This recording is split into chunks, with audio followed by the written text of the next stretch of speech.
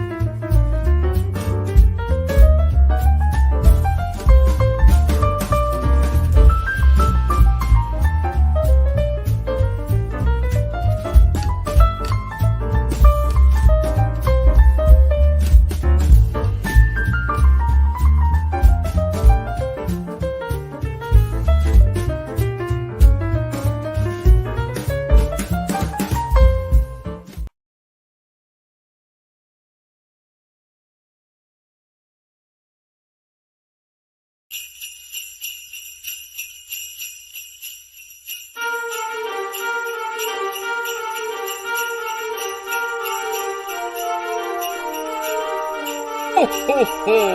Merry Christmas!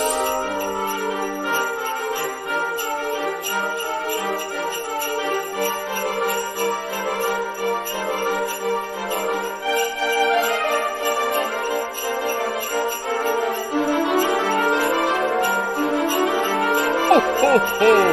Merry Christmas!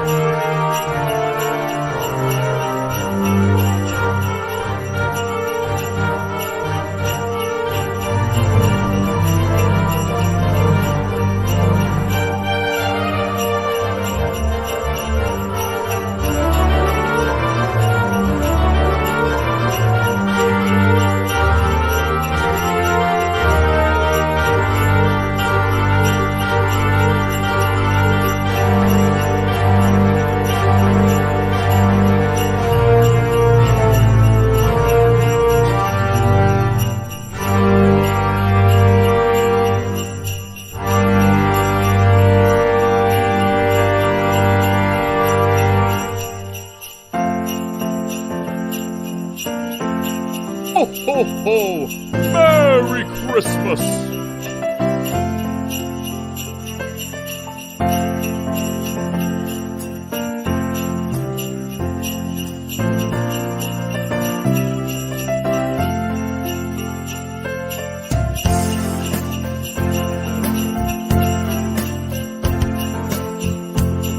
Ho, ho, ho! Merry Christmas!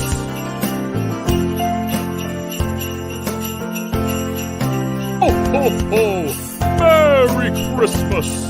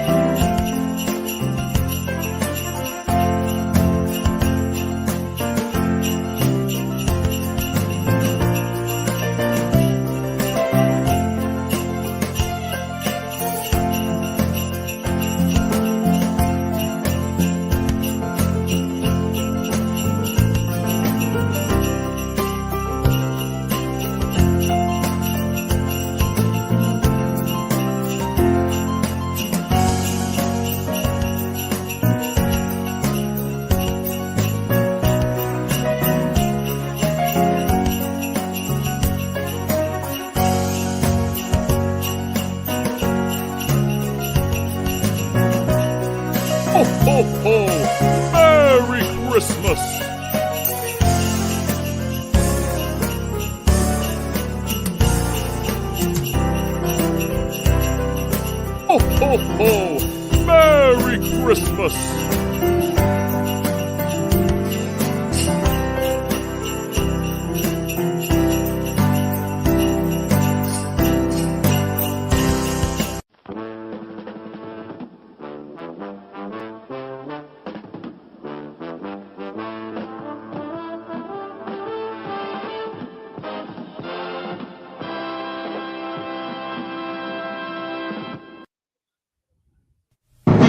The Jeff Meacham Network's Multiverse of Media. For over 15 years, the recognized symbol of excellence and the standard bearer in coverage of sports and entertainment.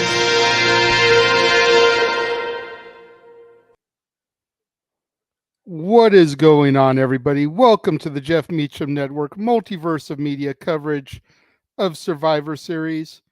We thank you guys for being with us this evening. We hope you guys all had a joyful and blessed Thanksgiving, but it is now time to go to war. And joining me this evening for the pre-show panel is our esteemed colleagues.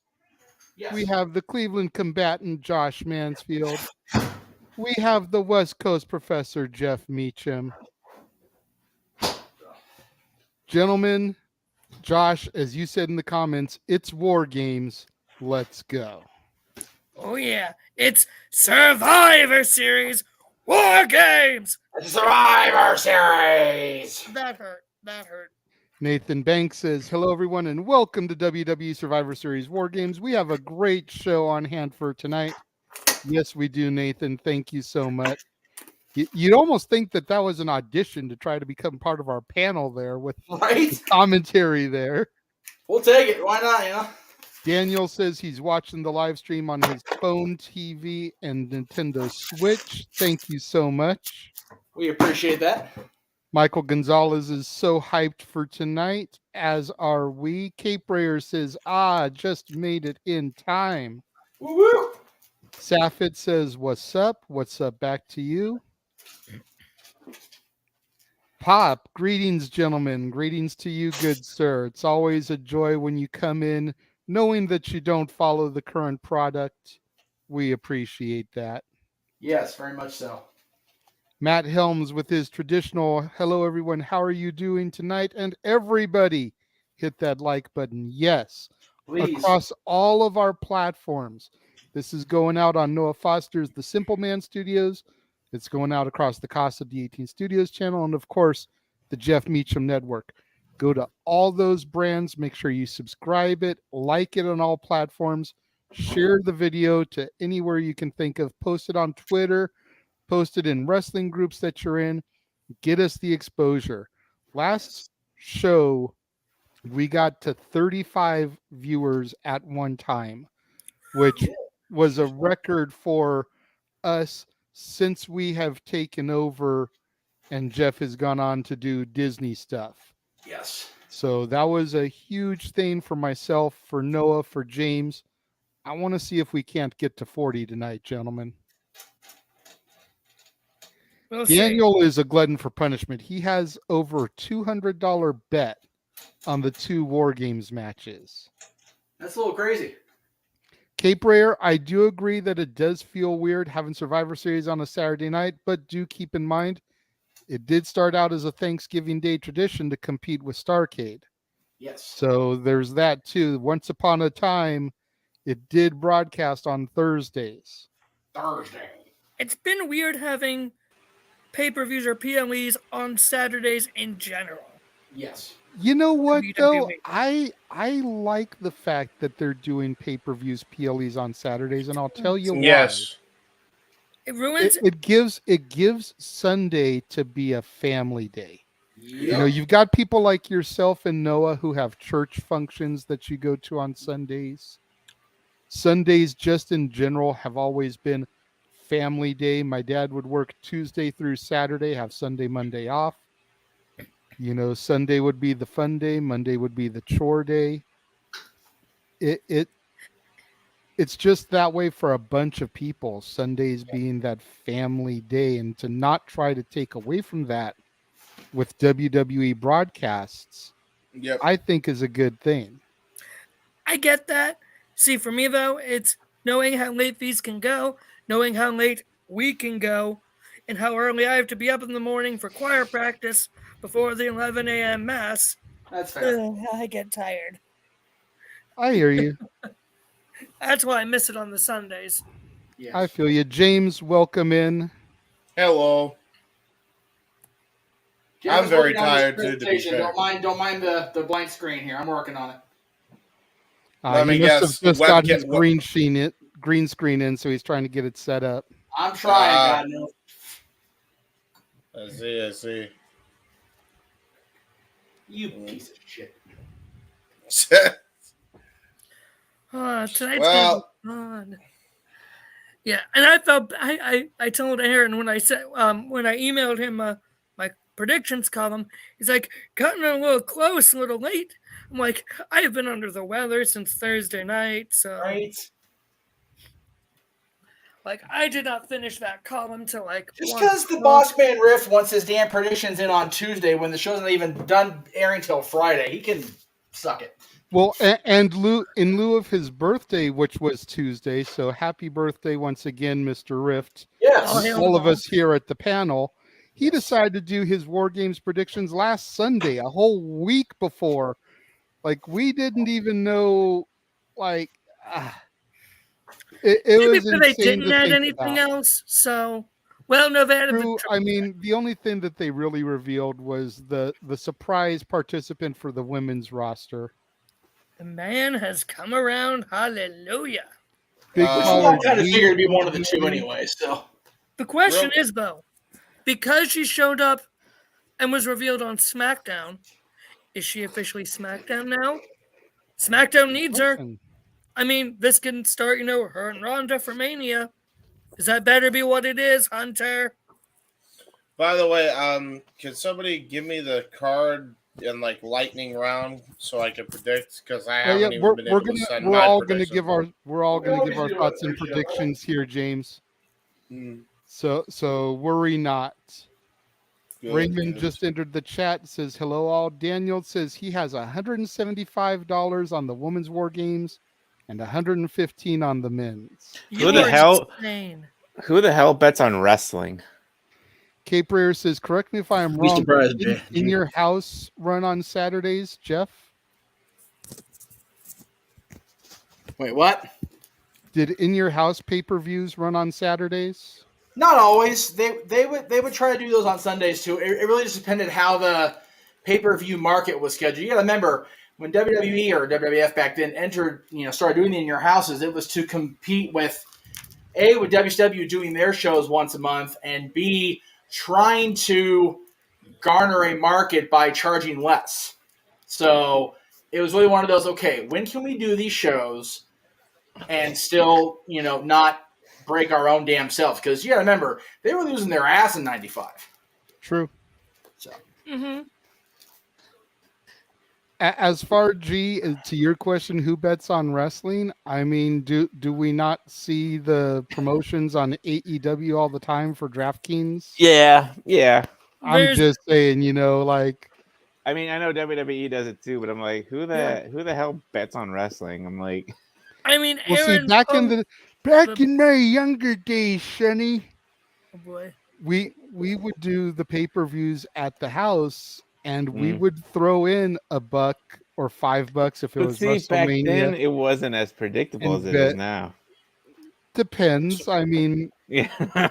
Total by the way, total deviation, but the fact that I'm hearing fucking War Pigs, Black Sabbath playing for goddamn Survivor Series slaps! Let's go! Let's go! And to be fair, Big G, Bossman Riff each month posts as a news article what the betting odds are for Yeah, each true. pay-per-view. True. That's true. You just, I mean, to each their own, but you wouldn't see me betting on wrestling. that's fair. I mean, I think that when it comes down to certain aspects, a bet could be, something fun to do. Like if we had done Yeah. taking bets on who would have been the fifth person, that would have been cool. Yeah. I'm not saying it's That's a the type bad of thing thing. that I could see Vegas doing bets on. Who's going to be the first two people into the War Games match? Yeah. And listen, to each their own. I could see that type of stuff being Vegas bets. You know what I mean? You'll Because there's never some catch. things there's some things you kind of can't bet on because Fightful spoils it beforehand. So, Jeff, are you paying enough attention where we can start to run through some of these predictions, or do you want me to stall a little bit more? You can go ahead, but I'm hammering nails, so I'll have to mute myself in between. Okay. So let me go ahead and bring the share screen up then. Let me get my predictions that I put in for Noah. So I remember what I put in. I have like one prediction I gave. No, I haven't even really. I'll have to send them this part of the video. And we will start right off with the SmackDown Women's Championship. Ronda Rousey versus Shotzi. Ronda. I was going to say, raise your hand if you think Shotzi is actually going to win. No. I wish. Yeah, that's how I feel, Josh. I'm not on screen, but I'm not raising my hand either. That's the way I feel, Josh. I wish, like I've mentioned a few times on the channel here, I got to see Shotzi at an indie show just before she got to developmental. Like she had signed and she was finishing out dates. So I got to see her just on the cusp of coming over to the big leagues. But you're going toe to toe with Rowdy Ronda Rousey. Yeah, and I'm sure she isn't going to lose that belt again until at least Mania. Against Becky. And I'm sure Shayna is going to be there too by her side. Oh yeah, since they got them teaming up pretty much together now. Hey, you know what? That's good for whatever the fuck tag division they got. Just give them all the belts at this point. God knows the division needs it. I don't think Shotzi's going to get her ass up. I think she's going to put up a good fight against Ronda. Yeah. But, I think this will be – we talked about this on the predictions. This will be Shotzi's, I don't want to say premiere match, but like her what's the word I'm thinking of? Make it or break it? No. Oh, my God. I can't think of the word. Coming out party. Although that's a whole different connotation these days. Yeah, pretty much what Jeff said. This is like pretty much like, her showing. Yeah, to make like it. all of you people that have doubted me throughout my run this far, this is what the fuck I can do. Yeah. That was stupid they made her heel. Me. Well, that was Vince's idea to make her heel. Yeah. But yeah, I think we're all going with Ronda, so yeah. I think we can move on there, JJ. By the way, shout out to Owen Finch, who's going to be there live. Nice. Congrats to him. Yep. Shout out Wrestling Fortune 44. Owen the Talkinator Studios. FTW represent. AJ Styles versus Finn Balor. Who did I go with? So they threw out a stat when we did our predictions that AJ Styles hasn't won a singles match in like the last 13 pay-per-views or whatever he's been on. Yeah, so I saw something somewhere that AJ hasn't won a pay-per-view match period in like 3 years. 3 years, right. There you go. That's the right one. So I went and, Judgment Day, they've been booked pretty strong on Raw and stuff like that in the recent months. But I'm going to go with AJ Styles to get the victory here finally, since they got Mia Yim to solve that Rhea problem. Okay. James? I'm actually going to go with Balor.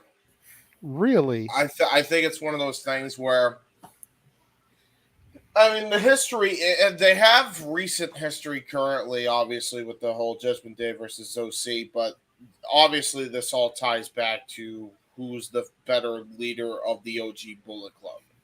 That's really what it boils down to. Yeah. I think Balor's finally going to get. I think Balor's going to get his W, and I think he's going to show AJ, who's on top. I wouldn't be mad either way, though. I wouldn't be mad either way at this, really. It's one of those situations where I was like, yeah, just whoever wins, I'm cool with it. You know?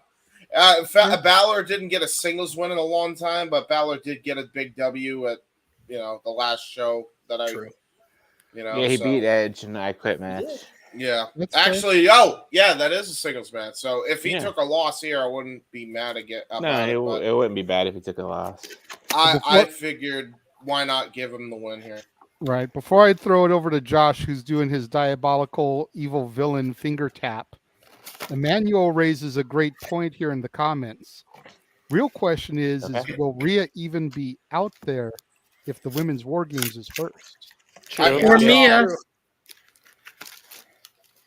Or Mia to lead off with war games. So honestly, knowing how WWE is when it comes to the injury Rhea's just coming back from, I highly fucking doubt she starts first. There's no way.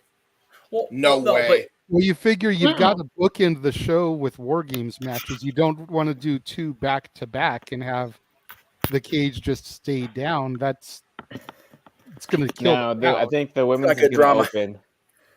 You want to start with the women's, I think. Mm-hmm. And then you can go to like the U.S. title match. Then you can go to this. Then you can go to the match we just talked about, and then you can go to the men's war games. And figure both war games matches are going to go a minute. Yeah. A long minute. You figure you start with the women's, then end with the men's, unless a potential thing happens that I'll get to later. Okay. Well, Josh, what's your pick, by the way? This one? Well, you said Jeff, my bad. Okay. I said Josh. Oh, well, then I'm hearing things. Go ahead, Josh. Okay. So, this match, oh boy, banger alert. That's right. Oh, I am so excited for this match. So excited. These are 2 of my top guys. I have a Balor shirt. I have an AJ shirt, both downstairs, but it's dark out, so I'm not going to go get them. These can't be your top guys, Josh. Top guys are in AEW. They're not on this show. No, they're not. No, they're not. Whoa. I know we're showing FTR, Josh, because I'll have to ban you from the channel. FTR, I will give a pass to. Okay. Now. Well, that's their catchphrase, is the point. Anyway, you were saying. Now, go ahead. My heart wants Balor. My heart wants Balor because I'm freaking loving this. But logic says AJ. The betting odds say AJ. So I'm going with AJ. Yeah, I mean, at the end of the day, AJ, there are 3 men who have gotten the worst end of the Judgment Day the entire year. Yeah. Edge, Rey Mysterio, and AJ Styles. Yeah. This is the last main roster show of the year. AJ has to get his vindication coming out of this show. Yeah. Period, point blank. Otherwise, the entire signing of the Good Brothers was for nothing. I don't know if necessarily that's true. Japan. I was about to say, I'm not sure if it was necessarily for nothing. If AJ takes the loss, I don't know if that's necessarily on the OC. I mean, the OC said they're basically taking Gallows and AJ to New Japan with them when Carl Anderson goes to defend that title. Absolutely, Cape Rayer and Will. And we've got to think that we need somebody to challenge Roman at the Rumble. Won't be AJ. Even if AJ isn't going to be the guy to that's fair. Thrown him, it'll be a banner of a match for Roman. AJ and Roman would be great. Yeah. I think in Noah's sheet I picked Balor because I had forgotten. You do it all the time to me. Do what? No, go ahead, Joe. I had forgotten that he actually won that match with Edge.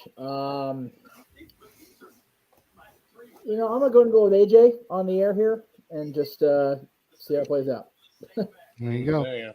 And before we move on, Raymond wants to know what we thought about the Dom and Rhea Ripley videos showing up at the Mysterio house for Thanksgiving. That was fun. I have not seen those, but I heard about them. I will say beautiful. I will say the video itself was awesome, moving the storyline forward. The stupid part was the very beginning of Rey Mysterio putting on a mask to open up the freaking door. That was Like they couldn't have just blurred his face out. Yeah, that was bad. Well, Because it gives the illusion that either he's walking around his own house with his family wearing a mask, which we know he doesn't do, Right. or it gives the illusion of, oh, somebody is here, I have to cover my face.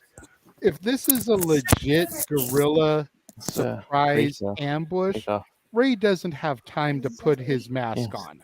Right. No, You just blur his face in the video. That part of it made it really dumb. Yes, Josh. I agree.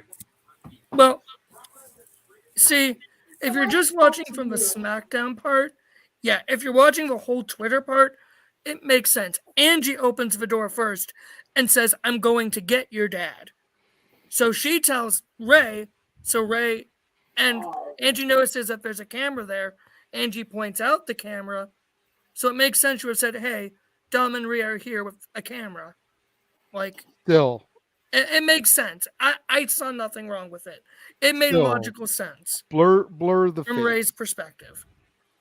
But I digress. As Noah said. I mean, and people know what the fuck Oscar looks like at this point, though. I mean, he's as much as he want to try to erase Nitro, it's not going to happen. For real. It's not going to happen. There's a good almost year and a half of WCW television where Rey Mysterio Jr. has no mask. And I've even gotten a picture with him outside a Staples Center while he was with WWE when he rolled up with no mask. Yep. So I don't buy that. That's lazy on their behalf. Personal opinion. Moving on from this one, we've got the United States title. Bobby Lashley, Seth freaking Rollins, and my pick, the future of the WWE, much to Josh Mansfield's chagrin, Austin Theory. With the way that they are trying to repackage and repush him after the loss of the briefcase, I totally see Hunter giving him the belt to run with again. Rollins doesn't need it. Lashley doesn't need it. Theory needs that shit right now.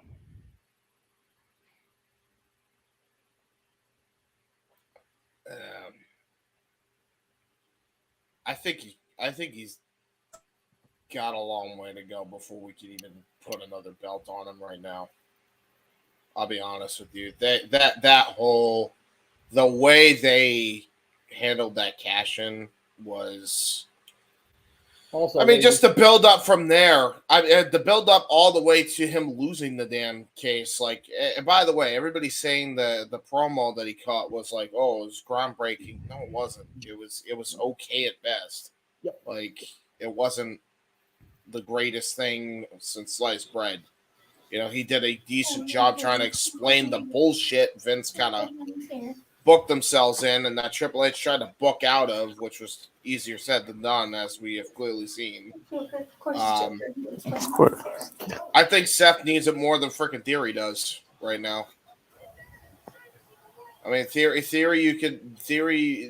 you really want to get Theory over, here's an idea: have him have competitive matches with Walter. I think that'd just be a far better use of Theory's time right now than him competing for the very same, what do you call it, title that he's been competing for, that he cashed in on. Right. See, my thing with the Rollins needs it more than Theory does right now is I think Rollins only really needs it if he's going to end up dropping it to Cody. And we don't want Cody coming in and getting the U.S. title. We want him going for the WWE title. Well, why does Cody have to be champion right away, though, Jay? What? I can barely hear you. I said, why does Cody have to be WWE champion right away? Yeah, exactly. Well, the thing is it only looks like it's right away because he's coming back from injury. Realistically, he made his return last year, and I think the plan was to have him win it at Mania this year after a whole year build. The injury kind of derailed that. I don't think anybody is going to be dethroning Roman at Mania anyway, though.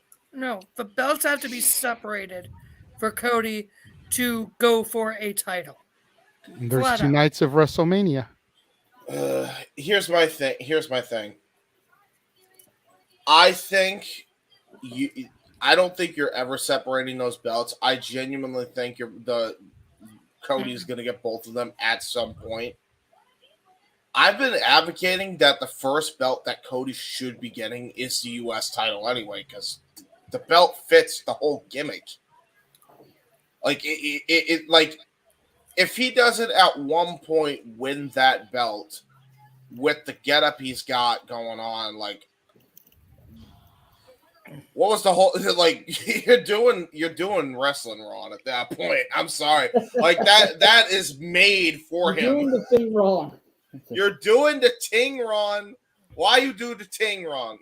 At one point, I agree, but he made his intentions known when he made his return. He's not here for Intercontinental. He's not here for United States. He's not here for tag. He's not here for the 24/7 title, which has been thrown in the trash and disbanded. Hallelujah. He's here to get the title that his father never could. Yep. No, but his father can't Anything else is unworthy right now. He can do US after he beats whoever for the WWE title when it is separate from the Universal, because Triple H wants to separate it. He's trying to figure out how to separate it. And again, In a way there's that 2 makes nights of WrestleMania. Yep. You have the winner of the Rumble challenge for one strap, and you can do the winner of the Chamber challenge for the other strap. Bada bing, bada boom, bada bang. Hunter, I just booked it for you. Make it so. Gee. So Rock wins the Rumble and Cody wins the Chamber? Other way around. Other way around. Well, no, because no. We're not putting Dwayne in the Elimination Chamber. You're right. I would say have him win the Rumble because he can be a late entrant. Doesn't have to do a... Wait a minute. He Okay. can't be in the Chamber. It's a Playhouse now. Oh, fuck So, that. I mean, there's no metal grades. He can take a flat back bump. Hollywood would not want him in that chamber in any way, shape, or form. I don't know, man. That chamber is basically like cushion now. Like I was saying, he can come in late in the Rumble, not have to do a whole lot, eliminate the last person to win, and not have to risk a whole lot of injury. No. Right. Mm-hmm. G, your thoughts? When we did the predictions, I went with Rollins to retain. I mean, Lashley, and I mean Austin Theory. I mean, he's got this new dominance going on, but he doesn't need the title right now. I don't think Lashley needs it right now either. I think Rollins needs to bring prestige back to the U.S. title, just like John Cena did back in 2015, I believe it was. That was when he first got it back. Yeah. Yeah. So I'm gonna go with Seth frickin' Rollins. Seth frickin' Rollins. That's it. Jeff? I think I picked Seth to retain on the sheet. I'm gonna stick with that. Okay. With Hunter, and again, this is me probably putting Hunter over way too much, but I think with him booking and the fact that they took the title off of Theory, I don't see why they want to play like that. I don't know what's going on with your microphone, by the way, but it's all fucked up. I Like, understand coming in that. fade. I think it's because he's so distant from it because he's trying to hang up his new Oh! green screen. See, I never also have two mind. different cameras going because I'm trying to get the new camera set up with the green screen behind it. So it's a whole process right now. So I'm doing that in the pre-show instead of during the call.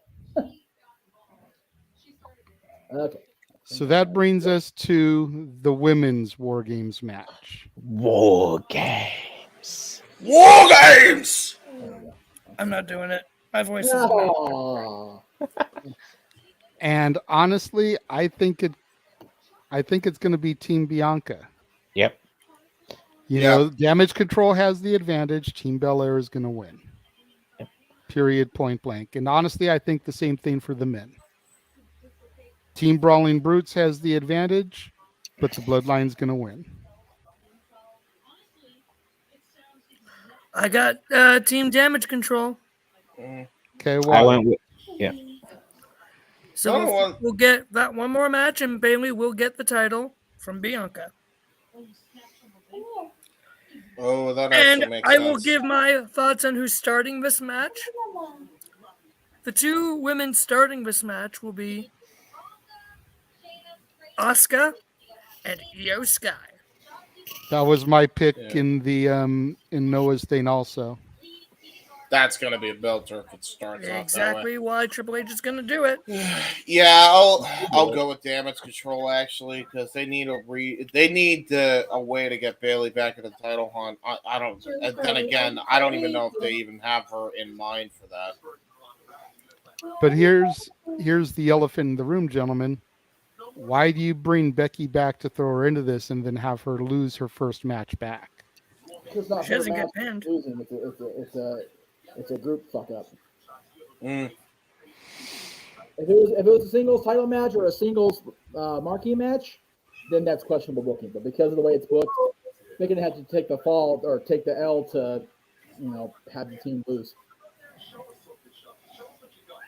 Yeah, they're gonna. I feel like Triple H is not Vince. Like, I feel like Triple H actually has to try to fuck up that bad. To be fair. Right. Rhea is pinning Mia Yim to win this match. Oh, there you go. Or someone's pinning Alexa Bliss. Yeah, that might be why Mia is just that. That might be the only no. reason Mia's there. Or Bailey could pin Bianca again, and that gets the title match. Mm. Or Rhea could pin Bianca. I would enjoy that. All right, kids. Rhea and Bianca is the money match. To be fair. 3, 2, 1. Yes, I forgot the background part. Botch the gimmick. Yeah, it's okay. I haven't. Oh, Lordy. That's a fair take, Emmanuel. Yeah, I agree. What was it?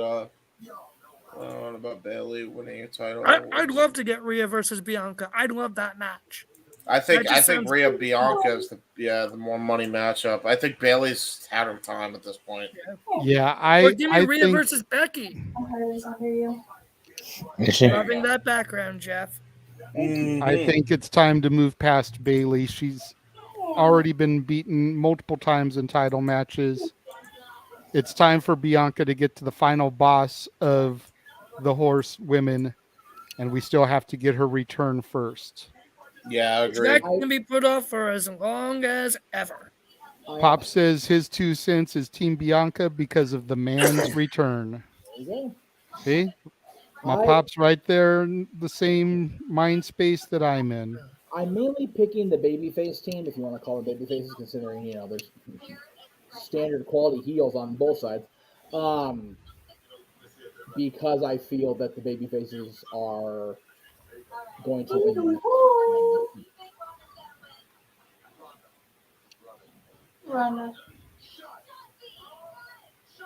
Is the mic any better, by the way? No.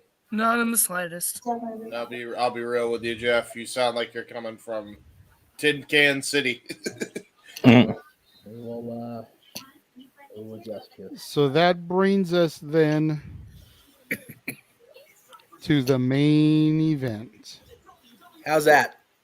There Much we go. better. Okay, so I'm on the USB camera, but the laptop mic. So there we go. All right. Again, like I said, I think the Bloodline wins here. The Brutes have the advantage. Bloodline has to pick up the victory. Mm. You want to wreck it, Rampage? Huh? You want It's See- hard to bid against the Bloodline right now, Josh. I see you shaking your head. Go ahead. What does Sean Ross Sapp have to say about this? I don't care what Sean Ross Sapp has to say about this, Liar. because that's not the reason I'm picking who I'm picking. Oh, okay. I am going with Brawling Brutes because of what happened on SmackDown. The Sammy and Kevin's little conversation and Jay listening in and telling Jimmy. They are going to let Sammy take the fall. They're going to make sure he takes the fall, that he takes the blame, so that way Jay can get his way and work to get Sammy out. And that way Sammy has a way for him and Kevin to finally team up. Yeah. Okay, The but here's Bloodline will lose, No. but it'll be because of Sammy. No actual Bloodline is going to look weak. Just Sammy. here's the problem with your theory, Josh. If Roman sees, even if it's watching tape back, that Jay and to a lesser extent Jimmy allows Sammy to lose the match for the team, They're you gonna really get blamed, think too. that he's going to come after Sammy and not Yeah. Jimmy and Jay for not breaking it up when they had the opportunity to save their teammates? You think that Jimmy and Jay wouldn't have shown Roman the video of Sammy talking to Kevin right outside the locker room with with Jay listening, and then Sammy blatantly lying to Jay? You think he wouldn't have done that already?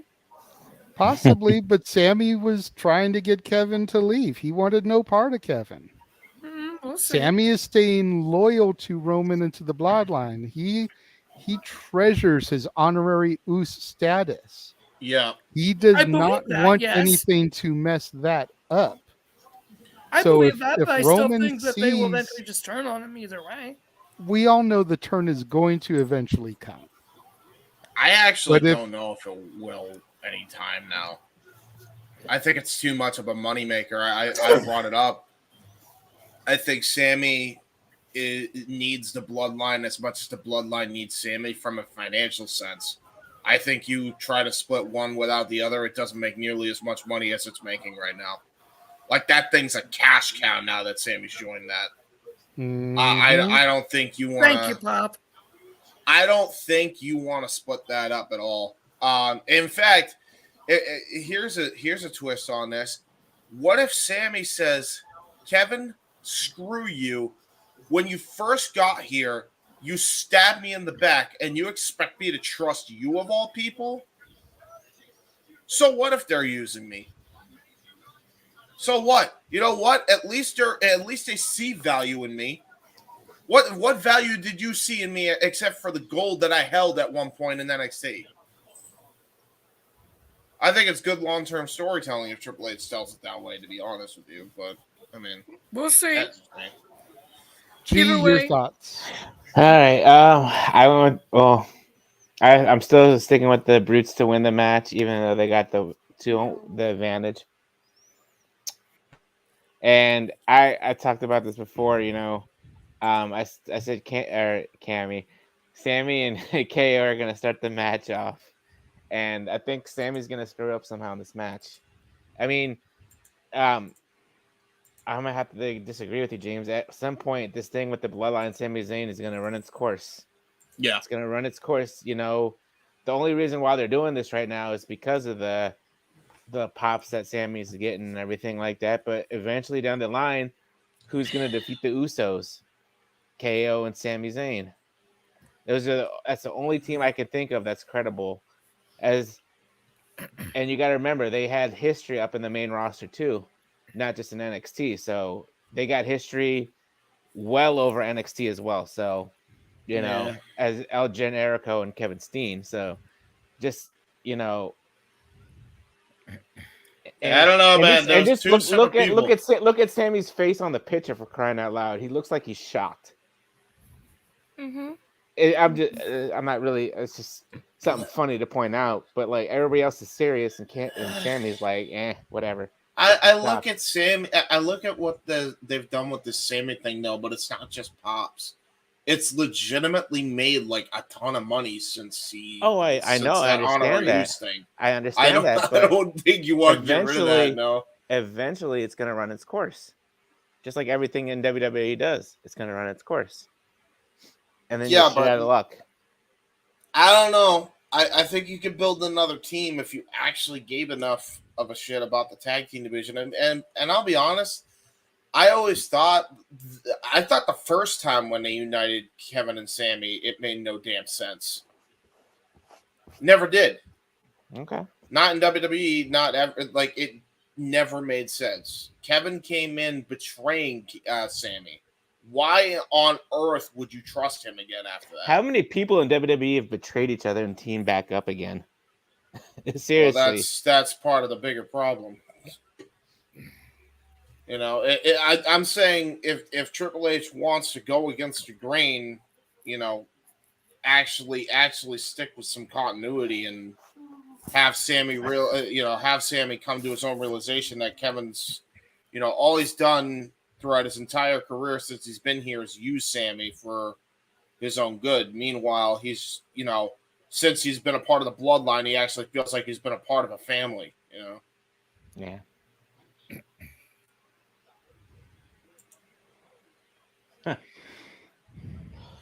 Best kept secret, Roman Reigns to date has been champion for 818 days. He's been champion for over 2 years. Yep. Since the Payback, longest reigning 2020. champ in modern history. Yep. Jeff, your thoughts? I have gone back and forth. Like, I actually set my picks into Noah this morning, and I've still gone back and forth 500 times on this. It's ridiculous how much space is running in my brain besides the game earlier that we're not going to talk about because it's a wrestling show. God, you know, I think what we have said all along is going to come to fruition to a point. It is going to come down to Sami Zayn in this match being the, as they say in the Lucasfilm universe, the shatter point. And people that are Star Wars fans know what I'm talking about. In the duel between Windu and the Emperor, or the Chancellor at that point, Anakin was the shatter point, and Mace didn't know it until he was already halfway out the goddamn window. Just saying. Bad math or not, he didn't know until it was too late. In this case, Sammy will be the shatter point, but it will be against the Brawling Brutes. Because Kevin and Jay will be in there. Kevin Owens and Jay will be in there, Jey Uso, and Sammy will make the decision that nobody expects him to make and lay Kevin out. And that's how War Games ends, with Jay or Sammy himself defeating Kevin Owens. Yes, the turn will come. We all know it's coming. We all know that the reason Sammy was booked into this was a short-term, let's give the bloodline something to do and get Sammy over, and it has, to the point of, well, shit, how do we back out of this now? And they're not going to back out of it. They're just going to keep us guessing. Sammy costing the bloodline tonight is too damn obvious. So I don't think it's going to be the case. I think Sammy's going to make the decision to drop Kevin, but between now and April 1st or 2nd, there will be a coming together of Steen Jericho, as they were known in the Indies. Now, I agree with James that Sammy and Kevin being paired in WWE was ridiculous. In that, yeah, his first night in the company, Kevin literally threw Sammy back on the back of his head on that NXT ramp, which, as we all know, was unforgiving as hell. Mm-hmm. But the question was asked, why did they come together in the first place? Well, because freaking Sammy pulled Kevin off of a table when Shane McMahon was doing one of his crazy-ass table cell dives. Saved Kevin's freaking life. Yeah. Trust me. It's 20 feet or whatever it is now, 30 feet up in the air. That's a little bit of a lifesaver. But Kevin has always betrayed his partners, right, Chris? So that's why they came together at that point. Now, I think James is right. Sammy feels like it's a family, and I think Sammy costing Kevin and the Brutes the victory tonight will maybe lull the Bloodline into a false sense of security, in that they really think he's fully in there, and I think Sammy thinks he is. But there's going to come some point where he's going to screw up again, and they're going to drop him, and then we will have the Mania build between Dean Jericho and the Usos. There we go.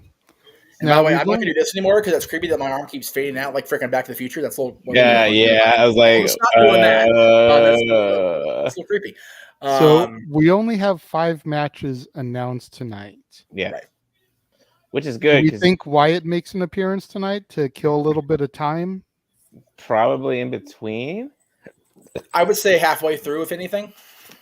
Well, because I know they didn't announce anything on SmackDown last night, which surprises me. Like, I think they would have at least one more match. Well, I mean, you think the War Games matches together are going to go an hour and a half by themselves. Yeah. I don't know. 45 is a long time, even for War Games, brother. I would say like half an hour, maybe like 30, 35 minutes for each. Yeah. You know. And then factor in entrances. They're going to give Balor and AJ at least 20 minutes. Yeah. At least. Yeah. There might be if some you're watching the Peacock feed, we may have our answer as to the return of the Queen here. What? They always do this during the pay-per-views. They'll like show videos. I don't even have my Peacock up yet. You don't have the Peacock up yet? Oh no. Oh no, innuendos. I make sure when you put it on, it has protection. I think they should have made the finals for the SmackDown World Cup tonight at the show. Yeah. But it's got to be exclusively on Fox because of the World Cup. Exactly. It's a Fox thing. Got it. Yep. And I think not this Friday, obviously, but the week after is when whoever wins Ricochet is going to face Gunther on the following SmackDown then. You don't think they'll give the W to Santos Escobar? No. How come? I just have a good feeling it's going to be Ricochet. I mean, Ricochet would be the obvious choice, babyface versus heel. I mean, but I feel like Santos Escobar. Escobar. A bad idea. I'm not saying that he's a bad idea, but with typical WWE booking, right? I feel like Santos just came up to the main roster. Legado del Fantasma hasn't made a huge impact yet. Yeah. And if Santos and Walter can put on a banner of a show like we know that they can, that just goes to show the NXT brand right there being highlighted on the main roster for the Intercontinental title. Right. You know, I think it does a whole lot more good. That. I mean, I would prefer to see Santos, versus Gunther or Walter. But I think they'll put Ricochet over just so the entirety of Aaron's chat room on SmackDown can have a freaking complete meltdown of Ricochet doing any goddamn thing positive. Mm-hmm. And y'all are in the chat room on Friday nights, you know exactly what I'm talking about. So. And all the flippity floppity stuff. All the flippity floppities. The flippity floppities, if you will. And all the things going on that show. You know, baby. Yeah, that's how it goes. And so then if they do Santos versus Gunther, who do you... I mean, obviously the crowd would probably cheer for Gunther. Yeah, I think the crowd really doesn't like Walter, so they might actually get behind Santos Escobar. Yeah. They like as much as I love the Imperium shtick being on the main roster, I'd kind of like to see Santos take the title. Yeah, but Gunther. And we have Josh over here shaking his head emphatically, like he has been the entire time. Okay, Josh, talk to us. It's Santos Escobar. He's not going to stand a chance against Gunther. He's not winning that match against Ricochet. Hang on. Hear what you're saying, though. Everybody said the same thing about Sheamus. No. And the dude's just got himself mega over. They will put Ricochet over Braun Strowman. Well, I want Sheamus and Gunther to have a last man standing match. No, an Iron Man match. You are advocating murder on the air. Shame on you. well, Brandon Crabtree, he said winner is gonna still go to lost to Gunther, and call because it's gonna be Gunther versus Strowman down the line. I know, Jeff. I know. But I don't believe it for WrestleMania. Or the Rumble. Well, remember, after Survivor Series, we're not getting anything to the Royal Rumble. Except for Deadline. Except for NXT, but nobody cares. It's not my NXT, so I don't give two honky donks about NXT anymore. I was gonna say, be careful what you say there, G. Don't say nobody cares about it, because damn it, I care. I know you do. We care enough that we're covering it here across the Jeff Meacham Network Multiverse of Media. I might watch. I still might watch it, but I haven't. I honestly haven't watched NXT since it became the NXT 2.0. My only concern is they haven't announced a start time that I've seen for either that or Final Battle. Oh yeah. If at the same time, we're going to be screwed. No, you know what? You would cover the more important one, which would be Final Battle. They've announced times. If I remember correctly, I saw that Final Battle is going to start at either 1 or 2 Pacific time. Mm-hmm. And then Deadline is supposed to start around 5 like normal. Okay.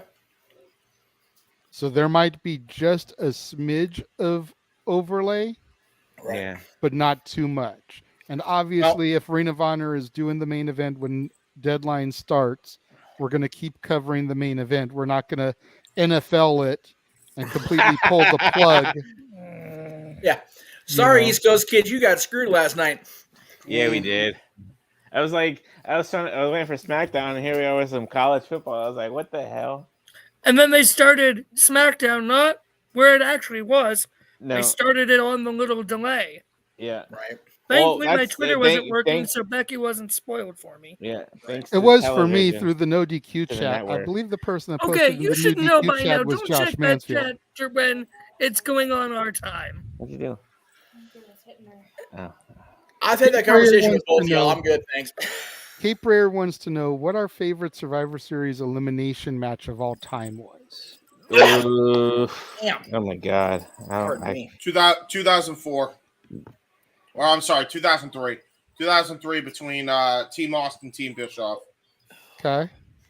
The first year where Randy became sole survivor. Yes. Okay. Match rules. I'm going to have to go either the 2016 one or the one with NXT that the end was Reigns and Keith Lee. Yeah, that was good. Okay. Meacham. You're asking a guy that started watching because of Survivor Series, so God, give me a minute here to think. For real though, yeah, because this show, much like it's Undertaker's anniversary, is also my anniversary of as far as WWE pay-per-views are concerned.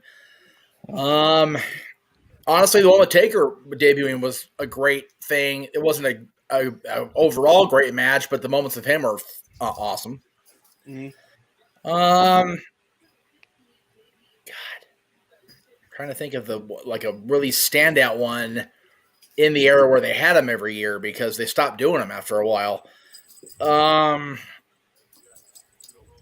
I found really fun was the I forget, it was either 87 or 88, the 5-team versus 5-team, where there were 20 guys on the apron. That was funnier than hell. I enjoyed that one just because there's so many damn people out there. Everybody's gonna get their shit in. You mean the tag team one? Yes. Yeah, that was outstanding, actually. So, I'll tell you what, I'm going to take a complete cop-out answer to this just to piss everybody off here. It's a elimination style match at Survivor Series, the first Elimination Chamber match. There you go. Yeah. It counts. Okay, technically Totally I guess cop it that out. would count. Yeah. G? Okay. Yes. So many. The one Even that with the sticks Shawn out to Michaels me shit that I tags. always like It might not be everybody's favorite, but from 2006, you got Team DX versus Team Rated RKO. Ooh, the Ooh, I shutout. love That's a good one. Sweep, I sweep, love sweep. that one. That was Pick that. the jumper. The when Shawn Michaels super kicked Mike Knox, and he's like, "Who was this guy?" That was so Who did I good. just kicked? Yeah. Yeah. And Yeah, of course, that was- the Melina and It Kelly might. I Kelly don't know. It's stuff. not here, but was that the only Survivor Series match that was a complete, total wipeout? Yeah. No. No. Nope. No, was it not? No, the Visionaries beat. Oh, that's right. I'm trying to. I think it was Rick Martel's team beat Jake Roberts' team because Jake obviously was still blinded by the arrogance. But I think the Visionaries hit a clean sweep on that one too in 1990 Okay. because it was them and DiBiase and the battle for Survivor, whatever the hell they called that match at the end there, because it was Hogan, Warrior, and Tito against DiBiase and Martel's entire team, which I think was Martel and Slicks Boys, the Warlord of Power and Glory. Okay. I think that's how it Emmanuel? ended up because Martel's team just wiped the floor with Jake's team because Jake's team went in one man down anyway because of Jake's vision. Emmanuel, while we appreciate your answers in the chat room, the question is elimination matches, not one-on-one matches. Yes. But yes, the moment he mentions is easily the worst moment in Survivor Series history. It's one of the worst moments in WWE history. I wouldn't say Rock winning Deadly Games to become corporate champ is one of the worst in history. Well, The no, I other mean, one listed there, yes, but not the Rock one. No, the Rock was such a great play off of the Brett thing, and it got the Rock his first world title. So that was a double, like, damn, good stuff. And it got the heat on him. It got the heat. Totally kept the heat on him because he went in there such a white hot baby face, and everybody went, "Hey, we just started liking you." Right? Yeah. Like, we've been shit on you for a year. We finally let you in. I wonder if our they're hearts. going to show that. I don't think they're going to show it on Young Rock, but that'd be funny if they showed that on Young Rock. They have to. It's a pivotal moment in his career. They have to. Yeah. If they can bring out the damn Pineapple Jericho, they can bring out the Survivor Series screw job. Jesus Christ. Speaking of the Pineapple Jerry Curl, the 96 Survivor Series is definitely one of mine. Yeah. Okay. And then 04, I would have to say, where everyone on Orton's team got the opportunity to be general manager of Raw for a week. I think the aftermath was better than the match, personally. Noah, welcome, my friend. Good evening, gentlemen. Everybody, how are we? We are doing good. How are you? Are you and your voice ready for War Games?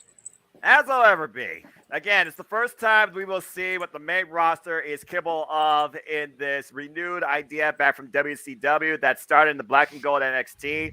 We have 4 very prime teams ready to go to war, and we're just mere seconds away. Mm-hmm. With that, I will catch you guys later until after this. And Noah, loving your Ohio State red there, even though we lost. Gotta commit. Only time, Jay, promise. Mm-hmm. Wait till open mic night. No. Well, I promised JJ that was it, man. We covered the football ad nauseum in the chat. I'm good. We lost. It is what it is. I'm over it. Fine. I won't bring it up no more. All right. All right. Get you guys after War Games. Sirens are blaring. The structure is lowering. You know what that means, folks. Kickoff show is about to go off the air, and we are about to go to war. Love it. Do you see the signature or no? Oh, wait, no, I'm not. Yeah, you and JJ are calling it. I see Peacock will be I was right going to back. say, yeah, that's what I said. Yeah, I'm just in the I background. got the warning. Warning. Unauthorized interception received, blah, blah, blah, blah, blah, blah. Read this. In other words, people, don't do stupid stuff. Don't copy this. People will shoot you. Oh, wait, no, it's not. Sorry. I am going to want to be in sync with you guys, so just let me know. And body slam. Then. There's the Ric Flair woo, as always. Got to have that. Now. Okay, it looks like me and you are perfect sync now. Forever. Perfect. Good deal, JJ. Long as the play-by-play commentary team are on sync, Together. I'm a happy boss. Hey, I'm here all night for Mike Night 2. I'm here all the way through, and nobody else is here. I can be as loud as the hell I want. And Woo! we appreciate that, Jeff. We are looking forward to this, man. Yeah, Black Sabbath. Yeah, I Black love Sabbath, Black baby. Sabbath. Why not, man? Roman's not getting loud. Talk about Black Sabbath introducing us into tonight's festivities. Ozzy Ozzy, who Osbourne was old then. himself. God! Right? It's Okay. fucking Ozzy! How did Ozzy that's survive? great. Oh, wait, I forgot Lem got cancer. I'm like, how the hell did he beat Lem? Lem got sick. I forgot about that. Jesus. Ozzy It's all- Osbourne it's- is a unique entity, is what we've come to learn. My question is, It's all the bats that he ate, all the bat heads. I Yeah, guess. that's it. Doesn't Yes, look like he JJ. slept in days. my question is with all the drugs and paraphernalia that this man has done in his career, how does he look the exact same as he did on the Osbournes? Right? Hollywood does beautiful Like, things or He horrible things. he You looks be the like judge. he has not aged in 20 years. No, in That's because Ozzy's case, because he's beautiful basically made up people of, the correct flesh answer and is yes. formaldehyde now. Right? He's freaking already pre-embalmed. He's ready to go. It's just a matter of when his body finally says, "Okay, I'm done." Well, we'll ask that same question maybe same time next guys. year. Hey, Paul. What's up? You couldn't be there live, but this is pretty darn cool for an opener. I'm not gonna lie. Good to have the WCW guy in for War Games. I love it. I mean, As if it Paul should was be. if Paul was going to be involved in one premium live event this year, it had to be one based on a I went from WCW fucking concept. I'm so pissed Well, that We do have a friend in the for crowd. this. James mentioned earlier, Owen Finch is there live, so we're gonna try Yeah, to bring him I was in about Mike to Night say. afterwards. So Oh, Yeah, Owen, nice. I don't know if he will. I will give I will talk to him and see if he can come on the air. But if not, it is what it is. But I'm so pissed that he's there.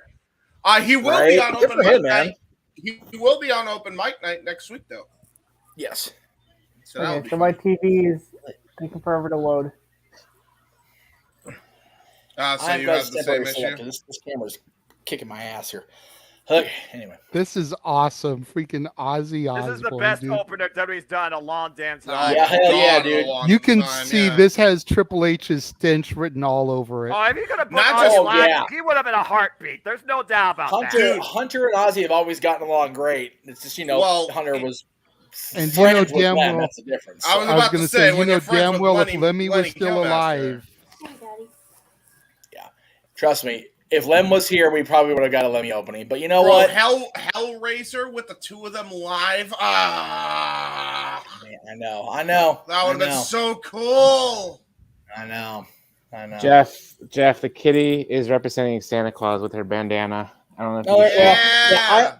I'm only not totally Christmased out because I realize the sweater I'm not wearing Disneyland tomorrow is green. Kind of can't wear it on the air. We'll be seeing stuff you don't need to see on the air. Shit! They got pyro on the cage.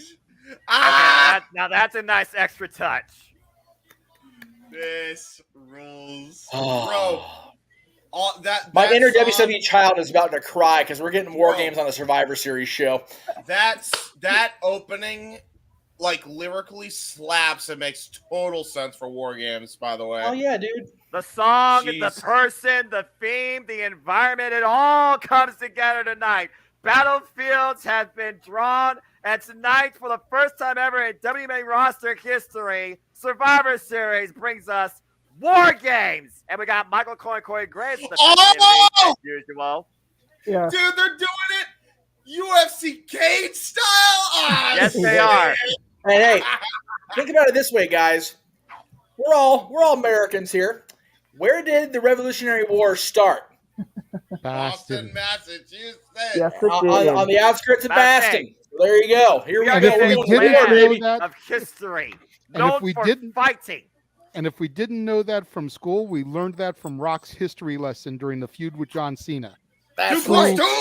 who Well, I don't know, man. Booker coincidentally T too. is from West Newbury, Massachusetts. fights. That's right. But also, JJ, let's talk about the rules. 2 teams will be contained in separate cages with 1 member of each team starting the match. After 5 minutes, a member from the advantage team will be released to the match. Then after a 3-minute period, alternate members from each team will enter the match until all competitors are inside the cage. And then War Games officially begins. The only way to win is via pinfall or submission. And we're kicking things off with the women. Yeah.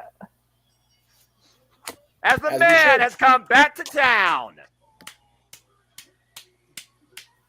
So hello everybody, welcome once again to Nerd Jet Meacham Multiverse Media Production, and welcome to our watch-along reactions and commentary play-by-play for Survivor Series War Games. I am the Cement Noah Foster, along with my color cohort, the Renegade JJ Williams, and tonight we're going to see who stands in victory once the battlefield has been cleared. Becky Lynch is ready to go and is looking something fierce. JJ, are you ready to go?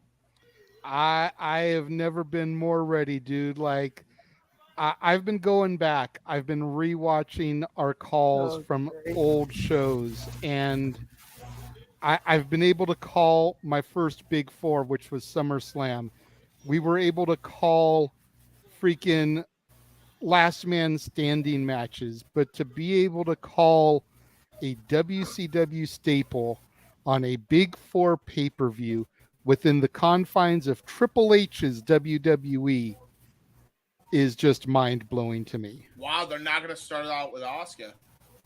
And for everybody just joining us in the chat room and watching across the world, I also want to introduce our buddy Big G is here with us. Big Baller G is with us, as well as Paul Mead, the WCW expert extraordinaire. Of course, James Hebert's with us, as he is each and every panel, despite his WWE hesitancy. And for the first time, I wish Statboy was here to give me the official number, because it's been a long damn time since the man on the market. Like, Jesus Christ, I'm all faded out. Camera sucks. Yeah, okay. Holy crap. First time in a long time, the man on the marquee is here. I am here for the pay-per-view, pre-live event, and for open mic night. I'm going to switch cameras. This is really scaring the shit out of me, so I'm going to switch cameras. That's awful. That's really frightening. I'm not going to lie. That is. I think when we zoom in like that, dude, it just looks like freckles on your arm. It does. It looks like shit. While they make their entrances, I must make this comment. And I know you're a big Flair. I know you're a Flair guy, but I have to say it because he absolutely deserves it. Becky Lynch got her fucking trademark back. Fuck you, Flair. Fuck you. Jeez. Well, with that being said, Becky Lynch. Well, then we've got the FUs in after an hour. You know, we're good to go. Man, listen, I have to put it out We're there. already starting, man. It's gonna be a fun night, and the bell is not even rung yet. And it looks like the captain will lead by example for her team. Bianca Belair is going into the cage first. No, correct me if I'm wrong. Did I not pick Bianca and Bailey to start? I believe you did. You did. So I will. So what I was getting to before my own damn visual scared the piss out of me was everybody watching. Thank you for continuing to support everybody in this room, everybody that's been on the chats with us, and just everybody that's been along for the ride since I've been working, my ass off down at the House of Mouse. I am so privileged to be here. I wish I could see you guys better. The blur in my camera represents the blur in my face because I broke my glasses at work Thursday night, so I'm having a little trouble. But thank you all for the continued support all year on all the calls that Noah has made with JJ, with James, with myself. Thank you guys for sticking with the Jeff Meacham Multiverse of Media as done by my team. And I'm here for the show. I'm here for my night. As we say in the chat, as we say often on here, let's fucking go! Okay. Yeah. And speaking of fucking going, here comes... Looks like she will not be starting off the match here. That's all right. Save the assassin for last when she's most effective. They apparently saved the most wild factor for later. Here comes Nikki Cross. There you go. Nikki Cross ran once with running mate Sandy that were involved in the first War Games, brought back in NXT, but she has never been involved in War Games herself. This is her first time. I am so glad that Nikki Cross is back. Yeah. Wow. Right? That makes 2 of us. Oh, Jesus. She's ready to play. She's on top of the smaller cage. I love She's going to freaking pull a Sabu and dive off the thing like she did off the Raw set. By the way, you know that she's called Nikki Cross because she's Scottish and they have crosses? Kelsey Mr. Cross. Symbol. That's very true. That's true. Rhea Evolve doing, in ICW. Yeah, with Rhea, one she's just notice doing for Rhea pull-ups. Don't Kelsey. mind her. Fucking God. Rhea. Rhea's just, warming up for later. Seriously, like, Buddy. yeah, God bless Buddy. Good on him, man. Seriously. God damn. And in, God bless and in, Rhea, and too. in kayfabe, no wonder Dom is smiling so much these days. That's a whole different conversation. Who and says here this? comes Hey, Damage Control, listen. led by Bailey. Hey, listen. Who knows what goes on behind the bedroom? Maybe Buddy's like, hey, you want to join the House of Black? Whoa. Whoa! James, you're about to cross forbidden door. Damage That's control. going to make this thing be advertised by Brazzers. Cut it out. Let's see who's starting. We already crossed that a long time ago. That's it. I'm not surprised. Dakota Of course, the started. tag team champions led by Bailey. It looks like Bailey is saying Dakota Kai into the ring first for her team. Whoa. It's Dakota War Games Kai and veteran. Bianca Belair kicking off War Games. There goes the bonus points for in Big War G. Games. We know this, boys. Dakota Kai, of course, formerly involved in War Games, was part So, of the winning team. Do I get just 1 point then, Noah, for That's having correct. Bianca? Okay. That's correct. You get a point per your right. So good job. So far, Big G's winning the night. I don't know who else picked these two. So I did not. I picked Mia and Io. Well, Io's the only one that's been in every one of these so far. So as far as the women's side, so Bell Reigns were underway, and it's interesting you bring that up, Jeff. Again, Io Sky right now is not involved in this match. Clock counting down for 5 minutes, and we'll see what Bianca Belair and Dakota Kai do in this span. It's one of those things, JJ, where I think about you are starting off. Conditioning has to be a factor. So what's your best choice of play here? Whoa! Do you try and wear down your opponent, or do you try and save yourself? We know that the heels have the advantage as well. Yeah, that's a fair point. I feel like you've got to try to pace things out here because you can't even pin your opponent until all the women are in the match. So you just take your time, you pick apart, you dissect, you break down. That way it's a lot easier once you get the advantage and you can start some 2-on-1 attacks. And then as soon as you get to start making those decisions, submissions, pinfalls, being able to count because everyone's in the match, you've already got your adversary plucked, so to speak, so that you know exactly what to go after. Bianca Belair and Dakota Kai, both not strangers to War Games. Both were involved in the Black and Gold NXT. Dakota Kai involved in Victory. Bianca Belair was on the losing side of things against Team Rhea Ripley. Rhea Ripley comes in here with some of the most experience next to Io Sky. So we'll be curious to see when those two come into play. And another thing to consider with these two starting off and the other ones coming out in respective 3-minute intervals, that means that these two are at least going to be involved in this match for a total of nearly 30 minutes before it officially begins. Yeah, that's nuts to think about. That just goes to show the conditioning, as you were speaking about earlier, for both these two young ladies. We already know the finesse of Bianca Belair, the roughest, the toughest, the strongest, the greatest within the WWE. But don't underestimate Dakota Kai either. Dakota Kai has had multiple chances to go after the NXT Women's Championship, a former NXT Tag Team Championship, Raquel Rodriguez, and currently one half of the current WWE Women's Tag Team Champions. Coming back to the WWE at SummerSlam. What a boot in the corner. Paint brushing Bianca Belair's face against the cage. Ever since Damage Control came onto the scene in WWE, they have tried to make Bianca Belair's life a living hell. But one thing has remained the same, and that is Bianca Belair is still the Raw Women's Champion. Barely feeling now twice at both Extreme Rules and Crown Jewel. And right now, Dakota Kai is controlling the pace, wearing down the EST. Yeah, Dakota not rushing into things. That boot to the face there against the cage really did a lot to kind of break Bianca down a little bit. We got just about 2 minutes until Team Damage Control gets their next partner in the cage here. And again, you got to consider War Games is definitely strategy all the way through. So even with the advantage, who do you send in here next? Do you send in somebody else with experience? Do you send in a wild factor full of energy? Do you send in the juggernaut of the team that's Rhea Ripley? If you were Bailey, what would you consider sending into play? The other member at Damage Control, the Wild Factor, Rhea Ripley, of course, who was added last. What would your thoughts be as far as the approach goes, JJ? If I was going to send somebody in here next, knowing how badly I want to break All the Bianca power. down, I would either send in Dakota's tag team partner, Io Sky, or I would turn in the wild, chaotic Nikki Cross. Those would be my two choices to go in there next. Lovely kip up by Bianca Belair. We are just a minute over, folks. Again, we welcome your opinions and comments. We will be looking at them throughout this match. Please let your voices be known. And like, subscribe, comment, and tell a friend. We are at 55 seconds, finding out who will first come in for the advantage. Oh, and Bianca trying to crack that whip. Dakota Kai just outside of range. Hits the EST with a scorpion kick. Right in the eyes. Dakota Kai looking to follow up again. Caught. Uh-oh. Up the carry. Oh! Now that's a demonstration of power, taking her up and over with a flapjack and a kip up. And Bianca Belair in control. Now, this is what Bianca needs to do. She has to stay on the pressure. She has to make sure that she tries to make this a one-on-one match, at least in the next 23 seconds.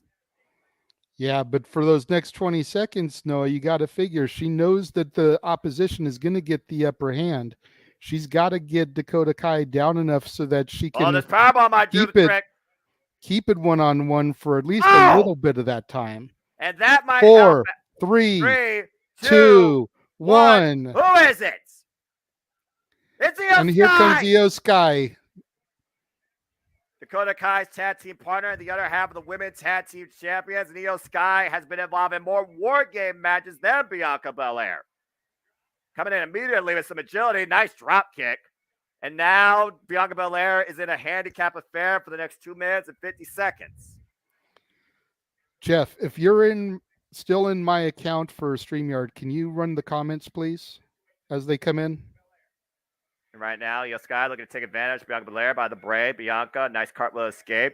Luring Io Sky in, false security. Currently right now, Dakota Kai's been isolated on the other side of the ring, trying to catch her bearings. Io Sky, though, takes over the champion with a nice TS. That looked like it almost was nasty there. It almost landed on her head and neck, but rose into the middle across that partition. In between both Io Sky and Dakota Kai, Bianca Belair literally stuck between a rock and a hard place. Fighting against the world. Bianca, again, she won't back down from anything. Oh! Io Sky just throwing her body across. This is the first time I've actually been able to watch a War Games match in this entire history. That's good to know, Cape Rare, and we're happy to have you along the ride and for the show. And yes, trust me, what a boot. At some point, expect somebody to bring in some toys because this match does not officially begin again until all 10 participants are inside the cage. And so far, we have 3 of them. And Io Sky getting caught up there, looking for the Meteor in the corner. I could definitely see Nikki Cross being somebody that's going to bring some kind of outdoor weaponry into the fray here. Yes, Nikki Cross, she's a weapon herself. I more so would give that to Bayley. After all, Bayley is the captain. She is the strategist. And when the primary Bayley decides to come in here last, pick the bones, particularly maybe on Bianca Belair. You know Bayley wants to use this to not only assume that they are in control. But maybe have a third chance, the Raw Women's Championship. Bianca, once again, demonstrating why she is the strongest with a double suplex. We got under a minute there until Bianca gets some assistance from her team. Now, if you're Bianca Belair, who are you hoping to see come in here to even the odds for you? Wow, look at that step up over to the other side. Missile drop kick from the genius of the sky, almost walking on air. Take a look at the replay here. Well, first look at the power. And to go back to your question, JJ, I consider this. Damage Control is more a united front, but Bianca Belair has allies. We've seen so far how they've worked together in tag team trios back in Clash of the Castle. It didn't work out so well. I feel like right now you probably bring in the person that Bianca probably has the most experience with. And maybe can come together to work well with. I would say against these two, either Asuka or Becky Lynch. Asuka with the history with Io Sky, and Asuka is jumping, looking ready to go in 3, 2, 1. One. The show. And here comes the Empress of Tomorrow. Asuka heading her way inside the ring for the first time ever inside War Games and immediately going after Dakota Kai in the challenge of kicks. Comes firing again. Nice suplex. And of course, we've seen teasers of Dakota Kai and Io Sky. These two no strangers to each other when it comes to their Japanese pro wrestling background. Io Sky, one of the daughters of Stardom, the former Kana, a.k.a. Asuka, one of the toughest wrestlers in the world of Joshi Pro. Signed back on the Black Gold NXT, and right now we're seeing Io and Asuka square up. This is a one-on-one I've been waiting to see since these two have been involved in the WWE. Yeah, these were my two choices to start off the match. No, I'm a little disappointed we didn't get it, but we're at least getting it right now. Io Sky, Tiger Feint kick, escape out of the corner. Nice take over there. Harsh with Asuka. Asuka off the ropes. Oh, falls in with a knee. And right now, things are even, but currently we're only seeing, oh, what a hip attack. Currently only seeing Asuka and Io Sky right now bring the offense. Doesn't need the clothesline. And catches her with a rising knee. Oh, man, spinning backhand. Soba, the up kick, another spinning backhand. Lightning fast offense by Asuka, taking out the base of Io Sky. Asuka going to follow up. Nice shining whiz, but again, there are no pinfall submissions so far, but that might render Io Sky a non-factor for now. Bianca Belair and Dakota Kai fighting in the other corner. Asuka going to the top rope for something here, Noah. Asuka, former NXT Women's Champion, former Raw Women's Champion, former WWE Women's Tag Team Champion. She has done it all. And right now we got these two. Dakota Kai. Oh, that could have been a bad fall. Thankfully, Asuka's okay. We got Dakota Kai trapped in the corner between Bianca Belair and Asuka. And right now, up in the military press. What are they thinking here? Asuka, the EST, throws Dakota Kai into the steel cage. That was Asuka, not pretty. Missile drop kicks Io Sky. Got a minute till we get some more assistance for Team Damage Control. And right now, Bianca and Asuka, they are in control, but I would not use this type of moment for showboating. You need to keep on the offense. But again, conditioning is important too. Yeah, take a look at bad the move replay they're here. posing. Dakota Kai just thrown into the cage. Hard impact. Bianca and Asuka know that the Team Damage Control here has the advantage. They need to stay on top of these two because they're about to get a 3-on-2 advantage here. Well, let's see who comes in for the advantage in 3, 2, 1. Nikki's ready to play. And here comes Nikki Cross. Again, Nikki Cross.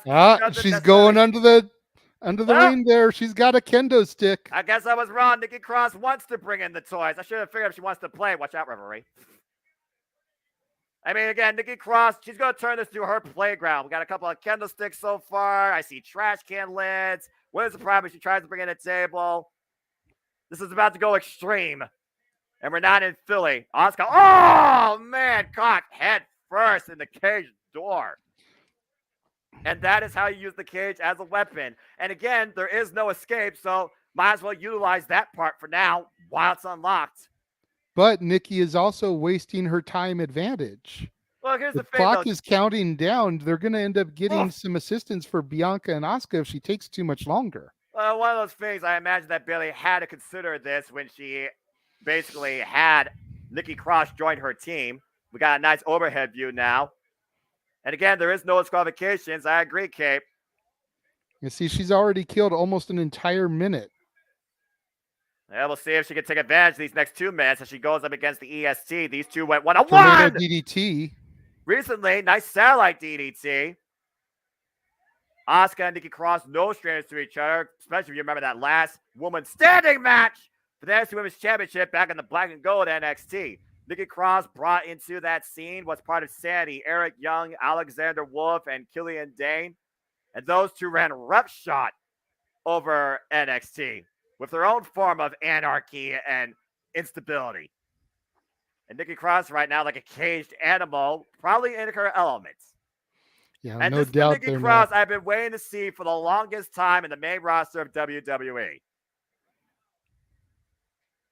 Nikki Cross just willing everybody in place right now. Trash can to the back of Bianca Belair.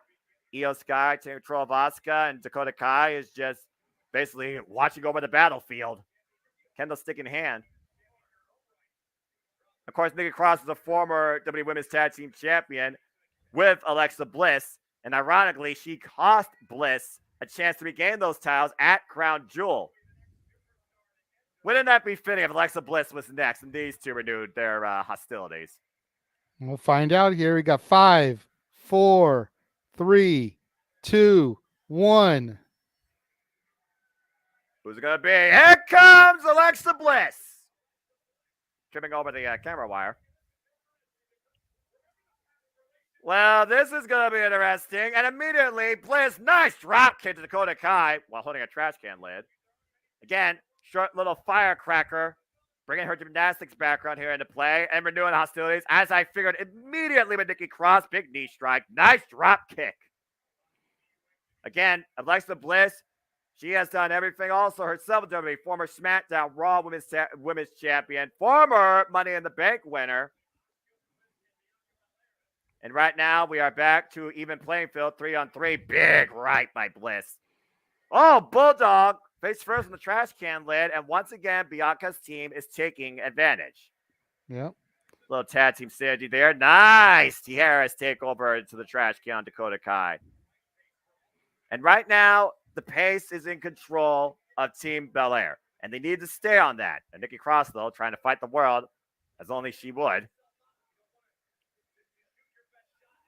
Again, Nikki Cross, conditioning is key, but it looks like right now she's just trying to hit everything that moves. Hey, that's not a bad idea there when you're in this type of environment, Noah. Well, Bianca Belair just wrestled a candlestick from her and broke it in half across her leg, splintering that thing. That just goes to show the strength of Bianca that we always talk about, the strongest. Minute and a half to go before Team Damage Control gets their next member in. Well, she might be the bruises in the moment as Dakota Kai and Io Sky are wailing away with her with candlesticks, and Nikki Cross is at the top of the cage. And right now, Asuka wailing away at Io Sky, Alexa Bliss wailing away at Dakota Kai. It's a Singapore cane fight right now. And Nikki Cross is laughing from above. I know, she's just enjoying the chaos and the violence that's going on beneath her. What in the world is going through that crazy little Scott's mind right now? Like a kid at the candy store. Oh, and Bianca cracked that whip. Bianca using her hair against Io Sky, Dakota Kai, Nikki Cross. What are you thinking? Laughing maniacally. Oh my God! Suicide dive cross body. Field. Holy hell. We knew there was going to be a high spot coming in at some point, Noah. I just didn't expect it to be this soon. Safety and caution be damned. Welcome reckless abandonment. Nikki Cross wiping out everybody, including her own cohorts. And laughing about it afterwards. She looks unscathed from that. Look at this overhead shot. Everybody's down. And the advantage coming back into play on behalf of Team Bayley. And it looks like someone is about ready to bring in her brute. Oh. Leader of Damage Control and the leader of the team, Bayley, is making her way to the ring. And she's going to grab a couple toys of her own. What does she got? You think she would learn, though? She's got a ladder, Noah. Oh, now isn't this some sort of symbolism? You think she would learn, though, what happened at Crown Jewel, that was her undoing?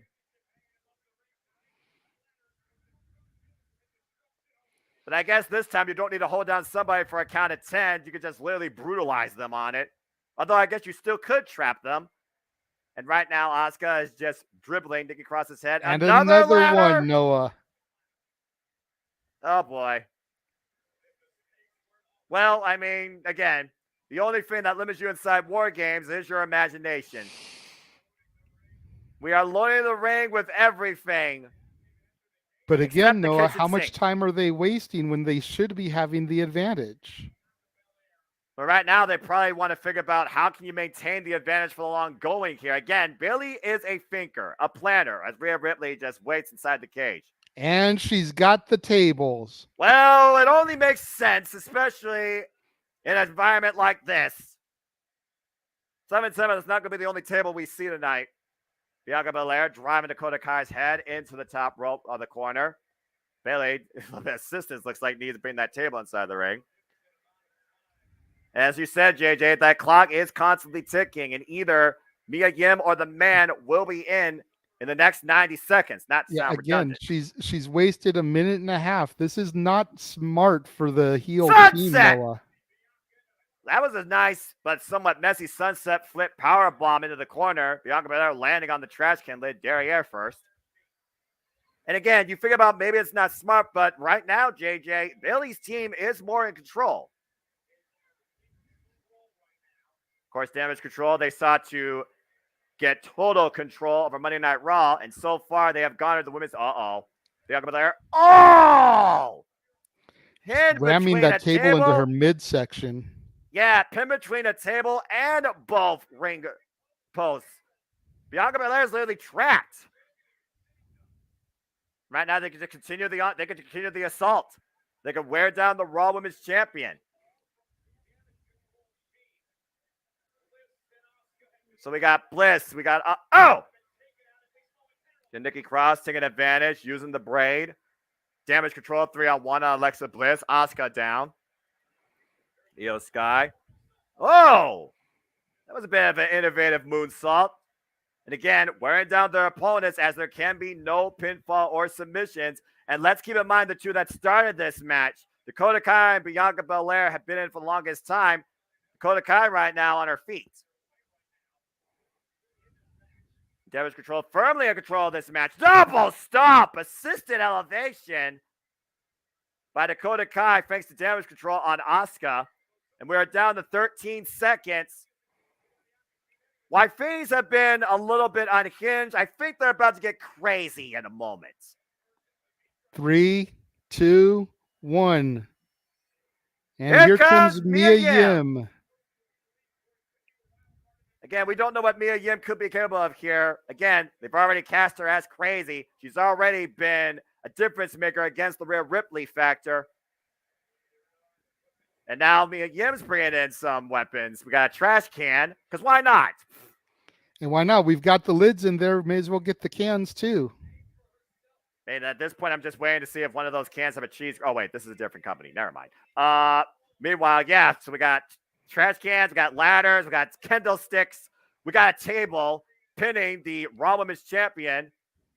And again, Damage Control, they still are in control of this match. Oh, there's a trash can though to the face of Bayley. Dakota Kai caught out midair. Intercepted with that trash can. Nice flapjack. Nikki Cross planted face first. Io Sky swinging a miss. And Mia Yim. Oh! It's like a stunner with the trash can lid assist. Right in the throat of Io Sky. Now, see, if I'm Mia Yim, I'm going to free up Bianca there.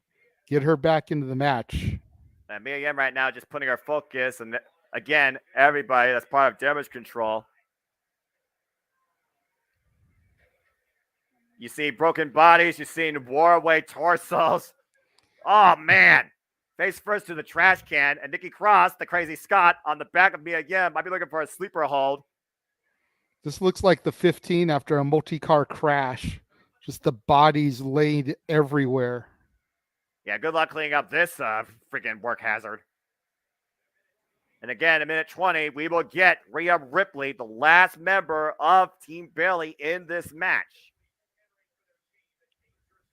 And right now, Bianca finally finding back, pushing that table into Bayley. Bianca finally gets herself out of that partition.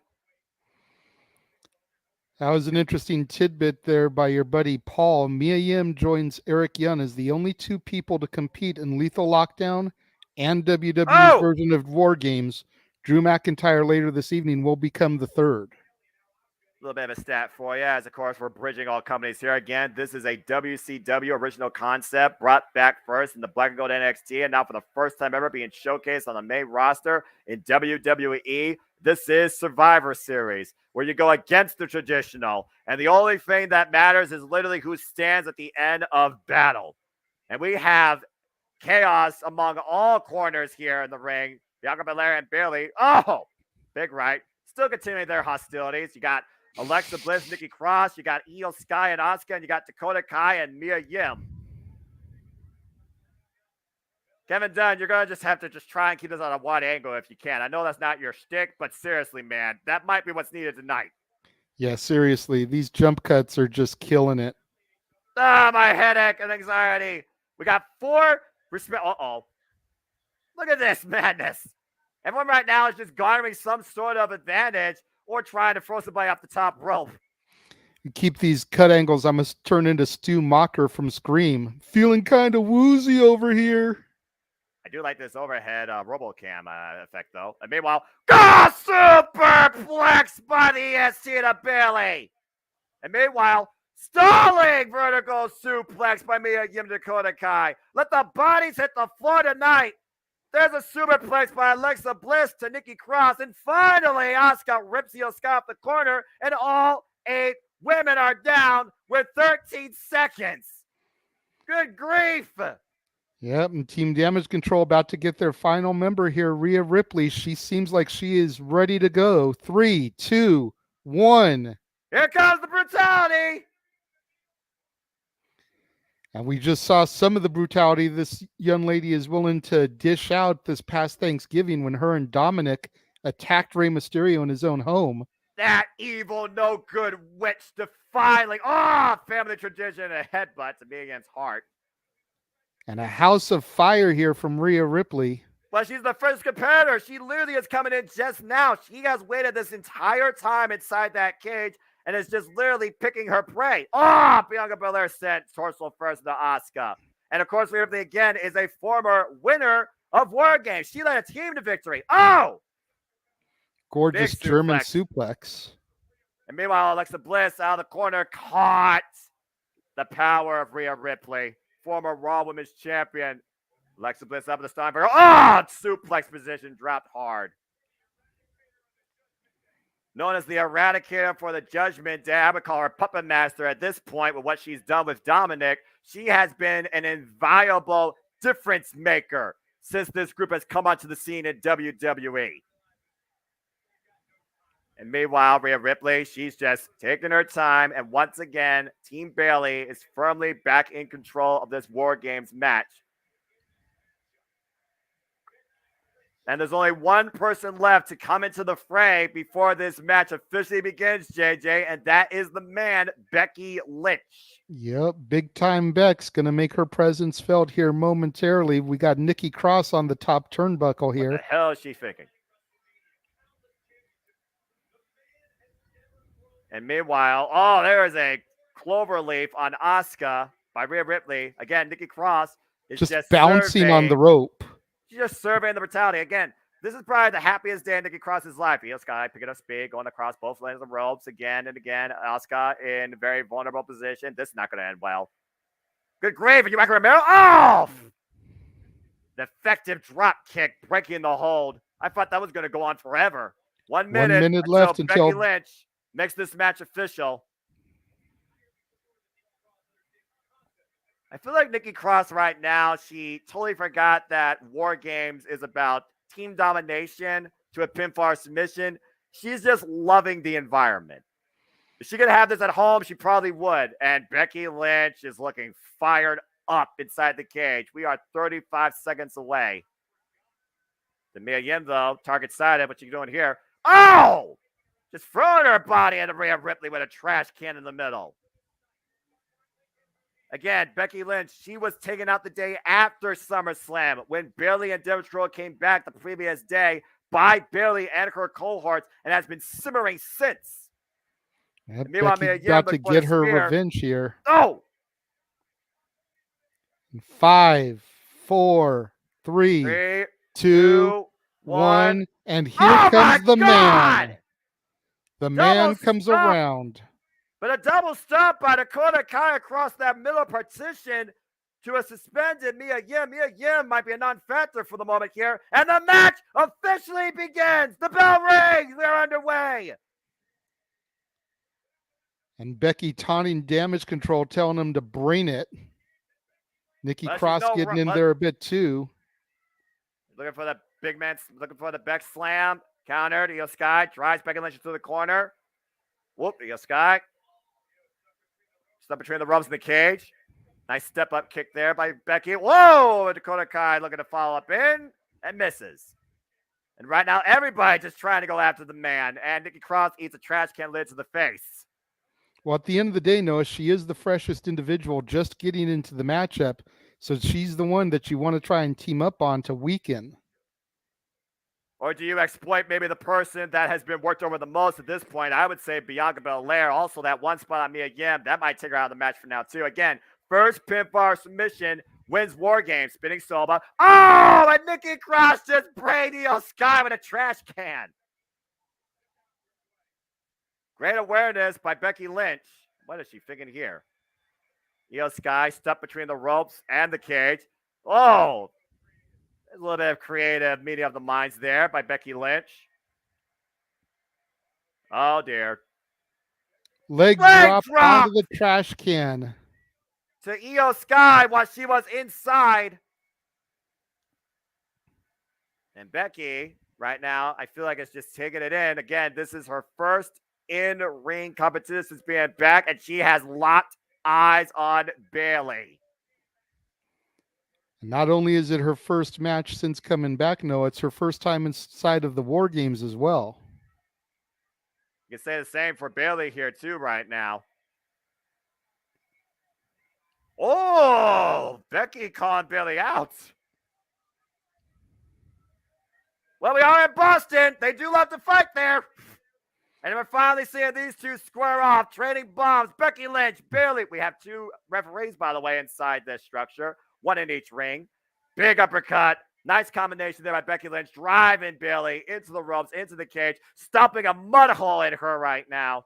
And walking it dry. 2 of the 4 horsewomen going toe-to-toe. And here is the Eradicator. These two have not met since the Black and Gold NXT when it was the Battle of the Brands. And we're going to finally get it here tonight. Rhea Ripley, Becky Lynch, and Rhea trapping both of Becky's arms. Oh, and a headbutt to the heart. Uh-oh. Might be looking for Riptide. Becky gets out of the back door. Bayley, though, with a shot from behind. Didn't get much off it. Rhea Ripley hooks Becky again. Riptide. She get it. The 1, to win 2, but Asuka kicks and breaks it up. Whoa, and again, that is what you got to consider here. All the bodies in play. You got to try and isolate somebody just to get a decision. Asuka coming in with the save, and meanwhile, again, the melee continues. Mia Yim thrown into the cage by Dakota Kai. Nikki Cross and Alexa Bliss spotting in the middle. Oof. And right now what's going to happen here? Whoa, big boot miss by Rhea Ripley. And Asuka and Becky Lynch working there. The mist! The mist!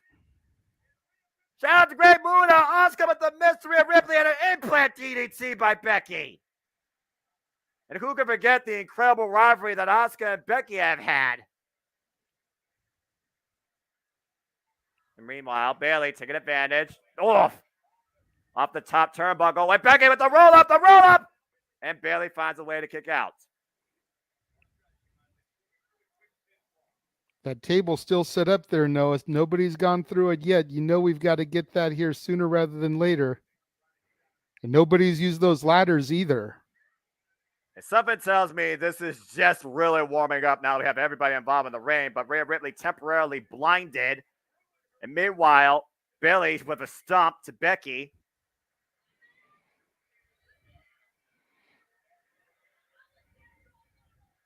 So role model versus the man. Which one do you take after, audience? Uh-oh. Might be looking for Rosebud. No. Oh, man! Planted into the cover to win War Games 2. Asuka with the save again.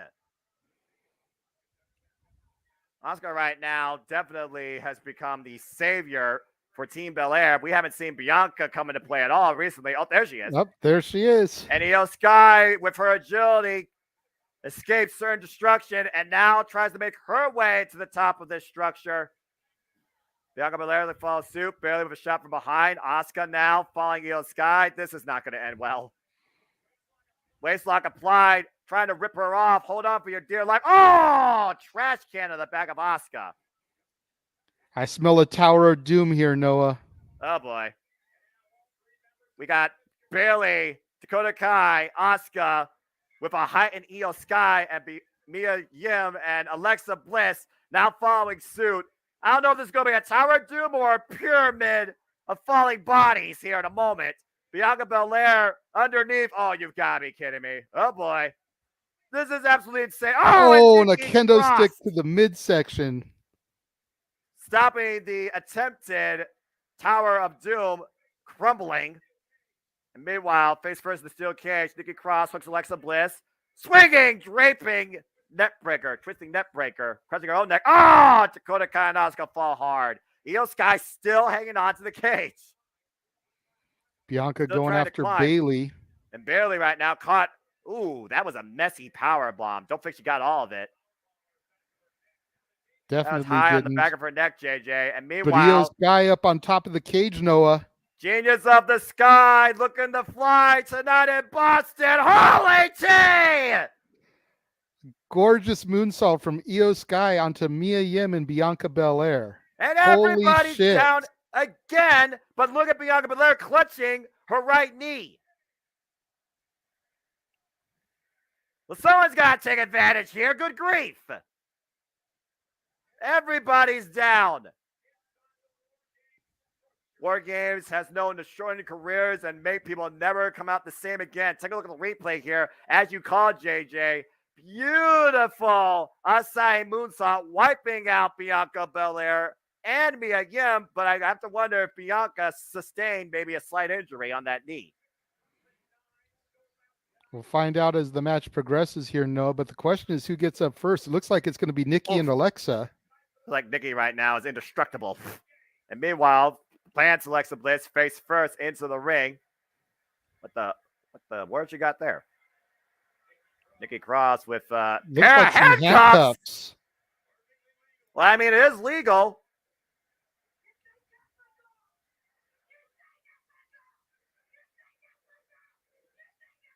Apparently, Nikki Cross did not forget what Alexa Bliss once did to her. Apparently, no love lost between these two former WWE Women's Tag Team Champions. Bliss has been handcuffed with one wrist. Meanwhile, Nikki Cross is looking to trap Alexa Bliss. Where in the world is she going?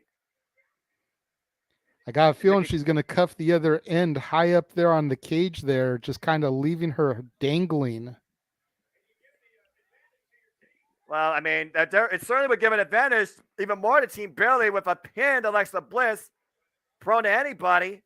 Alexa Bliss still fighting back. And meanwhile, Alexa Bliss has handcuffed herself to Nikki Cross. What the? Well, that was not according to plan, I imagine. Well, it takes Alexa two. getting up underneath her. Uh-oh, up in the electric chair. Nikki Cross, I'm not sure she's terrified. Oh! Backdrop onto the trash can. And again, all 10 women are down while Rhea Ripley, Bailey, and Asuka are slowly getting back to their feet. Rhea Ripley finally getting some vision. I'm not sure how she's seeing clearly. Codebreaker from Asuka to Rhea Ripley. Of course, Rhea Ripley came into the WWE main event scene when she won the Women's Championship at WrestleMania against Asuka. Oh! And driving Asuka into the steel cage. Mia Yim back into things. Mia Yim, of course, brought in by the OC to basically block the Rhea Ripley effect that's been called for the Judgment Day. And meanwhile, missed the kick. Uh-oh, pump handle. Got caught. Looking for a bit time. Mia Yim counter into a sleeper. A sleeper could win this here. Submission or you go out. Oh, my word! Both women through the ladder. And with that move right there, Noah, gotta ask you a question that came up during the pre-show chat. Will either of these women be good to go for the AJ Styles Finn Balor match later on this evening? I was pretty much going to say I did not see these two being involved in any way for that match. And I think that literally confirms it. Mia Yim broken damn in half across a ladder, courtesy of Rhea Ripley, put her own body in harm's way. And now we have a 3-on-2 face-off. SummerSlam revisited. Bianca and Becky against all members of Damage Control. And they won it! You got Bailey going toe-to-toe with Bianca, Io and Dakota going toe-to-toe with Becky. And honestly, oh man, it barely dropped onto a trash can. This is what started this whole thing in the first place. So it's very fitting that this would be the way that the match winds up. Got Uh-oh. Dakota up. KOD, no. Counter, no. Counter. Wait a minute. Becky caught her. Big back slam. Io Sky. Oh, went for another one. Counter. Meanwhile, up on the shoulders. Caught this time. Got it the KOD to Io Sky. They need to pin somebody. Becky Lynch, Bianca Belair firmly in control, sending Bayley into the other ring. Uh-oh. Well, Becky you and did say Bianca. that table is still in the match. What the hell are they figuring here? We've already seen 2 people dive off the top of the cage tonight. Oh, no. Wait a second. No. But Becky, I understand. Vengeance might be on your mind. You may be the man, but if this doesn't go to plan, what the hell? Stacking Io and Dakota Kai like cornwood. Becky off the top of the structure. Bayley looking to follow suit. Bianca denying that. And meanwhile, Bayley, Got her set up. Bianca got Bayley with the hooked. KOD into the cage. Ooh, into the cage. Becky what pushed the on top hell? of the cage. Becky, holy T! Double leg from One, the cover. 2, 3. Team Belair at the win. Becky Lynch pins Dakota Kai to get the victory for Team Bianca Belair. Dropping her body like a senton bomb through both Io Sky and Dakota Kai through a damn table. And the 2 that started this whole program finally ended tonight at War Games in victory. Belair and Becky Lynch stand in victory. That just shows you all mothers are crazy. Yeah, right. That is nuts. Politely. She's nuts. This match started in Boston, Massachusetts, and it ended in Dudleyville, gentlemen. Right? Yeah. But That's Jay, fine. you made a great point there at the end. This whole thing really got kicked off at SummerSlam after the Raw Women's title match with those 5 women. It's only fitting that's how it ends. It developed into these 5 women. What started with 2 ends with 5 tonight, standing tall with the win. Team Belair victorious in War Games. Take a look at some of the replays here. There's That miss. right in Rhea Ripley's face. I recently saw Great Muda miss Great O'Khan with that. That's no joke. And then the implant DDT and the Gears of the Sky, as her name implies, with ridiculous moonsault, wiping out the EST and me again, but couldn't capitalize. I'm the only one that realized that Io Sky before that had an off night. Meanwhile, the KOD driving Bayley, like you said, JJ, into the steel cage. Not the most effective of ways. And then this giant sets on bomb through both Dakota Kai and Io Sky for the table. And Becky gets the 3 for her team.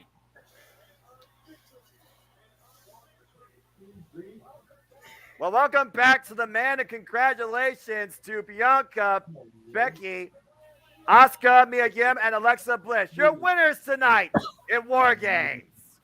Damn right. Hell of a way to kick the show off, gentlemen.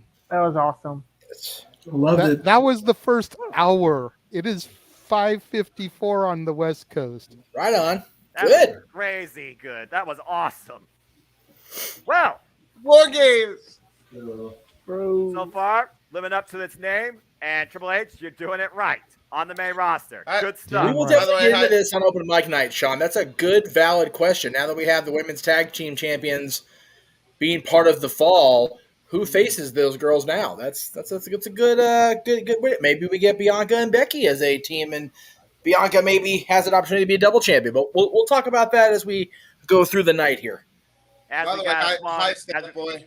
as we got a small intermission, where no doubt they're raising the cage, cleaning up the area, and of course, WWE typical fashion, typical super spotlights, but who gives a crap about that? Again, thank you everybody for watching so far. We're just looking at some of your comments here as the man on the marquee himself is, of course, acknowledging them. We hope everybody's having a good time. Please like, subscribe, comment, tell a friend. Again, Statboy, James, Paul, Jeff, it's always great to see you guys. Big G, who's not on screen, always appreciate him. I know he's just happy to be here, but we welcome him always here, and that's what's most important. I'm Well, surprised apparently, you're happy to see me today. Big Baller G now stands for Big Baller Germany. So hey, he's always been of German descent. He's never been shy about showing off his heritage.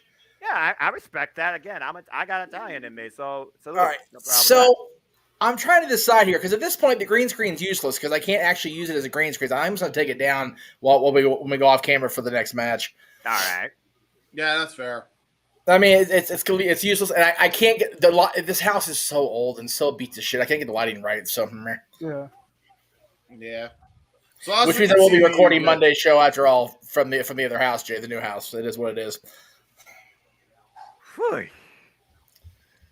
Taking a look here on the cock at this video package of Brock Lesnar. It's just astounding to me that he has been at the level he's been at. You figure 20 years ago this year is when he debuted in WWE, and even before then he was an NCAA heavyweight champion. The guy is he is what he's advertised to be. He's a friggin' beast. He is the anomaly of combat sports and entertainment, as we saw at SummerSlam when he lifted the damn ring with a freaking tractor. What the hell, Brock? I still can't believe he did that. Yeah, that was one of those fans I've ever seen in my life. Yeah, it was like I said, it was hard for me to watch. Then I've kind of gotten past it now because it's I realize it is what it is. But yeah, these Brock's German suplexes will always be a muscle memory of bad for me for a lot of reasons. So I was gonna say, you want to talk about sights and sounds and smells that are triggering. Brock doing a German is triggering for Jeff Meacham. Always, forever. And it's funny that Hebert brings up Elton John because a week ago tonight, I was at Elton. Oh, I'm sorry, a week ago was it Friday? No, it was Saturday. It was Saturday. It was Full Gear Night. Yeah, it was Full Gear Night. It's Saturday. A week ago Saturday, I was at Elton John concert, and my God, what a show it was. I can only imagine. But of course, tonight we are in Boston, Massachusetts. This is the Survivor Series War Games. They have a sold-out crowd. But again, we gotta consider. Is everything fine in the bloodline after what happened last night with this little face-off with Sami Zayn and Kevin Owens with an East dropping Jey Uso? This is the question we need to answer as we head to the main event, Noah.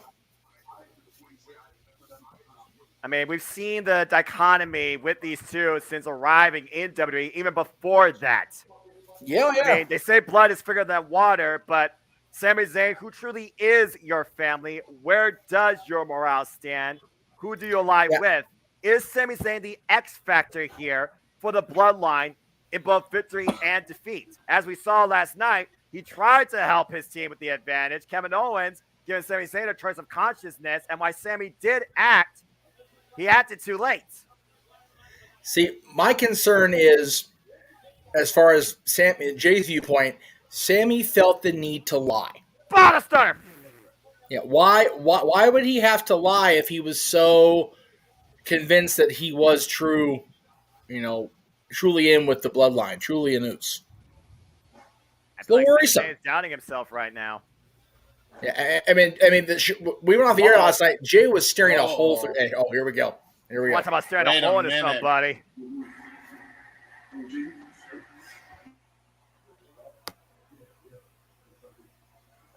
Uh-oh. New shirts, by the way. Love it. Yeah. So they don't have enough. They're going to have more shirts than John Cena, if not already. Damn right. I hear they just trademarked Bloodline for merchandise. Like,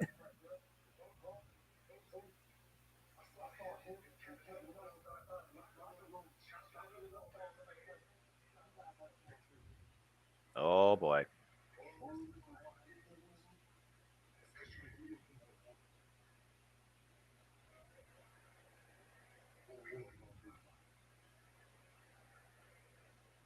To look at Paul Heyman's face in the background.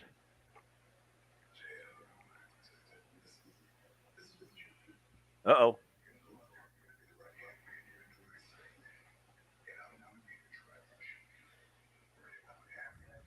Jey Uso trying to show concern. Roman Reigns, though, again affirming his control as the tribal chief. Does Roman Reigns trust Jey Uso? I was going to say, it's almost like Roman doesn't believe Jey. We've seen the subtle tension between these two particularly. And again, they are the two that started this whole campaign that became the bloodline during the pandemic. He was the right-hand man. He was main event Jey Uso. And we've seen what Jay's been since, especially with Sami Zayn now part of the family. So it seems. But again, tonight, that could all change. And look at how Paul Heyman's expression changed there. I don't know now on the line, but something more important than that very well could be. Paul, seriously, throughout that whole series of expressions, at the very end there, I want somebody in Roman like to have Paul look at me the way Paul looks at Roman, like for real. Roman just asked Paul Heyman. What'd he say? Sammy. Oh boy. Yes, yeah, Well, I didn't mean it so I wouldn't get copyright pinged. So again, guys, tensions are very high tonight. No doubt for our main Love event. the drama. I ain't even gonna lie, man. This is brilliant storytelling. I'll say it once, I'll say it again. The two most interesting things in wrestling right now are, for me, MJF and Sami Zayn. What a fucking sentence. James, I want you to say one more time what you just said there. I'm just saying, the drama, man. That was good. I think it's mainly because of the fucking acting. Oh my god, the acting. Oh, that hit me real hard there.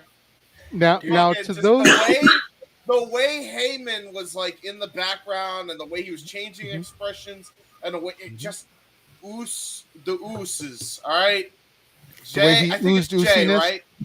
Yeah, Uzi all day. Okay, they're there. It's just I can't describe it, man. Like they must have been training that goes all the way back to Bullet Club. Wait. No, stop. And then hurry up, James. There's no time wasting here.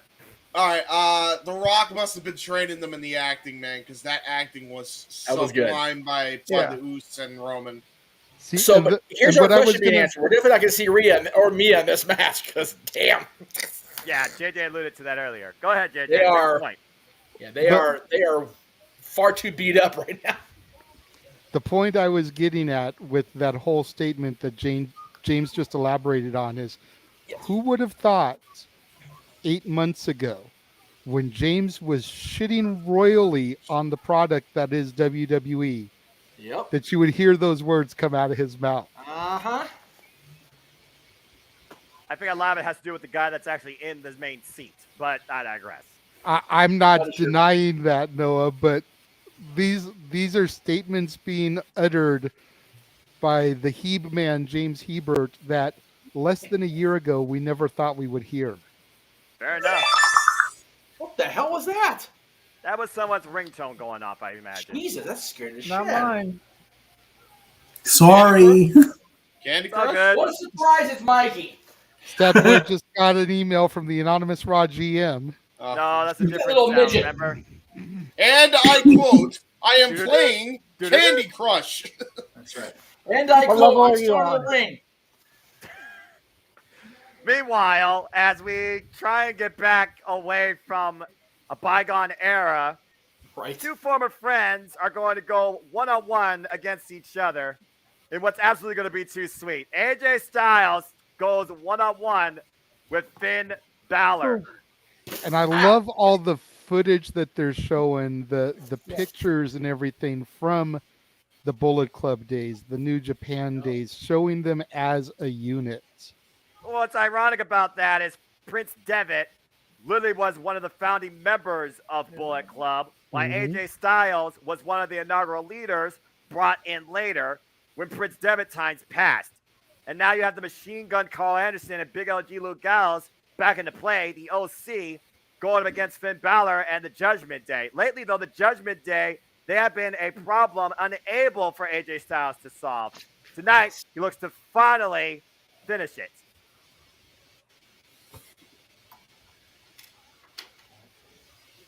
This is going to be something. I truly hope these two just get as much time as possible to test it out and sell it. But, again, there's Dominic Mysterio and Damian Priest. I really hope they give them enough, like you said, Noah, enough time to tell the story that these two are more than capable of telling. Well, this isn't Wrestle Kingdom, so you do have a point. I know. Noah, is he going to be the demon here? I'm going to say no. He doesn't have I say yes. the headdress thing, though. or whatever it's I called. think he's got a weird ass mask, and it scares me. Why is he faceless? I mean, he's no face, right? He did the same thing at Extreme Rules. So, guys, again, do not think about the demon. Think about the quote unquote leader of the Judgment Day, Finn Balor. He's not the demon. He doesn't have the paint all over his body. Exactly. Doesn't matter. Yeah, he can still Still fit. saw the paint on the face. Of course, Finn Balor most recently got Edge to say, "I quit." And that's set him right now on eliminating AJ Styles after denying his invitation to join him in the Judgment Day. He's hollow. He's hollow and faceless. Finn Balor, man determined, looking to carry out final verdict tonight against phenomenal AJ Styles. And in fact, these two have not had a singles match for the last couple of years. Last time I remember these two going one-on-one was TLC in 2000 and I believe 19. Yeah, that was the. Yeah, they had. I forget who subbed for who, but it was supposed to be a different match, and they had AJ subbed for Bray. Bray. That's what it was. Thank you. Yeah, because Bray was hurt or whatever. Yeah. Hell of a match, though. Well, we're going to see if they can top that tonight. And of course, AJ Styles, he hasn't been involved or won a singles match, particularly on a premium live event, since 2019 as well. So a long ride for both men here. Yeah, it's one of those. We indie lovers are going to love this match. WWE fans are going to love this match. I think it's going to be a match that appeals to everybody in the audience, and hopefully our audience will agree with it here. Absolutely. By the way, I'm noticing a lot of sponsorships out of nowhere for WWE here. They're getting heavy into the sponsorship deals. I mean, it is the holiday season, so if you're going to advertise, now is the time. Yeah, that's very true. Yeah. Here we go, Also, ladies and have gentlemen. Boston, Massachusetts is about to get phenomenal. He is phenomenal. You also have to remember, James, much like our shakeup at Disney, there's a CEO in charge of WWE that actually is a decent human being and people want to be associated with. Yeah, true. To be honest, you're not wrong. AJ and his mask. Welcome back, Mr. Iger. We sure as hell missed you, buddy. AJ Styles, I agree. walking in alone tonight. Now, Mikey, you at least worked for Bob. Yes, I did. I was hired in the end of the other era. The error. Oh, I stink. I'm sorry. The dark times before the rebellion. That's right. That's right. The best of times, the worst of times. And of course, Well, like AJ you didn't said, really want to wear the mask. of course, like you said, these two, their history really starts back all the way in Japan. What Prince Devitt started, AJ Styles said he did it and made it better. To the rest of the panel, we will see you guys after this match. I agree. Prince Devitt, a former IWGP Junior Heavyweight Champion. AJ Styles, former IWGP Heavyweight Champion. Finn Balor, the first WWE Universal Champion when that title was first introduced at SummerSlam 2016. AJ Styles, of course, former WWE Champion. Both these men have accolades galore, but who is better of the two tonight? Not even so much as a leader, but as a professional wrestler. That's what this really is about. This is a battle for supremacy. Yeah, no It's doubt. like bragging rights of its own kind. We always say all it takes is 3 seconds. In football, they say any given Sunday. You know, who truly is the greater of these two individuals? Well, we're going to find that out maybe here tonight. The bell rings. We're underway. AJ Styles and Finn Balor starting things off with a call of a tie-up. And, of course, Finn Balor, he is a former NXT champion back in my NXT. AJ Styles, he first came into the WWE scene during the Royal Rumble and started his first year off facing, at WrestleMania, Chris Jericho. Losing effort, but that set the pace and tone for what AJ Styles truly is, and that is phenomenal. And that may have been your NXT, but let us not forget AJ Styles is a former multi-time NWA champion arguably the most prestigious World Heavyweight Championship in professional wrestling. Damn it. But you digress. Definitely the one with the longest legacy. And once again, these two about to come out tie up. AJ Styles looking to maintain wrist control. Finn Balor looking to hyperextend it. I'm right Again, there with you, Cape You Rayer. think about classic rivalries where two men were out to just prove a point who is the better one. You think about Flair and Steamboat. You think about brothers like Owen and Bret Hart. You think about the Triple H and trilogy that Shawn. Stone Cold had with The Rock. You think about Shawn Michaels, and again, the list goes on. Oh, and that will nice kick right there, the hamstring. Try to Charlie horse him. Tie up those legs. I mean, you can't walk, can't move, can't fight. Can't coup de grace. Exactly. Of course, Finn Balor, he has the coup de grace or the 1916. AJ Styles, he has the phenomenal forearm or the calf crusher.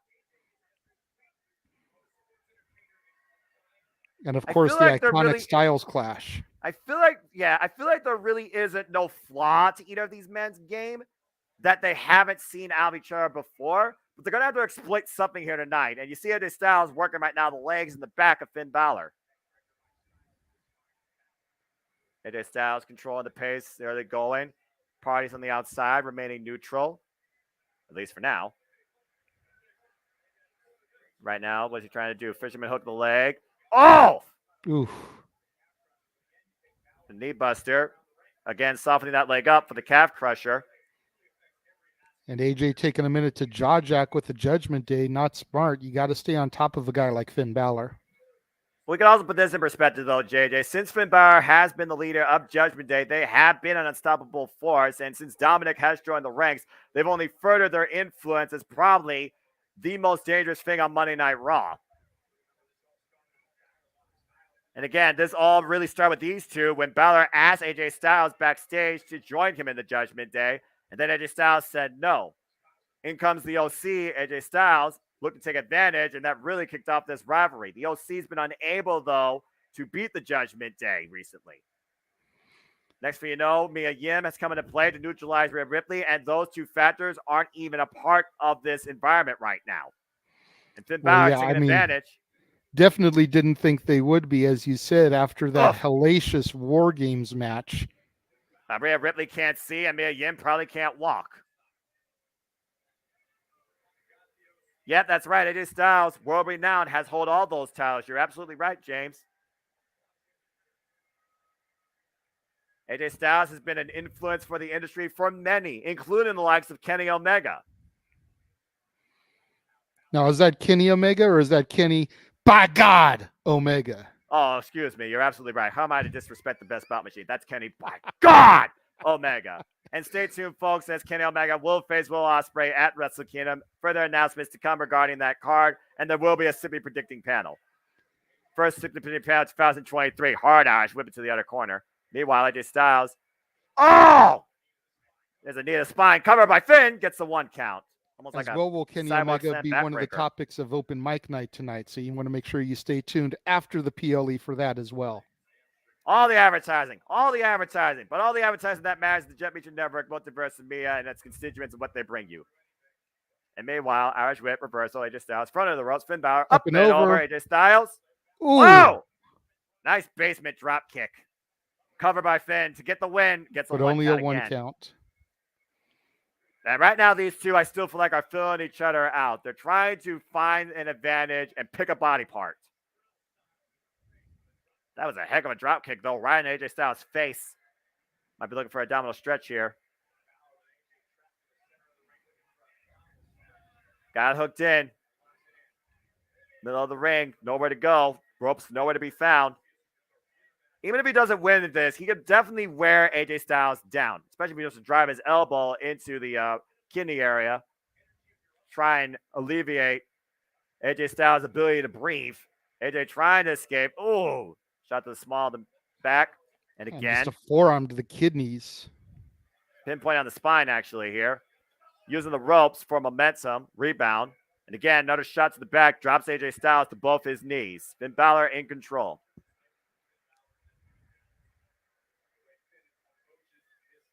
And then Finn Balor off. Gets caught with a forearm. AJ Styles looking to fight back. It's almost like Finn Balor is trying to take the audience out of play here. And once again, trapped AJ Styles in the abdominal stretch. Survivor Trying to Series. show his dominance here, Noah. Well, again, it's Survivor Series, JJ. It is the battlefield of dominance, brand warfare, and why this isn't Raw versus SmackDown. It is the Judgment Day versus the OC for, honestly, who could take control of Monday Night Raw.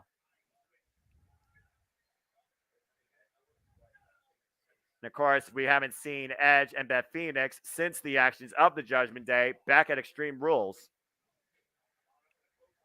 Meanwhile, AJ Styles following up with a couple of short-arm clotheslines. The Snapmare takeover. AJ Styles following up. Ooh. Nice sliding forearm. AJ Styles starting to feel it, JJ. Picking up some momentum here. Picking him up onto the shoulders. Ooh. Ooh, man. Backbreaker Styles go for the cover. Hooks the near leg. 2 count only. Balor gets up, but he's holding his knee. That damage that AJ put into it early in the match looks like it's rearing its ugly head again. That knee, Ryan, you said the small of the spine. Hooks the leg, gets a 2 count, but still able to kick out, grasping his knee. Uh-oh. AJ looks like he's calling for it. Whoa, went for the double stomp as you were alluding to earlier. Again, the knee, though, you saw Finn Balor felt a little bit of a tweak in his knee. Trapping AJ Styles in the ropes. AJ looked like he was going to go for the phenomenal forearm, but that is not the side of the ropes you want to do that on. With well, the again, how well do there. these two know each other? Uh-oh. Oh! Dragon screw leg whip. Damn, that move has to suck. And once again, working over the leg of Finn Balor. And AJ Styles in position. You called it earlier. Damian Priest, though, on the other side playing distraction. And Dominic! Son of a bitch! Takes the base out from AJ Styles. This kid needs to go on punishment. Here come the Good Brothers. Here we go. Just start dishing out some punishment onto the little son of a bitch. Dominic deserves that and more after what he did to Rey Mysterio during Thanksgiving of all things. A grateful little brat.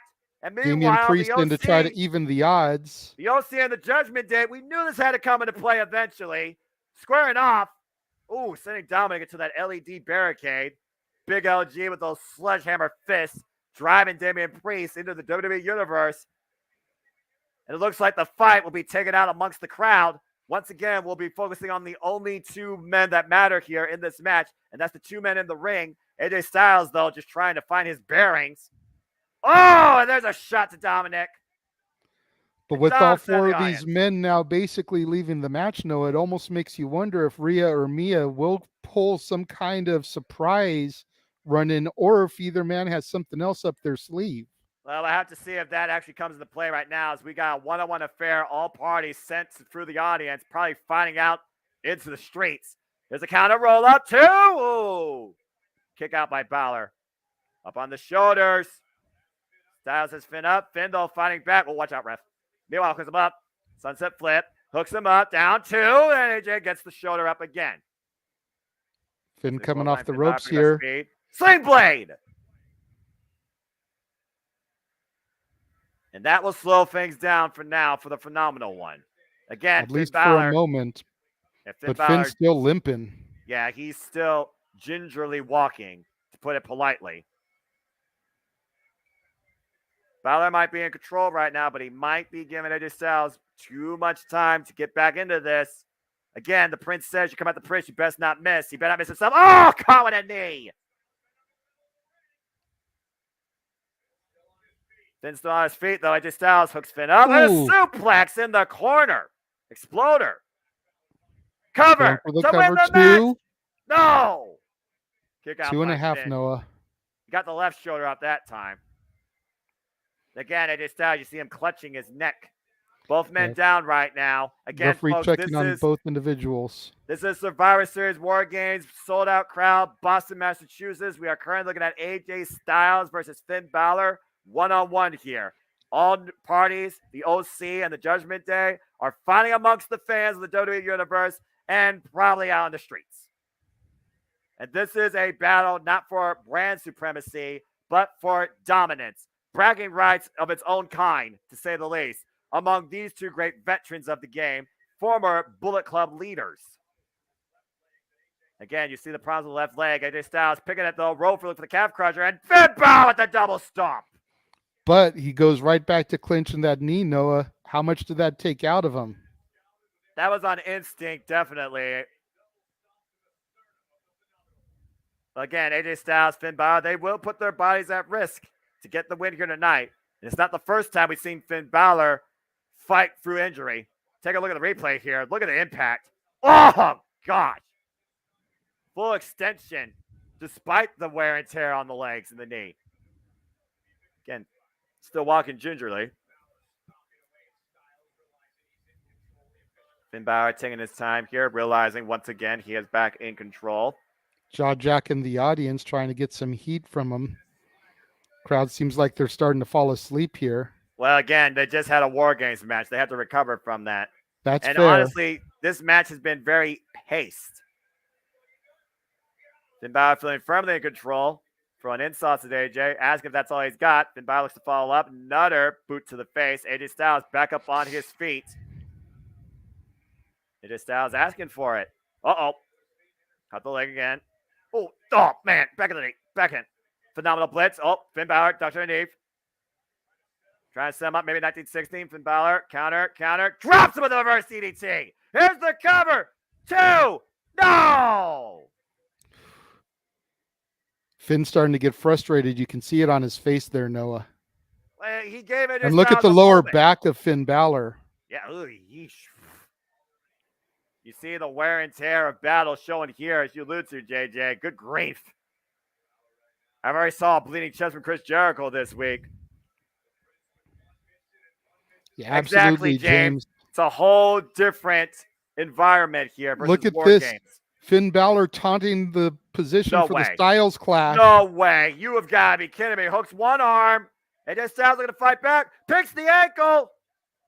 Might be looking for the calf crusher. JJ, if he can bring him back to the middle of the ring and turn him over. Finn Balor with an up kick, though. Creates the space. Pele kick.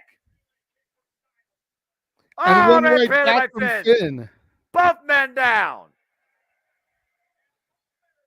Good grief. Definition Nice little of a throwback chess game there. here. Who's going to make a move first?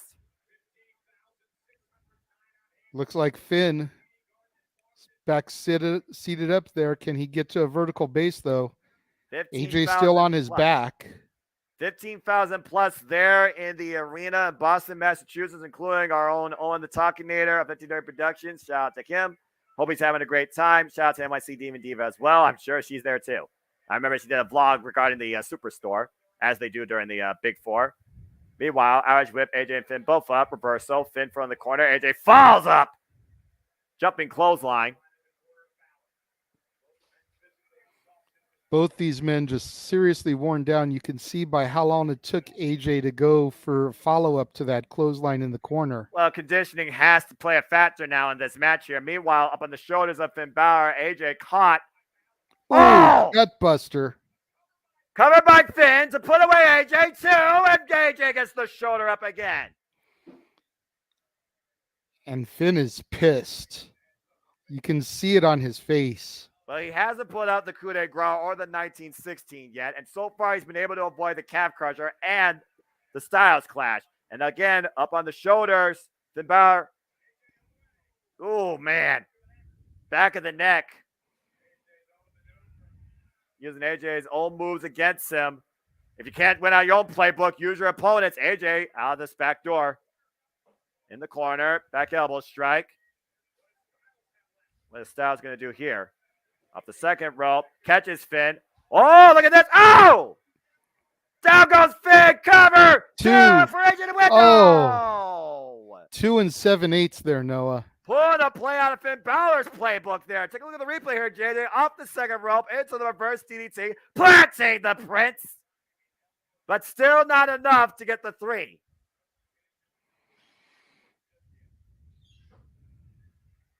It's going to take something that neither one of these two is going to expect out of the other. I'm just not sure what right now. And once again, Finn Balor is laid out. AJ Styles might be looking to go for that big 450 splash. He's used that only on certain occasions. Top rope. He best not miss. Styles, ooh, good roll through. Missed, but he rolled through it. Shotgun drop kick in the corner. And he's in position. Can Finn capitalize here? Finn feeling like he planned for this. In control, hobbling on one leg to the top rope. Coup de grace misses. No! And collapses. Look at him. Again, look, he landed hard on that left leg, as we alluded to. And meanwhile, this Rolls Styles through, calf roll crusher. through, and the calf crusher is in play in the middle of the ring. Is Finn Balor going to tap out here? Will AJ Styles put away the Prince? It's got to be excruciating pain. Look at the torque on the right leg. Just wrenching it back. Nowhere for Finn to go. Oh, Finn's figured about it. Finn's figured about it. Oh, how much more can Finn take? Oh! And Finn Balor dribbling AJ Styles' head like a basketball on the mat. Shades of what happened between him and Brock Lesnar. Me too, Cape Rayer. Me too. Again, you do what you have to do in the battle electrician to keep yourself alive in this match.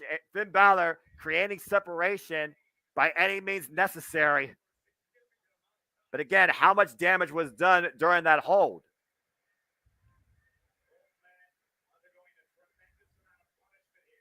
JJ right now just trying to figure out where the hell he is. I know. Finn Balor once again back Finn's up to got his feet. to his vertical base. AJ Styles trying to affirm his. Driving Finn Balor. AJ's got midsection. Oh, Finn's big got right. AJ cornered there. Big overheads right there. AJ Styles following up though at JJ. Fighting back. Big rights of his own. We got a mean exchange here. These two just squaring off. It's slobber knocker status now. These two just trading blows back and forth and knocking chops. Big chop. Follow up. Oh, and coming the Enziguri. Drives Balor into the corner. AJ Styles has to keep on the offense, though. He's got a chance here. Oh, wait a minute. Finn Balor sends him over the top. Catches him with an Enziguri of his own. Oh, and AJ Anderson's back with a forearm and might be looking. He locked and loaded. AJ Styles, springboard. Phenomenal forearm. Forearm. He hit it. He hit it. Cover. One, the win at two, Survivor Series. three. AJ Styles with the victory. There we go. It's about time. AJ Styles has finally gotten another victory on pay-per-view, ending the 3-year drought of losses. That was a hell of a chess game match, to say the least. The phenomenal AJ Styles wins tonight at Survivor Series War Games. And finally shuts up Finn Balor. For the first time in a long time, Judgment Day's judgment fails. Take a look at the replay here. That calf crusher was definitely a difference maker, but great awareness by Finn Balor, catching AJ Styles and breaking the hold. I can hear somebody's TV. Yeah, somebody. Meanwhile, off. Yeah, here's someone's TV too. As we saw at the end of the match, there was one stiff forearm shot. AJ Styles finally springs into action and drops the Prince with a phenomenal forearm and gets the 3. Phenomenal effort by AJ Styles tonight. It's a hell of a contest. You know, we talked a little bit earlier, Noah, about Finn's back. Look at AJ's chest there. Yeah. Finn Balor right now. That takes me back to my baptism. Oh, yeah. See these two still jaw-jacking each other at this point. You got to wonder what they're saying. I got very fortunate. They're probably like, yeah, let's hug. Well, let's have a nice big hug in the back, like nothing happened. Right. Antonio, Texas. Yeah, and before we get into our freedom of conversation, folks, remember the next WWE main roster premium live event. Get your countdown going as 30 men, 30 women across 2 big matches. Look to their spot for the big event. The Royal Rumble comes to us Saturday, Brock's in the January commercial. 28th in San Antonio, Texas. Yeah, Brock is in the commercial. Good Whoa. spot there, Paul. I saw that. Well, he was the winner this year, and he has unfinished business, particularly with one Bobby Lashley. I would not rule that out. Whew. All right. This is how they're going to go fill the ahead 2 and hours talk. or the extra time with the 5 matches. They're going to have commercial after freaking commercial. I mean, this is the WWE, Jeff. Are you really surprised here? I'm just saying. Yeah, well, In all fairness, though, for a while because I've been busy. So I don't see in all Ron- fairness, Ronda though, and we're Shotzi go only long. an hour and a half in, 2 matches, but we've only had a few minutes of downtime. that's fair. Oh, they have Well, you a know. bunch of promos. You got to to keep in keep mind after that the women's War Games. That War Games match went almost an hour. Yep. Yeah, I'll give you that. You know what? I'll give you that. As, of course, we do the typical superstar spotlights during the commercials, but as we spotlight all y'all's comments here in the chat, Josh with the point here, if Triple H is really wanting to make people Yes, care about he is. Survivor Series again, he's succeeding. I think so far there is validation in that comment. Yes. This has been a tremendous show so far. We've only, as you said, are 2 matches in. We still have another War Games, the SmackDown Women's Championship, and, of course, the Triple Threat United States Championship. Michael Gonzalez here says, fantastic match. Definitely agree. Again, that was, as you alluded to, James, complete opposite of our opening contest. That was a chess game to the end. AJ Styles hits checkmate. Mm-hmm. Oh, Amen. boy. Well, I got to wonder now, is it over between the Judgment Day and the OC, or are we going to continue this For now. series? I mean, seriously. I could see them having a 8-person tag. I think that's the final nail in the coffin. You've got to get that 4-on-4 at some point. Yeah. I do agree about that. Now, do you do that traditional way, or do you elimination, or how does that work? Like, how would you work that? I would do elimination. I think it would be a complete disservice to the feud if it wasn't elimination. Well, you can't do elimination 4-on-4 because then you got women versus men. Doesn't matter. They would not do it. Matter, dude. It doesn't matter what you think. Let's be honest. The 2 women I that have are a problem involved could with it. I said definitely they go won't do in it. there and mess with the men. I mean, Rhea Ripley has body slammed 2 of the men in the OC. Just saying. I'm just saying WWE doesn't condone men on women violence. Oh, for love of I God, have get no off your problem with freaking it. get off your I have no freaking proverbial problem with high it. horse Watch right to Impact. censor. Mixed match challenge. I don't remember that. Shut the hell up. I have no problem with it. Yeah. I'm just saying, Wow. I'm High just saying they sodium would not do content Noah tonight. it. He's Jesus. a little. He's not in a good mood after a certain football game today. Look, sports don't exist Hey, here. you This know is what? sports Hey. entertainment. All right, shut up. Like I said before you popped in, Paul, we talked about it in the chat. Hey, Austin. It was mentioned during the pre-show. The game was what it was. We're not talking about college football. Oh, that explains What it. Ozzy Osbourne is promoting a new album. That's Yeah, why. that's why. Ah, okay. Okay. What about that synergy with Hunter? Marketing. Well, yeah, I mean, they're using War Games, which is a classic, but they're also using War Pigs. Parasite from the new album featuring Zach Wilde. So it was right. probably a deal like, if you want War Games, then you've got to plug the new album. If you want War Pigs, it's War Pigs. That's what I meant. You know what I meant. Yeah, we know what you meant, JJ, but also botch. Well, coming up next, the action continues. We're going to see if Shotzi can take the shot needed to dethrone the baddest bitch on the planet of the SmackDown Women's Championship, Ronda Rousey. And about that sure as hell is personal. What were you going to say, Jeff? Well, I was going to say, I don't know if this has been addressed since I've been really so far out of the loop on open mic nights, but I don't know how far the news has progressed because I did see a picture on social media of him in the hospital. But we may have an interesting lead or a main event or a lead off or whatever topic. Randy Orton may be forced to retire. Yep. I saw that. Damn. Yeah.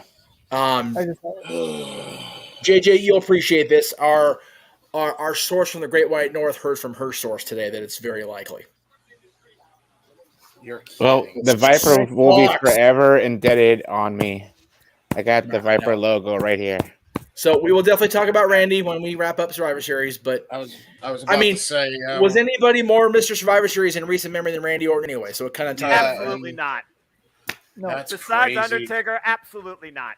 Yeah. Yep. And the thing, He's and the won thing that probably more traditional Survivor Series matches than most people you could think of. let's, Three. let's He's be tied real. with the Ultimate Warrior for sole survivor status. Yep. Let's be honest too, like, because we talked about it when we did our career retrospective about Orton, but like he's really lucky his career lasted as long as it did with the arm impairment that he's always had his entire life. Yeah, that's true. Going back to the very early days in the Randy News Network. You're 20 years.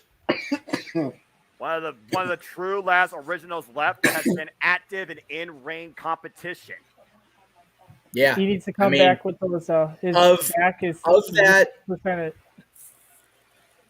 Of that, and again, we're totally glossing over this. And again, we're not trying to discount either woman here. And we've just seen this hype video 500 times already. I'll say hype videos we don't care about. We give you the interludes during the entrances. So continue, Jeff. Yeah, it's one of those deals.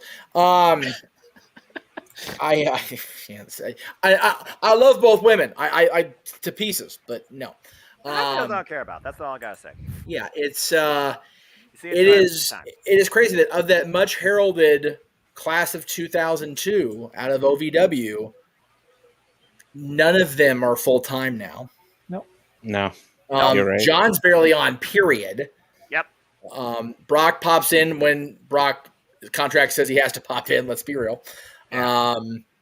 Big Dave is part of under the same corporate umbrella as I am now, and good on him for getting that money. I mean, Guardians is a freaking franchise moneymaker. And now we've got Randy, who has been, as we said, the sole survivor of the four that's been around. And now we may have to. And of course, I was just going to say, the often overlooked duo Victoria is also retired. But then there's Shelton Benjamin, who is still around and still on television. Yes. I guess even on main event, he's still trying to take care of business as Shotzi looks to take care of business tonight to claim the SmackDown Women's Championship. Tank in tow. She got like a kiss look going on there. They are letting us believe this is going to be a reality, and I just don't see her being the one to beat Ronda. I can't. Yeah, apparently she's doing it for her dad. Yeah, they not which is fine. Which is fine. Oh yeah. Personal sentiment. It's Ronda had one of her matches for a fan, if I remember, and there you go. There she's saluting her dad there. Oh wow. I just oh man, she's all emotional. Wow, how can you not be? Exactly. I'm about to say this is Shotzi's biggest match in her career. She's fighting for the SmackDown Women's Championship. She's fighting on behalf of her family and on behalf of a fallen friend. She said herself, the difference is nowadays she had somebody to back her up. Obviously, Raquel will not be at ringside tonight. So it's even a whole nother level of personal. And here comes Rowdy Ronda Rousey, who could give a damn about anyone else's feelings. Yeah. I'm so glad they put these two together. Well, no. Hey, hang on. Let me argue with that. Noah, she cares about feelings. The feelings when bones snap and when muscles get torn. Well, I was as Shayna's new shirt says, limb by limb. That's it. Well, I guess I'm so glad WWE finally put them back together. JJ, I'm sorry. Everybody's talking over JJ. He's supposed to be the executive producer of this show now. So JJ, please go ahead. It's all good. Moments passed. Okay. I was gonna also say before we go to the green room. I wonder if Ronda Rousey is going to use the saxophone as her weapon of choice going forward. Did we see that TikTok lately? Who knew Ronda could saxophone? Huh? Down to introductions. No, Cape Rayer, Joan Jett's always sounded badass. Yeah. Sorry. I love me some Joan Jett. Anyway. California.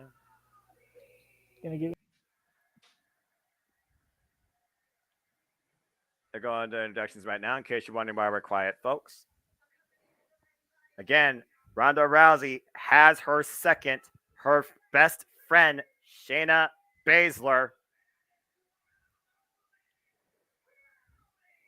And that's got to be just renting some space in Shotzi's head. The fact that her counterpart, Raquel Gonzalez, can't be out there with her arm being damaged from the attack by Shayna a week ago.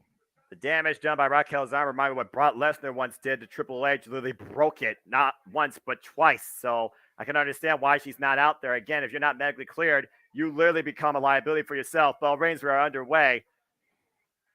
Again, at this point, Ronda Rousey, I feel like she's looking past Shotzi. She's not taking her as serious competition. Again, the last time these two met in the ring of one-on-one action, it was a beat cut challenge. She beat her in 1 minute.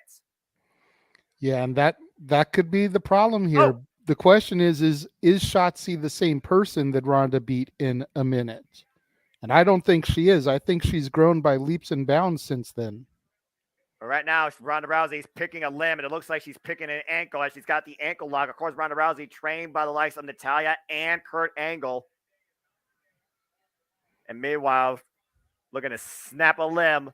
Shotzi Blackheart needs to roll through or get to the ropes. Ronda Rousey firmly in control. Nice roll. There we go. There to the escape. Of course, Shotzi Blackheart was inspired by the likes of Lita to pursue this journey as a WWE superstar. She's always been known as the underdog. She's always been a cast out. She's always walked this path alone. And meanwhile, Shayna taking a bullet for Ronda. Eats the tope suicida. And while Shayna Baszler may not have been Shotzi's initial target, you know that attack has to feel good, getting a little bit of revenge there for Raquel. But again, JJ, we have to allude to the fact that this is our first championship match of the night. Title can only change hands inside the ring via pinfall or submission, counter disqualification. Ronda remains the title holder. And Shotzi Blackheart fighting on emotion. If Ronda Rousey exploits that enough to a degree, Shotzi could literally cost herself the championship. Well, Shotzi needs to not focus as much on Shayna on the outside. Has to remember who she's in the ring with. The baddest woman on the planet, Rowdy Ronda Rousey. But so far, she's scouting Shayna Baszler and Ronda Rousey, all their tricks. And Shotzi ascending to the high-risk district. Top rope. Looking for here. Oh. Ronda Rousey just caught her. Able to use Shotzi's own momentum against her. Plant her on the mat. Again, at this point, it feels like Ronda Rousey is just playing with her. Take a look at the replay here, JJ. Looks like Shotzi was either going for a Lufres press or cross body. And Ronda literally caught her into a slam. Jesus.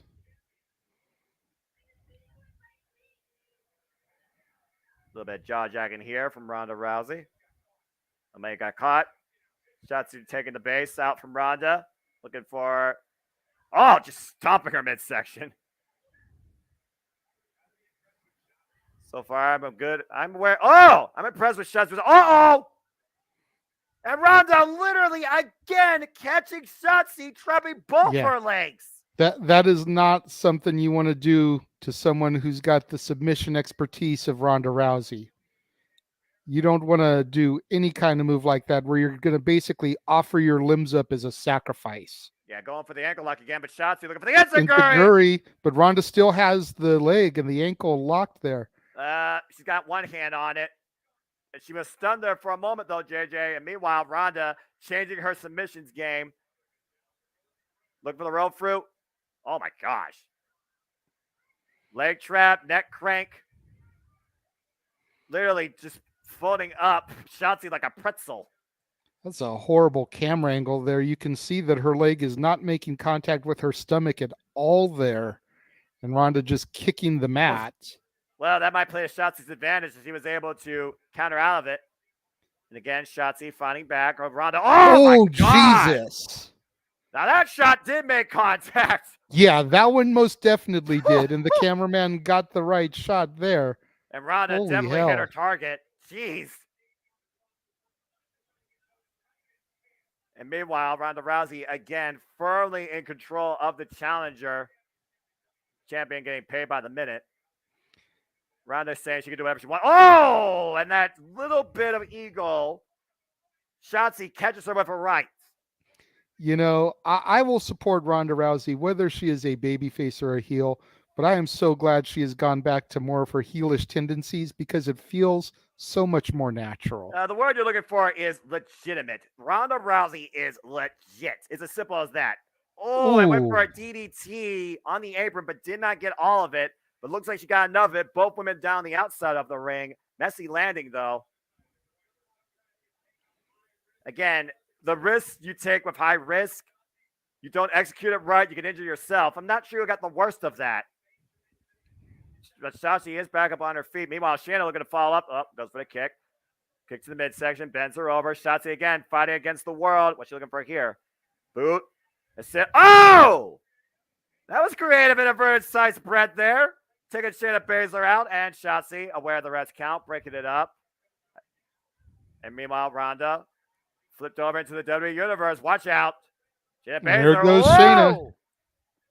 But again, Shotzi can't win the title like that. She has to get the champion back in the ring. What the hell is this woman thinking?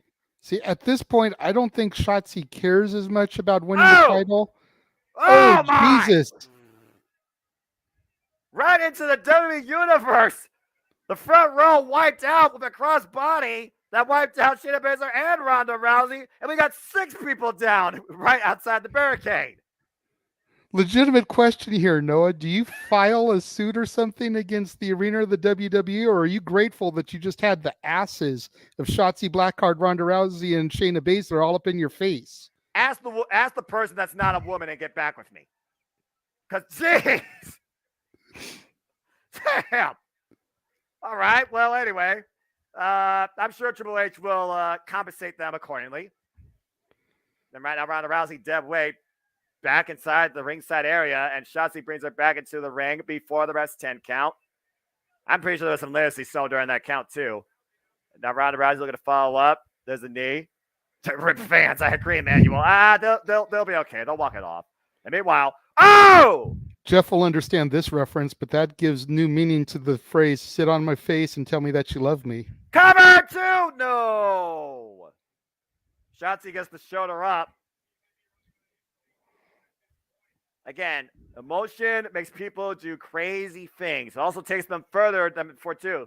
Judo takeover by Ronda. Ronda showing that strength. Oh, yep. Got Shotzi up on the shoulders. Look at my Piper's Pit. And that is the prelude, usually, to the armbar. It's in. And it's deep, and Shotzi is and tapping. It's over. Shotzi had no choice but to tap. Again, she fought for her family. She fought for her fallen friend, but it just was not enough to get work done in the end. Ronda Rousey wins. But I will say this, it went longer than a minute. And again, she proved that she can hang to a degree, or is willing to hang against the champion. Take a look at the replay here. Again, you see this ridiculous judo throw from the top rope. And pretty much you might as well just call Shotzi out from there. Yeah. Follow up, Piper's Pit. Shout out to one of our all-time favorites, the rowdy one, of course, Hot Rod Roddy Piper. And then she called her shot, locked in the armbar, and no choice for Shotzi but to tap out, saving her limb. Emmanuel, I agree. I do assume that those were local wrestlers. And Josh, that was quick, but a lot of fun. Someone's Again, who can TV's stop on. the baddest woman on the planet? Jeez. I'm not clicking that. Somebody else is cool because I'm not doing it. That's me. Okay, I was like, what the hell? Don't look at me. My team. Hey, Well. someone's audio is coming through again. Yeah. Someone's TV is a little bit loud. Let's remember to mute ourselves if we're going to have the TV blaring when we come back on camera, kids. Yeah, I don't think they care of DraftKings on our screen because you can advertise DraftKings all you want. Well, update from earlier, JJ especially because he'll know. Our source in the north may be joining us for Open Mic Night as well. So. Oh, okay. Oh, okay. Interesting. Well, all right. Well, trying to get a little gender variety in the sausage fest that is Open Mic Night usually. So, you know. Oh, yeah, you know what? She's more than welcome Jesse for the rest of Devin. it. That was, yeah. I mean, you know, we welcome all people here, you know, but I agree. It's always nice I also to invited Mrs. Rift and the maid of honor / birthday girl. So we'll see if they pop in too. Okay, nice. And again, happy birthday to one of the ladies of No DQ. Aaron, I hope you had a wonderful day. Yes. As they, of course, continue with the Superstar Spotlights fillers between the matches. And we have 2 matches left to come into play. I hate showing the damn Dusty stuff. It always hits me harder than anything else. It really does. I mean, again, when you hear Dusty Rhodes, when you think about that man and his legacy he left in the business, it's one of those things that hits you hard as a fan. You know, Dusty Rhodes is immortal when it comes to the legacy of professional wrestling. God bless him. God rest his soul. Dusty's a big reason why we were as successful as we've been at NoDQ for media for 20 years now. So, wait, did Dusty help you guys out in the beginning? Dusty was one of our early interviews, and he freaking gave us a golden moment. So, yeah. Yep. And now the son of a plumber. That's why it meant so much to me to be able to, you know, be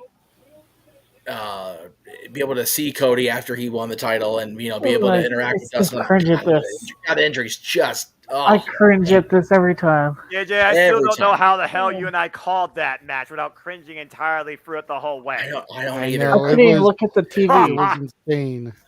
I could not look at the TV during it. What Cody The red chose to crate do, of hate. What Shirt. Cody chose to do that night in the main event was beyond humane. Yeah, I mean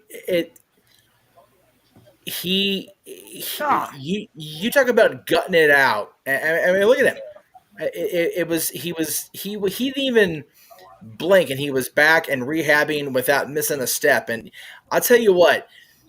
Yes, it's cliche to bring him back in the Rumble and, you know, whatever, but he's had more heel time than effing Super Cena from the same injury. And John, love or hate John, that Rumble moment will live forever, man. When that buzzer went off and he was number 30, the garden damn near exploded out of its damn self. I still go back and watch that Rumble, especially because that moment, because that was just so damn awesome.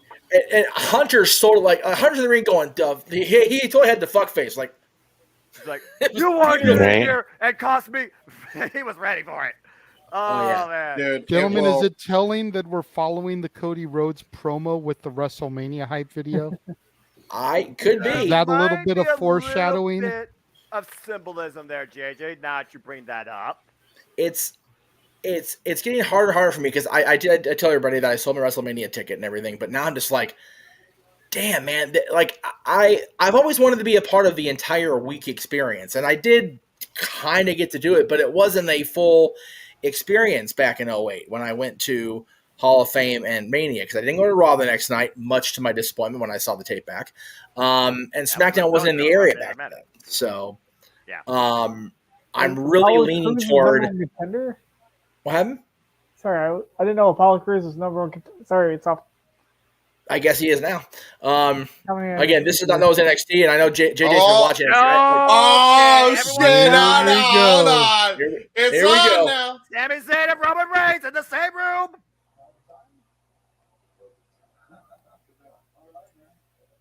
That is way too much red for a ginger to wear. I agree. I was gonna say, I'm glad he said it.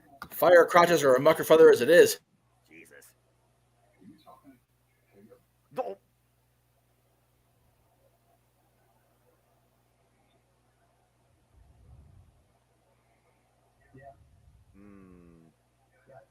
He's being honest with Roman Reigns about talking to KO.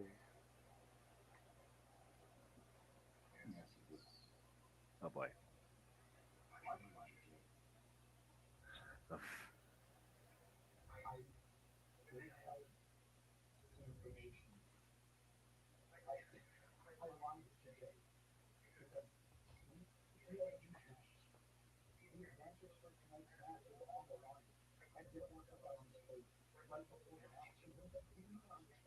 It's a fair alibi.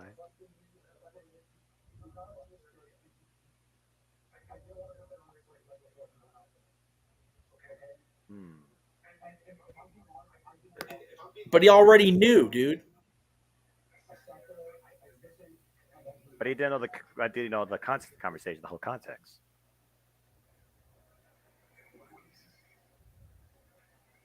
Uh-oh. Let's hear what Jay had to say, courtesy of Sammy.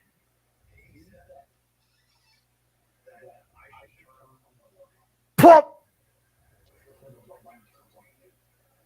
Wow. Something's going to give tonight. I'm telling you, something's going to give. We're going to kill Kevin now.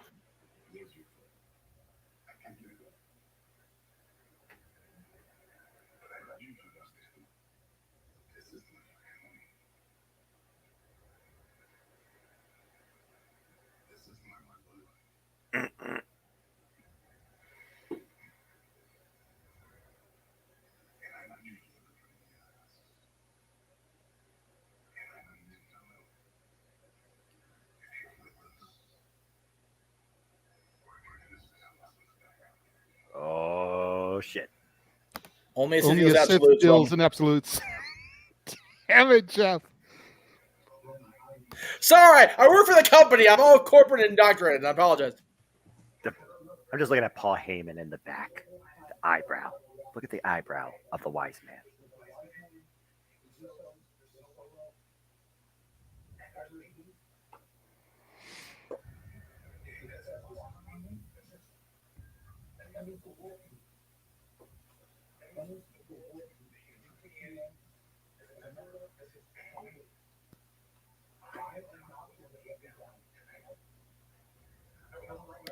Look at Sammy getting emotional, Jay. Look at this. Look at our Telling boy you. here, man.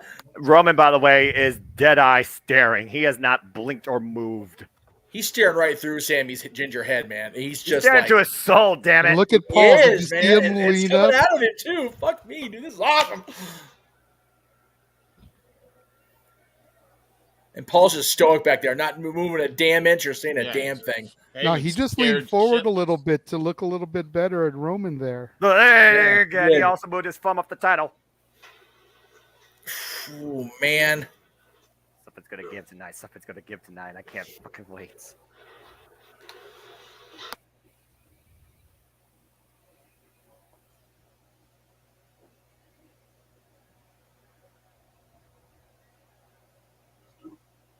Okay. Let's do it, baby. So as of right now, That's gentlemen, what's up. It's Sami either Zayn- a false sense of security. Look at that look on Look at Roman's Roman's face. face, though. Roman. It's either a false sense of security or Roman really does trust Sammy over Jay. We are going to If see truly what defines family tonight in I Boston, mean- Massachusetts, at Survivor Series War Games. I was about That's for to damn say. sure. One way or we go. another, the bloodline is not going to be the same come the I have end been- of tonight's War Games. I have been so That's the good worst. about not crapping on where they are because I'm not a fan of these damn sports teams. And they showed the Celtics. Like, freaking WWE ruined it for me. Yeah, screw sports. And of course, there's going to be a press conference tonight immediately following conference Survivor today. Series. Triple H, Bianca Belair, and Becky Lynch will be across WWE social media platforms for a post-Premium Live Event press conference.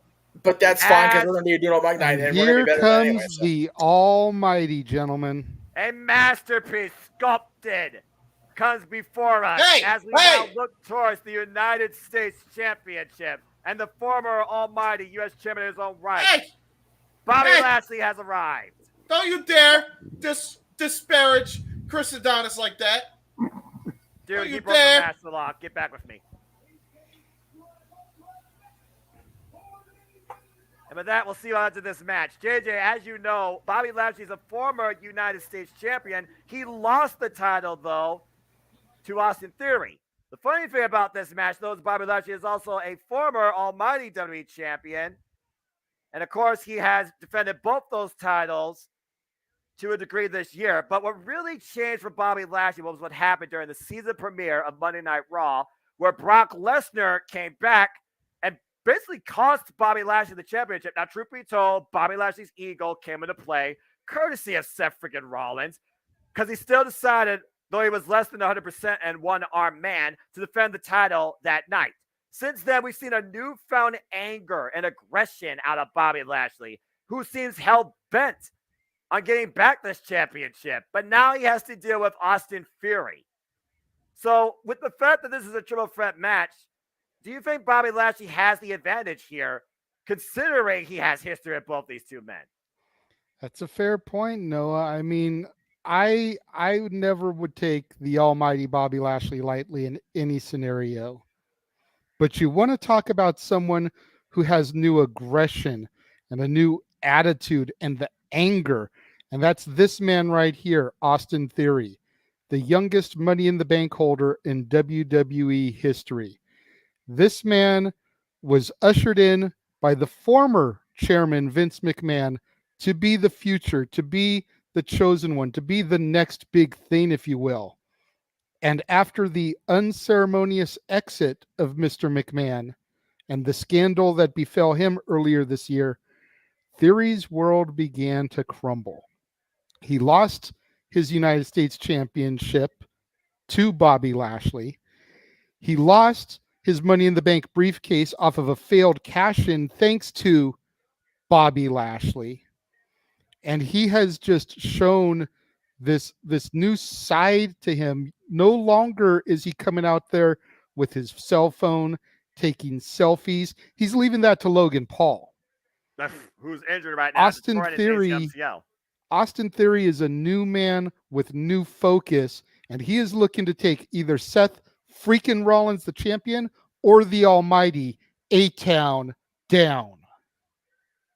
As you alluded to, JJ, yeah, those selfies tonight, he is all game after obliterating Dolph Ziggler recently and making his intention to be known he wants the United States Championship back.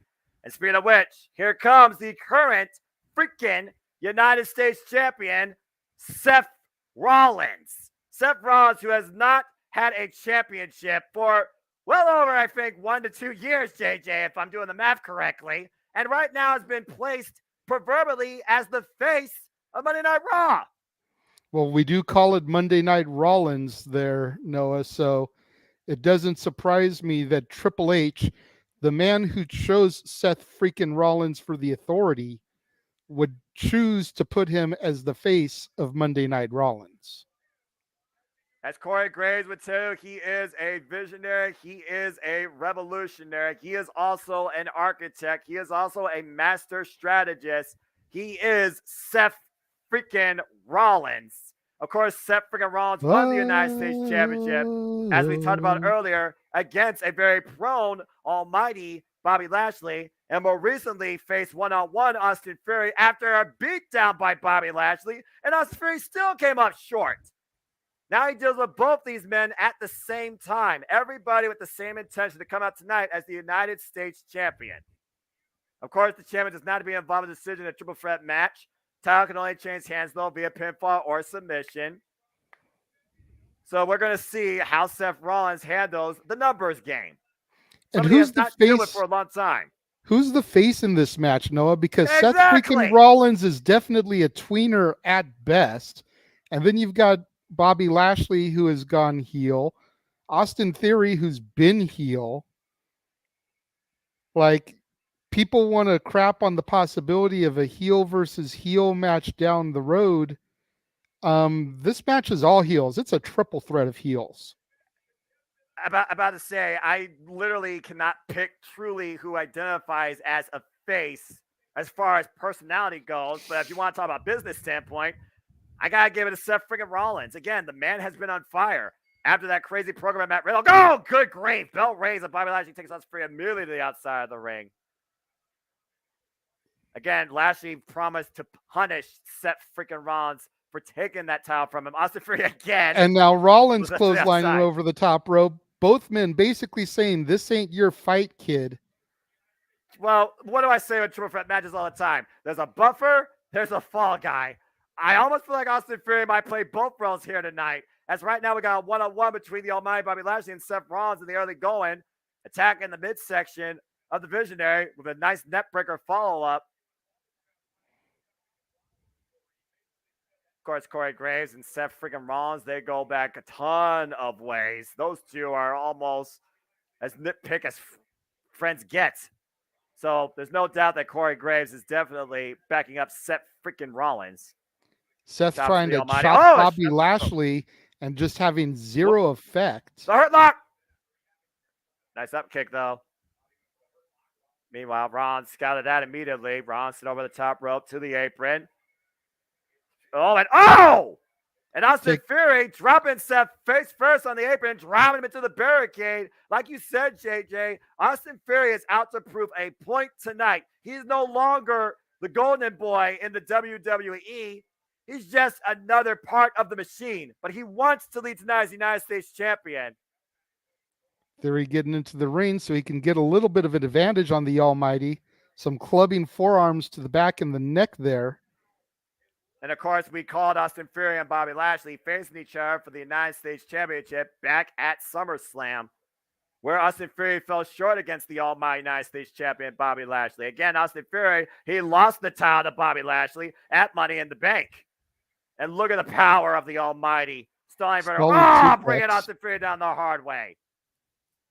Wait, what's the balance of the ropes? Oh, got caught. Oh! Ooh. Overhead belly-to-belly throw by Bobby Lashley.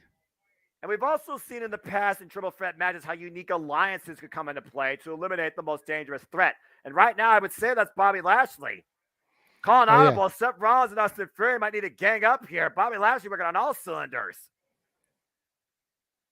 Yeah, Bobby Lashley is definitely one of those guys that no matter what match he's in, who he's with, he is always one of the biggest threats in any wrestling match. Number one special with those DDTs, as you alluded to, JJ.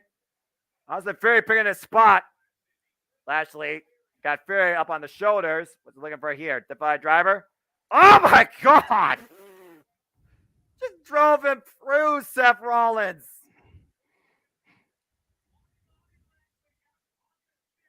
Kick to the midsection, gut wrench.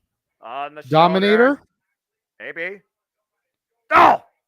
Face first goes Seth Rollins. Cover for Lashley to regain the title, and Fury pulls the ref out of the ring. No disqualifications, of course, in the triple threat, JJ. Yep. Austin Theory being smart there, breaking up the 3 count. And again, as we alluded to, Austin Theory lost the title. But he's caught. At Money in the Bank, but then also became Money in the Bank holder that night. And then he cashed in Money in the Bank to get the United States Championship off Seth freaking Rollins and fell short. Now, Fury trying to introduce a chair. Again, no disqualification, but the Almighty, very aware. Oh, my gosh, the power. That's just crazy. The brute strength of Bobby Lashley, excuse me. Look out. Oh, wait a minute. Averting disaster. Almost driven shoulder first into the ring post. And Seth Rollins there goes with Seth. a knee. Off the apron. Again, you got to keep your head on a swivel. You think you got one person in your crosshairs, and the other person just comes out of midair out of nowhere. And right now, Rollins back in control. Looking to use those steel stairs onto Lashley, and here comes Theory. Just when you think somebody has the advantage, the third person comes into play. And right now, Fury has been definitely the most, I feel like, motivated, trying to hit everything that moves. Like you said, pressure's on Fury tonight to prove something, JJ. Yeah, no doubt. And Theory definitely wants to prove to the world, not just the talent in the back, not just to management, but to the entire WWE universe, that there is a reason that he was chosen and that they should take him seriously and not try to take him so lightly as a jokester. In other words, don't just rely on a man's selfie to define their character. And meanwhile, still steps to almighty Bobby Lashley. Austin Theory sends Seth Rollins back into the ring. There's the roll through between the ropes. Nice drop kick. Cover on Rollins to become the United States Championship again, and Rollins gets the shoulder up. And right now, Fury is focusing his attack on Seth freaking Rollins. He's not wasting any of his forward motion there, Noah. Well, there's no rest for Rollins, and right now there is no rest for Austin Theory. Driven by anger and a newfound intensity, driving Seth Rollins face first into the top turnbuckle. No more selfies, no more silliness, no more self-entitlement. It's all business now for Austin Theory. Looking to regain the United States Championship. A title that has been held by the likes of so many great men that went on to even higher prominence. Including the 2 other participants we see here tonight. And now driving Bobby Lashley into the barricade after driving him face first off the announce table. Austin Theory scouting his environment. Very wise. And meanwhile, wait, it's a cradle too! Oh, Seth Rollins nearly stole it. You could see Seth was trying to hook the leg there with his leg, but he just couldn't get it. And Fury immediately goes for a quick cover, and Rollins kicks out at 1. Again, triple threat rules. Towel only changes hands via pinfall submission inside the ring. There are no disqualifications. Count out means nothing. But honestly, it is championship's advantage still because technically speaking, Seth freaking Rollins, I guess, could try and wear out the match, but honestly, in a triple threat, it's pretty much worst case scenario for the champion. And meanwhile, Seth freaking Rollins might be getting a little bit fired up here. I don't know if this is wise by Austin Theory. No, you don't want to give Seth freaking Rollins a chance to get his bearings, to get fired up, to get momentum. There's a reason they call him the architect. Again, we're talking about Seth freaking Rollins, former Money in the Bank winner with the catch of the century successfully at WrestleMania, while Austin Theory is a failed cash-in participant on a prone, beaten up, open challenged Seth freaking Rollins. Seth Rollins also a former WWE champion, Universal champion, tag team champion. And meanwhile, Seth Rollins trying to build up some momentum here against Austin Theory, who still is very young in his WWE career. Of course, brought in by Paul Heyman from Evolve and originally showed up in NXT. Black and gold, big thrust kick, rocks Theory to the outside of the ring.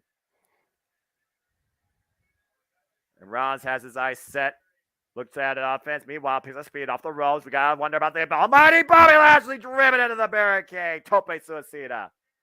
Back in the ring, one more to Austin Theory off the other side. Attacking from north and south, both flanks here. Oh! And takes Lashley down with that one. Meanwhile, Theory looks to fall up inside the ring. Seth Rollins scouted it, and Seth Rollins looking to fly again, following up. Over the top! Tope, calling it low, wiping out both. Rollins firmly in control. Yeah, he's feeling things right now. You can see he's getting wide-eyed. He is in the moment, Noah. Take a look at the replay here, JJ. He cleared that perfectly and got both men on the way down. As he's And the conducting crowd another sings his symphony, song. Yep. the maniacal messiah, the Monday night missionary, the weekly WWE revolutionary, the current United States champion, Seth freaking Rollins. Meanwhile, Austin Theory looks like cut! Sit out powerbomb cover to retain the title. No! That was gorgeous. Looks like he was going for a Hurricane Rana of sorts, but he got caught and turned into a power bomb. Or that rope through drop kick again, and Seth Rollins scouted that and caught Theory on the way in.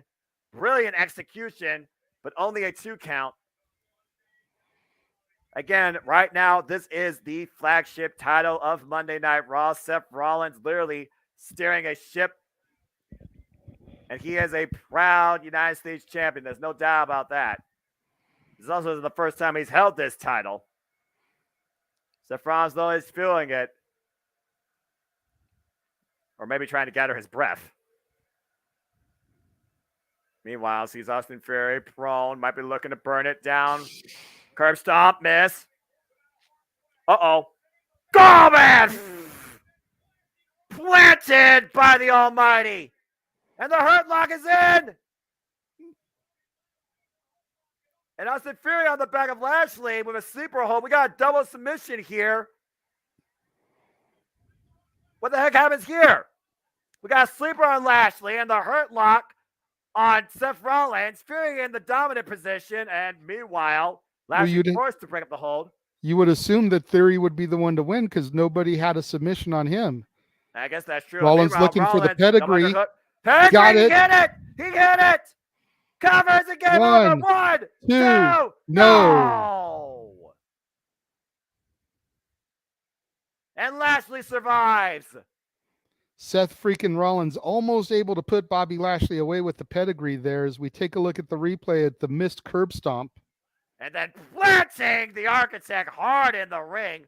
One arm. Jeez. Again, this match right now, it could go anybody's way. All 3 men are down. This is a triple threat for the United States Championship. Seth freaking Rollins defending against the almighty Bobby Lashley and current Money in the Bank holder, or previous Money in the Bank holder, Austin Theory.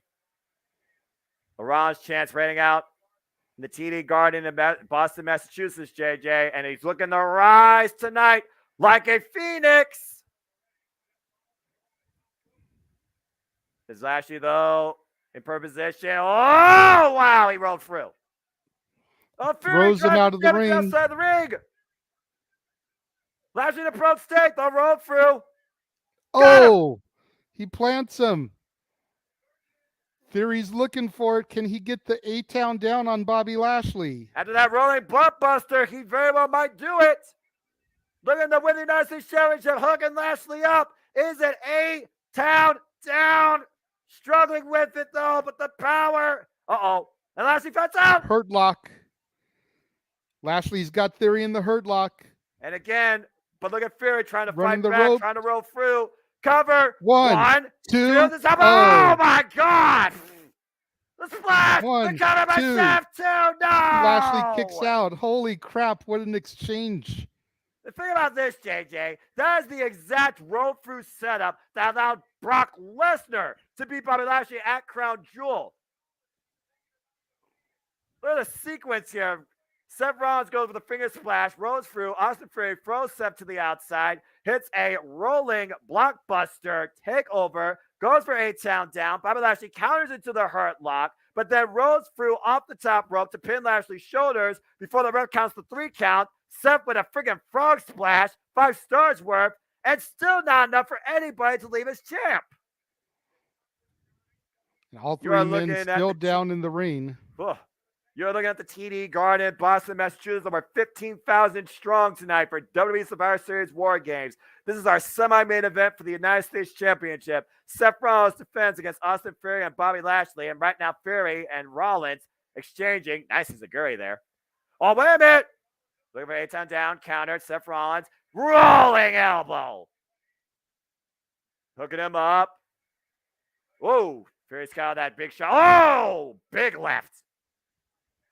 Now Fury going for a pedigree to Rollins, countered. Oh, wait, Seth looking for a down. Nope. Wait, Lashley. Hurt lock on both men?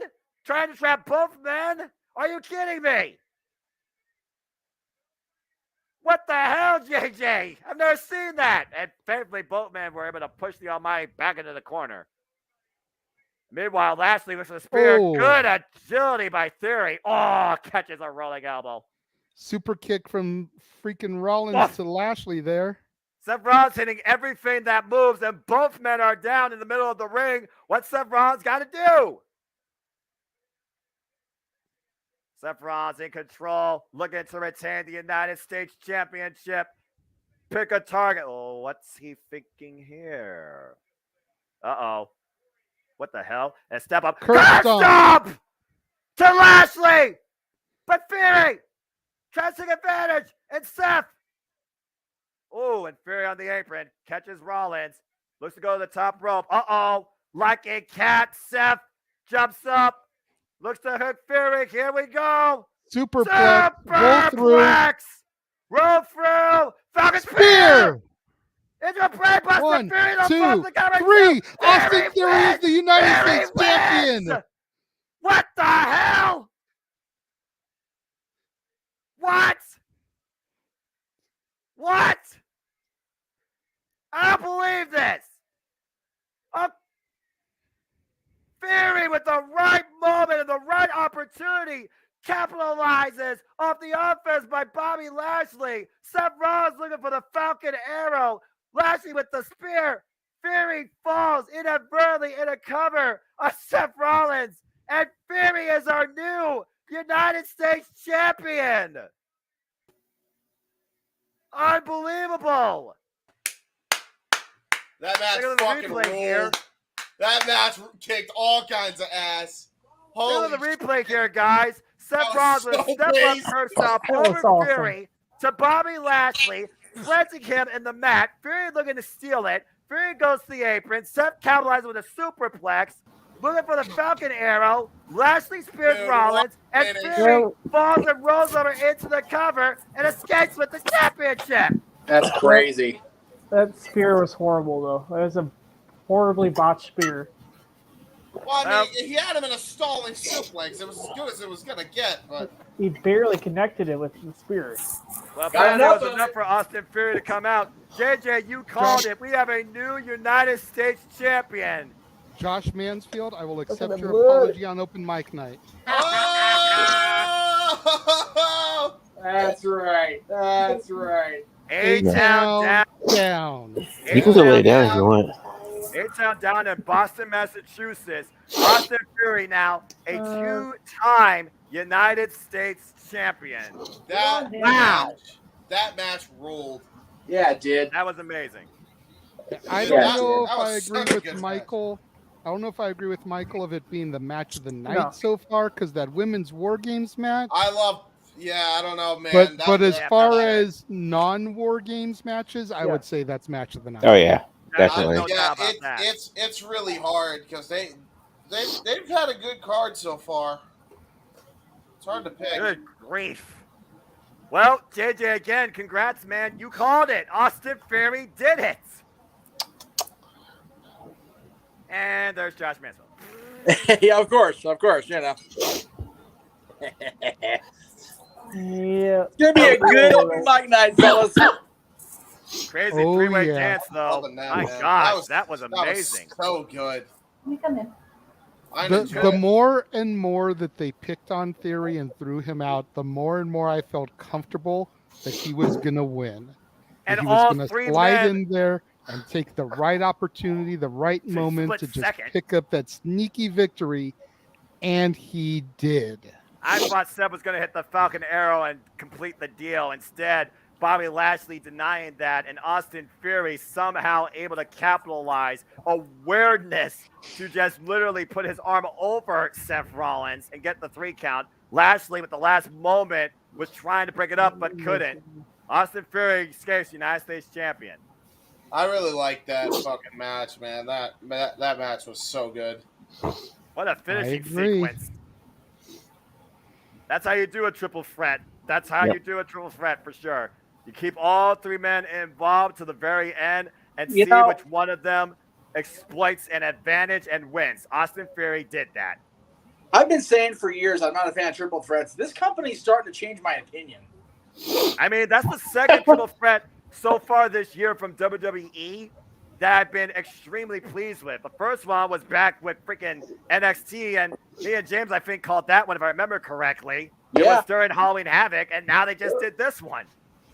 Hey, I gotta say, like, Impressive. Dexter Lumis is just a weird cat. Who's to say he just doesn't? Maybe he wants a friend. Oh, you know? James, that's a conversation for another day, particularly Monday He night. wants friends. Be his friend, Mike. Be his friend. Be his friend. No. What we need to do is get any of the main roster. You start getting laid again and stop picking on poor Miz. This is a bad sitcom just waiting to happen. Yeah, like at this point. But also be his friend. No. Yes. Oh man. Hey, listen. Listen. Lucas was a part of the way. Right, round company. Lucas was a part of the Gargano way. Why don't they all just be a faction? It's okay. It's fine. It's great. Well, maybe there's a countdown to when that's going to happen. Like there's a countdown to the Royal Rumble, which again, folks, next time we come to you with a WWE Premium Premium pay-per-view, whatever the hell you want to call it, Premium Live event. Peacock, get your words right together. It will be the Royal Rumble next year, Saturday, January 28th. So stay tuned for that as we begin the road to WrestleMania. But we're still not done yet tonight. 9 weeks, folks. Mark it on your calendars. 9 weeks. It's the Royal Rumble, where it's all about the numbers. And again, we will see who punches their ticket to WrestleMania.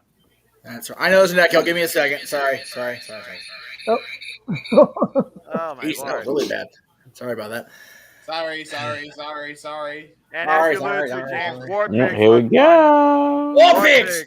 Yep, gave us the theme to War Pigs! Courtesy of Black Sabbath. War Pigs. What a weird name for a James. Oh my god. song. It's not weird if you know the context, but that's because I'm also a fucking nerd. Uh-oh. Here we go. Guys, And this we is not a see drill. War Games. I repeat, this is not a drill. The sirens are blaring, and that can only mean one thing. JJ, crew, it is time for our main event, the Men's War Games match. And let me say this one time because I don't know if I've said it already. War Games. There we go. Thank you. Oh, here we go. Again, will family win tonight as a unit? Wow, still family. Well, coming up next, it is the battle we've been waiting for. Sheamus leads his brutes, Butch, Rich Holland, Drew McIntyre, and Kevin Owens against the Bloodline in their entirety. Jey Uso, Jimmy Uso, Roman Reigns, Solo Sikoa, and Sami Zayn, where tonight it is truly about family and dominance. It is. gonna be awesome, guy. I am envious I don't get to call this one. I'm not gonna lie. Oh my god! Can I call it with you guys? Will you let me, please? Kevin Owens. Yes. Well, gentlemen, In the match first.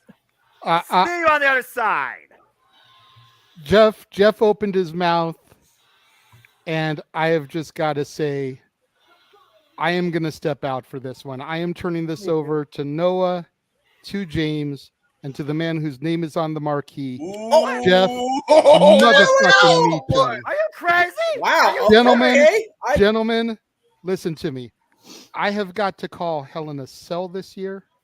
I have got to call Money in the Bank. I have got to call the return of Bailey, Dakota Kai, and Io Sky. I have got to call Last Man and Last Women standing matches. I got to call the first War Games for the main roster.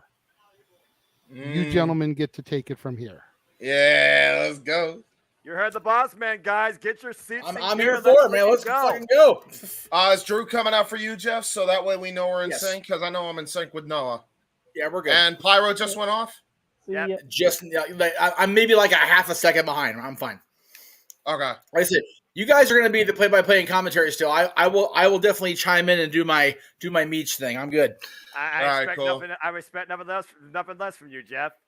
Oh, man, I'm calling a War Games match. Holy shit. This is fucking weird. This is actually wild. And this is the definition, guys, of Fight Night! I was going to say, it ain't Friday no more, but it is Fight Night. Yeah, I was about to say, we have open mic night later on in the night when we get off the air here for Survivor Series War Games. But right now, it's open Fight Night, and the Brawling Brutes are standing in tow. Drew McIntyre and Kevin Owens, honorary brutes tonight. Question is, who's going this banger? Who's it going to be? Who's going in? Who's it going to be? I believe. Oh my God! It's the Bruiserweight, ready to go. It's Pete Dunne making his way down. The Butch of the Brawling Brutes making his way in to War Games. Previously involved in a couple of other War Game matches in NXT. I'm going to say, Pete Dunne is no stranger to the double cage. Yeah, Pete Dunne is actually one of the most experienced men in this match type. Actually has won. Actually has a 2-1 win-loss record in this event. Yep. But, it's funny. Paul E. earlier, I don't know if he tweeted it out or but it was one of the socials that Paul has. Paul has so many socials. He's a social kind of guy. He has experience guiding people through War Games. Remember Sting Squadron and the DA, man. So, but the difference between that and this is the Tribal Chief is leading the group in. Oh, exactly. Exactly. And since the Tribal Chief's been introduced to WWE, it has been an unstoppable reign of dominance of a one-of-a-kind legacy. Acknowledge your longest reigning WWE Undisputed Universal Champion, Roman Reigns, as the Bloodline makes their way into the arena. It doesn't get more personal than this. A battle that truly defines family with a new Bloodline Titantron. I have to ask, though. Take a look at that. Where's Owens? He's in the cage, dude. Oh, he already came out. Damn. And to think, Jeff, this is the first time we've seen the Bloodline in multi-person action on a premium live event since WrestleMania Backlash. And it only involved the Usos. Tonight, it involves the entire family. This is the first time the five of them have been in a match together as a united front. And think about it. I mentioned the Sting Squadron Dangerous Alliance match a few minutes ago. That was also 5-on-5. So Paul Heyman, with all due respect to the Brain, who I will love forever, the greatest manager, advocate, whatever you want to call him in the history of the industry, is leading the Anawahis to war. Straight up, this is going to be something special that I am ungodly privileged to be a part of. And Solo is getting the solo shot. Are they sending him to this thing first? Because if that's the case, it honestly, God does look like that. Because if that's the case, or wait a minute, if anybody can stand to the Bruiserweight, it's fucking Solo Sikoa. I was about to say, and then you have Jey Uso and Roman Reigns giving a hug here. And it Looks like it's going to be Jey Jey. Uso is going in the ring first. Jey Uso was out to prove a point here. Yeah, Jey The right Uso. hand man, former main event man, Solo. Jey Uso is out to represent the bloodline tonight, starting things off against Butch in this War Games match. Uso Again, is gentlemen, carrying his... let's put this in perspective. These two are kicking things off. That means before this match officially begins, they will be clashing inside the structure against each other and among others for over 25 minutes. Yeah, if it wasn't going to be Solo, I would think Jey is the choice. But God, I mean, God, just look at this. Even now, he's literally going to step into a little bitty cage here with the family, and he's still in complete fucking God mode. Again, I've said it over and over again. I was there for SummerSlam when he beat John. I was there for Tribute to the Troops. I am a believer. I am a follower. I worship at the Tribal Chief's feet. God dang it, man.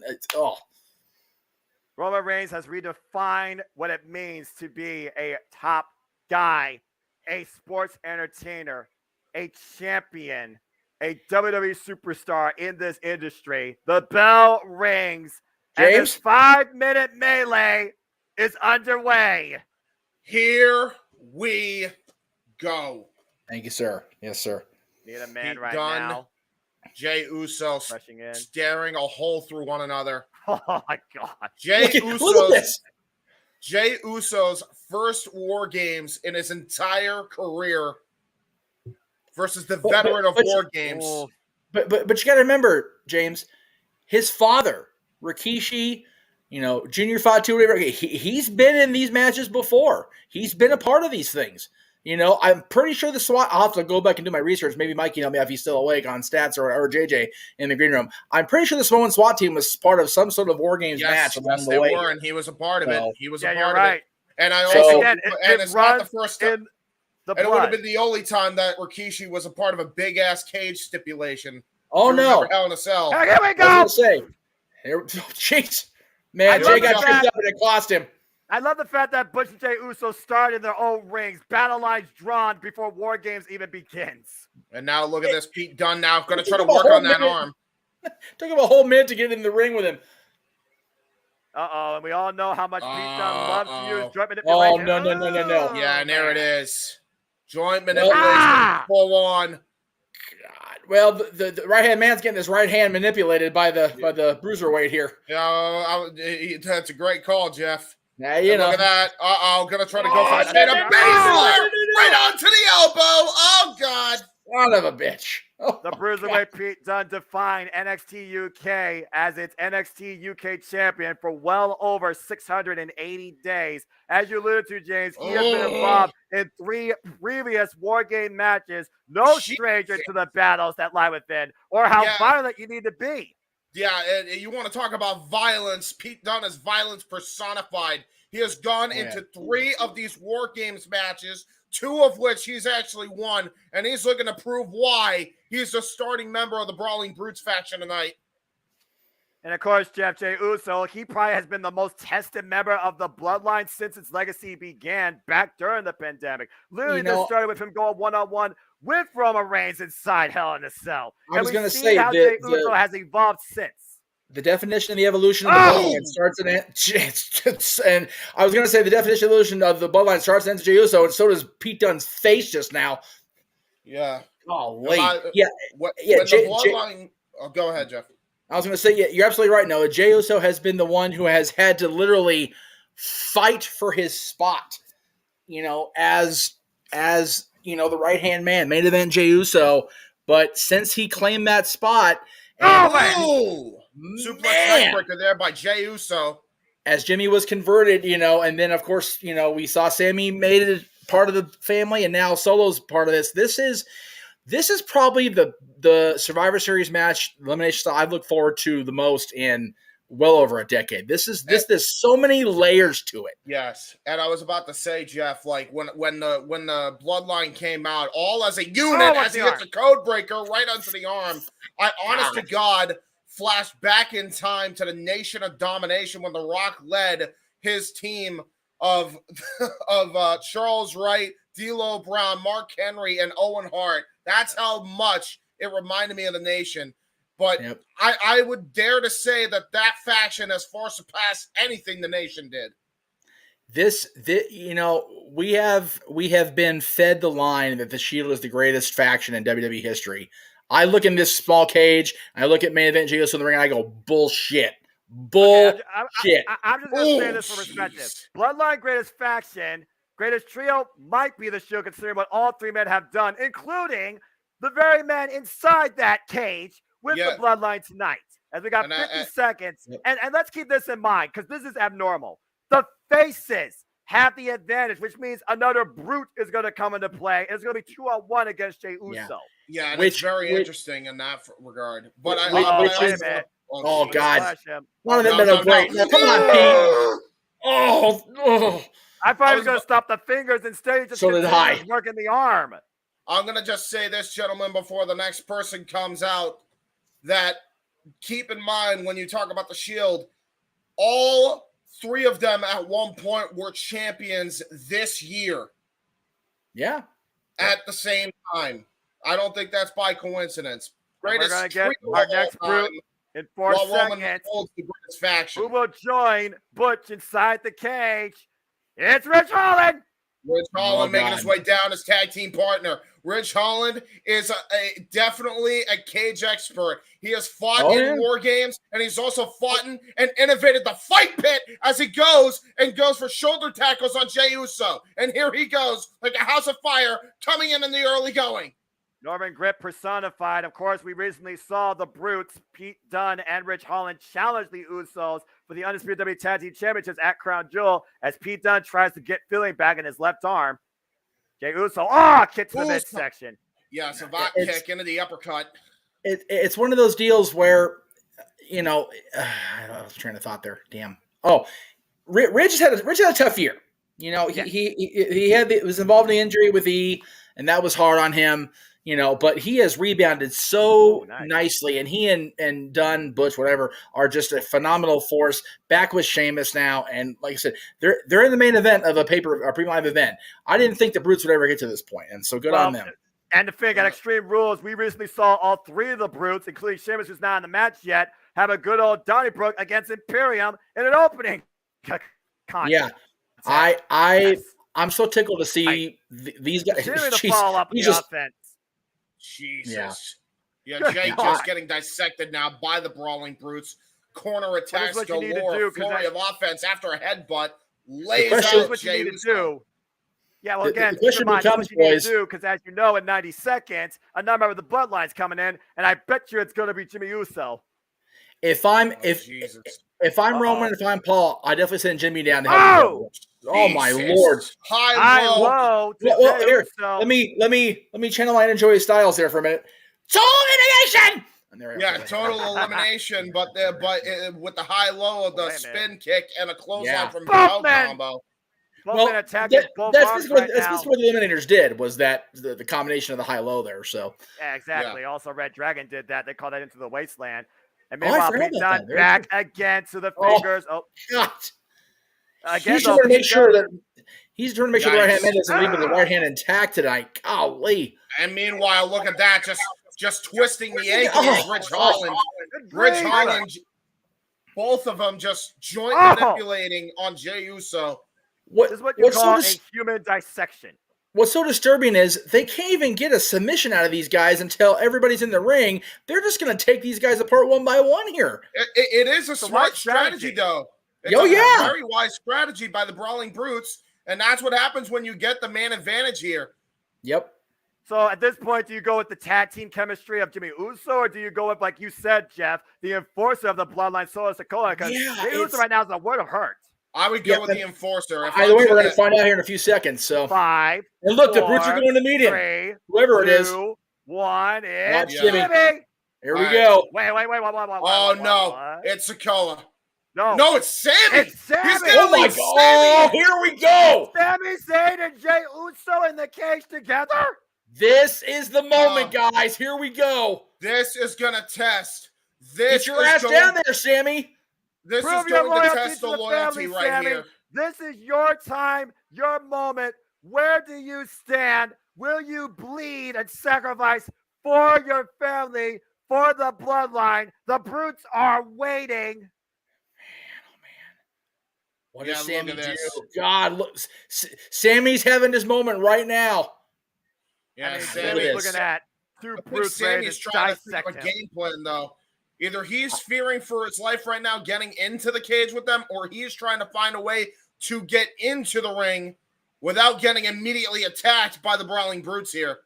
Ridge Holland and Pete Dunne drawing the line in the sand here. I think he's trying to buy Jay some time to get up, but Pete's not going to have any of it.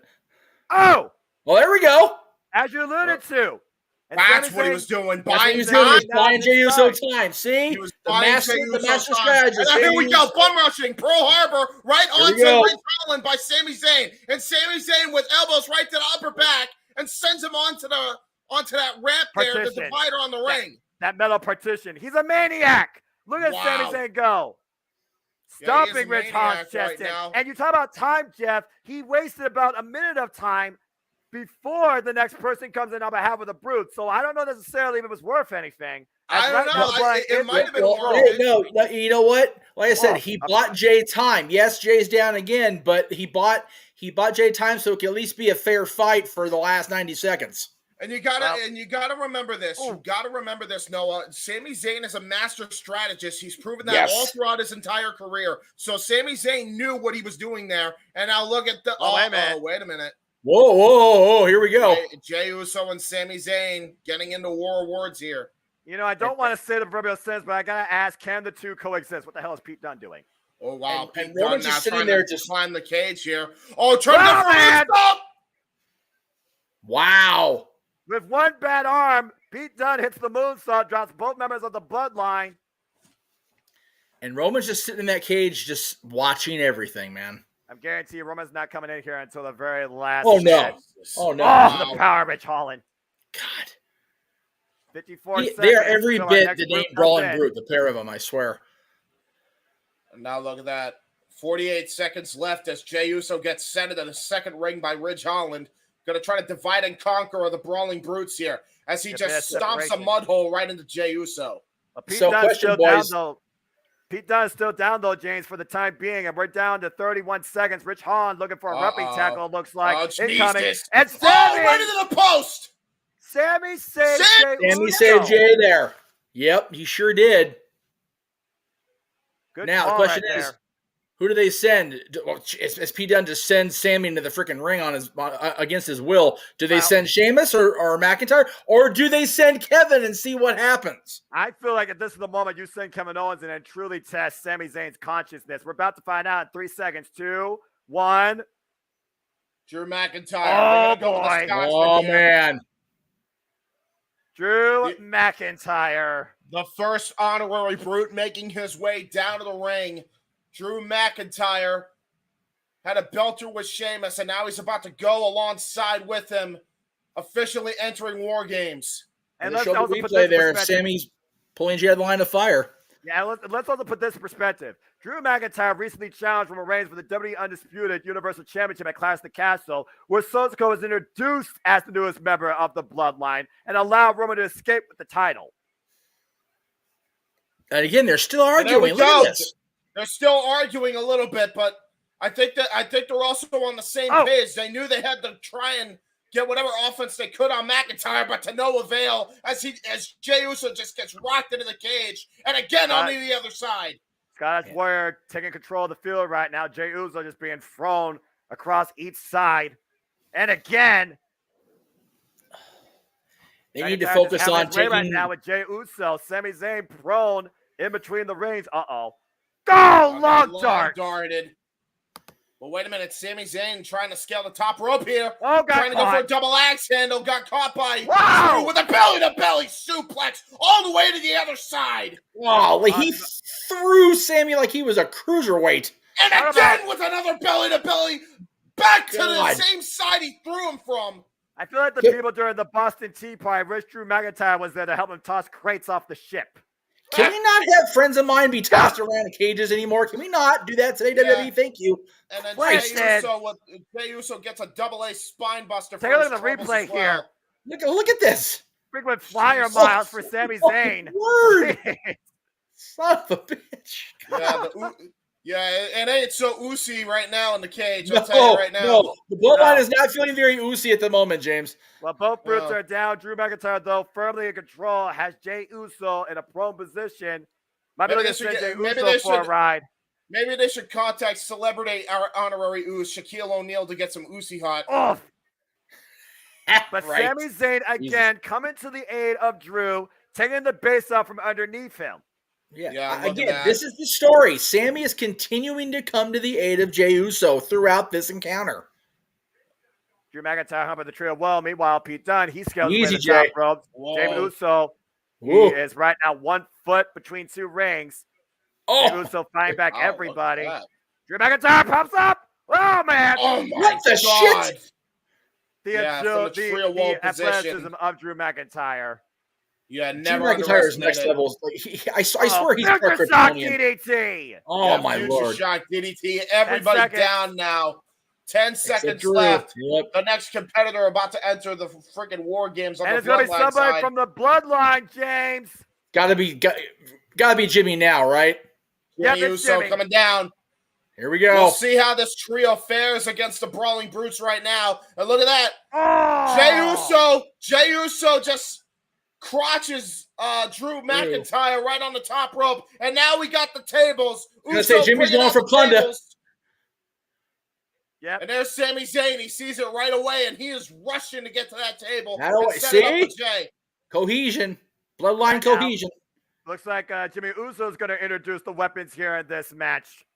Somewhere Dusty's proud of all his plunder in his creation here. All the plunder going into the gauge. God rest your soul, Dusty Rhodes. Oh God! And there's a third table. Man, you're gonna get a table for each person on the brute side now. Well, why not? Why not, right? I was about to say, could you imagine if Dusty Rhodes was alive, able to call this? He would have just been, laughing the whole time. Jay says, I got this. I know. He would have been having a blast. Jimmy Uso might be the voice of reason here. 2 minutes until the next brute comes in. Here we go. Tension's boiling. Tension's boiling. Are they boiling? Are they boiling ever? Oh, man, they're boiling over. The pot's coming off the kettle here. Yeah, and look at Roman. He's pissed off. Again, the Bloodline has to Chief. But again, the opposition comes in and they stop and they start beating the shit out of him again. Well, and nothing else, we see the Bloodline knows the primary objective tonight, and that is to win in the name of dominance. I guess families do fight amongst themselves, though. You see that there, though? Jimmy is pointing out the clock at Jay like, enough of this shit. We need to start taking these guys down because somebody's coming down here in a minute and a half, and we're going to be down again. Yeah, that's a really interesting matchup here. Right into the cage. Sami Zayn bringing in the tables. He is going to try to work together with the Bloodline, much to Jay's chagrin here. Jay's hand is hurting him so bad right now. He don't know right from left, except the fact that pain's in his right hand. Sheamus and Kevin Owens waiting, still inside the cage. 1 minute Kevin, until one of those brutes come in. Kevin is sitting there shuffling like a hockey player, just waiting to spring out of that trap. He is waiting to come in there and tried, hopefully in his case, to prove his point to Sami. There are so many layers to this storyline, and it all comes down truly to Sami Zayn and his alliance. Sami Zayn working Drew McIntyre in the corner. The Bloodline right now in control. Almost feels like we're at a bit of an intermission stage at this point with this setup of these 6 men. Yeah. Bloodline laying out the roots. I will say, Daniel, I really think it should be Sami pinning Kevin if they're not going to go with the turn. I agree. Well, 10 seconds. You're about to find out. They're do something with Drew here in a hurry.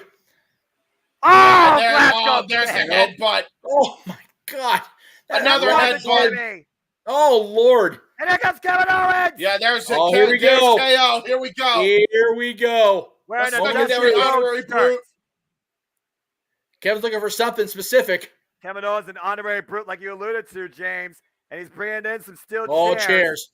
Oh man, Kevin Owens loves him loves him the steel seats. Kevin Owens is dressed for a street fight. Hell yeah, he is. Oh, Jimmy just kicked that chair, and Kevin's like, no. Golly. Here we go. Chair duel. And Kevin Oh, Owens gets damn, the that better right of his hand. Oh, game. my God. Kevin Owens unloaded with a DDT. DDT. Notice he's not going after Sammy. He's taking out the Usos. Uh-oh, suck it. Cannonball in the corner. Oh, he got all of it, too. Burying Jey Uso. Oh, and he's going to try to go for the Swanton Bomb on Jay. Might Here be we looking go. foggy. Swanton Oh, Bomb. Swanton. I'll tell you what, the time off Kevin Owens took for a while, he is in the best shape of his career right now. Oh, Oh, hello. and there's a chair right to the head. Unlike Jimmy Uso's gray matter right now, not so much in good shape. That's Oh, just my causing a chair to God. the prone Jey Uso. Kevin But Owens, look- the only man stand. I was going to here say, it again, here we go. These Here it two is. define themselves in two. Oh, wait a minute. Rich Holland. Oh, Rich Holland broke it up. Interesting. They're going to make us wait. They're going to make us wait to see what happens here. You talk about Kevin Steen. You talk about El Generico. You talk about Kevin Owens. You talk about Sami Zayn. You talk about NXT. You talk about 2016. These two have a history of friendships and rivalry going back as far as their time in the industry. Drew McIntyre hooking Sami Zayn up for a suplex. Oh, no. Stop right to the head of Jey Uso. Drew McIntyre Or Jimmy holding Sami Uso. Zayn up. Bring him down hard. Yeah. They took out Jay's right hand. They're trying to take out Jimmy's left hand just to have a matching pair, I reckon. You see this overhead shot right now. Drew McIntyre, the only one on his feet. Again, I pointed out during the women's match, this is very much a Jim Crockett Promotions WCW staple, the overhead shot of the cage. Great stuff here by WWE. Got to give Dunn credit. No, we don't like him. I'm pretty sure Triple H had a heavy influence endorsing that. Very likely, because we all know how much he appreciates the NWA of old. 40 seconds until No Matter Bloodline comes in. Kevin Owens planting Uso through the table. Pop-up back suplex just sends Jey Uso crashing through the table. That was Jimmy, actually, James. That was Jimmy. Oh, I'm sorry. But I never can tell them apart still. Solo Sikoa cannot get down here fast enough for the bloodline right now. He's the enforcer for a reason. We're about longest to see 15 his seconds in the history of the Yanawahi family right here. 12 seconds. It's got to be Solo Sikoa. There's no way Roman Reigns is coming in next. I'd be shocked if Roman decided to come in and jump the gun. You don't know, because they want to send in Solo, because like I say, he's the enforcer. He's the crazy one. Oh, man. The enforcer is on his way Saunter to the ring. Oh, he is fired up, and he is ready. Solo Sikoa is about to be unleashed. Yeah, so Solo Sikoa is about to be ready to just. I still say he reminds me most of his dad than the other two, because he's just got that vicious Rikishi 99-2000 mean streak in him. Yeah. And right now, Butcher not finding Solo Sikoa. Solo Sikoa falls. What a clothesline! There it is. Yeah. And there you go. Pete Dunne selling the clothesline like Rikishi used to. And it just sends him into the cage, brutalized him. Man, oh man. Rich Holland with the uppercuts now to Solo Sikoa, rocking the enforcer. Solo Sikoa reversal, Irish whip in the corner. Rich Holland set hard. Samoa drop. There it is. Boom. And Solo Sikoa, man, he is a street champion for a reason. He's the only one standing. Look, Roman is pleased. The tribal chief is pleased. Oh, give me this fight. Shit. Oh, please give me this fight all night. Yeah, we got prize fighter versus street champ right now. Yeah, and they're going right near they're going on the metal, guys. Here we go. They are. Well, it's funny. I mentioned Dusty. Kevin Owens wearing a Dusty shirt. I just noticed that. You just noticed that, Jeff? I just noticed that. That's how into the matchup. I didn't notice. Oh, Jesus! Head first. Unaffected. He didn't feel it. Oh my God! Shit. Solo Sikoa handling his Samoan SWAT team heritage. Right. Oh my God! That was straight Umaga. Like his inner Umaga on. There's a stomp to the phalanges. And meanwhile, Kevin Owens maybe looking for a power bomb. Pile driver. Close the call up. Back body drop. And there goes Kevin Owens right onto the steel. He took that square on the small of his back. And again, the tribal chief is pleased. A minute, though, until the Brute comes in, and that is Sheamus. Solo Sikoa, though, has changed the entire momentum of this match. And now Drew McIntyre wants a piece of him. Oh, yeah. Solo oblige him, absolutely. Solo was the one that cost Drew McIntyre the championship back at the Clash of the Castle. And you know Drew hasn't forgotten that. Oh, what a nice boot. big boot Oh, there. Oh, And a super kick.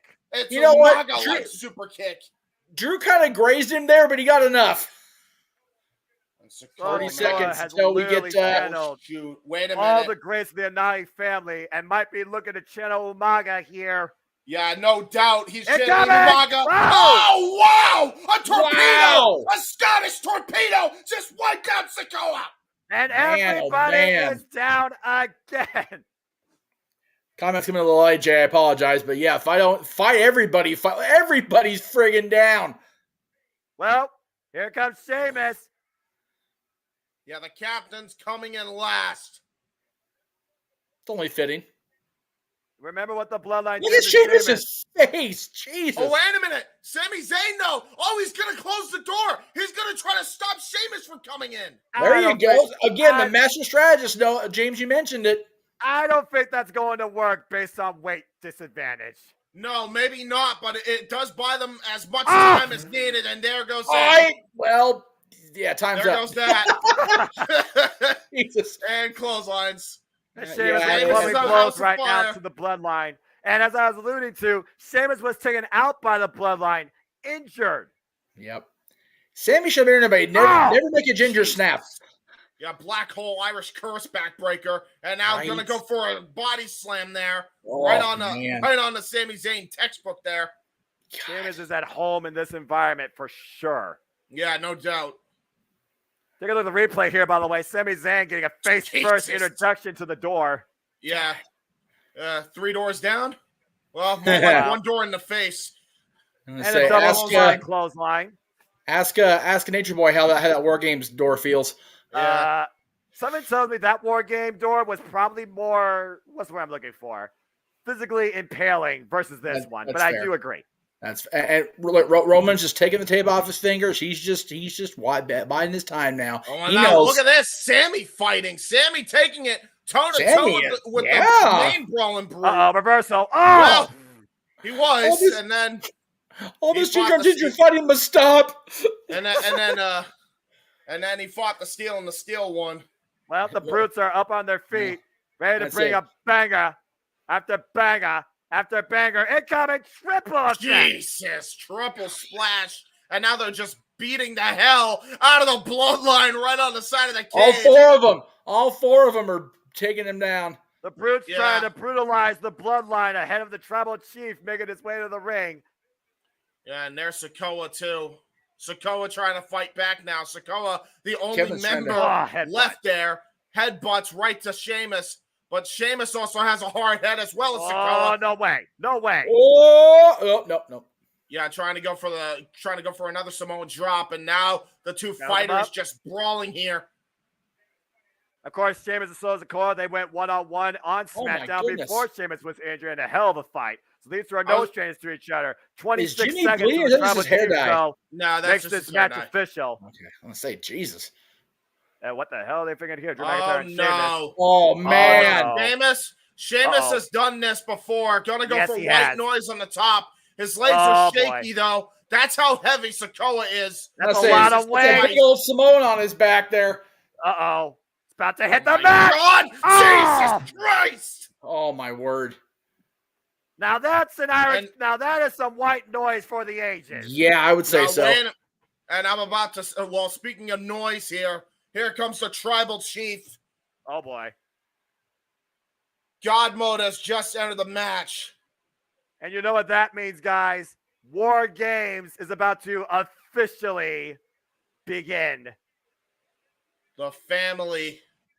Roman, don't forget, celebrating his 10th anniversary of the company in this match on this night. The Anawahi 10 years family, since the Shield debuted. The Anawahi family and the prize fighters drawing the battle lines here. Roman officially enters the cage one more time. Here we go! The War Games have now officially begun. Let the games begin, boys. Here we go. And look, Roman helps Jay up. And you see both teams oh, man. taking their firm position in each respective ring. Jimmy's beat to hell.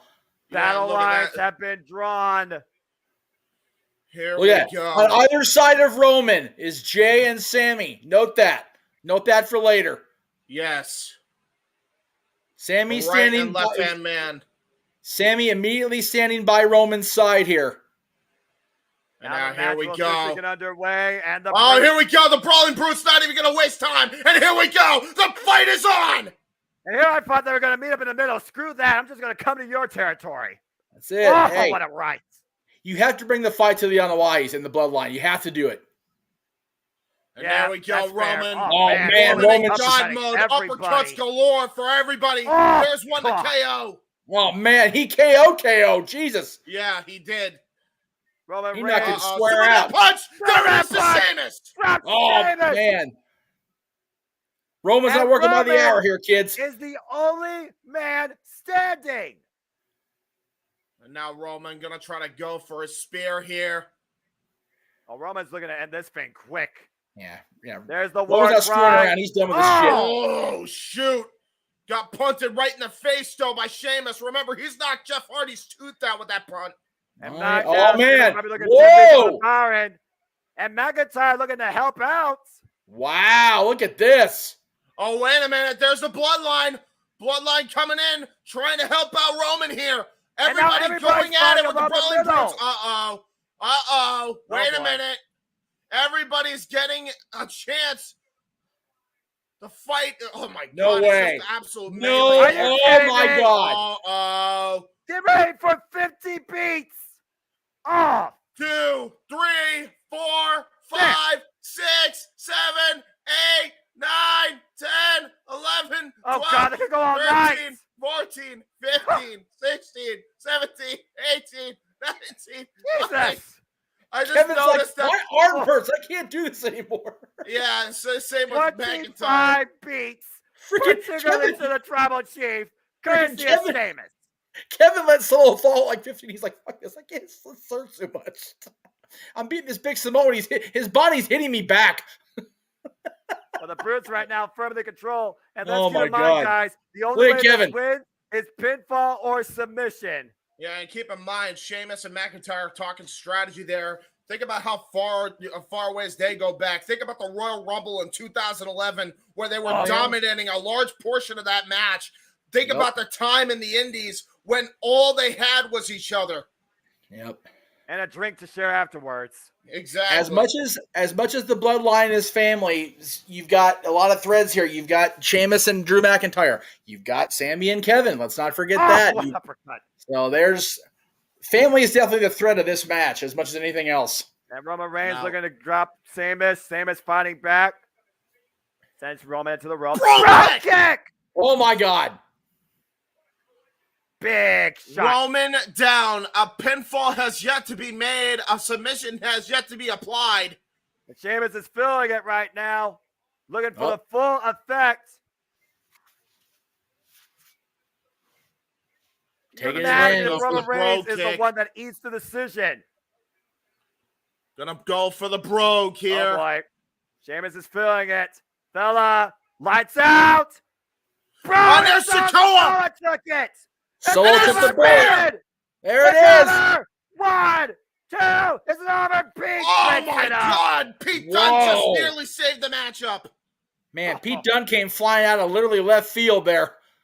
And so is Sikoa coming off the island of relevancy to defend the Tribal Chief from sudden impact with that brogue kick. Wow. Look at this. Sami Zayn just absolutely lost his mind, just brutalizing and hitting Pete Dunne right in the back of the head. Again, Sami Zayn, he and Roman, they had that sit down. They had that face off. Sami Zayn is out to prove a point. And Sammy's telling Pete Dunne, you don't hit my Tribal Chief. You don't mess with my Tribal Chief. He's just off. Oh, my Lord in heaven. Oh, Miss Kim. Oh, no. There it is. Super kicked him. No remorse either. Look at that face. Oh, my God. Was that accidental? Look at Jimmy. Oh, here we go. Look at this. Pete Dunne looking to capitalize. Going to try to take advantage while Jimmy Uso is going to try to help Sami Zayn get himself back up. Sami Zayn lights out. Sami is out. He hasn't moved. And Pete Dunne might be out after this avalanche variation of the Sixth Day. Uh-oh. He got him. Cover. They got every bit of that one, man. Ridge with the save. Sammy is a ginger statue. He hasn't moved. No, he hasn't. He's been out like there he goes. Double super kick to Ridge. Oh, there it is. Right through the table in the corner. There we go. Man, oh man. Reigns ripped through Ridge. He sure did. Take a look at the replay here, guys. That bro kick intercepted by Solo Sikoa. Taking the bullet for the Tribal Chief. And bam! There it is, right there. Sami Zayn. And then the Avalanche 1D nearly gave the Bloodline the victory as Ridge ate a double super kick and a spear through the table. Keep in mind, Bloodline so dangerous. Jay showed no remorse, and we haven't had Sammy's reaction to it yet. No, we haven't. Right now, but I'm sure we're going to get to it soon. Super kick by Sikoa. There we go. Uh-oh. Got him hook. Oh, my God. Rock bottom right through the table. There it is. And Kevin Owens. Stunner. My God. Oh, my God. The cover. 1, 2, and Roman breaks it up. Good breakup there by Roman. The Tribal Chief knew exactly what was happening to his man. And now here we go. Kevin Owens and Roman Reigns. Oh, boy. That's how we started the year, guys. These two feuded for the better half of half a year. Oh, year and a half. I'm sorry. That was last year's Earl. I apologize. Yeah, year and a half, 2 years. How about try 5 or 6? Right. Remember, it was Kevin Owens that was. Here we go. Here we go. The money fight right here. The prize fighter, the Tribal Chief, laying it in right here in War Games. Let's play it there literally, James, but you're not wrong. Oh, wait a minute. Kevin Owens counter. Kick to the midsection. Counter.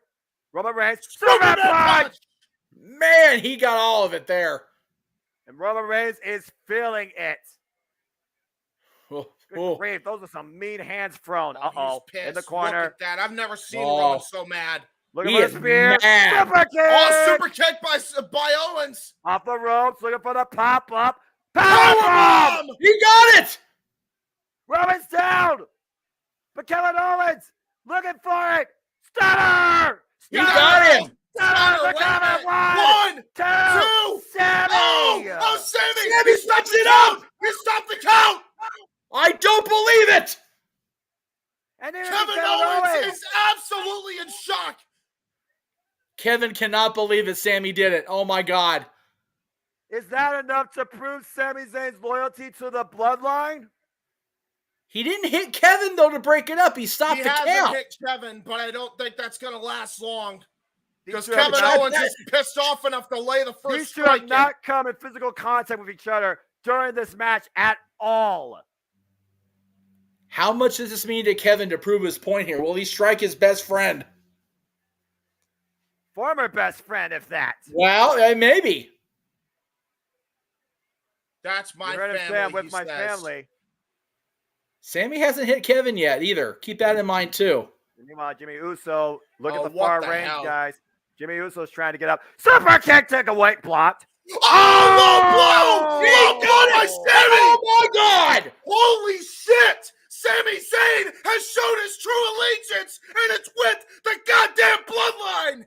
And Sami Zayn is an ooze, baby, but look at it. He regrets it. Look. And a low blow to Kevin Owens. If he regretted it, that regret instantly left. Look at the face of that man. He's remembering back when he first showed up in NXT and he took that damn title from him. Sami Zayn is a vengeful son of a bitch, and you can bet your bottom dollar he has not forgotten about any of that. He's standing there with his hands on his hips, James. I don't know. Sami Zayn talking down to the trouble. Talking to Kevin. Roman, I can't hear what he's saying. And neither can I. You see the nod. Wait a minute. Sami Zayn. There it is. Corner. Oh, my kick. Right there it is. There it is, James. All right. I'll Kevin Owens falls into Sami Zayn's arms. Roman, I will show you that I am 100% loyal to the bloodline. Jimmy Uso sees it. Sami Zayn has set up Kevin Owens as the sacrificial lamb. Jimmy to the top rope. The frog splash! The Comets a win to Bloodline with the victory! Wow. Sami Zayn, not only an honorary use, but I think after tonight is full on Uso. Oh, yeah. He proved himself tonight, boys. Sami Zayn, with a choice that could define his career, has officially proven his alliance and commitment tonight to the tribal chief and has aided the bloodline to victory inside War Games at the expense of what many would say was once his former best friend, Kevin Owens.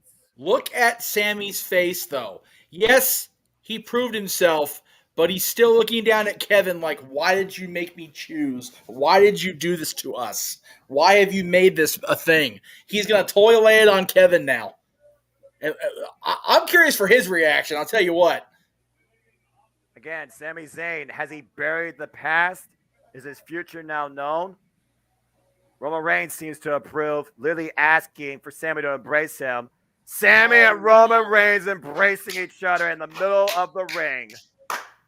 Jey Uso, what more does Sami Zayn need to prove after seriously, tonight? You kicked him in the face, and he still showed his loyalty to you. God damn it, Jay. Enough. Yep. Sami Uso. Wow. Wait, look at it. Wow. There you go. There you go. That is the money moment, gentlemen. Jey Uso. Jey Sami Uso. Zayn. Yeah, baby. Embrace. Sami Zayn. Sami Zayn and the Bloodline. Your That winner is the money tonight moment. at War Games. I dare somebody to say that Sami Zayn is not part of the Bloodline. Believe that tonight. Somebody get him an official Uzi shirt. God dang it. Let's take a look at the replay here, guys. This was a crazy match. Yeah, So Sami Zayn here's literally what we helped started Jey here. Uso at times. Dodge bullets.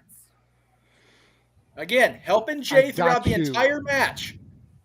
And I got you. I got. And look, Kevin was so convinced. He hit the stunner. He did. This should have been it. And I must say this right now. Roman said before the match started, as we see, Sami had his back throughout the entire match here. Yep. Boom! Full blow. Man, for the record, that was it for me right there. That Roman, was the moment. Never doubt the tribal chief again. The chief knows best. And never doubt Sami Zayn again either. God, he laid that kick right into Kevin's face. And Kevin fell into his arms. And it's one thing to hit a guy in the nuts because that's a little old dick move. When you kick a guy in the face, you know that's it. Forget it. Man. He didn't even go for the decision himself. He set him up for Jimmy Uso to get the victory. He did. That's telling too. He did not take the fall for himself. He gave the fall to Jay. And Jay knows it, and that's why he embraced Sami as well. And once again, acknowledge them. Sami Zayn proves he is part of the Bloodline. And the Bloodline proves once again that they are the ones in the WWE tonight. And ladies and gentlemen, this has been Survivor Series War Games in the first half of this Championship Never Multiverse Media presentation. For the Renegade JJ Williams, for the entire crew, for James Hebert, for Jeff Meacham, I am the Noah Foster. Turn it over to our producer, and I simply say thank you tonight as the victory goes to the Bloodline once again. Noah, correct me if I'm wrong, but I think aside from the two people to start each War Games match, I think I aced tonight. You did. Right? I'll have to update the leaderboard, but overall, good job, JJ. And again, good job to those that got it right. I now turn things over to JJ. Guys, that's some damn good War Games we saw tonight. That was a tremendous premium live event. It is only 8:15, on the West Coast. We got a lot of time to cover if we all want to get heavy into this open mic night if we want to. Yeah, so. and I'm about to say, everybody stay tuned because we're coming back for open mic night relatively soon here. Yep, that's it. Oh, Here comes Mr. Molinarios. Now, before we get, well, you know what, JJ, you're the producer. Do your thing. So Josh, have you got something you want to say to me? Hi, Josh. This right here first. No. Hey, Josh, hang on. Josh, wrong finger. That's right, Josh, because you're the twos and I'm the one. Tonight, hey, Austin Theory's a part of the bloodline tonight also. Yeah, so he's one too.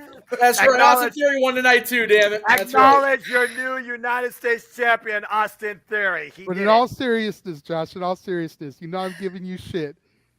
Do you have anything you want to say for real? I acknowledge Austin Theory. Yes!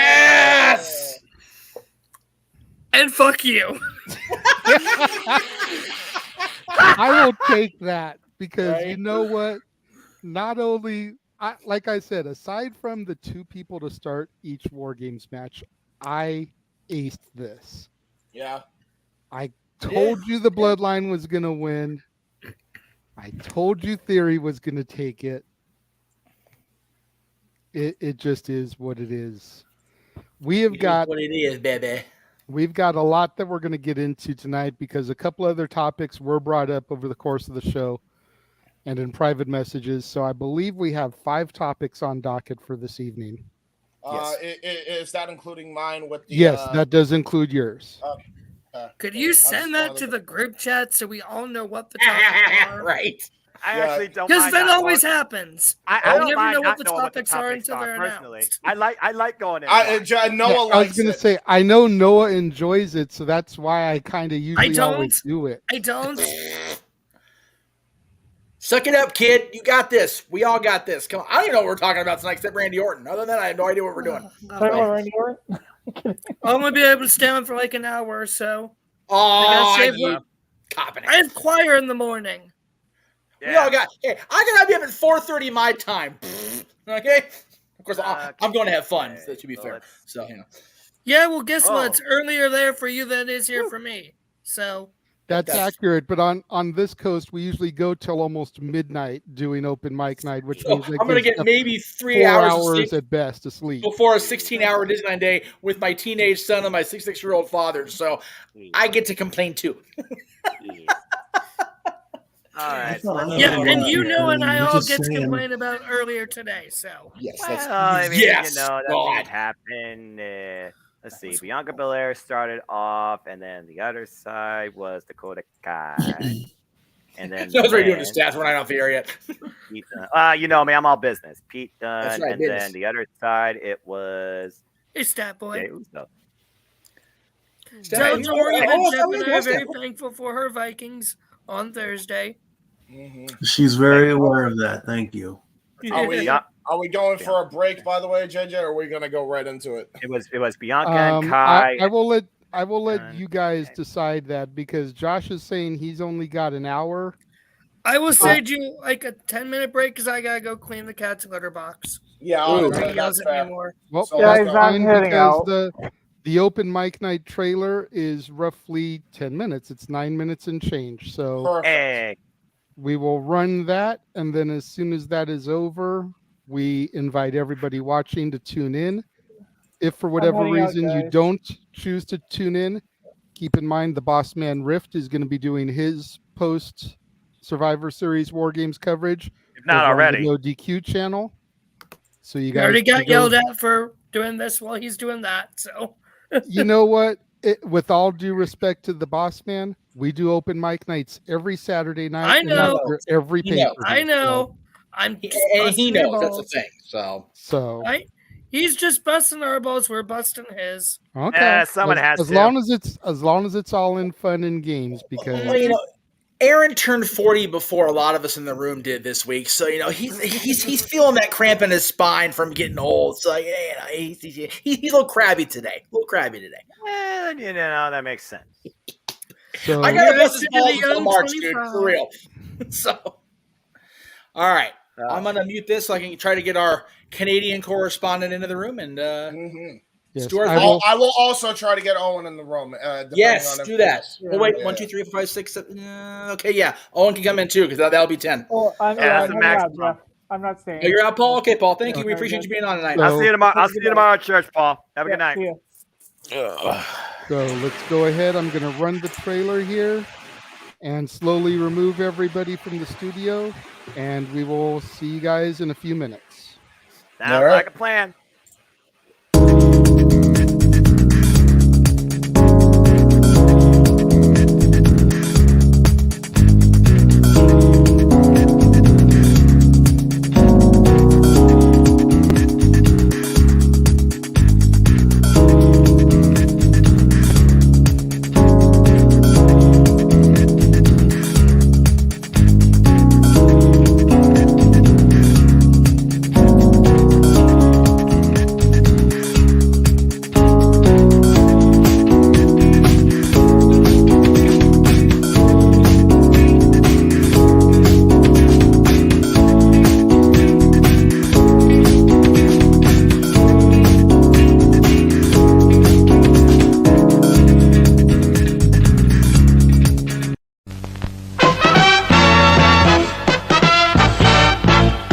And now, preview time.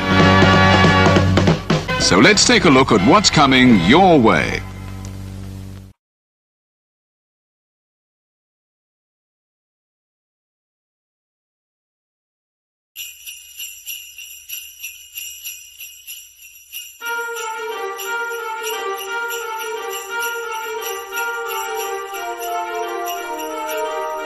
Ho, ho, ho! Merry Christmas!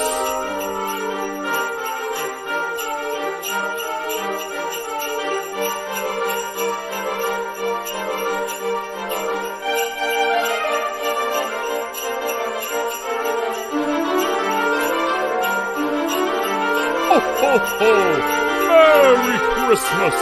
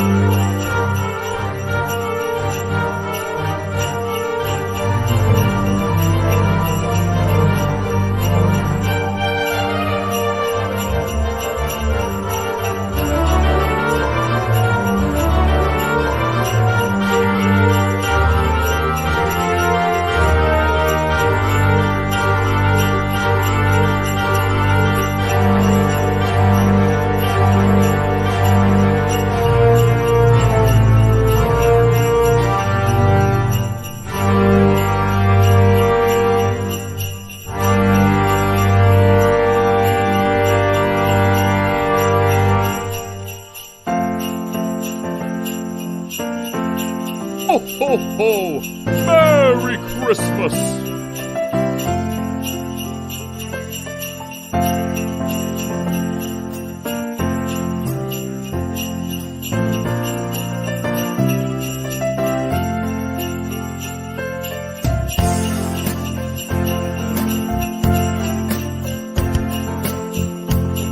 Ho, ho, ho! Merry Christmas!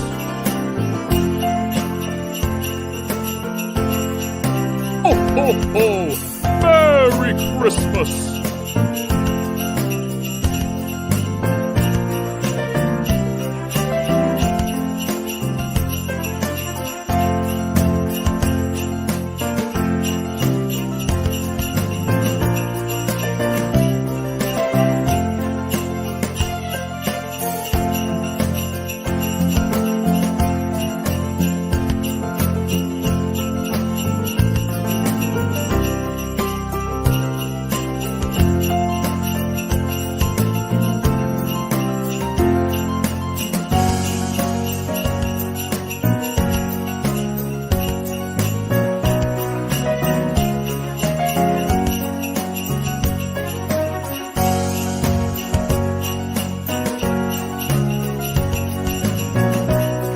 Ho, ho, ho! Merry Christmas!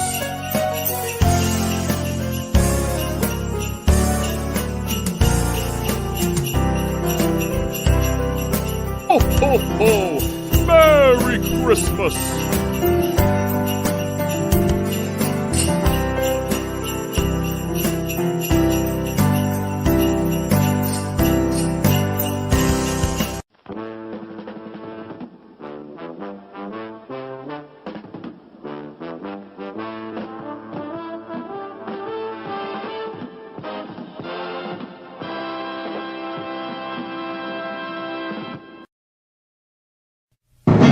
The Jeff Meacham Network's Multiverse of Media. For over 15 years, the recognized symbol of excellence and the standard bearer in coverage of sports and entertainment.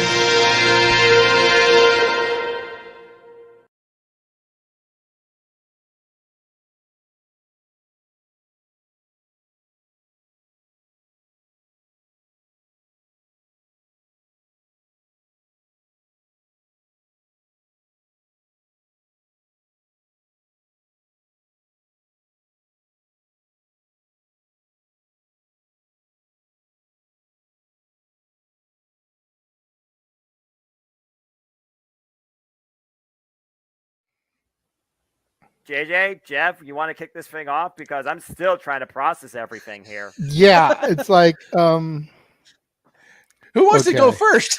Yeah, who wants to go first? Well, Come on in. It's open mic night with your host. you could maybe say there's really 4 topics, but it's split into 6. The Renegade, JJ Williams. The Sammy and Eddie Kingston thing, which one's the better smelling turd? And his panel of co-hosts. I am the founder. We'll call me that for today since we're going with the Jeff Jarrett love theme here this week, according to JJ. The West Coast Professor, Jeff Meacham. Karma is karma is karma. That's professional wrestling! Damn it! The Simple Man, Noah Foster. It's showtime! Yeah! How you doing, JJ? How you doing, Jeff? James. Yeah. And the Heb Man, James Hebert. Imagine Bill Burr, Joe Rogan, Paul White, the Baldies. There you go. It sells itself. Get in there. Short his ass and shit the bed. He's not Amber Heard. Give it time, JJ. Give it time. Now, I'm sure Jeff has some stuff that... Dumb move. Just don't pull this bullshit again. You get one. Tony needs to stop caring about the ratings. Bradshaw said as long as the ads are in place, we're not going to lose that third hour. Real Honor does not have to be AEW Live. They don't necessarily have to coexist with each other. We kind of saw that tonight to a degree. Along with a panel of guests. He is no longer glorious. Don't you bring that up. You want me to rant about what my NXT used to... No, we are done here for the night. I swear, James. Because you never know who may show up for open mic night. I leave our company in the capable hands of an extraordinary group of superstars, employees, and executives. The first thing that came to my mind was, it's about damn time. Amen! I literally touched everybody in the state's trash. So it's horrible, you guys. Peyton's new thing is Dennis the Menace, but it's funny because she calls it Dentist the Medicine. And that's great. When Elliot Taylor came out and did Born for Greatness live, I was popping my pussy, having a great time. I didn't care. I was having so much fun. Sit back, relax, and enjoy the show. Fuck Bill Belichick.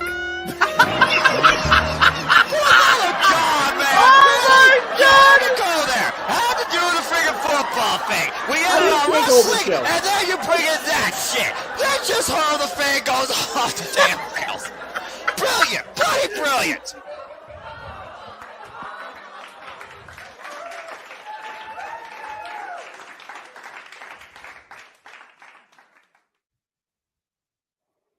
What is going on, everybody? Welcome to tonight's edition of Open Mic Night here on the Jeff Meacham Network and across the Jeff Meacham Network multiverse of media. We have our illustrious panel of guests here this evening. Of course, the man whose name is on the marquee, Jeff Meacham himself. We have the simple man with the spectacular voice, Noah Foster, back in after an amazing night of calls of Survivor Series War Games. Damn right. We've got the Heb Man, James Hebert. Thank you Hello. once again for that amazing introduction video. Thank you again. I can't wait to We've see how got- he reinvents it for the next season. Continue, JJ. We have Stat Boy Mike. I have got to say, that intro was fucking amazing. Oh my god. Shit. I have never Very seen good. it before, and I'm almost tempted. James, I'm gonna hire you to do an intro for me for Sports Bar. I love it. We can hear you. Oh, you got the feedback, Jeff. That's me. Sorry. But yeah, no, I'm good for it, man. If you want a new logo, got you for that too. That I did that little font thing right there. He did the open mic night thing that you see in the top right-hand corner. We've got the man joining us who apparently has a doppelganger out there in the world. Wait a minute. Big Baller G in the What house. the hell? Who that? Yeah. So my buddy is down in North Carolina for WrestleCade, and this was after the show. They're in the hotel, and apparently my buddy, my best man Daniel Parker, found my doppelganger. North Carolina. He had to call me just for that. And then, That's of brilliant. course, we have the man joining us who, at the tail end of War Games, had to come on the air and acknowledge the greatness of A-Town Down. That's right, bitches. Josh Mansfield in the house as Jeff loses his camera. The phone can't believe it. Even the phone is in disbelief. Austin Theory is once again U.S. champion. How you doing? Yeah. It's okay, Jeff. It's okay now. Fuck Bill Belichick. Yeah. Okay, so all right, so here's the deal. Before we get too wound up on this shit, are we doing intros, Jay, or is anybody else coming in? Nobody else is coming in, but before you get off track, I want to acknowledge the comment that came up because I have a feeling that what you're going to say, kind of takes away from the comment on screen it does, here. Yes, it does, very much so. Yeah, absolutely. RIP to those that we've lost this year. This week was a hard one for me. Yeah. We did open mic night last week. I go to bed. I wake up the next morning and find out that Jason David Frank has committed suicide. And I couldn't believe I don't know about the rest of y'all, but Tommy Oliver was somebody that I really looked up to. Like I admired the character that he portrayed within Power Rangers. I mean, I'm rocking the Dragon Zord shirt here now. I noticed that. Like that was a tough one to get through. Every now It and again, was. somebody leaves us who just leaves that impression on you. And Jason David Frank is definitely one of those. I had intended to do a live stream during the week paying tribute, as I've done in the past, to some of the people we've lost. I mainly did it when I first launched Renegade's reviews last year. You can go into my archives. You'll see ones to Dustin Diamond, Christopher Plummer, New Jack, etc. Just the time and everything got away from me, and being able to do it with all the other stuff I had to do for my shows. But yes, I definitely wanted to take a moment here in the beginning and address it. Yeah. Man, it makes sense. I mean, Dacia definitely agrees with you on that. Die-hard, lifelong Power Rangers fan. Shout out to her. She's involved in the chat. Yeah, Jason, that was hard. And I knew it'd be hard on Jay because of his affinity for the character Tommy Oliver, the man Jason David Frank, and we all know he's a major wrestling fan. The New Day was hit hard this week about it too. Yeah. So I would have liked to have seen the Brawling Brutes come out and represent, have one dressed in green, one in white, two in red, and one in black. That's a New Day thing waiting to happen. There's plenty of colors to go around for as much as Tommy donned different roles there. Yeah, he was 5 different Rangers. You know, so crazy. So, and again, I'd be remiss if I didn't acknowledge the other two that were at the top. course, James Winburn. Everybody acknowledges Nick Castle as Michael Myers, the original, but James Winburn was the stunt guy behind the shape mask in the original one. So let's give a love to James. Yes. God, John Aniston, my goodness. Being as close with Teresa, my sister, as I am, Days has become part of my life, whether I wanted it to or not. Right. Same. And John was very much an integral part of that show for literally decades. And of course, Victor Kiriakis. Exactly. And of course, being Jennifer, Anybody nothing to see that today either. So may they all rest in peace, and may the power be with all three of them. Jason, of course, being a Power Ranger. Now, well, Big G had something to say, did he? Oh, well, Supernatural fan by chance? Sorry? What's that? Supernatural. Did anybody No, watch? I've never seen that. No, Okay. There was she played in Supernatural. I think she passed away the same day as Jason David Frank. Nikki Acox. I think she was like 47. Yes. Yeah. Unfortunately, with everything, I didn't realize James and Jason died the same day until I was putting the thing together for JJ for the graphic. I went, oh, geez, it's the same friggin' day. On Mickey's birthday. It's like someone else just falls out of nowhere that you least expect, and you're like, what?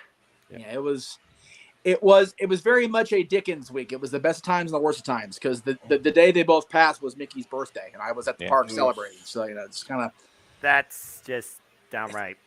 Yeah. So having had the little bit of a downer, I have to say, much like Mikey, I had not seen the intro in its entirety on a screen where I could appreciate it.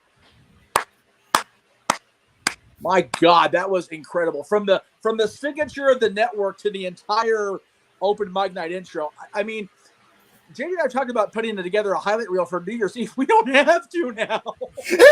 Oh no, we do. No. Trust me, there's more moments. There's plenty of stuff. I have been messaging James periodically because Oh, I've no. been going back. What have you done? And watching everything. Like I said, I've been watching. I started out just watching open mic nights, and then once we got to In Your House NXT, where I had my first call, I've been watching back my calls. Oh Lord! And then the open mic nights following them.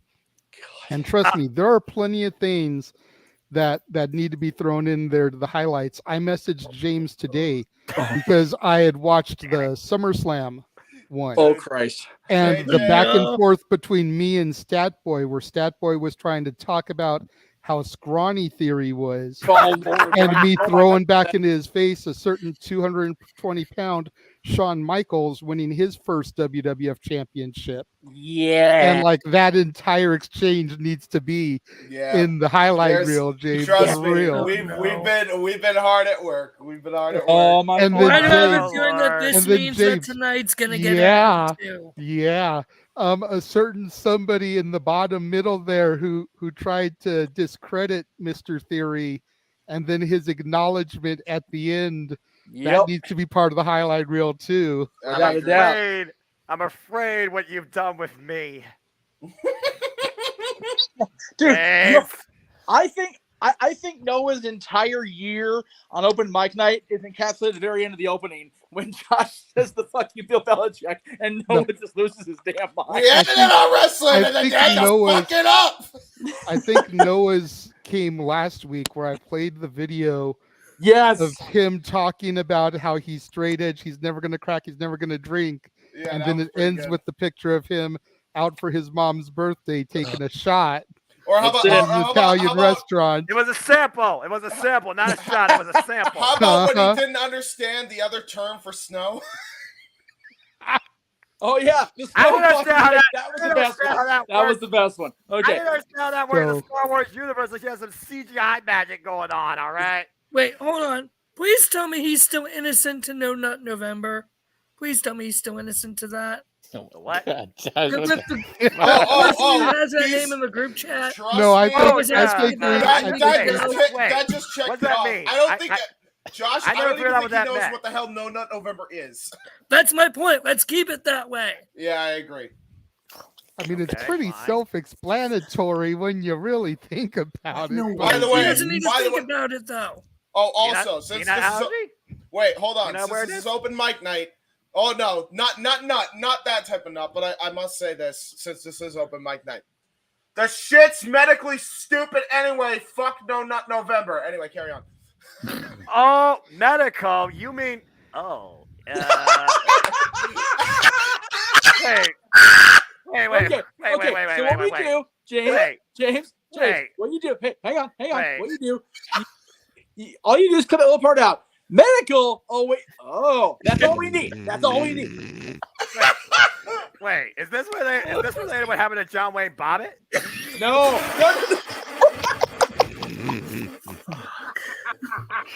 Thank God. Ladies and gentlemen, we haven't even introduced the first topic yet. We've already gone butt fucky.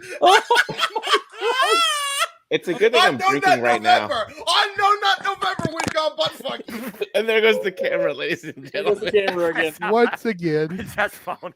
This is oh dear. This is oh dear. And you want to leave us in under an hour, Mansfield, because you've got to get your precious sleep for choir practice. See, here's the worst part, Jay. We're having this conversation about Josh and Noah, and they're both going to church in the morning. We bad people for this. I'm going to church in the morning too. But I'm fine. God bless you, church No. goers, See, Noah has the Lord on his side. He doesn't understand what it means. Josh has got to be the one to go to confession. Does this have something to do with house trading? That's why I said we need to make sure Noah doesn't learn what that means. No. Well, God. Well, now I feel bad. Now we're going to smarten him up on the. Yeah, I know. Trust me. I think if I was drunk, I'd be better off. You wouldn't be dropping the cameras. If I didn't have medicine in me already, I'd be grabbing one of my Angry Orchards, but for now it's hot apple cider. I'm you're talking about grabbing your, and then you stop. I'm like, hey, wait a minute. Well, anyway, you know, first topic. Since you mentioned hot apple cider, I've actually been meaning to ask Josh, what do you think of my December trailer? What? What do you think of the December trailer for Renegade's reviews? What? Oh, absolutely love it. Right on. Because I keep seeing you in the green room, like before we come on, like conducting the orchestra at a Carol of the Bells and Joy to the World and everything. I've been meaning to ask your thoughts on the trailer. I love it. Anyway, cool. All right, it's a great Christmas trailer. Where is the bell? There is the bell. If we can try to get ourselves. So, as I still don't know what that means, JJ, let's get actually to the topic of wrestling. I guess it doesn't relate to John Wayne Bobbitt. No, got a few different things that we're going to discuss here today. A lot of it has to do with AEW. Why do you have a knife stab, boy? The friggin' who was it? Mr. Fuji, was it? He used the sword, Wait, right? you gonna try and shank us? You can't shank during No Nut November. They don't go together.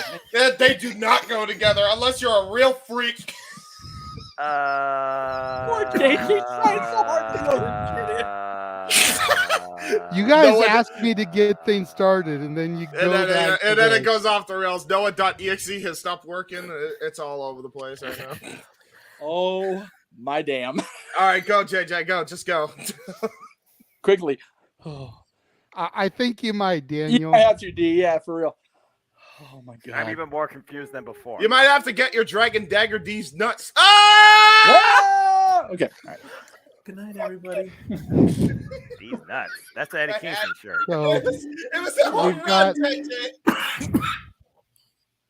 Can we please talk about wrestling? I'm trying, Noah. Ever. I'm trying. Crying over We've got about 5 topics to discuss tonight. All right, Again, most of them are AEW related. Yay! But coming hot off the heels of the WWE pay-per-view, I did find this discussion topic in one of the groups that I'm in, where somebody posted the 10 times the WWE broke our hearts. Oh my! Which I feel he means like the 10 times that WWE like really caught us in the feels. Oh, I know where this is going, I think. Based off of the stuff that's on here, I don't think he literally meant broke our hearts. Right. But I figured I'd throw this up here and see if you guys agree with it before we go into another topic from WWE that very well could be breaking our hearts. The retirement of Randall Keith Orton. Yeah. But possible. Yeah. Right. Yeah, right. Yeah. Like That's why I said that could possibly be breaking our hearts, Jeff. Gotcha. Pay attention.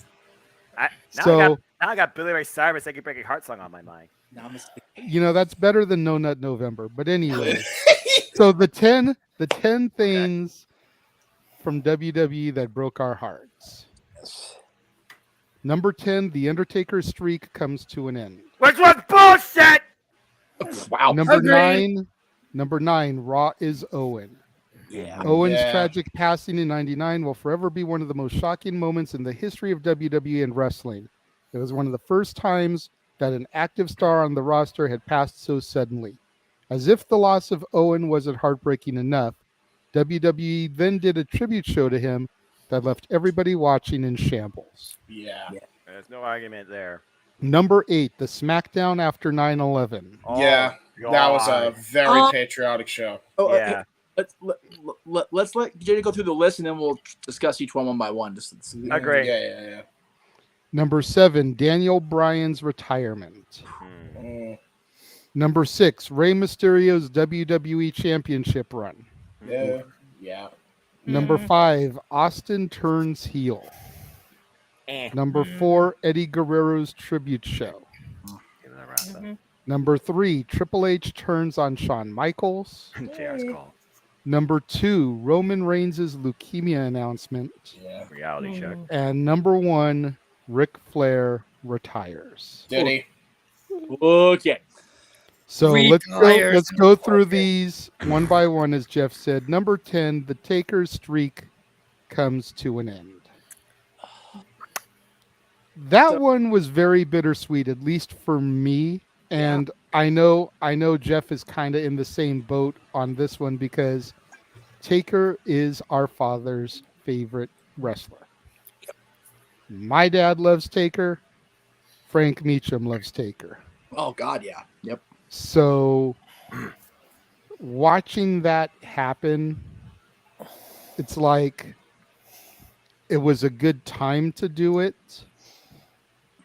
Realistically, it probably should have been the end right there when you think about how rocky his career was after that.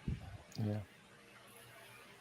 I mean, I still feel that at the end of the day, legitimately, there was nobody better to do it than Brock as a legitimate UFC, NCAA athlete. I mean, the argument could be made that the streak should have gone to somebody that could have made a career out of it.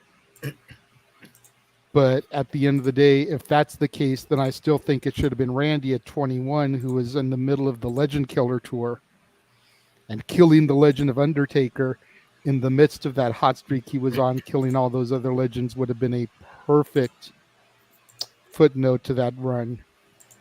But Jeff, your thoughts? Sorry, I'm answering a text to the north. I'll never forget it. The entirety of the moment. I was sitting in this room.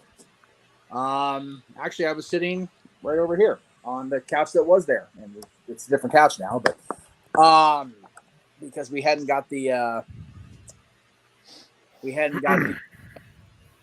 network hooked up to a television device yet. We were on the computer only, and it broke my heart. And it's one of those, I don't know about heartbreaking. I can see it being number 10 because it definitely was sad. Shocking, it has to be number 1 besides passing. That's the word. And as far as storyline shocking, I think that's definitely number 1 without a hint of a doubt. But it was sad, and I think that everything in his in-ring career between that and the AJ match was definitely heartbreaking to watch. Particularly the match in Saudi with DX and him and Kane. It was brutal. Heartbreaking to watch him. And when you watch the documentary, it's heartbreaking to think that he felt like he had to keep chasing that dragon. It was sad. So yeah, heartbreaking is definitely a qualifier in the streak ending. I just don't know if it's the definitive emotion. Like I said, I think it was worded wrong. I think it just means the 10 times that WWE really got you in the feelings. Well, and again, even in that qualification, I don't know if it is so much in the feels. It's just more of a what the hell? Like why? Yeah. Why?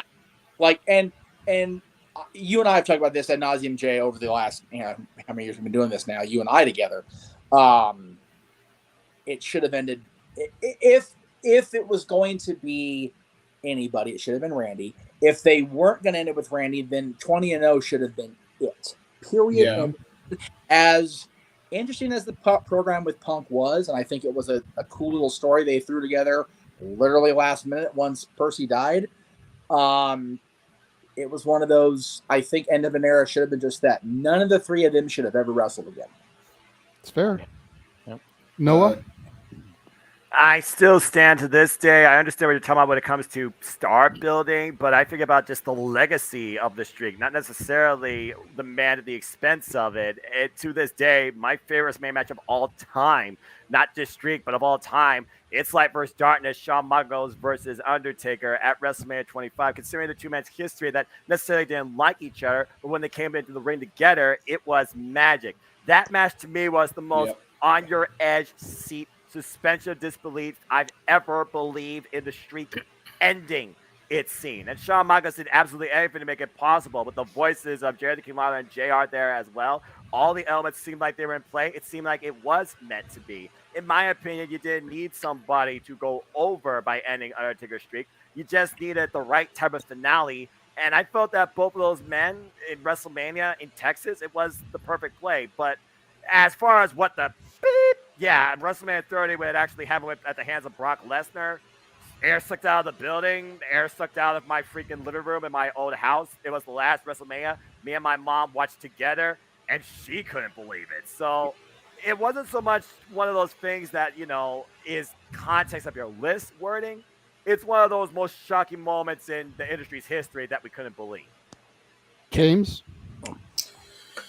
I remember that day I couldn't even watch the pay-per-view. I actually had to watch it after the fact, but I remember my friends called me about it, and the funniest story about that was I was actually going through a really bad dehydration fit to the point where I was like uber fucking sick, so I was on the pot for like most of the day, and they called me with that, and I remember just the absolute utter shock of it ending.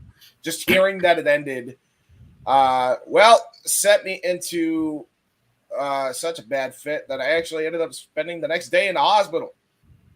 Damn. So, yeah. Technically, Brock caused me to go to the hospital.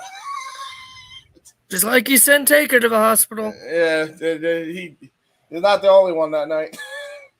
Right. So, there you go. There's my story on that. Mikey? The streak breaking definitely was sad and shocking. Like I said, I remember I was there. It was the most awkward silence after it took place. Yep. Because we had no idea that they were going to finally break the streak, because we thought the streak was going to live forever. Not very many of us watched or even caught on when, I guess, Taker called out Brock at that UFC match. Hey, you want to do it? Talking about the match. I think it could be a little bit more heartbreaking, though, to actually find out whatever truths that Taker and Paul Heyman have finally disclosed to us. Whenever Heyman does one of his shows, he goes into great stories. He said, well, Undertaker went to the hospital that night. Brock Lesnar went to his hotel room. Vince McMahon left WrestleMania before Daniel Bryan was crowned. You get Vince calling for some help in the back. Taker doesn't really remember much. So that, for me, is just a little bit more heartbreaking to actually know the truth than the actual event itself. I agree. Fair point. G? Yeah, all good points. I remember me and my buddy were watching WrestleMania, and I was like edge of my seat, and next thing you know, air was sucked out of the arena, and me and my buddy were just looking at each other like, what the heck just happened? And Mikey just said it best too. After the match years later, we heard everything that happened behind the scenes and stuff like that. And I think that's more of the sad part. Yeah. The sad part, whereas him losing was the shocking part. Like, holy crap! Like, out of all people, Brock Lesnar. I'm about to say Brock Lesnar showing humanity. What? Well, again, when we find out that not only did Vince leave and go to the hospital during WrestleMania, which never was unheard of, but Brock was in the car right behind him. Yeah, I mean, him and Taker, Vince and Taker, are like, Taker said he's like a father figure to him. Yep. So, and when you figure that Paul was instrumental in getting Taker to WWE, it's only natural that he would be there as well. Yeah, exactly. Yeah, right. Mansfield. Yeah. Whew, okay. So, Taker is my GOAT. Best of all time. Mount Rushmore, top of it. For a reason I am a fan. Flat out. I didn't have a chance to watch that WrestleMania. This is before I could start watching WrestleManias. I didn't find out the results of WrestleMania till the next morning at school.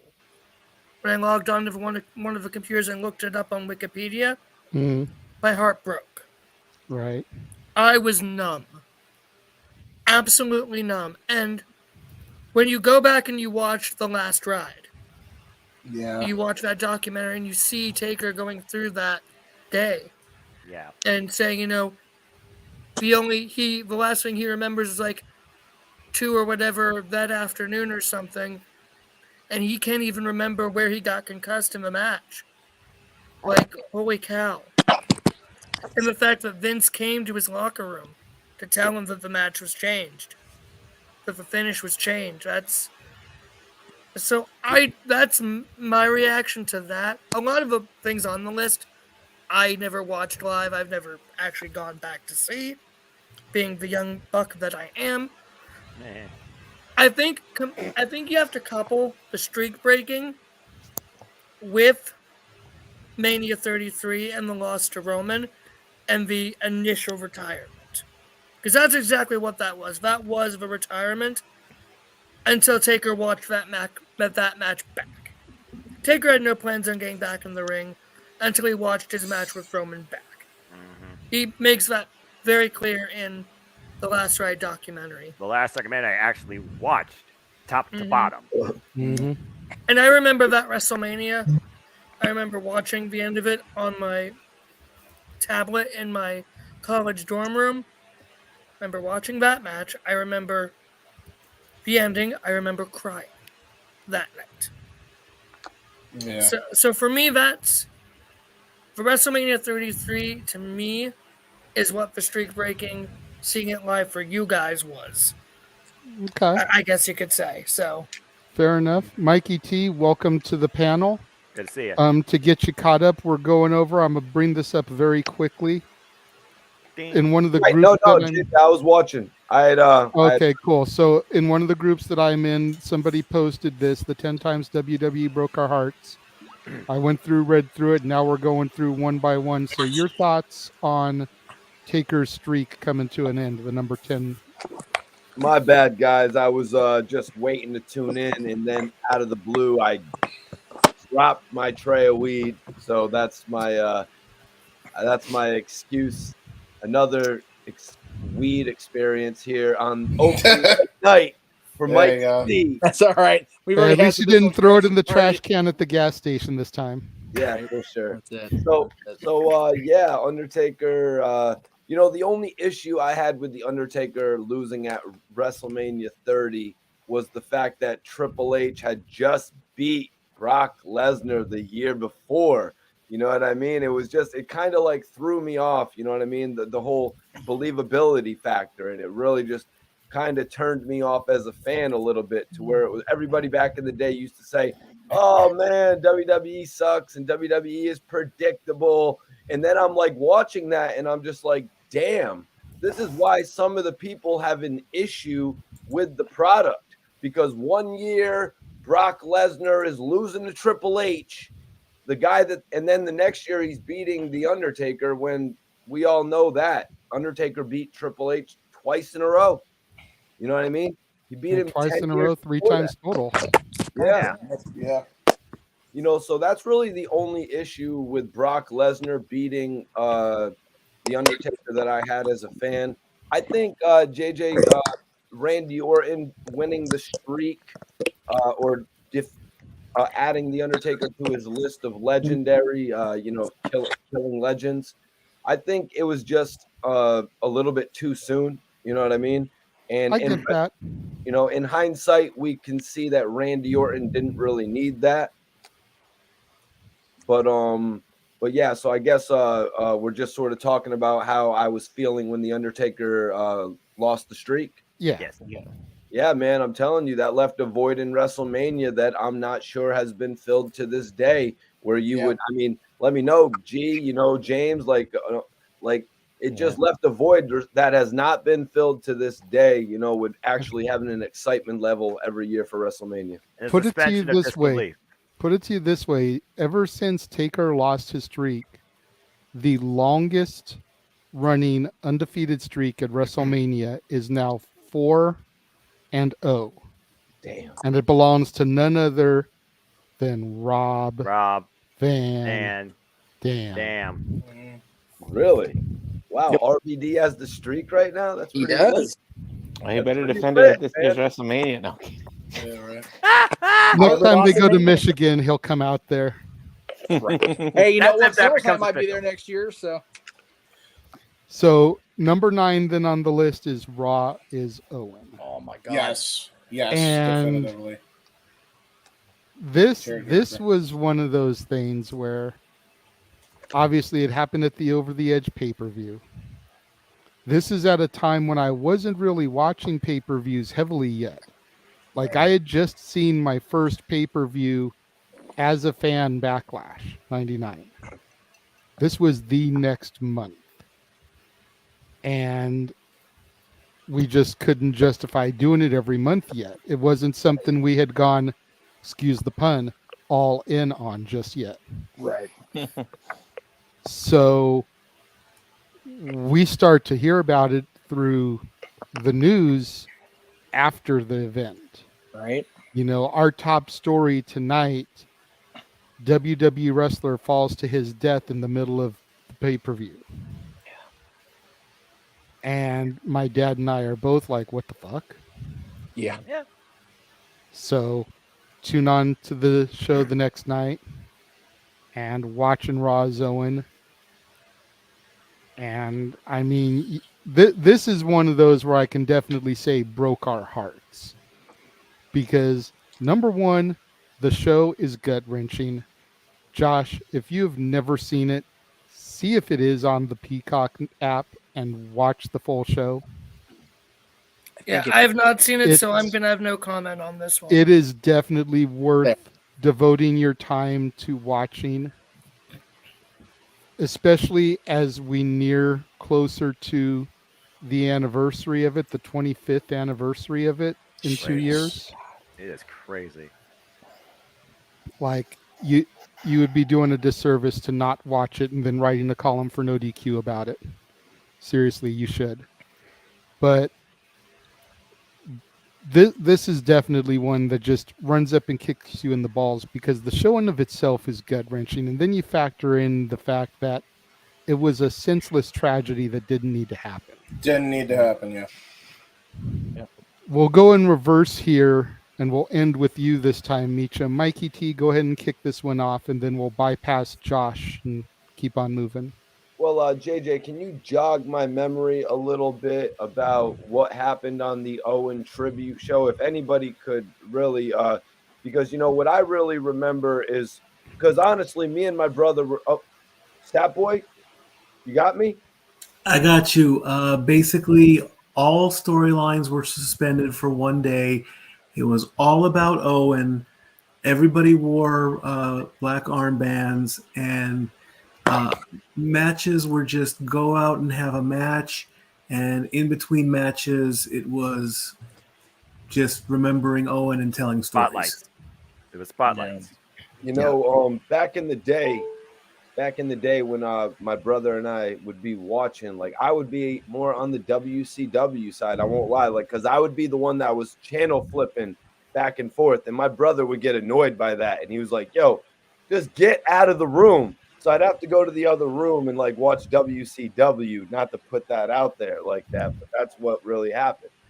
WCW. Yeah, so what I really remember was when Bret Hart and Chris Benoit had the tribute match. That's what I really remember from it, you know, and I thought that was a great match that they put on. You know what I'm saying?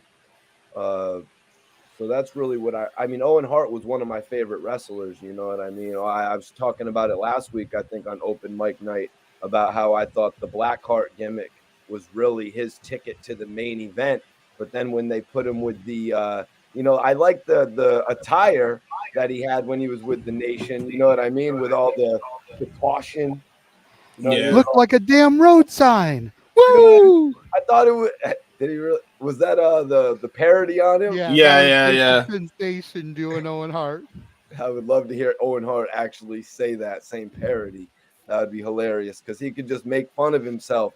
You know, the way after that he brought back the blue blazer gimmick. You know what I mean? It was really crazy how much longevity Owen Hart had, going all the way back to his tag team with, I believe, Fatu, right?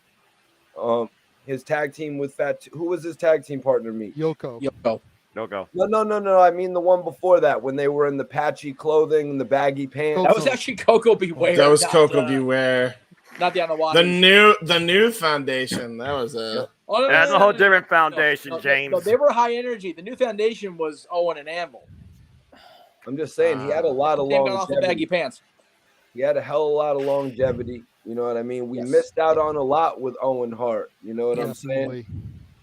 Between everything that we could think of, with a Jeff Jarrett feud to come up, you know, watching Jeff Jarrett's podcast, I'm not sure if he touched on if they were going there with that tag team, but you know, he just had a lot more to offer. You know what I mean? Whether it was just with NXT right now, or whether it is more on the mid card. Didn't look like they wanted to push him to the main event, but it was crowded back then.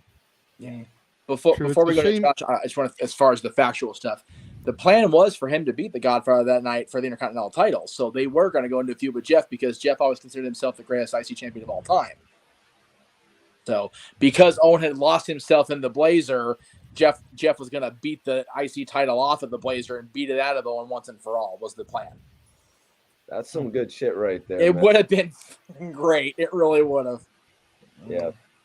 Maybe I'm on a Norman Bates kick, but, you know, Blue Blazer was like, oh, you know what I mean? He was going back and forth. It was kind of like Norman Bates and his mom or something like that. I'm just on a Bates Motel kick, but if anybody else wants to speak on Big G. I mean, I didn't start watching wrestling until the Royal Rumble '99, so I was still kind of youngish. So, you know, I didn't hear about Owen's death until like years later. And, you know, I'll probably go on Peacock here and try to find it later tomorrow or today or whatever. That's right. Go back and watch that, you know. But yeah, you know, Owen Hart passing away. I mean, you guys have been watching wrestling longer than I have, so it hit you guys harder than it hit me. But still, it sucks, you know, something, because he was supposed to come down a zip line, correct? He was supposed to rappel into the ring a la Sting. Yeah, it was more of a Sting like thing. Okay, yeah, you know, and supposed to be a superhero-ish entrance because he was tragic in the Blazer. and it sucks, but I mean, like, they shouldn't have done anything like that to begin with. So, I mean, it sucks. It really sucks. It's funny you mentioned how you started watching Rumble '99, and we've all been watching longer. I think sometimes you forget, G. I only started watching in August of '98. I started watching SummerSlam of that year. Gotcha.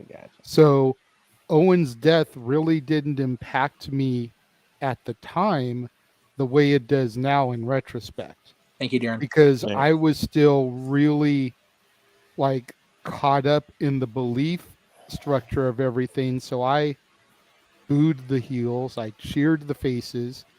The only exception being The Rock, because he was so damn charismatic, you couldn't help but love him. Yeah.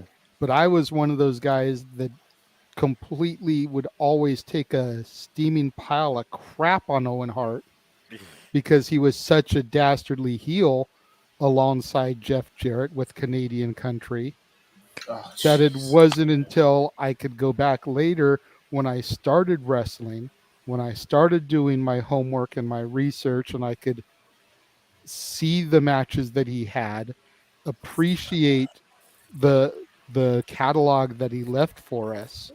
Right. And then to go back now and watch Raw as Owen, it's a completely different situation. Right. Stat Boy? It was a great show put together. I always like to remember Owen the Prankster, and that show introduced me to that side of Owen. He loved to make everybody laugh, as do I. And of course, the story that I go to is Harley Race and the pot of chili. You never mess with Harley Race's chili. No. And I didn't know how much hot sauce he put in that chili, but trust me, when Harley tasted his own chili at that barbecue, he damn near burned his lips off, goes into the house, grabs the taser, and starts going after Owen. To the point where I know, to the point where I actually did, when I did meet Harley Race, very quickly I asked him, I'm like, how much hot sauce did Owen put in your pot of chili? He's like, he kind of looked at me, and it took a quick second to register. He's like, how much hot sauce can you handle, sir? And I'm like, not that much. He goes, put not that much times 10. That's how bad that little insert bad word here ruined my chili that day. How much can you handle, young man? Exactly. So That's yeah, awesome. I mean the show is put together nicely. Oh yeah. Oh yeah.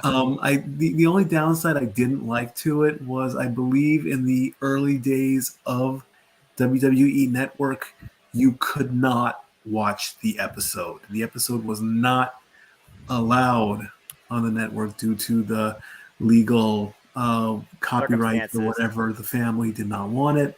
So unless you had a VHS copy off of your television, you couldn't watch it. And I do think that like Renegade said, I think it is on Peacock. You know, I think Peacock finally and the family have cut ties or whatever. Or there's been some kind of agreement.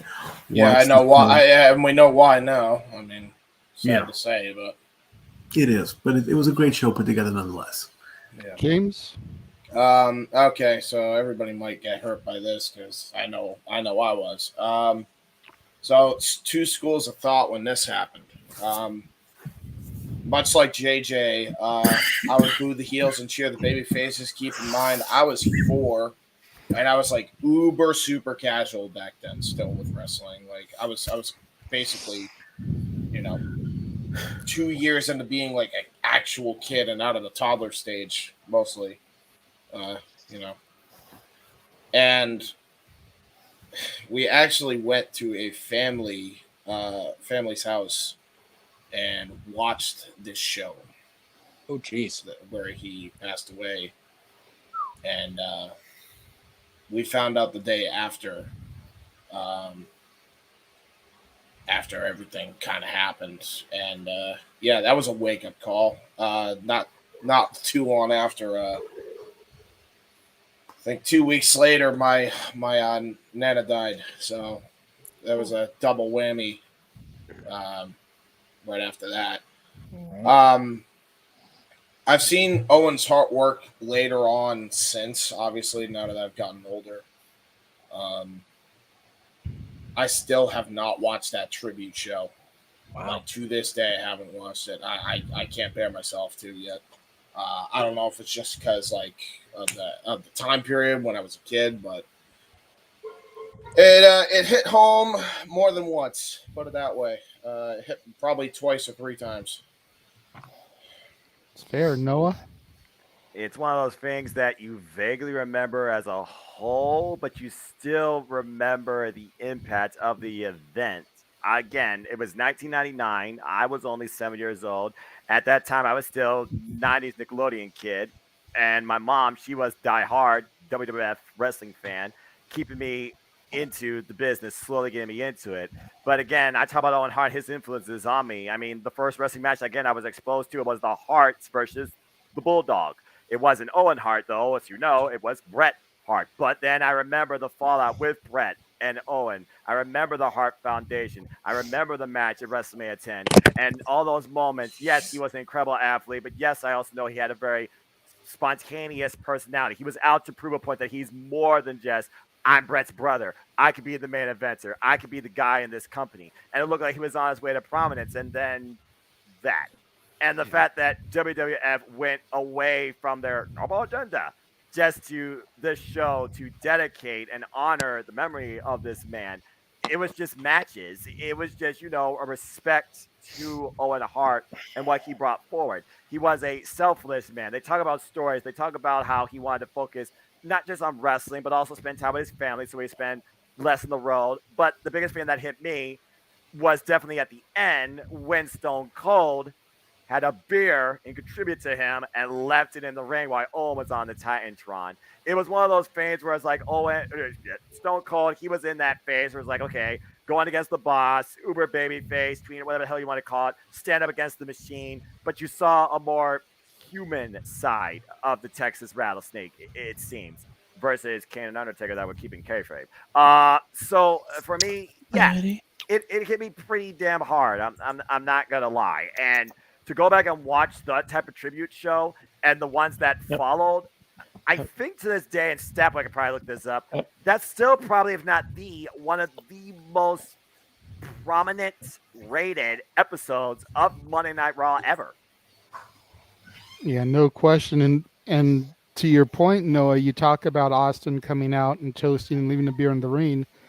Let us not forget that there was no love lost between Steve Williams and Owen Hart.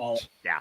Because he still held him responsible for that botched pile driver from SummerSlam 97. He was still very much upset with Owen, but he knew what the right thing to do was from a business aspect, from a company aspect, and he went out there and he did it.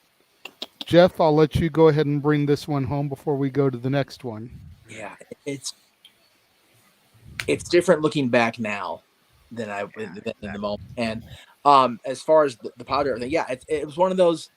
It wasn't so much the powder; it was the fact that Owen never bothered to check, and Steve found out years later from Brett that it just Owen was so despondent about that he didn't know how to approach it, right? But yeah, So I wasn't watching the show that night. Much like you, JJ, I was a fan for years at that point, but the finances were what they were in 1999.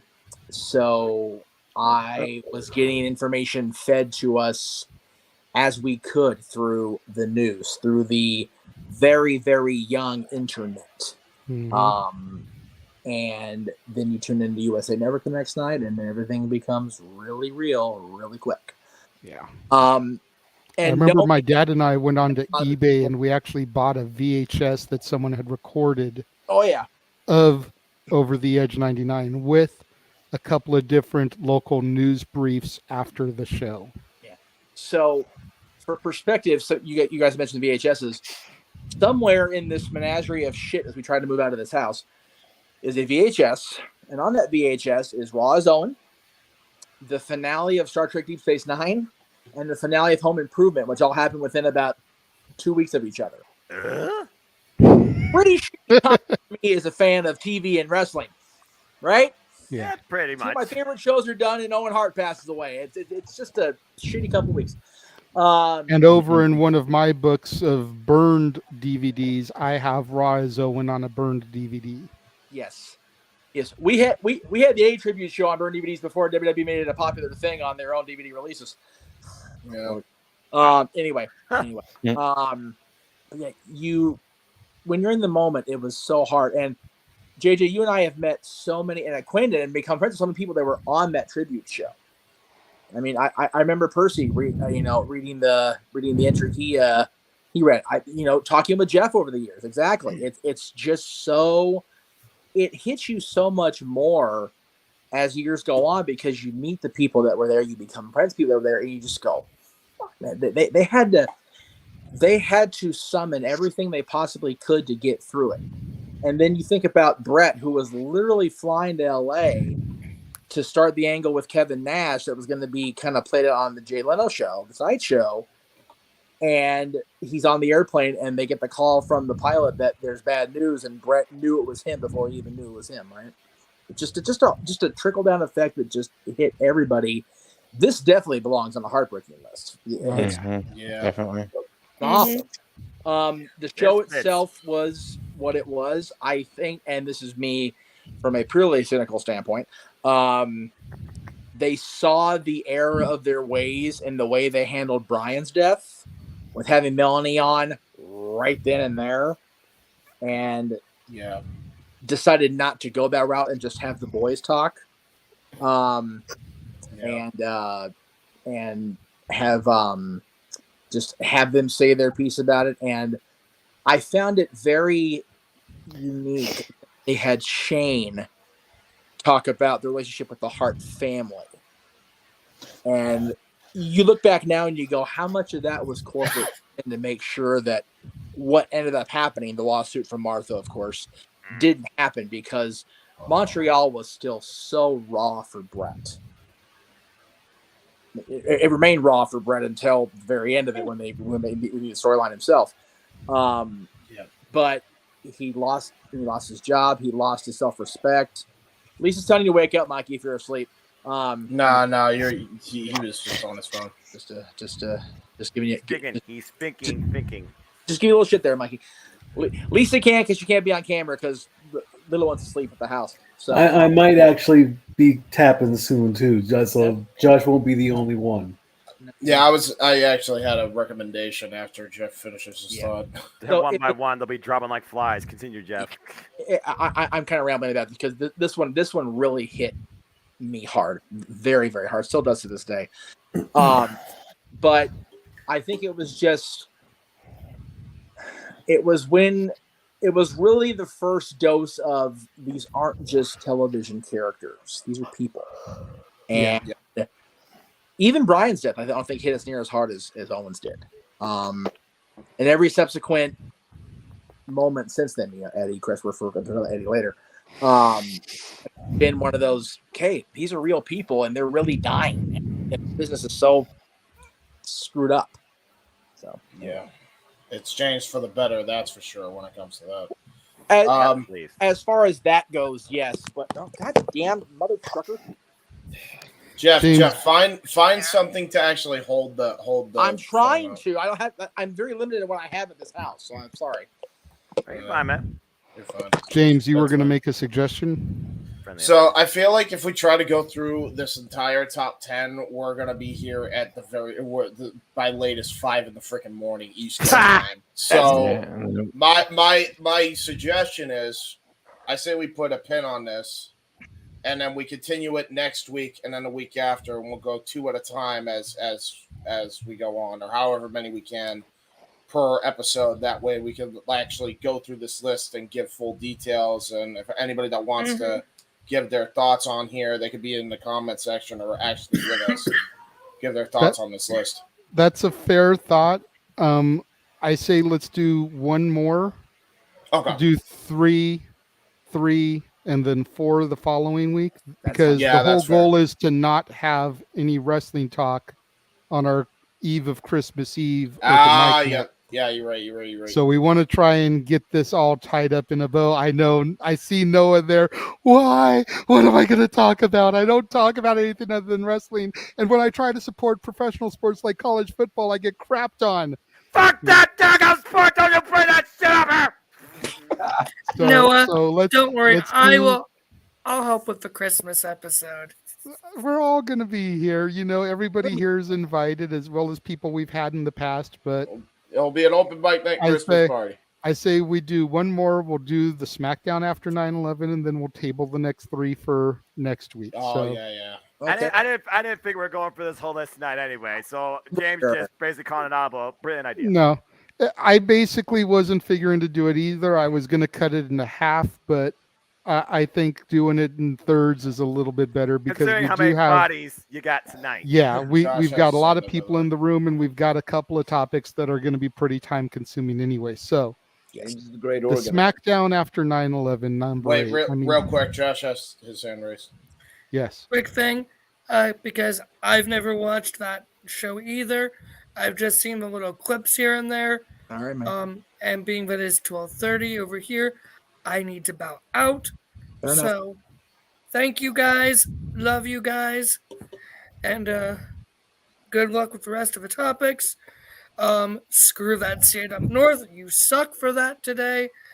OH. Josh, before you go, who is the United States Heavyweight Champion? Whoa! Austin Theory. Yeah, there you go. Are you serious? I acknowledge Austin Theory, but fuck you, JJ. He'll take it. Bill Belichick. Wow. Yes, there we go. always that. Tonight. Always that. Damn sports reference. All All right, Josh. Thank you for joining us. Very quickly before we get into the other one, as always, you can catch Josh. Yes. At Catholic Josh 122 on the Twitter. And at Mellowman Graham on Instagram. That is where you can contact the Cleveland combatant. Yes. Josh Mansfield. So I watched the 9/11 SmackDown last, but since we're going, in another order again, I'll go ahead and just be very brief about it because I've talked about this a lot. Well, no, I mean, if you want to go last, we can jockey around it. I was gonna say, huh? Whatever works for you, brother. What? I was gonna say, the SmackDown after 9/11. If you really want to get in depth, me and Jeff's take on it. Yeah. There is an episode of Dad's Not Always on Wrestling we did when we first relaunched in 2020. Yes. All about this topic. Yeah. Like me and Jeff dove deep into it. Yes. I will say these two quick things about it, and then we'll go over to Stat Boy. Yeah. Number one, for years and years and years, when mix CDs were a thing, I would always start my mix CDs with the WWE signature, the theme song for Raw or SmackDown, regarding just depended on which show's themes I was making on that disc. Yep. And Lillian Garcia's rendition of the Star Spangled Banner from that show. Yep. That's the biggest thing I definitely take away from that. Her best audible of that ever. Yeah. I have seen her perform it at multiple shows. WrestleMania. I have seen her and heard her renditions so many times, but there is no more emotional version than the version she sang that night with the entire WWE roster on the entrance ramp. Yeah. Including the Alliance. Let's not forget that. They suspended that for They suspended that storyline. Just for a moment. They still did the wrestling that night. They still did the storylines that night for the most part, but it was still very much the Alliance, the WCW guys, WWF guys coming together because it was so much bigger than anything. And then that night, the words spoken by Bradshaw will forever resonate in my soul because that is the Bradshaw I wanted to be champion. Yep. Can't argue that. Mikey. Well, Stat Boy Mikey. Yes, Stat Boy Mike, sorry. Oh, my bad. Imagine there would have been a T at the end of it. No, I got you. It's all right. It happens a lot. The 9/11 show, of course, is one of the top 5 that I enjoy. If Vince McMahon ever did decide to run for president, the speech that he gave should have been his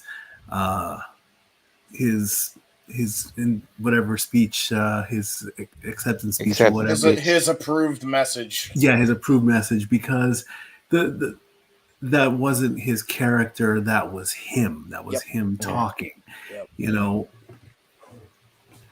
he basically told the world, you know, we'll get through this. We'll stand up. We'll back our president. And to those responsible, like Bradshaw said, we're going to find you. And in a sense, they have, and in a sense, they did. And you know, we bounced back, and we're giving the people that were responsible a big hey. We're not afraid of you anymore. You're not sure. You may have landed a couple good shots, but I'm going to get right back up, and I'm going to come back at you harder than ever. And I don't mean that. Now that I said that, I didn't mean that. You know, the planes hitting the towers were the shots. I didn't want that to come off. Yeah, no. We know what you meant. Yeah. I mean, it's almost 12:30 on the East Coast, so I'm pretty much getting ready to crash out myself. So, yeah, I would have loved to have seen some kind of political office campaign for Vince, because, you know, he wasn't in his suit that night. He was in a nice shirt and slacks, and it was Vince being Vince. Yeah. Noah.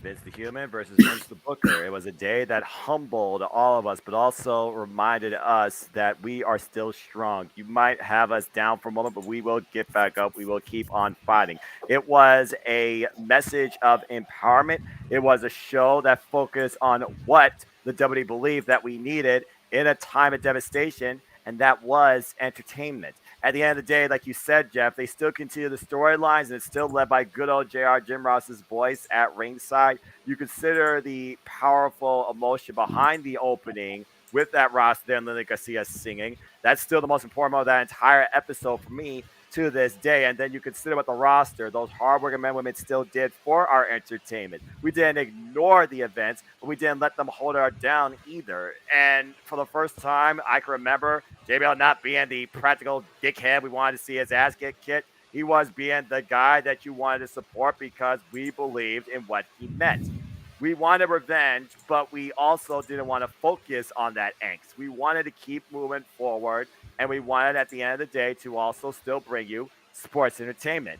That 2-hour show, 90 minutes on air with commercials, it was an episode for empowerment that I felt changed the nation for the better since. And not necessarily brought more eyes to the WWE, WWF, but it definitely brought more light to what we need to do as citizens of the United States of America.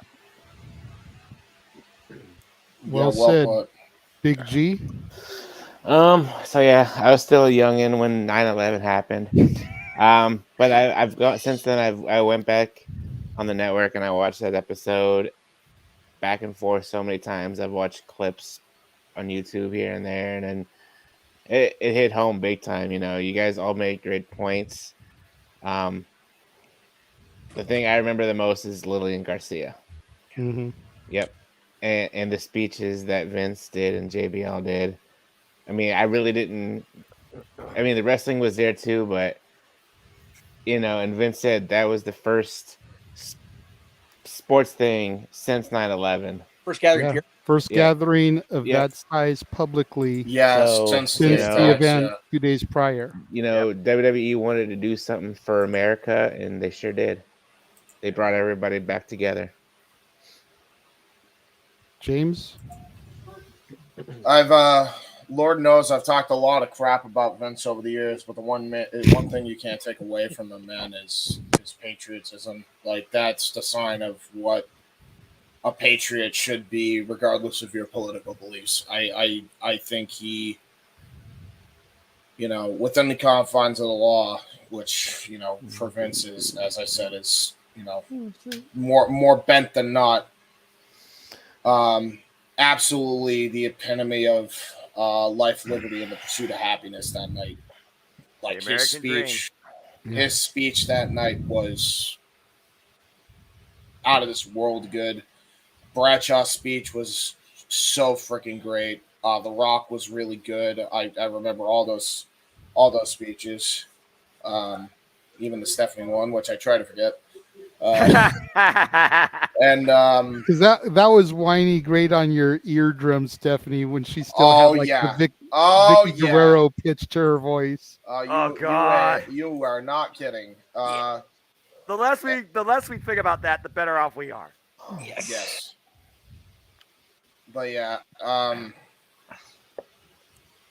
it is what it is, man. It's one of the best shows ever over a tragedy that really should have never happened, and it's a shame that it did. But just seeing all those people come together and solidarity was out of this world. And I think wrestling did that.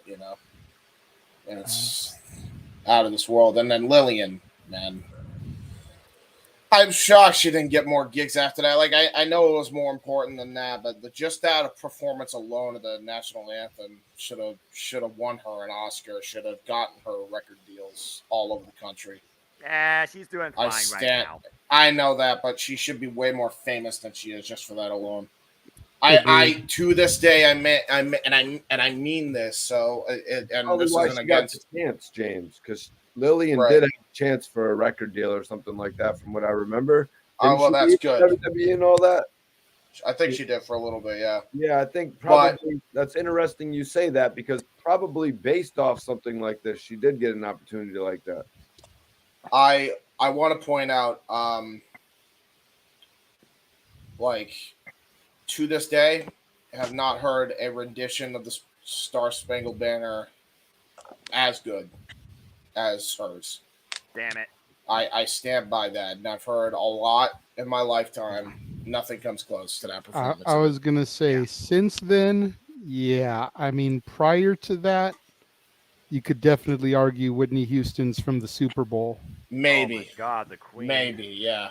But since this, yeah. Mikey T.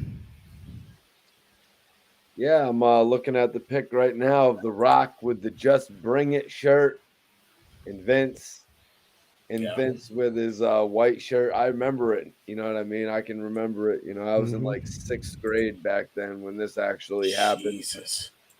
Yeah, they. So Jeff and Statboy, how are your spines curving like mine at all this?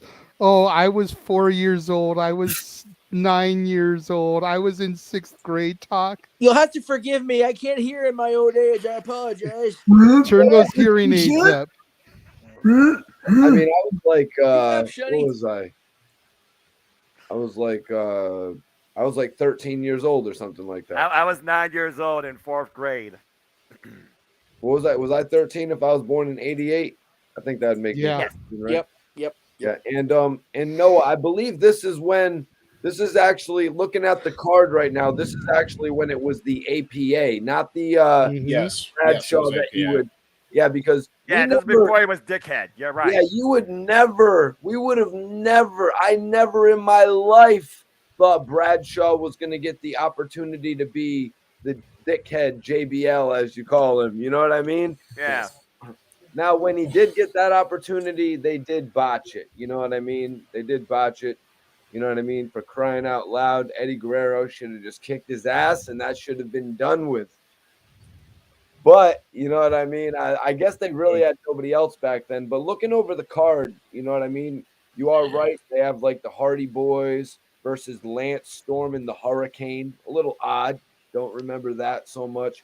Yeah. Rob Van Dam versus Spike Dudley.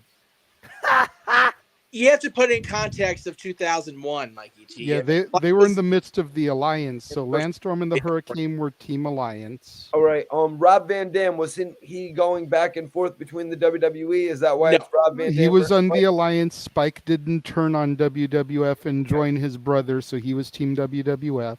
Chris Jericho versus Christian.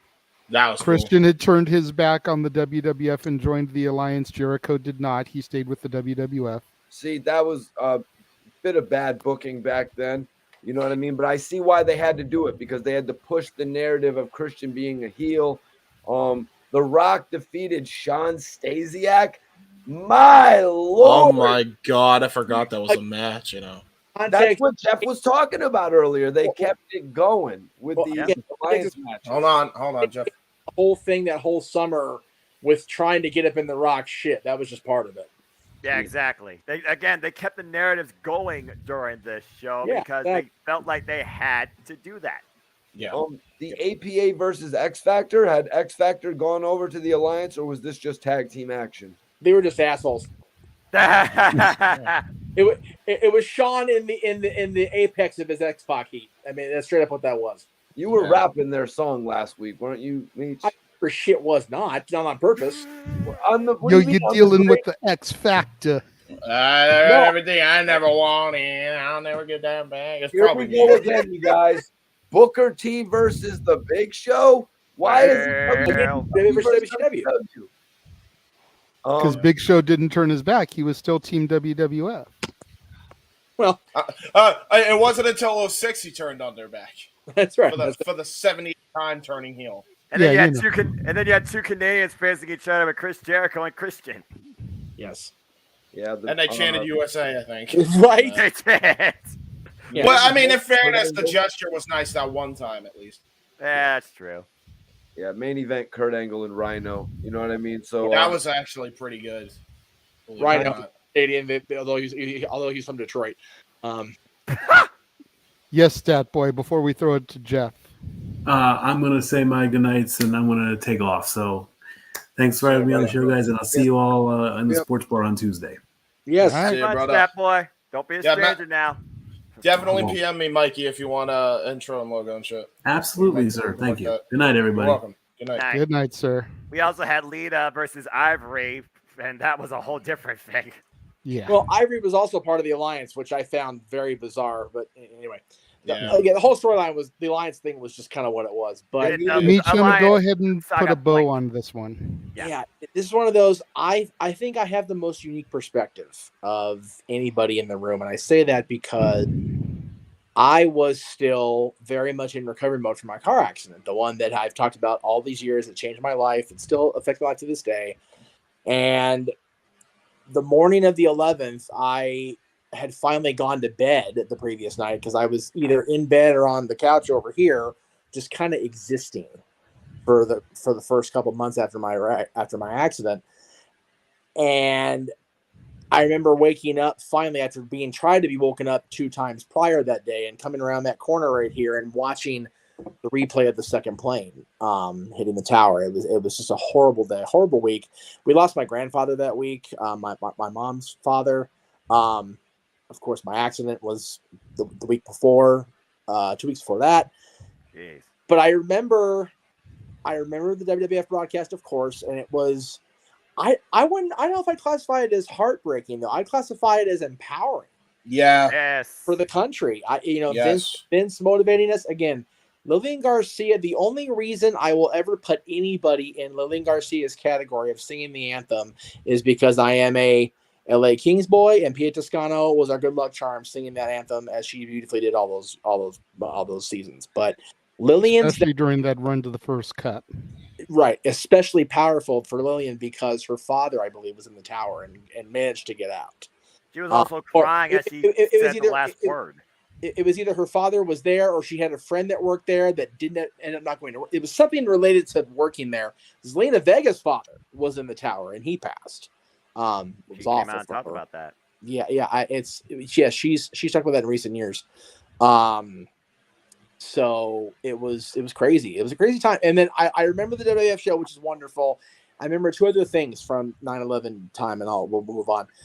I remember Lee Greenwood at the Yankees game singing "God Bless the USA," which was wonderful to hear that song after such a horrible thing. And I forget how many weeks after it was, but it was the first SNL after the tragedy. And Mayor Giuliani, before he lost his damn mind, was out there with Lorne Michaels, who had already lost his mind previously with Lorne Michaels. Lorne Michaels doing Lorne Michaels things. Sounds normal. Booking sweaty balls. I was over that after the day. Fucking hell. I'm watching the whole Chris thing today before the show, guys, for the record. Back before, 7 hours ago. Anyway, I remember Lauren turning to Mayor Giuliani and going, can we be funny? And Rudy deadpan and goes, why should you start now? It's like, damn! Like, that was SNL shitting on themselves. Because, I mean, it was in New York, right? It was one of those, it was in New York. The Yankees had their game, and that was big. And SNL has always been a New York staple. And for them to go back to work, be able to do their show live, it was an incredibly, again, an empowering moment. The WWF was the first. 2 days after everything went down, they were live in Houston, which is a major hub for this country. You figure Texas is right, the heart of Texas, right? And I'm gonna get a little Conrad kiss ass here briefly because of Bruce Pritchard being from Houston and being at that show, and just him talking about it, on the podcast, all these years later, just how special it was for him, of course, but for Vince. James mentioned earlier, we all shit on Vince. There's no shying away from it. But Vince is very few good things about him have ever come out over the years. But he is a patriot. He is very much a proud American. Yeah. And for him to be able to stand in the middle of that ring and just tell the terrorists, where to get off and be able to introduce Lillian and be able to start that show was so important. Yes. And for us as fans as well. So it was a wonderful moment. And I wouldn't call it heartbreaking. I call it empowering. It was great. Yeah, it was a great show just for that alone. Honestly, the fact that Lillian, so necessary. The fact that Lillian did that a cappella while holding it together till the very end, till she broke out crying while saying "brave." Again, she's pro. She's one of my favorite wrestling people ever. Period. She always will be. Yeah, she was always a doll when I would encounter her at the shows. Yep. She's one of the good ones that come out of the Attitude Era. Still. Yeah, right. That's a freaking rare commodity. God bless her. Exactly. Yes. All right. There you go. Woo, that was rough. That is it for those topics. Like I said, we'll get more in depth into some of those next week as well. All right. Jeff briefly mentioned on the show about the news that came out that Randy Orton may end up having to retire. Jeff, do you want to address what you heard, what you read, what was released to you information-wise? Yeah. So what I do know is, he originally, took time off to get surgery on something else, from what I understand. And it turns out he's actually had the fusion surgery now. Oh.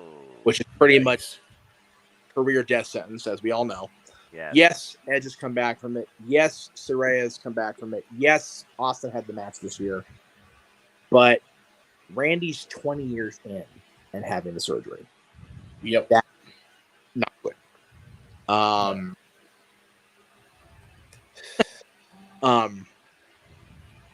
Randy, has having to, our friend to the north who was going to be on camera. I don't know if she's still in the chat room. She may have gone to bed. God love her. And she's got a little one home trying to go to sleep too. I know that he wanted to go on his own terms, like they all do, like Adam did. And like Saraya wanted to and didn't have the chance at first. And, Steve also, didn't have a choice. He didn't have a say in the matter. But again, Randy, he's 20 years into his WWE career, and he's just not having the surgery. It's probably not a good sign, right? And he looked fried in that pic because he's freaking high as a kite from the pain medication, I'm sure, from post-surgery. I mean, that's you have to be. You have to be. Seriously, if you're not on freaking Novocaine or not Novocaine, that's dental. If you're not on freaking pain medication post-surgery for that kind of surgery, then you're freaking Kryptonian or Godzilla. Or John Cena.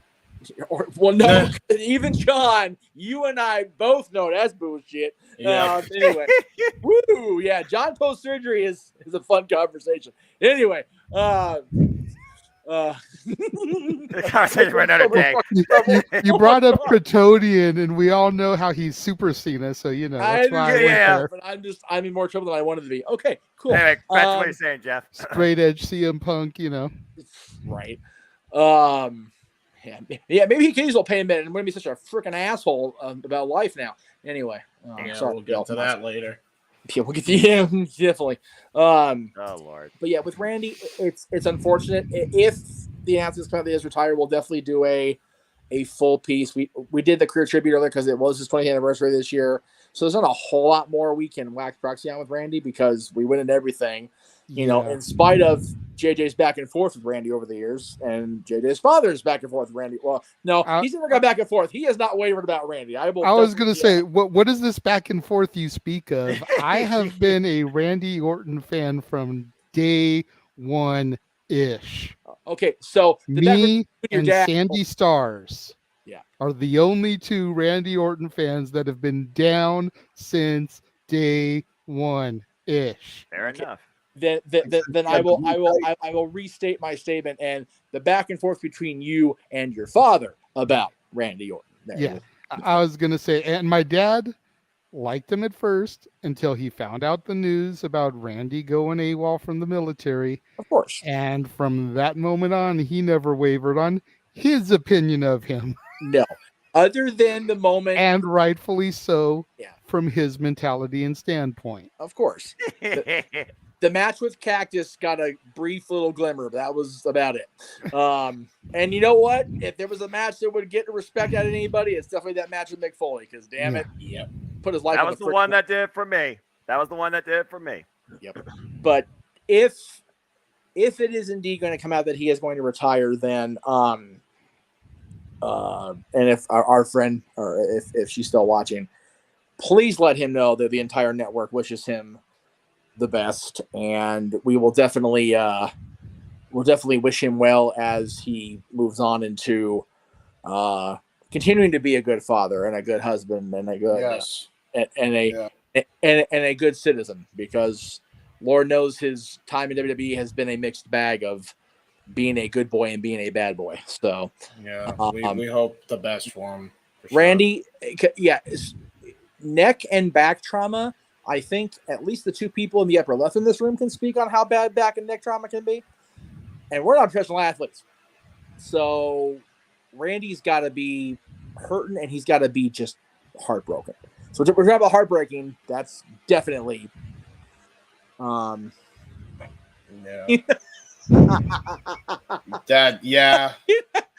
not saying a goddamn thing. Wow. You not saying a thing right now, Jeff, is what's best for business. Moving right along. Yeah, best for the business of keeping my body intact and keeping my eardrums from getting bled out. Anyway, yes. Yeah. Randy, we wish you well, brother. We love you. Okay. Yeah, absolutely. Sure. Much to the same vein of Emmanuel, I got behind him, like I said, from day one, and I never wavered. There's a reason why I thought he should have been the one to end the streak. Exactly. Yeah. Randy was too good for his own good. Yes. And he knew it. Yep. Much like another champion for another federation who is better than you and knows it. Yeah. We've mentioned it a few times, and I've seen it in other wrestling chats and groups and posts too. Austin Theory is very much showing a Randy Orton-esque side to him here lately. Yeah. Yep. And if Randy is going to take that step away, as much as it'll pain me to see it, as much as my dad will be throwing a fucking celebration party in St. Petersburg, Florida, right? Theory very easily could slide and slither into that position. Yeah. But what is Jerry's stance on Theory? Do you know that by chance? I do not know what he thinks of Theory. Just curious. And I know that it is 1:00 in the morning, so he is looking to the back of his eyelids right now. Yes, because he's But still retired yet. So, but when you are producing Stat Boy Sports Bar on Tuesday, when he makes his obligatory cameo in the chat room, yes, you can throw that out there to him and see what he says. I definitely will because the Cowboys won again this week, so I'll be okay talking to Jerry this week. Yeah. Do any of the other gentlemen in the room have anything to add about the potential retirement of Randy Orton? It's one of those things where I consider, again, you kind of like tie it up with, The Undertaker and others. It's about chasing the dragon. You think about Randy Orton, who's done everything, and then he was recently in a stint, it felt like, and then he kind of like, got back into the fun that brought him into the business and made him longevity in the first place with that entertaining program of Strange Bedfellows with Matt Riddle that became RK Bro. It's almost like it was that last fun stance for Randy Orton, but I also wondered, was there still more that he wanted to do? What else was left? Was there going to be a fall with him and Matt Riddle? Could he and Bray Wyatt maybe have a program down the line? Did Randy Orton get everything he wanted out of his run? Literally, like we talked about the original 4 of that class from OVW, he's the last one to go the longest distance consistently. But I do consider the extent of these surgeries does, of course, have everything to do with the fact that he has constantly had so much impact on the back of his neck, on his side, on his back. RKO involves a full flat bump, and there's no doubt that some of those times it wasn't necessarily executed the proper way, wear and tear had to come into play eventually. And there were moments where he may have not been in the right headspace, but in his recent run, I definitely have respected what he's brought forward and his work ethic. So honestly, at this point, I just hope Randy, if this is it, he got everything he wanted out of it, but hopefully he can accept it. It's one thing to know that you might be done. It's another thing to be able to come with that closure that you're done. I wish Randy Orton the best no matter what the future holds for him. I think it's a shame that we won't be able to get that match that we all knew was coming with Orton versus Riddle. Bro. We were talking about it for the longest time about how Riddle should be the one to turn on Randy because Randy let his guard down and used the F word, friend. Yes. And we just never got that finality to that angle. I still remember Jeff saying at the Royal Rumble, throw him over, Randy. Gosh, dang it. Yeah, right. Where did Jeff go, by the way? What happened? He had to step out for a minute. James, what are your thoughts on this? Or Mikey T, either of you have anything else you want to add to it? James, would you like to take it? Yeah, I was just gonna say, get well, man. Like whoever, I'll echo the same sentiments. Whoever the Canadian friend was of Jeff, to let him know we wish him the best for real. Like that sucks. That would be this young lady that you sometimes see the comments pop up from. So that's her. Yeah, I hope. If you're still watching it, you could join us in the chat and keep us updated. But we appreciate you, William J, always for your support. And please, on behalf of all of us, again, we wish the human being Randy Orton the absolute best in whatever the future holds. And the performer, and the performer for sure too. Yeah, but at the end of the day, you care more about the person versus the sports entertainer. Again, wrestlers are real people. To answer your question, considering the news we're getting, I think it's going to be Jeff Hardy, whether we like it or not. That's a whole different. Because Randy's injury is career threatening. Jeff's is not. Jeff is mental and. Yeah, don't even get me started. I know. I'm just saying, whether we want the return or not, he's coming. That's the one that is the most logical to come first. I actually saw something earlier today that also really makes me concerned for another all-time great, Dustin Rhodes. We talked about Dusty Rhodes and, of course, the brainchild with the idea with War Games. Dustin Rhodes, unfortunately, he's going into double knee replacement surgery, and he's 50 years old. And he's been in the business longer than Randy Orton. Maybe not as long as the entire Orton family bloodline. Of course, Randy Orton being second generation after Bob Orton. But still, it's no joke what these people do for our entertainment and for their livelihood. Yeah.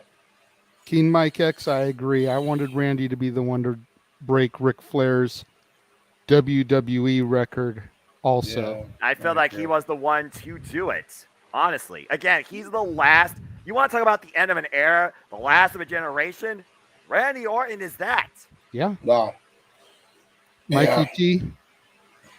You know, I've watched Randy Orton since he first got into the WWE or F. He was in 2002. Were they WWE by then? I can't. When he debuted on SmackDown, they were still the WWF, but only for a couple more weeks. Okay, Yeah, so it was super close. Yeah, so he debuted and he got a bunch of wins, you know, but then it was just like evident, kind of like he was almost in that Hardy Boy type of lane, if you will, when they were wearing the plaid pants. You know what I mean? But he got a few more. He got a few more wins than them because they were pushing him at first. He had some match with Brock Lesnar, and it just kind of seemed like it was it for him. Yeah. And then trying to remember, he got injured. He turned heel. Randy News Network. The elbow. Network. It still wasn't catching all the way, although some people loved it. That's a gimmick that, you know, kind of was like one of Cody Rhodes' secondary gimmicks. You know, it was like, this ain't going to be the whole thing, but it's going to get us from point A to point B. Progress. I was already an Orton fan by that point, but that's when I saw the superstar status in him. Yep. Doing the Randy News Network. You Yep. saw more personality versus what he could do in wrestling. He got to cut more promos and show his personality, and that just shined through when he joined Evolution as well. Yep. But also, let's keep this in mind, guys. Triple H made Randy Orton make a choice. Triple H had to make sure Randy Orton realized what he was getting into, being underneath Triple H in leadership and guidance. You will not be one of the boys in the locker room. You will be isolated. You will be booed. But this is for your career, and truly, it's all or nothing. You have to fully commit to this, or you're dead in the water. That was a choice that Randy Orton really had to make, and he did. Yeah, they were molding him into a superstar. They were like, this is the next superstar. And then what they did that really got Randy Orton over was start having Ric Flair come to ringside with him. Yep. Because when he first started getting involved with Evolution, it was like, all right, you got Randy Orton, but he really couldn't get the win. We as the fan remembered that he couldn't get the win. But then in these matches, you'd have Flair on the outside of the ring. You'd almost have a reason to be interested in the match. Exactly. And then it became to a certain point where he didn't need Ric Flair's help. Ric Flair would obviously move on to, tag team with Batista. Rub off on Batista a little bit. But, Randy Orton, man, that's how I really feel like he came up. Now, in comparison to MJF, I feel like he's better in the ring than MJF, but MJF is much better on the mic because MJF is like a more proactive on the mic. Randy Orton's more responsive. You know, Randy Orton. I'll admit I've missed a lot of that John Cena Randy Orton feud. If it really lasted as long as much as everyone said, I guess I was out of tune for a while. I'm not. It never stopped. Technically, it kept getting rebooted. Yeah, it never really stopped until they were both out. Pretty much. I really wanted to do that match in like a wrestling game, and my brother was like, "This match always happens, Mike." And I'm just like, "Oh, I didn't know. I just thought this would have been a classic match." Somewhere out there, there's a meme of every match graphic between the two of them. It literally takes up either one or two complete YouTube thumbnails. It's like, God damn. Yeah, it's crazy. They fought each other. They fought each other in every match possible. Yeah, every match possible on every type of show possible. TV, pay-per-view. Yeah, it's bananas. It really is. A show, B show, C show, even. Right? House show. House show, developmental. I bet you somewhere there's a clip of them two on Velocity. I really believe that exists. Yeah. Probably John Cena versus Randy Orton. Fucking roll up boy John Cena versus crossbody Randy Orton. Let's go. Yeah, when John Cena was still wearing the late tight. And John Cena wearing the same colored trunk and knee pads. It was kind of embarrassing, I guess, that John Cena with the jeans kept beating Randy Orton. But in all honesty, we weren't. It wasn't as a fan. I loved Randy Orton. You know what I mean? But I was not sold that Randy Orton was gonna be there forever. They took the title right off of him. Yeah. Yeah. That basically, you know what I mean? That his feud with Taker absolutely saved him. Oh, no doubt. Well, okay. So if you've gone back and watched the Ruthless Aggression series on Peacock / the network, the cock, yes. Yeah, thank you. Appreciate that. Not really. That's okay. So when Batista got hurt, they tried to put Jindrak in there, and Jindrak was everything Randy had been, just amplified, and he was just such an immature shit that it was going to drag Randy down. Luckily, Dave got better. Jindrak got booted, and then, like you said, I would say, as much as Benoit was the MVP of 2004. And he was, I think Randy Orton's story in 2004 into WrestleMania 2005 with The Undertaker and throughout the rest of that year is really what saved him from getting the Jindrak treatment. Hold on, Jeff.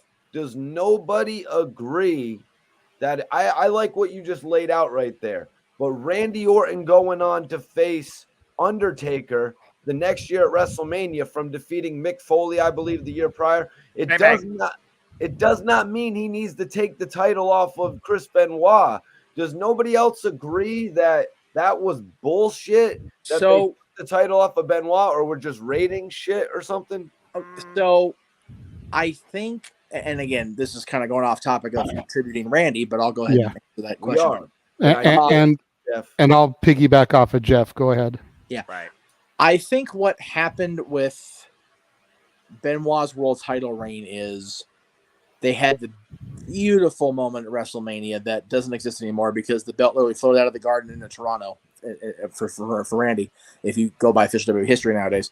Yeah. At the incredible moment at Backlash, at a Backlash show that honestly was okay, but the main event was freaking stellar.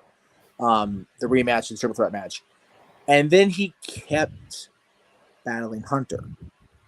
I think if they'd given Benoit a wider variety of opponent other than Triple H for almost the entire 5 months, and then Kane I think it was Bad Bloody Face Kane. Yes. I think Benoit's reign could have sustained. Here's the thing with both Benoit and Eddie. I will never, ever take away technical prowess from either one of those guys. Ever. Nor will I ever discount Eddie's credibility on the charisma scale. Yeah. At the end of the day, neither one of them are big burly giants. And that's what Vince always liked, which is why JBL beat Eddie Guerrero. Which is why, even if Randy Orton did beat Benoit, the title ended up back with son-in-law. Because Vince knew that he was reliable. And that's why the Reign of Terror continued for those 3 years between 02 and 05 with little blips along the way that didn't quite sustain. I think Chris Benoit and Eddie Guerrero were a victim of their own stories in that Benoit's 18-year odyssey has been, whatever. And, Eddie, getting the shaft in WCW and his overcoming the addictions and everything. I think both of them had incredible, amazing journeys to the title. The trouble was their stories were the journey, not the destination. Absolutely. I was gonna make a more modern day comparison here, and Chris Benoit's title reign was very much Hangman Adam Page.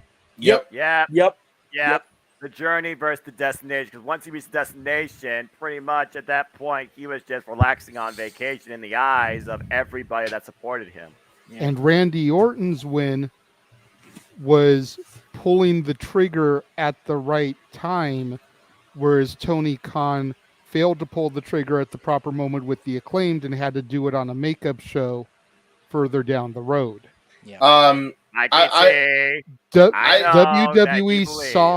WWE saw the groundswell that was getting behind Orton, which is why he dropped the belt at the July show and then won the title in August at SummerSlam. They could see the movement behind him, so they pulled the trigger at the right moment. The problem, granted, Randy was transitional at best, right? Much like Benoit was, right? But they still backed the person at the right moment. It's just that Randy had all that backstage heat for his attitude. It was wrong time, but they needed to figure a way out of the Benoit situation because they weren't booking him properly. So they got it onto Randy, taking a shot at that upswell, and then got it back to someone they knew they could rely on. Jeff, I know I've stepped on you a couple times there while I was getting my thought out. Go ahead. That was my fault. I was actually stepping on you, so I appreciate the allowance, but I was stepping on you. That's right, Lisa. Big meaty men doing big meaty men things. Yes. Even before Big E mentioned it, and here's an interesting stat for you, because the WWE, it's not just what we watch on TV; it's the live shows. Randy Orton has been involved in some capacity with a match with John Cena 336 times. Jesus oh my Christ. God. Jesus. Hashtag Stat Boy approved. Go ahead, Jesus. Jeff. Holy We threw it to you, and then it kind of got taken fuck? away. So, but first of all, our buddy in Canada just had a stroke over hearing that stat because she knows it's correct, and she's probably going, Jesus Christ. Anyway, oh my God. 300. I can't even fucking do that number in my head right now. Oh my God. Figure that's it. That's almost one match per day in an entire calendar year, except for 1 month. Jesus. And overall, in Randy Orton's career, he's been involved in over 2,000 plus matches.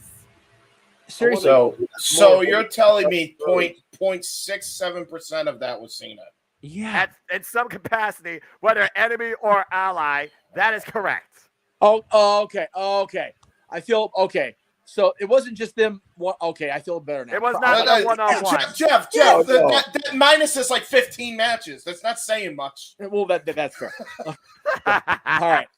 So I think the problem, and JJ, you'll appreciate the analogy, I think, better than anybody in the room is, the problem with Randy getting the world title is they pulled the trigger at the right time, but they shot him with a silver bullet and turned the Wolfman into Larry Talbot. They turned him babyface. Yep. That was stupid of them to turn him babyface when he won the title. You don't like his faction that he had with Maven? Oh, Christ. They didn't necessarily turn it. Well, I mean, Triple H and Batista dropping him out of Evolution. We all knew that there was nobody that was going to be able to be the champion inside of Evolution other than Triple H. So, just before that would have been like if Arn Anderson was the WCW champion alongside Ric Flair and the Four Horsemen. That just wasn't going to cut it. So I filtered it more like Jeff Jarrett, JJ. Oh God, don't go. You know what? Don't hate on the chosen one, Mikey. Hey, I will. You know what, JJ? Put me in the middle. Put me in the middle of the top real quick. I'm being the marquee guy here for a minute. Hang on. Jeff Jarrett is a fucking horseman. Get the fuck over it. Okay, very good. Go ahead.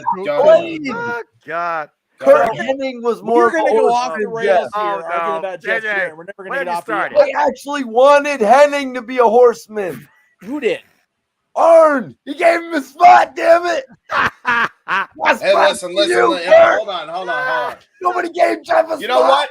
You know what? Because WCW was a complete clusterfuck. That means Jeff Jarrett was a horseman. There, end of discussion. All right, no. Nobody gave him a spot. Okay. No, go. All right. Fucking insane. Go ahead, We Jeff. lost all control. The bottom line is this. Kurt was handed the spot, and he knew in that black heart of his that he was already for life. Jarrett beat Mongo and Benoit to earn that and then he threw it up with Arn holding his hand up and Flair's telling him to do it. All four horsemen in that ring acknowledged Jeff, and it took me 25 years, but goddamn it, I co-sign on it. All right. So I looked up, I filtered it more.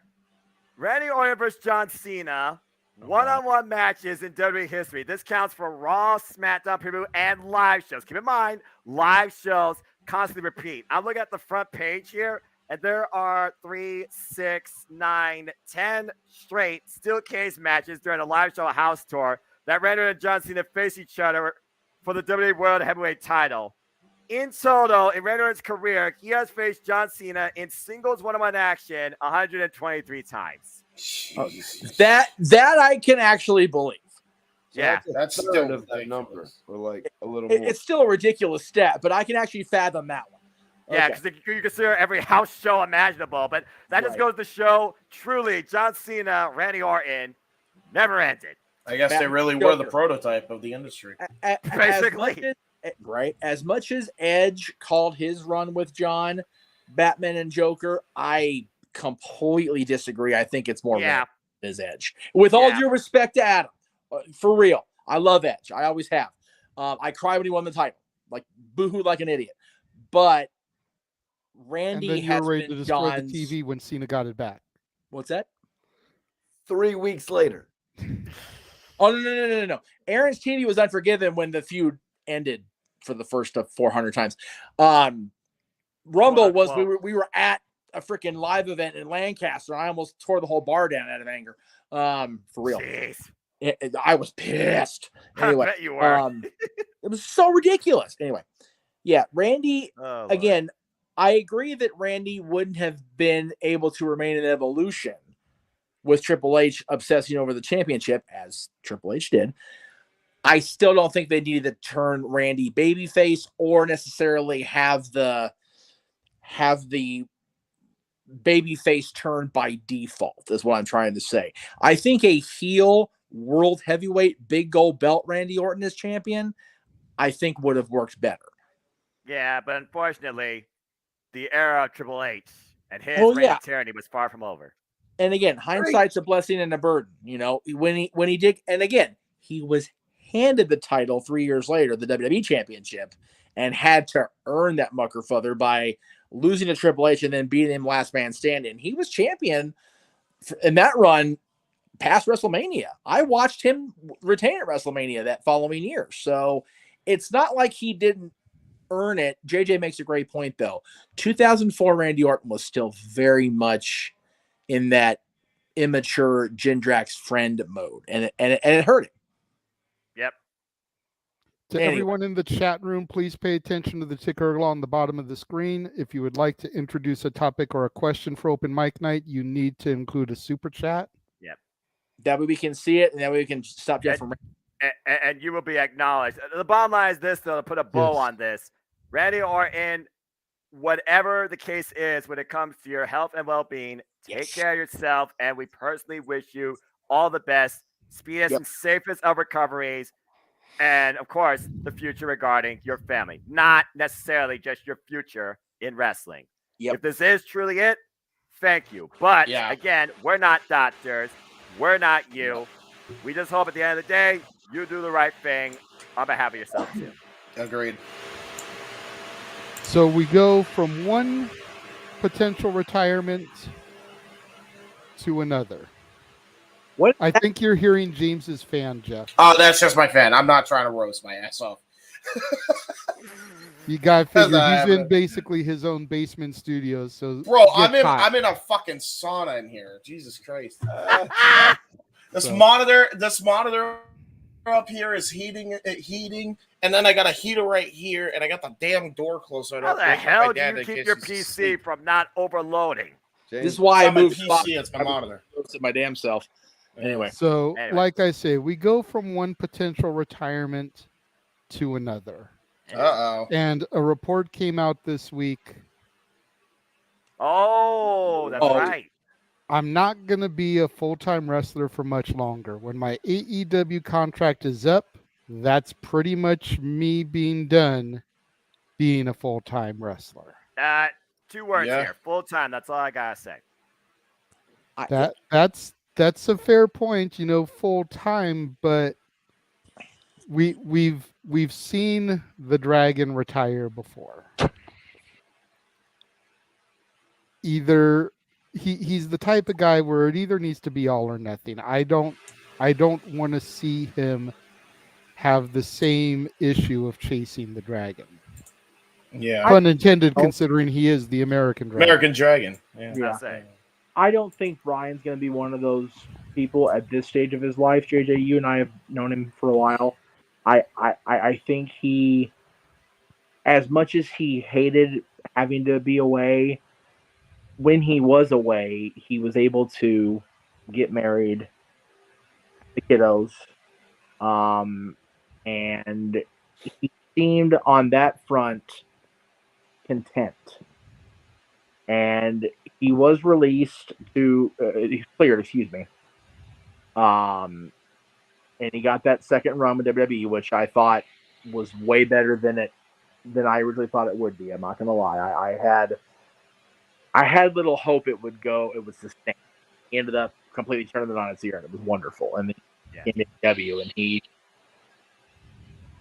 I think he. And I don't necessarily think it's his fault. I think it's just. I think the problem is over not long after Punk over, and the drama with Punk and the Elite and everything that's gone on in the last year has overshadowed Bryan's being there. He had a great series of matches with Paige that people forget because Paige was such a poorly booked world champion. I think this, and again, I haven't seen AEW TV this week, so forgive me if I'm stating stuff that I didn't know about. I think the Regal turn and the Blackpool Combat Club no longer being Blackpool based because that's legal. There's potential to get Bryan and Mox when he comes back from his hiatus that he's well deserved. Christ, and even Yuta. There's potential there. Put that. I missed that comment. I'm sorry. I was looking away from the screen.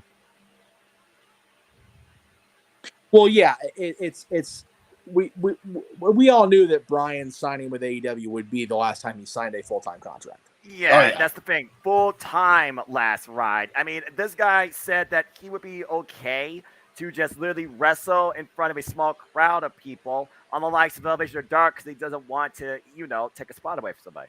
Yes, sir. We got a super chat. Oh. $2 super chat from the Real Wyatt. Thank you very much. Theory winning the title again was a joke. Spear. The only bigger joke was you not appearing on the show at all tonight, Wyatt. Anyway, thank you for the $2. We appreciate you. A-Town down. Got a super chat. It is what it is. As simple as that, and we acknowledge it. All right, let's bring it back. We will acknowledge it, and if it needs to be shit on, we will shit on it. So there you go. Damn right. Okay, back to what Jeff was saying. Subjective. Yes. Ding. Yeah. Titles must be splitting. Those Universal and WWE titles must be splitting if they're not going to give it to Lashley or Rollins. Now we're going to throw it to Mikey T to talk about this, but somebody had a statement for Mikey T. Daniel wants to know, what's it going to take for Mikey T to acknowledge Jeff Jarrett as a horseman? A video from the King of the Mountain himself?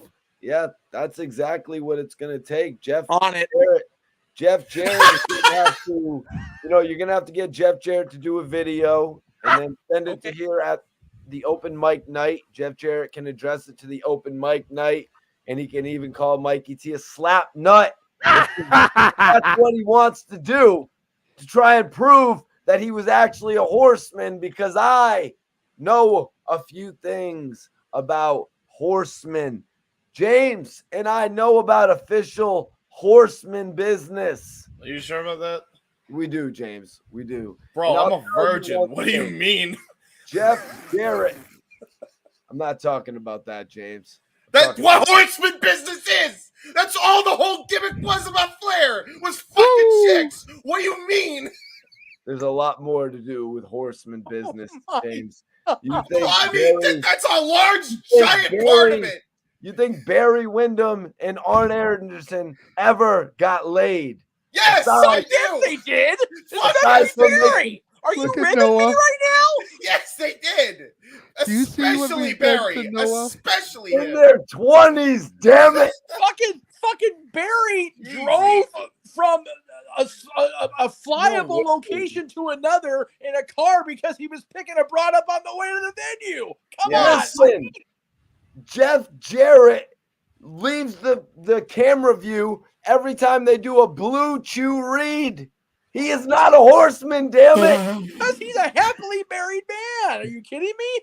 Yeah. Real Wyatt, we did appreciate your We super did chat. appreciate the super chat. Chill All out. I'm saying is, it's okay. All right. Hey, stop. Okay. That was my fault. I own the fact that I crapped on it. Please don't take anything I say in open mic night mode personally. Ever. Yeah, I'm you're so good. off the rails right now. It's not even funny.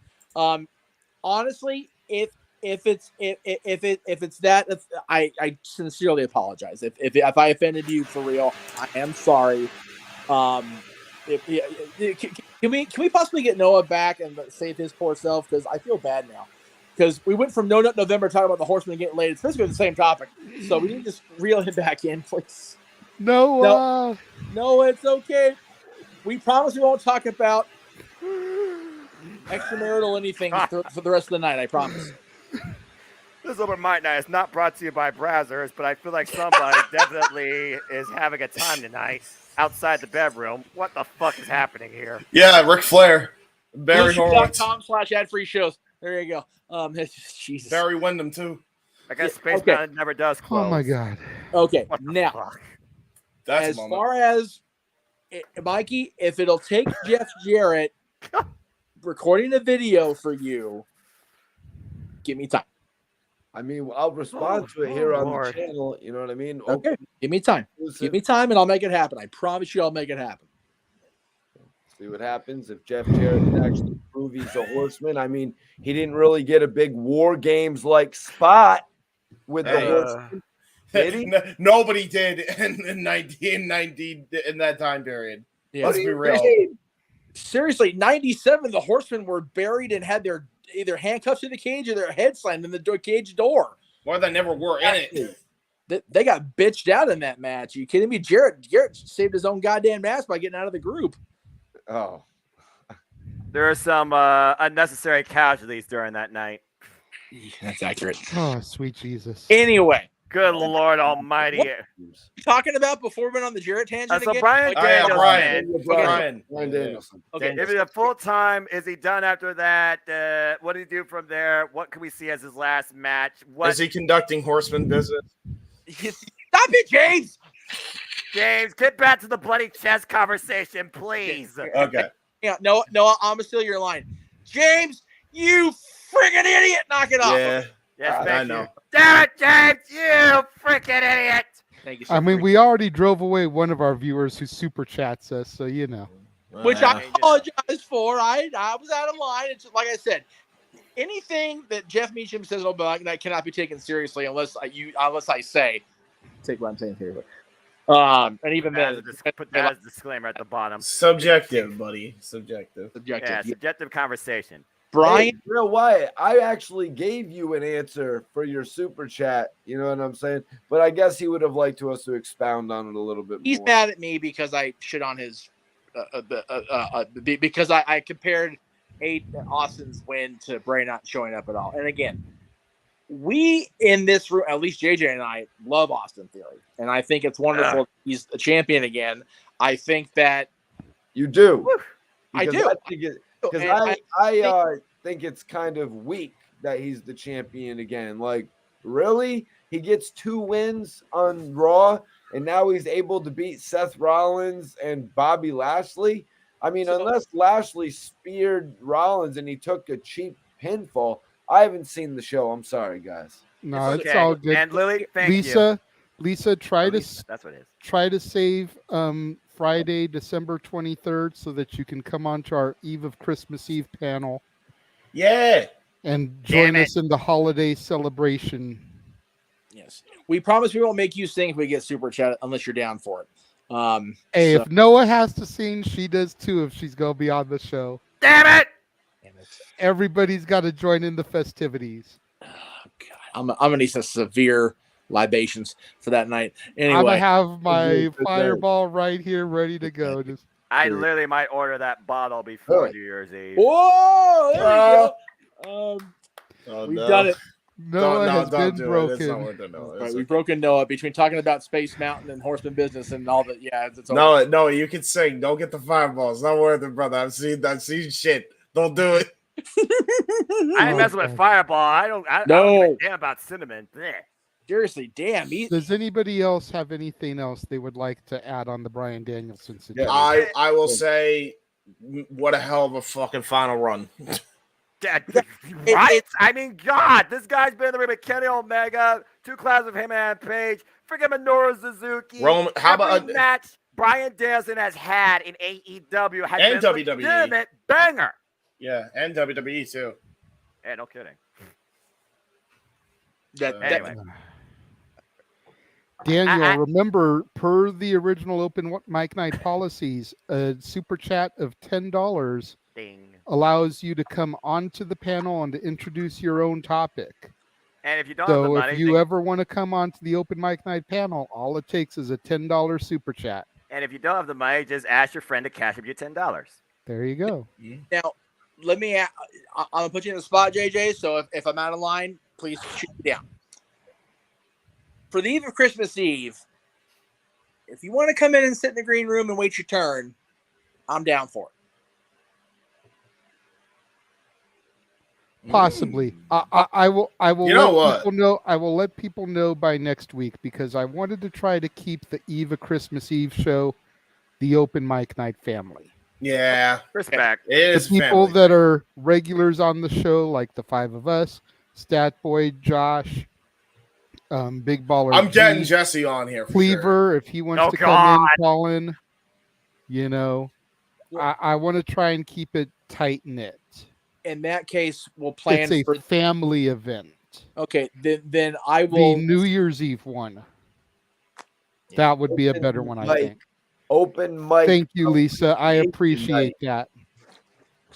Yeah, I would say New Year's Eve should be open door, open mic night. Just whoever wants to come in and sit and wait their turn, go for it.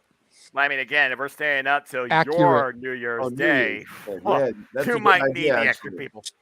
Accurate. We can put either mine or Jeff's PayPal on here, and you can send it that way as well, and exactly we'll get the whole amount. Yeah, Google AdSense is sucky. Don't let YouTube hear that. They'll try and demonetize you. Yeah, they will. For real. Yeah. So yeah, I think that Brian's had a good final run, and this is his final run. I would like to see him expound on the adversarial part with Regal, but I get that if they're not going to go that way because Regal's with Max, then it is what it is. So, Jeff, you didn't see this week's Dynamite, correct? Correct. So, here's what happened. It opened up with Regal talking about what he did with MJF. Apparently, there was a private communication via email between the two shortly before the events that occurred in AEW Full Gear, privately. That will be apparently disclosed this week personally by Maxwell Jacob Freedom when he returns to Dynamite. Jon Moxley was fuming. He was ready to rip Regal apart. Until Brian stopped him. Regal. He pulled the card about addictions and problems and family values came into play, saying how much Regal truly helped him love and understand his father's struggles before he passed away. He asked Jon Moxley to simply save him for me because I love him. And while Moxley was boiling, he simply quoted Scar from The Lion King say, "Run and never come back," as Regal just simply walks away. No face reaction. And Jon Moxley, I don't think he got a sense of relief. But if this somehow does degrade into Jon Moxley versus Bryan Danielson at some point, I'm okay with this. But that's right now where the Blackpool Combat Club saga stands between Regal, Danielson, Moxley, and MJF. Yes. Can you guys hear me? Yes. Okay. This is from Miss Lisa. She says, "Have a good rest of the chat. Did I mention I love when Noah's on? He's hilarious. Good panel tonight. Talk to you tomorrow." Nice. Thanks, Lisa. Yeah. Speaking of which, UK King in my comment chat right now, since I'm live streaming Open Mic Night by itself, said, I have no idea how I ended up at this part of the internet, but that's a fantastic shirt and tie combo from Noah. Terrific. Absolutely. Noah's suit and tie game, especially for the big shows, is always on point, dude. We love that. I try. Wait a minute! Hey! There's a AEW pin! What the hell is WWE event? pin on you for? What the I fuck? put the pin on during Open Mic Night, you fool. Hey. That's Never mind. Clearly, y'all don't pay enough attention. Botch. Jeff Jarrett would be like that's a botch on me. Jeff Jarrett would be like in the Four Horsemen wearing a Southern Justice pin or something. I mean, Eric Riff has worn an AEW shirt while reviewing a WWE event. Just saying. Yeah, James. Oh, sweet Jesus. But yeah, at this point, I just wonder, Bryan Danielson, people might want to see him face Kenny Omega one more time because that went to a draw. Bryan Danielson might want to be Ring of Honor World Champion before he's done one more time. It's one of those things where I just wonder if Bryan Danielson does go from full-time to sometime and then eventually no time, how does the Dragon finally get, fulfilled to finish out his career? If this is his last run. Yeah. I wonder if it's about the title at this point because of the awesome stuff he's done. Like, is it about just having that one last great match with fill in the blank here? Or is it because I never really saw Bryan even said himself, Bryan never saw himself as the world champion in WWE. It was the most organic thing we've ever seen. Literally, the title included. Yeah, exactly. Well, I like that. Yeah. I just don't know if he prioritizes the title in AEW as much as maybe fans think he should, because that's not what he's about at this point of his career. Yeah, that's fans' a fair perception statement. versus his perception. Yeah, I think it was more important, and I'm going to praise him, so bear with me here. I think it was more important for Punk to get back in the business and for him to win the world title and to show that he could still go at world title level than it is for Bryan. Because Bryan came back from injury, regained the championship, had a decent little heel run there before he ultimately finished out with WWE. And when you figure that he was in a main event of a major show for both companies in the same calendar year this year, you can't last year. Yep. Botch. You can't really, like, much like Randy, nothing left to prove. Yeah. No. Again, a wrestler is their own worst enemy because it comes down to their own opinion on what fulfills them in this industry. And it's not defined by company, clearly. I think at the end of the day, if anything, Bryan would be happy with one more reign as Ring of Honor World Champion, kind of end his run as the champion of the company that made him an international star in the first place. There's Clara Castagnoli. That needs to happen. I think if they're going to break up the group completely and Claudio does indeed beat Jericho at Final Battle, dude, put Bryan and Claudio in the ring. Give us a Punk Joe series with Bryan and Claudio. Just give us 3 matches and just let them go to town. Yes. Why have Jericho pin Claudio at Full Gear if they're going into Jericho Claudio at Final Battle? That throws me off a little bit. Because Jericho beat Claudio on his turf, so now Claudio beat Jericho on Claudio's turf. Yeah, I mean, it's like, turnabout's fair play. Jericho will beat Claudio? No, Jericho already beat Claudio in AEW ring for the Ring of Honor Championship to retain it. And now they're going to a Ring of Honor. Or to regain it, to Hello, regain it. Cyborg. And gain it, rather. Yeah. I think Jericho will retain there. Really? It'll still be a good match. It is the main event. We are going to cover it, so we'll get there. Stay tuned for simply predicting on that as well. Yeah, what a week that is. I think we'll have 2 full pay-per-views and open mic night. So, well, I'm just going to say this right now. Wait, the main event is Braun and Finn Vega versus Apollo Crews? Yes. Yes. Yeah. Unless they go with that 5-pack challenge as the main event. No. Not my NXT! Which I think is a possibility. Which, by the way, have you got to show them that thumbnail I created for that, by the way, JJ. I'll throw it up there during the plugs. Cool. I mean, it's also in your video that we're going to run during plugs. Yeah, so- true. If we All are right. topics, So, Can Bryan Danielson please get the Brock Lesnar schedule where he only has to appear at Final Battle and Revolution? You know what I mean? Even though he's a champion, the schedule for ROH should be a little bit different. It shouldn't be like the 30-day period. It should be. No. I vehemently disagree with that because Ring of Honor always prided itself on being the most competitive company in the world, and they would run shows, run their big shows once a month, and they would have TV every week. So, Brian would need to be on the television, at least make an appearance on the shows, kind of like Roman status. Like he can Brock defend the Lesnar. titles. Yeah, he can defend the titles at the major shows, but Right. he needs to be a television presence because Bryan Danielson, one of the Ring of Honor originals, if you will, Pioneers. back holding that championship is going to be what draws people to the TV deal if and when they ever announce it. especially with that belt they brought back, that was the belt Brian had. Yeah, that's the original. So you want him to be a presence on a regular basis there I agree with that. to Yeah. get those ratings. Well, then it helps as well if you use him on TV sparingly, because if you just oversaturate somebody, it's going to be what it is currently. Whereas it will work if they have Daniel Bryan appear one time even to promote a pay-per-view match, or twice. It'll work because the people will know he's there.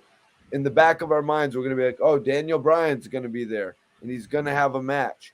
And I think it's time for these superstars to take that next leap in their career, and for Tony Khan to give them those contracts where they can just appear at SummerSlam, WrestleMania, you know what I'm saying? Survivor Series, the big shows. And it just so happens AEW only has 4 shows anyways. Well, You know what I'm 5 saying? technically now Forbidden Door becomes a thing. Right. Well, you figure the Stinger probably has a deal like that, and does Bryan Danielson deserve a Sting-esque deal? Well, yeah. I don't know about that. But no, AJ, okay, he deserves it. I think you're comparing apples and bananas, Jay. To be fair, Sting. You remember Sting started wrestling when Bryan Danielson was 7 years old, or And whatever. Brian it was. wasn't wrestling back then, as far as we So know. he probably could have, honestly, if we're going to be real. with Probably. Plus, it's tag team format. Yeah. Dude, he was putting the nurse in the nursery and freaking the yes lock, the For label real. lock. That's right. What, you're trying to change my diaper? Wrestle. That's right. That's right. He wasn't birthed. He gave his mom's placenta the freaking cow mutilation. No, let me out. Anyway. It had to be someone else that helped him besides Shawn Michaels, right? I guess Absolutely. Well, you figure he was in a really good class too. Anyway, okay. I don't know if a Sting contract is really what you compare it to.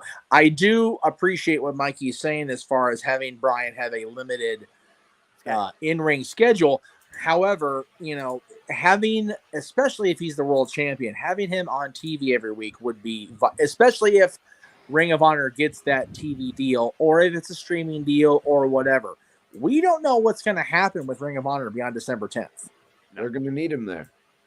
They're going to need Brian, whoever is the champion, whether it be Claudio or Jericho, they're going to need that person to be on all the time, which is why I believe Claudio is going to regain the title, because Jericho is very much AEW first. And this whole anti-Ring of Honor crusade has just been that, to get people to be proud of Ring of Honor. Be like, no, this is my brand. This is what I support. Screw you, Chris. And that's where you get the buy in, basically.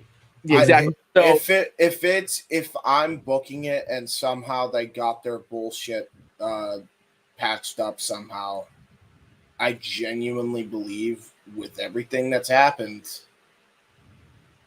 I don't know if you give it to Daniel or Claudio, and if there is a way to get him back, believe it or not, I think it has to be Punk.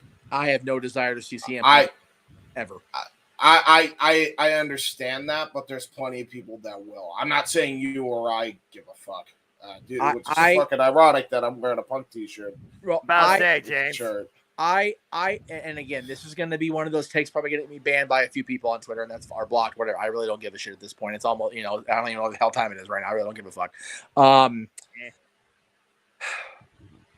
Punk, and again, I was going to try to keep this short as far as Punk because I wanted to talk about this. Punk has proven time and time again that he cannot refrain from shooting himself in the foot and by association whatever brand he is representing in the other foot to make him a complete invalid as a result. I did not like the way he exited WWE. I understand why he did, and he was justified in why he left. What he said on a global broadcast on a podcast was too much, and he got sued for it, and rightfully so. And they sued him, and they sued back, and rightfully so, him and Colt. And then they had their little lover squirrel too. So whatever. I'm not gonna get in between Phil and Scott. That's not my fucking business. Yeah. But then he did the exact same shit in AEW. Like the exact same thing. He was back for a year. He was saying that he couldn't go back to WWE because they made him sick. That's what made him, the way he was. Like, no, dude, you are the way you are because you're in wrestling, and the business is a cancer to you. And by association, you are a cancer to the industry, whatever company you're in.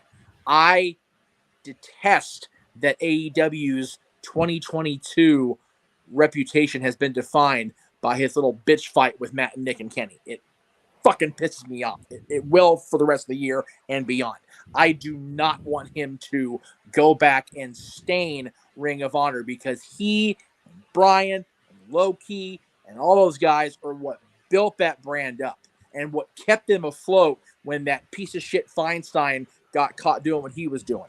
So for him to go back and have the mindset he's been in since he left WWE. Let's not kid ourselves and think he's all of a sudden got this fucking clarity being back in AEW. He's not. He's the same person he was 8 years ago. I don't want him to ruin Ring of Honor before it really gets that springboard back off the ground again. Fair take. And I'm sorry if that angers the Punk fans, and I'm sorry if that turns people off of me. But I am so passionate about that. And I say that because I held out with Punk for so long, and I allowed myself to be convinced that he was a decent person when he had a great interaction with my father. But he has now proven that a leopard never changes his spots. It's just the color of the stain on the fur that changes. And guys, let's be real about this. James, I'm sorry to say, but Punk would just look at that as a demotion. Punk would look at that as a demotion going back to ROH, even though if that would be but let's be honest, he kind of fucking deserved it if he does come back. I'll be honest. It's like the Game getting put on Geffen Records from Aftermath. You know what I mean? They're like, Game, you got problems with 50.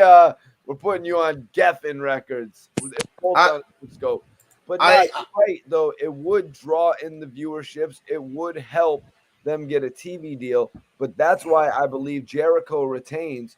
And Jeff, he is an AEW guy. Jericho is an AEW guy, but he served his purpose there. He's got to go serve his purpose elsewhere now. I don't think so. No. Well, since we're talking about Punk, yeah, might as well. We're gonna there was a topic coming up this week that indirectly tied into Punk, so I guess we'll just segue into that one. It was gonna be my final topic, but we're kind of already discussing it, so. All right, go for it, JJ. You're the host. Kenny Omega! Oh, God. So, Kenny, by God, Omega gave an interview with Sports Illustrated. Yes. And he says, and I quote, "There are things no one can talk about, so I'd encourage people to let it go. Yes. It doesn't change that we want a team effort in AEW. I don't even mean implicitly myself and my opponent. It also means the referee, the fans, the people who set up the ring, everyone. Even a technical error can ruin the memory of a match. So I encourage people to move away from it because there is no information to be released." Talking about the scuffle with CM Punk and the Elite. "Though I cannot talk about it, I do want the fans to know I still want the best for pro wrestling." That's what Kenny Omega's about at the end of the day, whether you realize his ideologies or agree with them or not. He is about And then, hang on. and then Uh-oh. he goes on to AEW Dynamite. Oh, here we go. Yep. And executes the GTS. Nailed it. And the Bucks do a spot apparently that I missed. Yeah, where, Punk shot lariat, where CM yeah. Punk botched. Mm-hmm. Yep. So EVP Kenny Omega is saying one thing to the media and then going out into the ring and doing something completely different. Yep. Hasn't that how it's always been in wrestling, though, JJ? This is hypocrisy at its finest. You're about to say, though, is it anything new, or is it just, taking it to another level? It's they are both in the fucking wrong. This is why I say Woo! both Ding, are in ding. the fucking wrong. The Real Like- Wyatt, thank you again for another super chat, $2. I love the Elite's new theme song, Punk versus Omega would be money. Which I do there enjoy. you go. I mean, you can't deny that I wouldn't fucking draw now, even still. I do enjoy them using "Carry On Wayward Son" by Kansas. Yes. Can we all give a JJ? Can we all give a prediction on like Punk versus Omega or something like that, just to put some respect on this super chat? I think it's hard to actually predict the match because there's a lot to happen before that happens. Yeah, a lot needs to happen. What did I say? We acknowledge it, but I want to actually. It's a see if huge it happens. what if. It's like a fantasy biggest booking what if. warfare when you consider the amount of storytelling elements that would go into such a program. Punk versus Omega would have to be the biggest match in AEW history on their biggest pay-per-view. It's just a matter of, okay, do you do this as a standard? Is this a one-off? Is this just a work? Is it a shoot? You blur the line between kayfabe and reality. There's a lot of context that could go into predicting a match that is right now non-existent. May I go next on this topic? Absolutely, James. All right. Get my screen up if you could, because I got a video clip. This will basically sum up what I've been thinking. If you know Adam Blom here. Yes. Parts Unknown, No Worlds Barred. The very man who was convinced to let Greg Cherry on to his No Worlds Barred show. Quizzlemania, that's right. That's nice. right. All good. So, yeah, go check that out if you haven't already. But I have this clip from Adam here. This essentially sums up what I think. I encourage you still go and watch the Jay Hebert Side of Things, episode 3, just because I put a lot of fucking work into that anyway. Yes, you did. I actually now have more to fucking talk about because Kenny just can't keep his fucking goddamn. Honestly, the more he's fucking doing this bullshit, I hate to say it, Kenny, but the more you're proving Jim Cornette right. Ooh. That all started off right off the fucking bat. That's pretty fucking bad, by the way, bud. Kenny needs to keep his by God mouth shut. But anyway, I'll get to that in a minute. But yeah, that's the problem with the industry. This is basically my thoughts, full on this bullshit with AEW and beyond, pretty much industry wide. Why I don't watch weekly. Rumor going around that I hate wrestling. I'm not exactly sure where this rumor has come from. Maybe from disgruntled wrestling fans projecting their hatred of various products onto me. Maybe from the fact that I seem to put all my time and energy into No Rolls Barred, the best board game YouTube channel in history. Or maybe it's because all those time on live streams where I said I hate wrestling. But I don't. I'm just not sure that I love wrestling. anymore. As a hobby, it's a type of hard work the board games never is, and I find all the tribalism, backstage hostility, the constant hype machine quite tiring. I still enjoy watching good wrestling, especially with my good friends, but I don't really let the bad stuff close enough to affect my emotional state anymore. Dude, I love that man. He is the realest motherfucker of what is going on with AEW's ratings right now. That is why they have fucking dropped considerably. Well, you know, everybody was saying after all that dilemma, they were like, "Oh, million views, but they yeah." really And immediately, what did I say, Mikey T? What did I say? What did I say the minute they said, "Oh, the ratings are up," though? They were going to drop off. Did I not say that on this program? I still wonder, though, in a world of what if you didn't know the ratings, how that really would affect the outlook of the industry from the fans' standpoint, because I don't give a shit. I still watch the crowd. It takes more than a couple of assholes to ruin my time with my love of the passion of the industry. From a business standpoint, if I was an investor or a billionaire, hell, I'm not even a thousandaire. I'm not even a hundredaire right now, but that's a whole different story because bills, damn it, capitalism. It's one of those things where, again, why do I give a fuck what the ratings are? I understand what you're talking about from a business standpoint, but as a fan, I still enjoy the products. I think everybody has their flaws.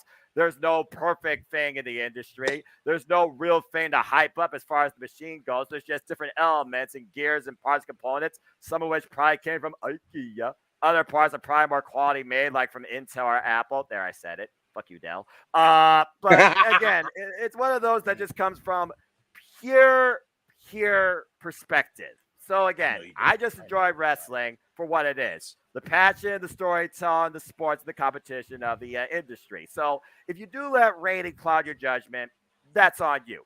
As far as your take, though, looking at an environment that might breed toxicity, hello, NWA, Nick Aldis take.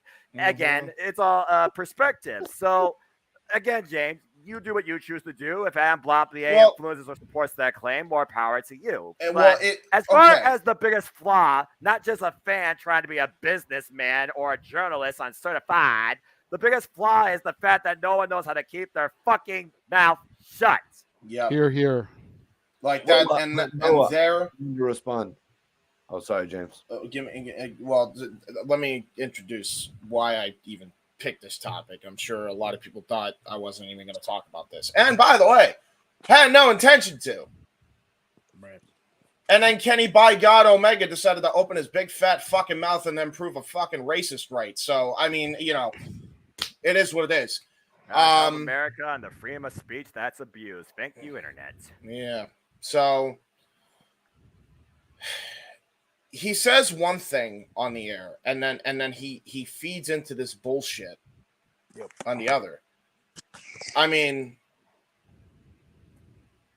JJ said it best, really. If a leader back, then Punk has to be back, point blank. It's either all of them are back or I don't want any of them. I'll be fucking honest. Because, like, all of them were unprofessional fucks throughout that entire thing. And I'm including the Hangman and Colt in that entire thing as well. They just were. That entire timeline, they were all unprofessional as fuck. For me, you can't convince me otherwise. It is exactly what Adam said in that clip from the Parts Fun Known video. It's tribalism at its peak fucking form right now, and it's completely impacted and inadvertently or advertently, whichever side of the fence you want to go on, has impacted the business, I think, for the worst. And how long before, say in 5 years' time from now, more people like Adam with a name recognition leave that from a full-time basis? What happens then? Is there even an IWC that's even fucking left?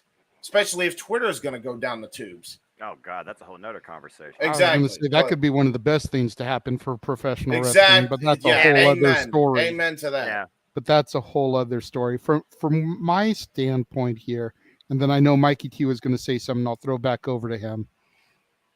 you know, when I first introduced the topic here, I believe it was Noah, maybe it was Jeff too, but the question, the statement was thrown out there is, what is new in wrestling?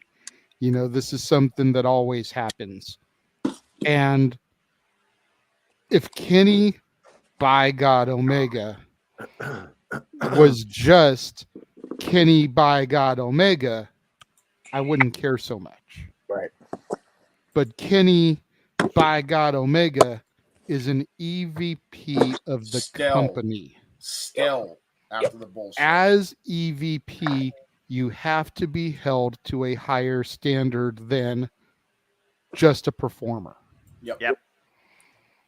So for you to go out and give an interview in Sports Illustrated and say that the fans need to let it go, and then to go that same week, a couple days later, and make fun of the guy that's not back in the match is complete and utter hypocrisy, and he needs to be fired, in my personal opinion. Yep.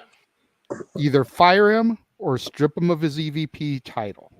And if you're not going to do either, then you have to bring Punk back. And that doesn't mean I want to fucking see him. Yeah. But, I mean, what's good for the goose is good for the gander. Seriously, like how fair is it that fucking Punk's gone, and then the Elite is not held accountable? And and by the way, love how we have now known that all of this could have been avoided. I don't even know if anybody checked out the Full Gear press conference, and I don't blame you if you didn't, because of the last fucking debacle. Oh, I watched the media scrum afterwards. Yep. So Tony Khan, we already knew it because he confirmed it at the All Out scrum, but he absolutely confirmed it at Full Gear because he was able to talk without Phil cutting him off. It's all Tony. Tony didn't communicate at all with any of these people. Not Punk, not Colt, not Hangman, not the Elite, none of them. He just didn't communicate. And it's like, Punk's still a cunt. All right? I ain't even going to stunt. Damn. See you next Tuesday. Just for that, all right? Just for that, knowing what we know, I can at least tolerate him being back. I can. But you can't not bring him back and then bring the Elite back and still have them keep their EVP status on top of that.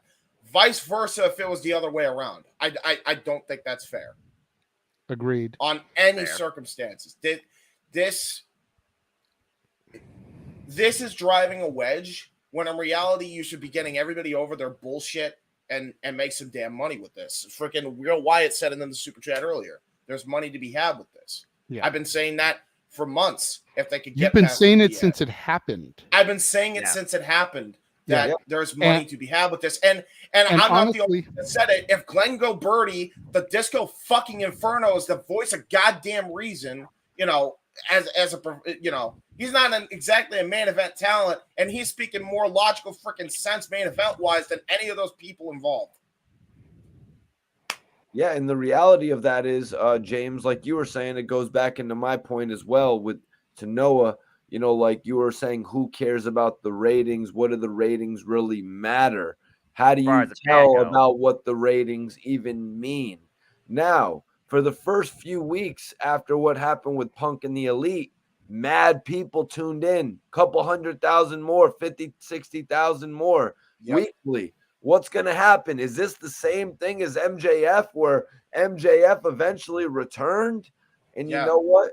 If they had capitalized, they could have even continued to grow with their fan base. Well, here's the thing. They still can. And I'll tell you why. No, James, they have dipped down to this 800,000 mark now where people are just as pissed off as you. As I said, if they fucking brought Punk back tomorrow, just for the principle, not even because I like the fucking dude anymore, right?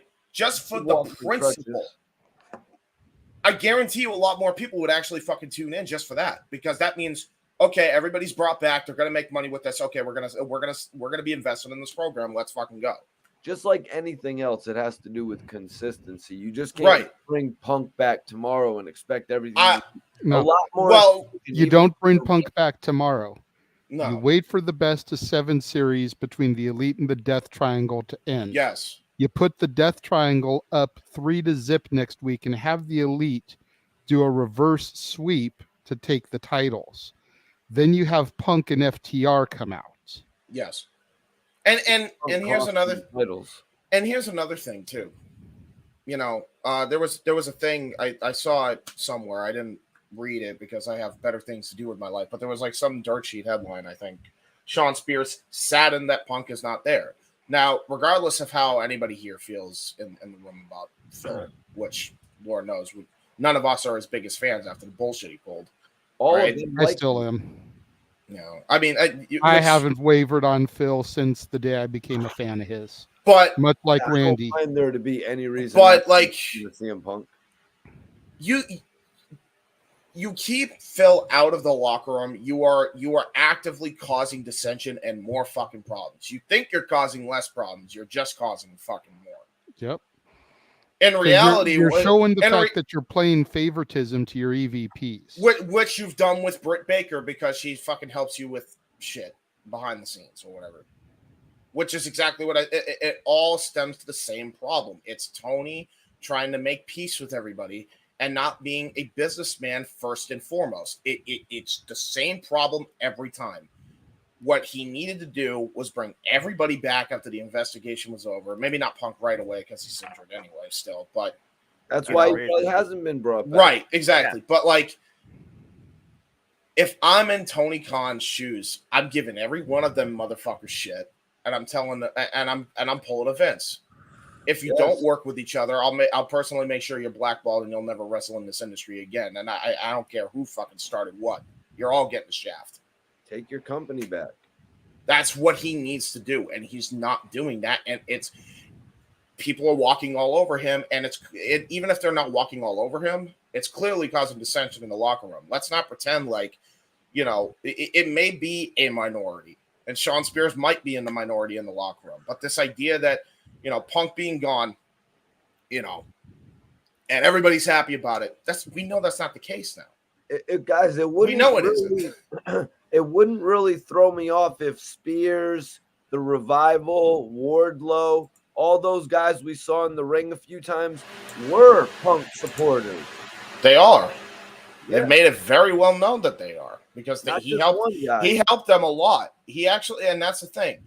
There's a lot of fucking bad that Punk did in that situation, and he definitely, absolutely needs to be condemned and punished in some regard. I'd even say a hefty fucking fine. The biggest fine you can, legally. Good call. But that's what needs to happen. But it won't happen because Tony Khan's afraid to fucking pull that trigger. So that is... Well, then he'll be a victim of his own choices as far as I'm concerned. Exactly. And thus, don't expect me to fucking tune in every week. And expect that with a lot more fucking people. Because nobody wants this tribalistic bullshit anymore. They are sick of it. They are done to death of it. Yeah.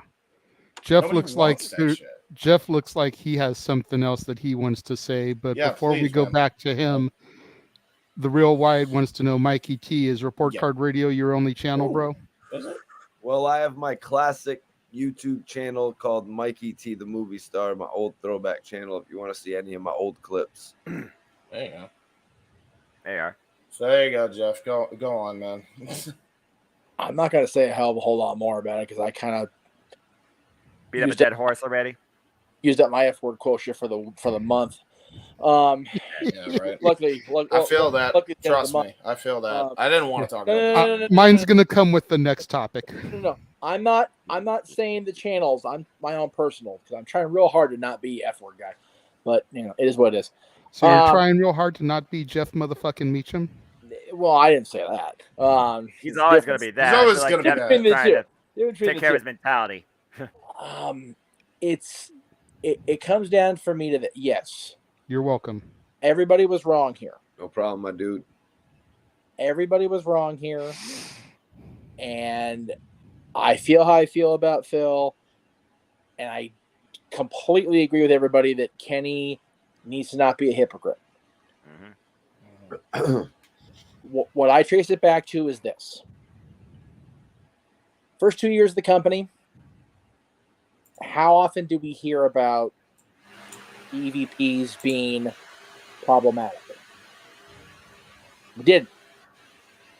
No. And because Punk was the one that did it, we're supposed to be okay because Punk's always been the one to champion the voice of the voiceless. Shut the fuck up, Phil. Seriously. Golly. If he had made a spectacle of himself with that media scrum, nobody else would have known about it except the people involved. And it wouldn't amounted to dick in the wrestling news. I wholeheartedly agree that Kenny had no business cutting that interview and then going on Dynamite and using the GTS, nor did Matt have any right doing the buckshot lariat and botching it on purpose. That was terrible and in very poor taste, especially when the guy's there to defend himself. Yep. And that's the only reason they did it was because they know Punk's not there. How does Tony okay that? I'll get there, Mikey, I promise. Okay. Which is chicken shit. That's a complete chicken shit move, and it's not right. But y'all kind of tied it in together then. Tony, how often does Tony Khan criticize Eric Bischoff these days? Way too More much. times than that can count. Quite a bit, right? Yes. What was one of the chief complaints against Eric Bischoff when he was part of the NWO and still running WCW? Not taking the reins of his own company. That trying to be one of the boys NWO's instead of buddy. the EVP. Yep, wanted to be one of the boys. Buddy, trying to make sure that Terry was taken care of, and Kevin and Scott. And this guy's chilling with Sky Blue. And okay, so Eric Bischoff was trying to be too buddy with his core people. Who's doing that now? Tony. Yeah. So as much as I can sit here and say Phil needs to shut the hell up and Kenny needs to stop being a hypocrite, Tony needs to stop being a goddamn hypocrite and grow a set of fucking balls and take the company back. Yep. That's what this comes down to. I don't care how many people have an EVP title. I don't care how many people have a world championship or a trios championship or a leg injury or whatever the fuck they've got going on. If you are the president of this company, if you are the lead booker of this company, then fucking act like it and grow up, Tony. Yep. There's a reason why Kurzball questions, particularly every time at a media scrum, because I watched that too. More particularly hear Jimmy Hater's victory address, because I'm a hater. Love that. Yeah. Oh, sidebar: Jamie and Tony getting officially recognized. That I'm okay with. 100%. Yeah, they deserve it. Damn it, that's women's. That's going to be the next topic. We're getting there in a minute. Oh, okay. I wasn't aware because I'm cool. I'll chill out then, JJ, because you know the bottom line.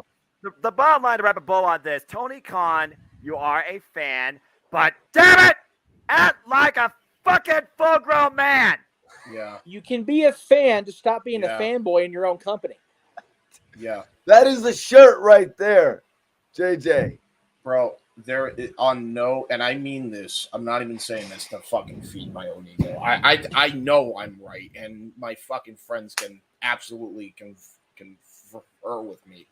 There is no justifiable reason why a fucking motherfucker who's autistic with a rinky-dink CAW league that's on a shoestring budget can act more like a fucking businessman than a multi-million-dollar man. Billion. Sorry. Right. It's embarrassing, bro. This whole thing has been embarrassing since the night of All Out, and it's just evolved. And it hasn't even gotten better in the back. No, which is what ruins a lot of people's enjoyment of the show. Because, like, again, I mentioned this fucking comparison on Hebert side, but I'll mention it here because it ties in what the hell went on TV this week. If you watch a movie, you don't hear about the drama until way before or way after in most cases, in a lot of cases. Most TV series, same thing. You don't get a break from this shit, dude. It's every fucking week. So you mean it's 5 times a week? I will disagree with that only because the gentleman in the lower left has proven you can have a break from it. Right. Because Noah turns on his TV Wednesday nights at 8 o'clock, Friday nights at 8 o'clock, and if he wants to watch WWE and subject himself when it's not being so good, then whatever those nights are. He doesn't go onto Twitter to vent. He stays. He takes the Frank Meacham approach to life. State your name, state your business. That's what he does. And when he's tweeting about New Japan, he's on that shit because he loves talking about it. The simple man, Noah Foster, is the definition of stay in your lane. Yes. And we are He all logs on. He posts what a great morning it is. Yep. Maybe we'll throw some song lyrics. Yep. Let's fucking go. It's wrestling night. It's Wednesday. You know what that means. And he turns it off. Yeah. Right. So I agree. And he's a he stronger will man. live tweet during the show without putting a redonkulous spin on it to get himself attention.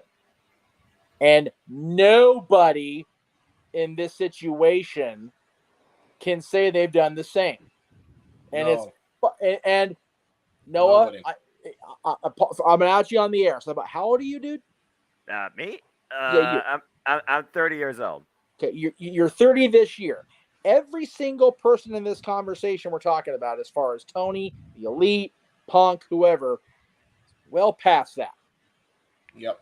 And at the end of the day, you're all grown ass men. Only one of you is acting like it. I just enjoy wrestling. And that's why we love you, because you enjoy the wrestling and don't get sucked up into the crap. I think for me is like, good point. I like, because I have been sucked into the crap for so long. I know. If I were to like try to separate myself now, it's kind of really hard to do that when Kenny Omega is fucking doing bullshit, pandering to the crowd, then Nick's botching a buckshot on purpose to fucking make fun of Punk. Because, like, how am I going to get a break from that if you just bring it on TV like that? It's like anything else, James. Everything in life is a choice, and everything has its side effects. It's very much like a drug addiction. Right. Yeah. I've been doing this shit for 20 years. How many times have people got on my case for quitting because I just can't deal with it anymore? And then I come back and you just doing it for show. It's like, no, I really try to get the hell out because my brain can't handle this shit anymore. Yeah, because it's so, especially the internet wrestling community, which shouldn't even be a thing. Yeah. It's so riddled with drama and crap. And then there's people like Noah, and there's more than just Noah. He's just here, so I'm singling them out. And Jesse. Jesse as well. No, Jesse unfortunately allows herself to get sucked into it too, and that's just something that she is. And I'm not ragging on Jesse. I love Jesse, but she allows herself to let those assholes get to her, and I don't think that's good on her heart and her body either. Well, I mean, she also has a job where she has to do work. And I understand that. And I'm not trying to make up any one individual person. The point is that there are so many. Twitter has existed and is now finally starting to devolve into non-existence because there are so many people that sign up for an account that are 18 and older that should be grown-ass people that aren't acting like grown-ass people. Yep. That's really what it comes down to the end of the day.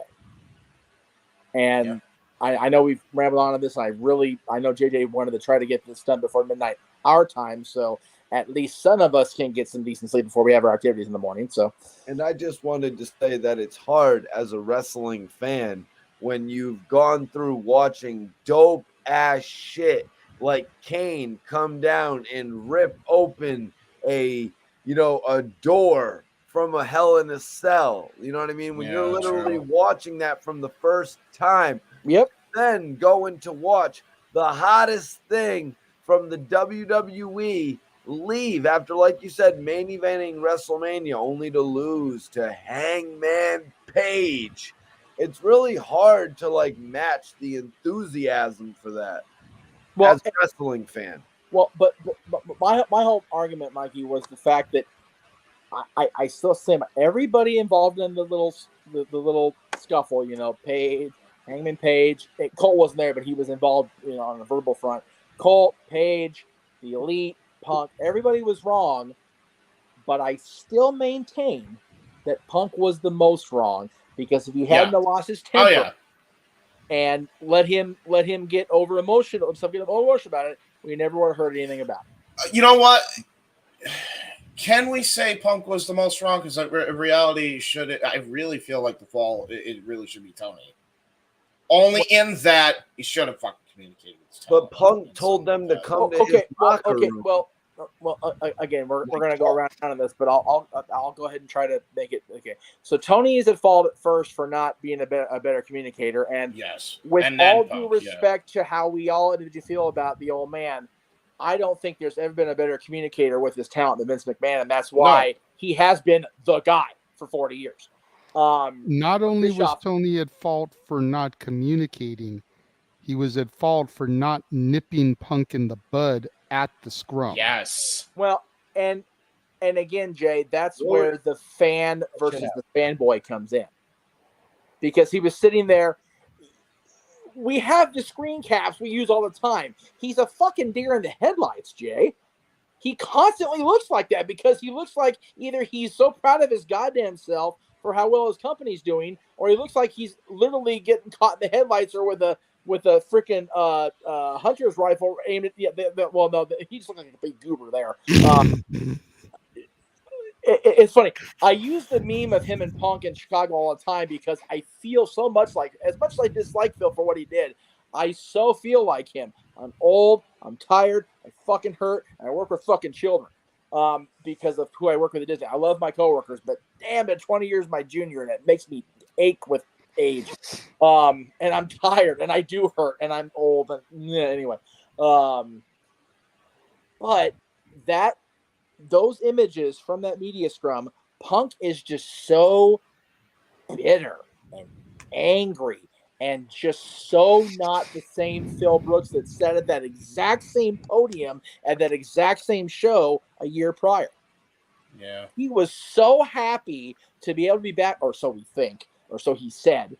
I still don't believe a fucking word out of his damn mouth. But he was so happy to be back.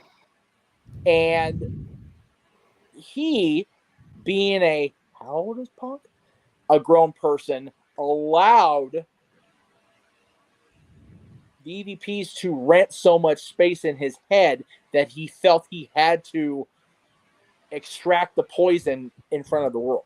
After he already did it once on television. Punk is 44. He's 2 years younger than me. Okay, so Punk is 2 years younger than the oldest guy in this room. Punk is 4 years older than me as of this coming March because I'm 40. And yet he felt that he couldn't just handle his shit privately. Yep. I feel, and again, you got a problem with Matt, Nick, and Kenny. I don't blame you. They're not very easy to get along with. JJ and I both know that. They're just not easy to get along with a good chunk of the time, right? They're not. I've never met Hangman Page. Why? But why are they not easy to get along with? Why they just not like talk to you? Like, do they? No, they do. No. What is it? They Like, do. sometimes you encounter people. Just Matt and Nick and I don't know Kenny near as well, but they're very much who they are, and they have their way of doing things. I'm not saying I agree with all the time. I'm not saying I disagree with all the time. The problem is, I know, at least from my experiences with those people, that I can go into a office or go into a room and go, okay, here's my shit with you. What's your shit with me? Yeah. And not come to blows or vent about it in front of the world and then come to blows about it afterwards. That's not grown folk activity. That's high school bullshit. Yep. Okay, now That ain't cowboy shit. That's chicken shit. yes. Oh, there's the shirt. Damn. There's the shirt. Accurate. There's the fucking shirt, James, right there. Accurate quote. Amen. Fuck me. Yeah. Paige venting at Punk on television, also wrong. Because live mic, and so it all comes back to what you said, Jay. These people being given a live mic without proper supervision, because somebody has to put the freaking yard duties on these people. Which, by the way, is still happening because Britt Baker's still fucking shit all over Thunder Rosa, and we don't even know she's going to be in the company in a year from now. Well, Thunder Rosa was supposed to be the semi-main event. It's what we still have to talk about. Different side tangent. We'll get to Britt. We'll get to we'll get all that. But yeah, the problem is, and I'll kind of help JD transition into the female topic here. There's still not the proper amount of policing because for whatever reason, be it the EVPs, be it Punk, be it the ladies or the women, because they're acting like ladies, they're acting like a bunch of bitches. They are not being policed like they apparently have to be, like a bunch of high school kids. Yep. That's what it comes down to. Tony thinks he can fix everything by being everybody's buddy. It's like, no. Grow a set, or the set you have, let it drop, and be the fucking boss, dude. Sometimes people act immature, and you have to set them straight somehow. And that's how it is. That's just the business. Just humans being humans, but yes, you can't let it keep happening, and it has been happening well before Chicago, both times. Yep. So it's just a matter of what JJ is always on my ass about. Tony, if you can't handle load yourself, delegate. Yes. And not with active performers unless they're not in-ring performers. Yes. Get Regal in a spot, for the love of God. Have him take the damn reins. Seriously, if Dustin's going to have to retire with his double knee surgery, he's a hell of a person to rein shit in because he's got his head on straight finally. God bless Dustin. You know, there are so many people either involved with the company or friends of involved in the company that can help on this front. I've seen them. I'm acquainted with or friends with a lot of them. It's not difficult to book, difficult to finance. It's also difficult to maintain the damn management, apparently. At least on AEW side. So Tony needs to learn to try to take the approach he's been trying me to take for the better part of 2 months and learn to delegate better. Yeah. And I just want to say before JJ flips the topic, if this Kenny Omega video game with Fight for the Fallen does not do well, because I know he was spearheading that, he might have some issues. And it shouldn't be as shocking to note that Punk was removed from the cover since Omega spearheading the thing. I had always heard about him helping to develop it. Punk was removed from the cover because they still have no idea what the hell's going to happen with him. No, we don't even know if he's going to come back. I think he could return on Wednesday. He could file a lawsuit on Tuesday. We just don't believe it's all up in the air. It changes on a fucking day. There are fucking conflicting reports that say they don't want to bring him in, and then there's others that saying they actually are trying to get him back. Well, that's up the game. Mainly, yes, yeah. He's not on the cover of the game because the game hasn't been officially released yet, and they don't want somebody on the cover of the game going out if they don't know his future with the company. Yeah.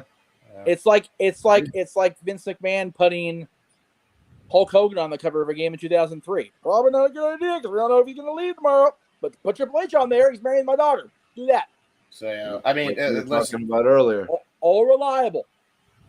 For the record, the real Wyatt said in my comment section, Punk could do a one-off with Omega and then leave. So he said that way earlier in the chat, and it was brought up on the screen. Okay. If it draws money for the company, fine, but I don't want him back full time. I've said that, and I'm done with it. Please, Jay, main event us. Well. Yeah, JJ, you had a nice sit there, just hearing it all out. Yeah, and I know this topic is probably going to go on for about as long, so we just may as well buckle up, gentlemen. All right, here we go. No sleep for Jeff. That's all right. It's Disney. It's pre-Disney. Do I ever say the day before Disneyland? No, you sleep standing up in the line queue for Indiana That Jones. was one time, and that was the broad's fault, not mine. Okay, you know this. Sleep you speak of. Mucker father. But anyways, Sleep? so this next sleep? topic was originally going to be the semi-main event, but since I was thrown the beautiful lob to throw to the Punk and Kenny topic. Yes. What you got? Oh, damn, that did go. Oh, La Mera Mera. Yes. So, as we all know, the interim title has finally disappeared. Yes. Yes! Thunder Rosa then goes on to the Twitter. Yes. And says, thank you, hashtag Thunder Army, for all the support, and at AEW for being there for me. Dreamlike moments happened in this run, and this is not how I wanted to lose the championship, but you deserve a present champion. On to the next chapter.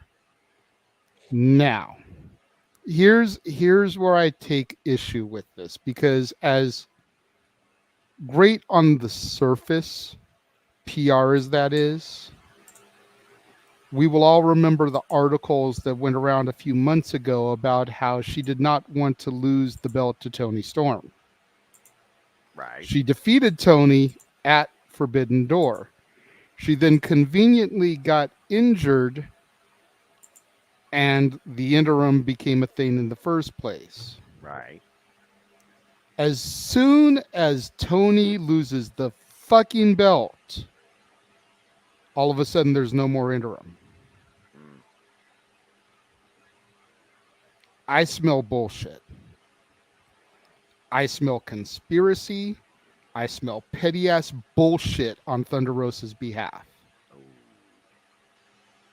Why in the fuck, as soon as she had to leave and the interim was crowned in the first place, did she not put something like that out?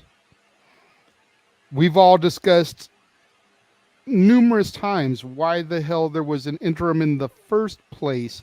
It just needed to be the crown for a new goddamn champion. That, Lord forgive us, but yes. I think that this is some petty ass bullshit on Thunder Rosa's behalf, that she refused to relinquish the official title under Toni's reign,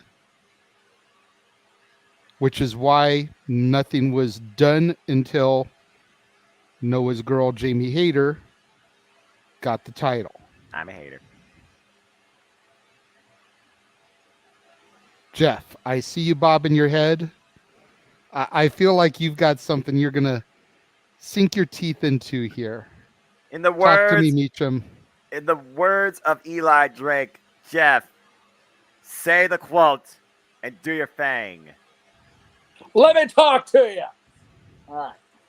Thank you, Sean. I love you. I missed the shit out of you, Sean Ricker, by the way. Oh, God.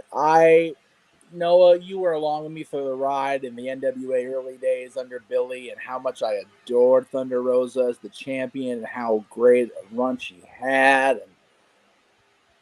And JJ just completely said everything I wanted to say, but I'm going to go ahead and Reiterate then, Meacham. I'll even give you a solo shot. Reiterate, because here's the thing. Buy the shirt. Wherever the fuck I have it up at this point. This is the most important time you'll hear that quote tonight, folks. Buckle up. Right. Tony's desire to legitimize his championships by having interim in the case of injury is fine. I was there when Punk got hurt. He fucked his leg up really bad.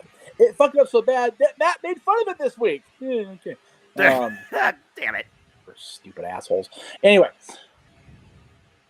I believed from the beginning that Thunder Rosa wasn't hurt.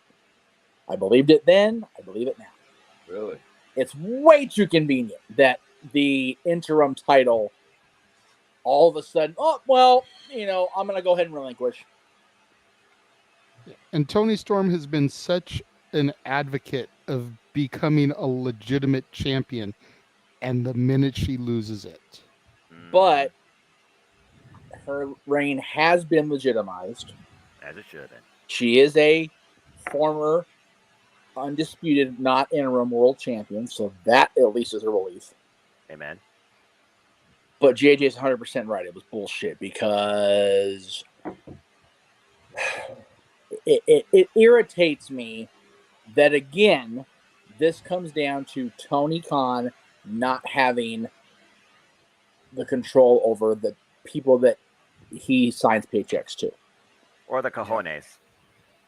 Yeah. Well, I know he has cojones because I'm pretty sure he has kids, so at least is that. But he needs to let them redrop, apparently. And I said this during the last hour or two segment we had before this, or maybe 6 hours, however long it was. It all comes back to Tony Khan. Yep. It all comes back to him. Now, James made no bones about his feelings about Dr. Britt Baker. No, help me out here. DMD. Well, man, they're both just as petty now. Shit. Thank you. Appreciate you saying that without me having to say it. Fuck me. I mean, the only thing I have trouble believing is that she wasn't legitimately injured because, like, I think she has legitimately been injured and that's even fine. Before neck injury. And that's fine. But I don't think everything else, I believe. James, I don't even think Renee's microphone was properly warmed up yet before Thunder Rosa put her tweet out. And that's not okay with me. Because if she was legitimately hurt and it was an injury to the point where that tweet was going to go out where her future was uncertain as a present champion, it's in her verbiage. I'm not saying anything she didn't say herself. Then there never should have been an interim attached to Tony's name. Bingo. Period. End of sentence. And suppose that. How much were Noah and me to a certain extent and everybody that was calling the show last week and everything, how wound up were we that it was going to be an interim at best for Jamie? Because Jamie fucking deserves it. Damn it! Chris Statlander deserves it had she not gotten hurt. There are so many people in that company that deserve it besides Britt. I love Britt, but there are so many deserving talents in that company. And now that we know that Saraya can go again, let's get her, not right away. Don't ruin the, don't smooch the pooch, whatever the fuck the phrase is. Yeah. Ruby Soho. Don't Ruby Soho it. Yeah, Ruby would be a great champion. And as long as they're going to keep having Jadeberg be a thing, let's get that world title scene invigorated again. And really, you've got Tony, you've got Jamie, you've got Britt, you've got Saraya, you've got Ruby. I don't know if she's heard or what they're doing with her right now, but there are so many quality talents that haven't been getting the recognition because they, at least in my opinion, my name's not on the marquee right now, but it's on there on the cover sheet. My opinion is that the women that haven't been on TV hardly, they also realize, this is petty bullshit. I ain't going to be up in it. So now that that part of it is over, maybe we'll see. Exactly. That's the problem. People know she's there because they're not giving her the time. This whole joke that Aaron runs about, 9:30 broken time nose. for the women. That's the problem. Yeah. My country broken nose injury will do that too, yeah. Thank you. That's right. Again, there are so many quality talents in that company right now that they felt the need to have another championship. So I say, great that the interim championship thing is no longer a thing, that both Tony and Jamie are now recognized world champions. And if it comes out that Thunder Rosa was being a petty bitch, then that sucks because I held Thunder Rosa in high regard. I really do. At least right now I do because I don't know. I'm not going to make summations. I'm not going to, say, form an opinion based on incomplete facts. Yeah. But because I tried very hard not to be that guy, especially on this level. Yeah, And yes, Britt is the star of the division, with the exception now of Saraya being in that mix. Because as wonderful as it is that Jamie is the champion, and I think that hopefully it won't be overshadowed by her friendship with Britt Baker still being a thing. Britt and Saraya are at the top of that star power food chain. Great wrestlers, shit, line them up because there's a ton of them. But if it comes out that Thunder Rosa was just being petty and being a bitch about it, I'm very disappointed. That speaks volumes, and I co-sign 100%. What is it? That the women's CBS title has been better than the AEW Women's Championship. Jade hasn't lost a match and is still holding that title strong. Like I've told you privately, Jade, I've said this on the show a couple times. She is very much like Riddle. She's grown on me. Granted, like a fungus, because it's been tough and it's been kind of hard to smell at times. But she's grown on me. I am on the Cargill fan club. I am. I'm a fan. I like Represent her. that bitch. I like the presentation. Nice job, JJ. I love that. I love people got so wound up. Nyla shouldn't be a contender because she stole the title. What the fuck else are you gonna do with Jade? She's beating everybody else's ass. Yeah. You got Agree, Real Wyatt. story. Agreed. Different context, as I said.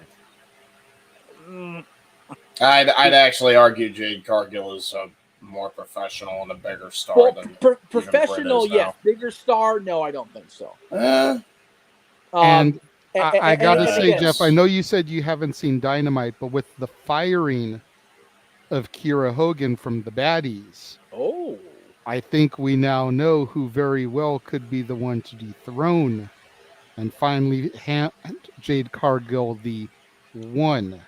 And not here. What? That's It a was hot supposed take, to be. JJ. It was supposed to be Chris Statlander. We still don't know how long she's gonna be out. Right. What? She's defeated pretty much everybody. Kiera Hogan has now been fired from the Baddies. It writes itself, y'all. I'm just saying. It's a filler program, in my opinion. Red Velvet's back. Good for her. What? That's a short story, JJ. Hey. I don't disagree. Don't make me have to Mansfield you, Mikey T, and make you apologize to me later. We'll have to see, bro. He's already on my shit list about the Jarrett thing, which I am gonna fix. Give it. War Games. Her ending.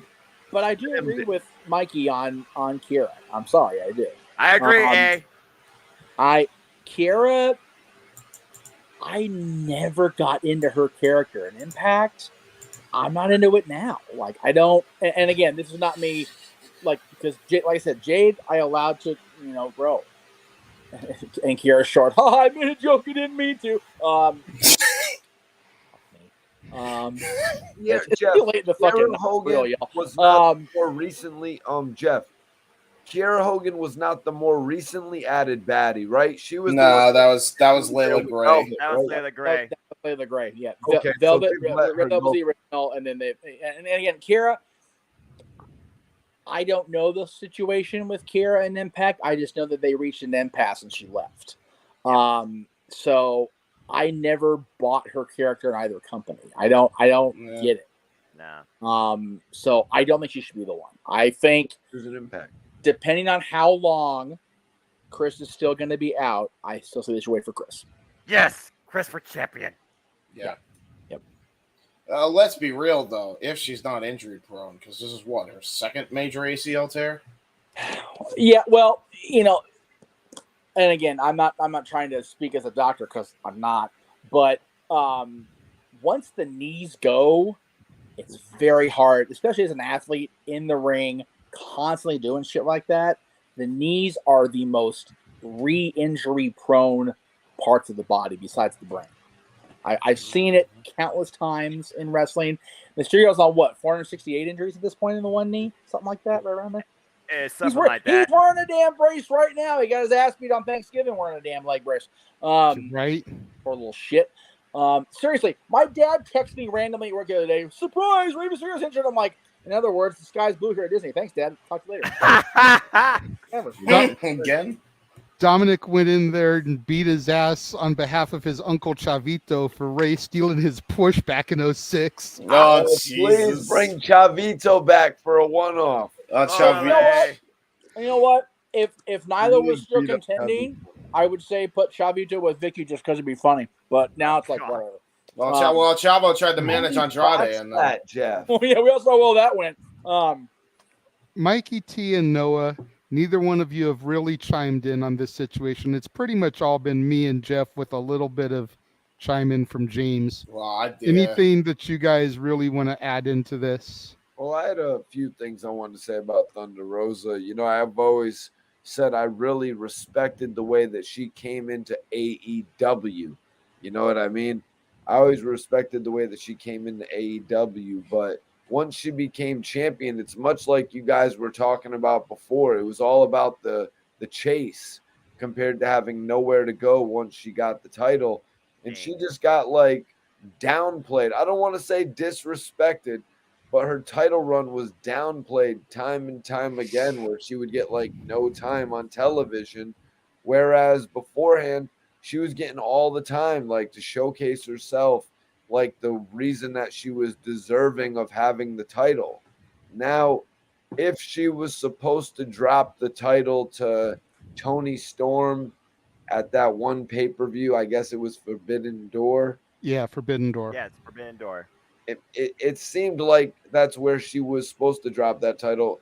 But wasn't it only like 2 months after she had just got it? Or when had she got the title? Because she Thunder she Rosa, got it. She got it 2 weeks after Revolution on St. in Patrick's a Day steel Slam. cage match on a AEW Dynamite St. Patrick's Smash special. So she got it in March, let's say. Yes. So March to. So she was really light into her, title run. But Tony wanted to flip the title onto whom he thought was more marketable. That just didn't turn out to be the case. Toni Storm, I said it on my predictions video, Noah. Toni Storm has quite a ways to go when it comes to character development. Jamie Hayter is there. You know what I mean? You got people like Big G and Noah running around saying they're haters. You know what I'm saying? I met the woman, man. I'm a hater for life. I don't know what Big G is. He hasn't met her. He met her friend. You are hating right now, Noah. No, I'm appreciating. You can put some respect behind my hater status. He's hating for Hater. It's in a Jamie Hayter fan. But yeah, so I think they really got 3 women that they can build on right now with Jamie, Britt, and Saraya. You know what I'm saying? Unless Tony is known for this. Tony is known for Here's this. the quote. I've been waiting for this quote.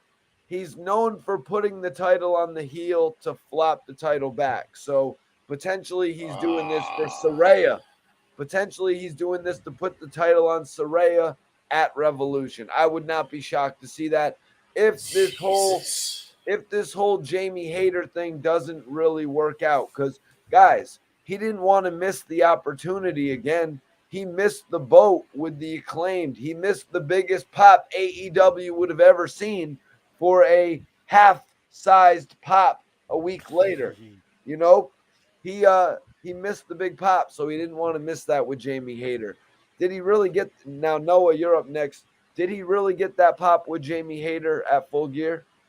I would say so. The crowd was firmly behind her. They were booing Toni Storm at times. And when the shenanigans came into play, the crowd definitely added in a audible fashion. The people have been behind Jamie Hayter, and I will say it again, since her development last year when she was involved in the buy-in at Full Gear in a tag team affair. And while we have not been able to hear a lot of her on the mic, she definitely has impressed us enough in the ring, and that status quo of definitely showing out AW All Out coming this close only to be tossed by Britt Baker, suspension of disbelief, how they are still friends, and Britt paying it forward for her friend.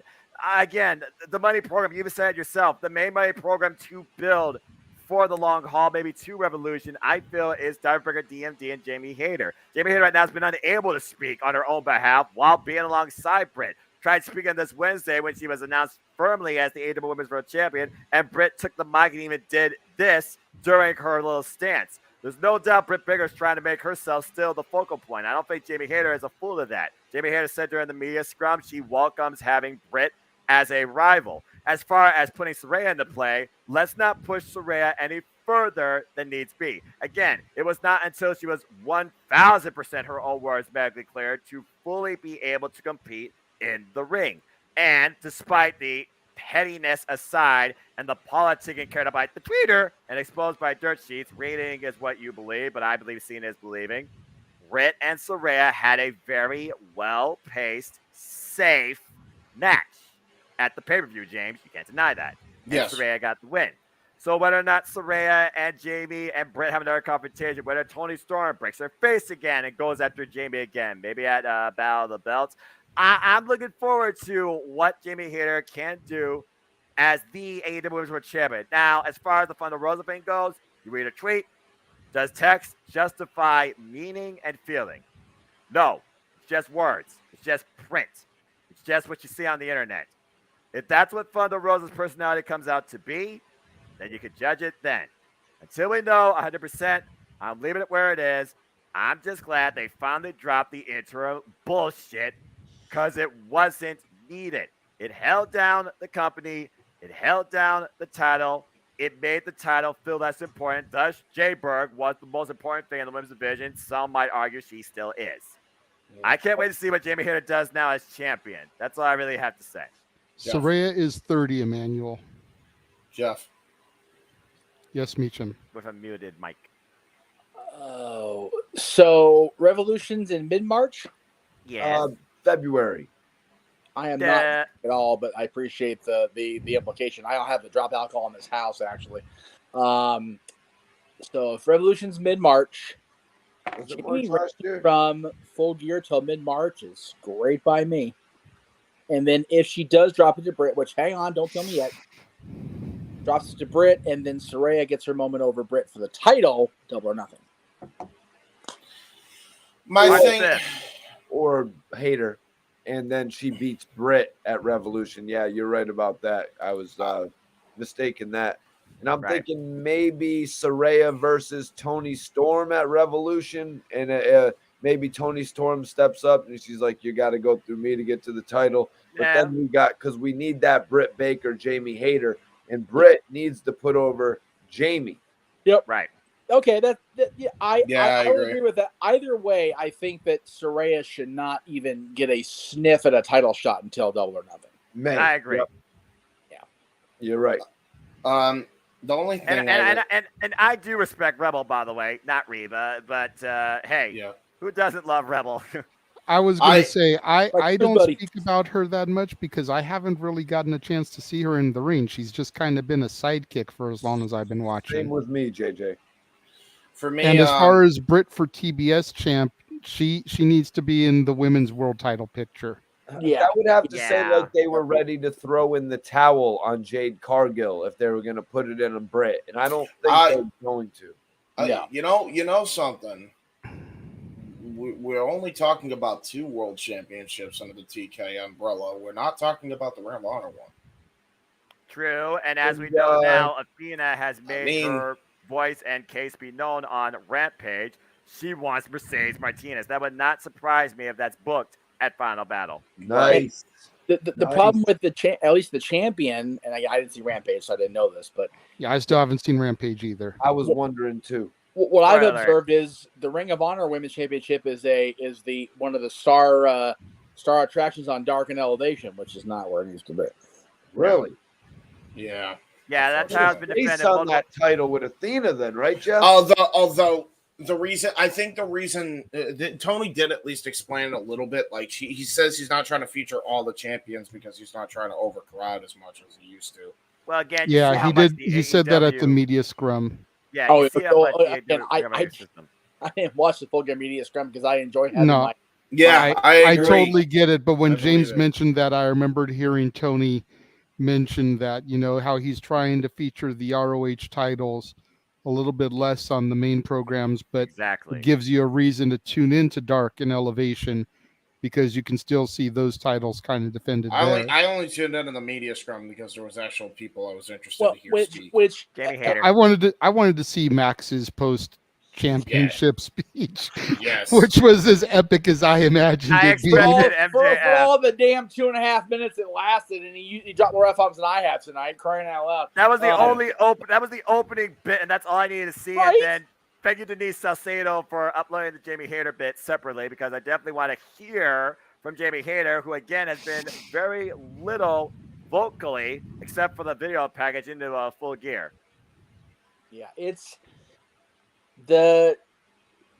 seems I'm gonna have that little salt shaker over there for the grains to come out.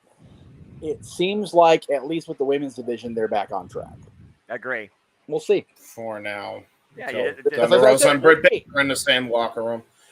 Well, here's what I wanted to bring up, because I haven't really spoken my piece on it, but I want and hope and pray genuinely that, because I feel like this has to be what it is. I don't think it's that fucking petty on Thunder's side. I'm not saying she isn't petty, but she's definitely a petty. There's certain aspects of it definitely petty.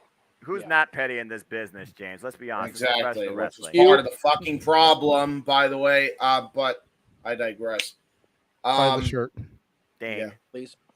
My thing with it is like, I would hope that she was trying to actually get back, and it sounds like she was like working damn near overtime to try to get back on time, and it just wasn't happening because it was a more serious injury than she thought, which was reported a while as well. Back.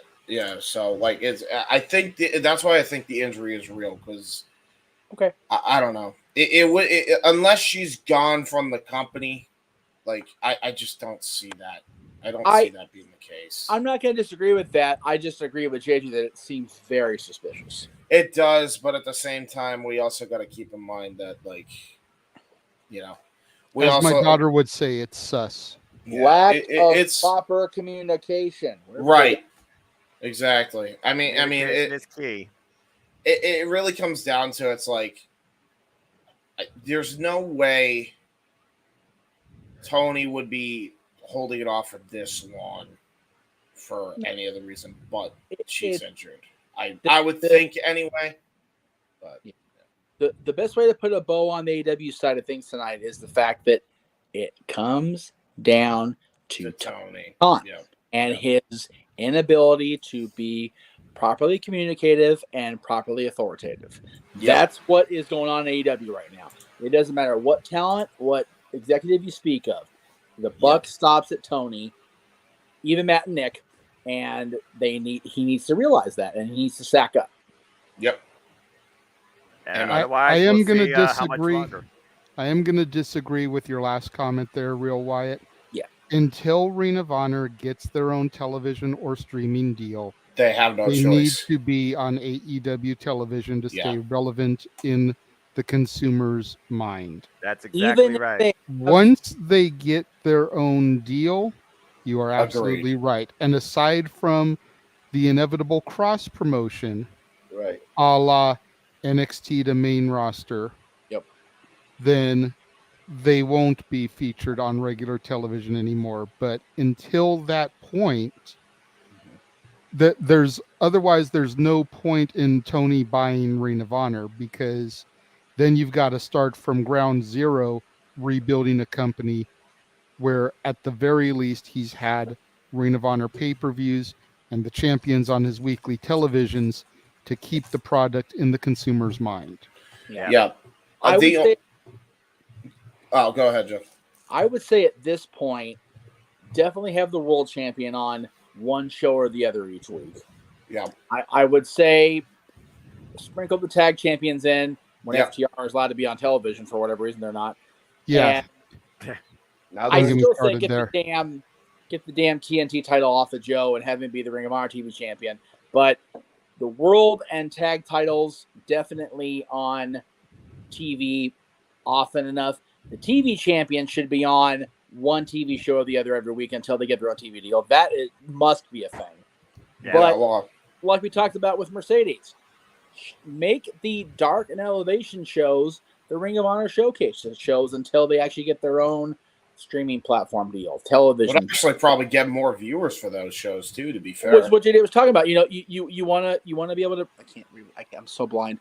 There'd be no ECW if WWF didn't show a small showcasing of their matches, so it's important for always to have this. And to be fair, the Ring of Honor Pure title has been showcased lately. Quite a bit, Dark, yeah. Defended by Daniel Garcia. Yeah, people always gloss over the fact that from 1997 on, whatever else you want to believe, the WWF was trying to help ECW. Because Vince saw that as another, don't have to pay for it my own goddamn self farm system. Yeah. I agree. I just don't want them to take the belts off of the Acclaimed. I wish they would have taken them off of either the Bucks, but the Bucks were bitches and dodged them. Damn. Or taking them off of Swerve in Our Glory. Plus, FTR, they're going to be busy enough to defend the IWGP Heavyweight Tag Team Championships at against this year's World Tag League winners. Yeah, and that's the thing. I think if they were to take the AEW Tag Team titles, I think you're seriously risking injuring Dax as well. Well, yeah, because they already have what, 2 sets, 3 sets right now? They have 3 sets of titles right now, and that's a whole different animal when you consider a booking philosophy between the 3 companies. And Dax Harwood's facing Bryan Danielson in singles next week. Like, I agree that it should happen for like a month, but it has to come when they're planning on dropping the belts. But until that point, don't give them the titles yet. Yeah, I would say have them hang on to the ROH titles until we get a definitive presence on screen for Ring of Honor, and then they can have a run with filling the team here and drop the titles.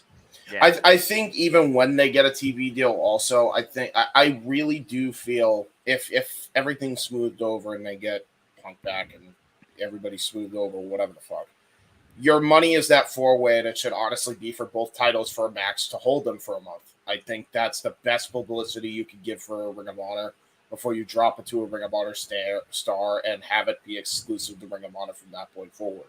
Because I think then you got the audience definite, MJF? That's just my thing. MJF to drop it to a Ring of Honor talent that people would be like, yeah.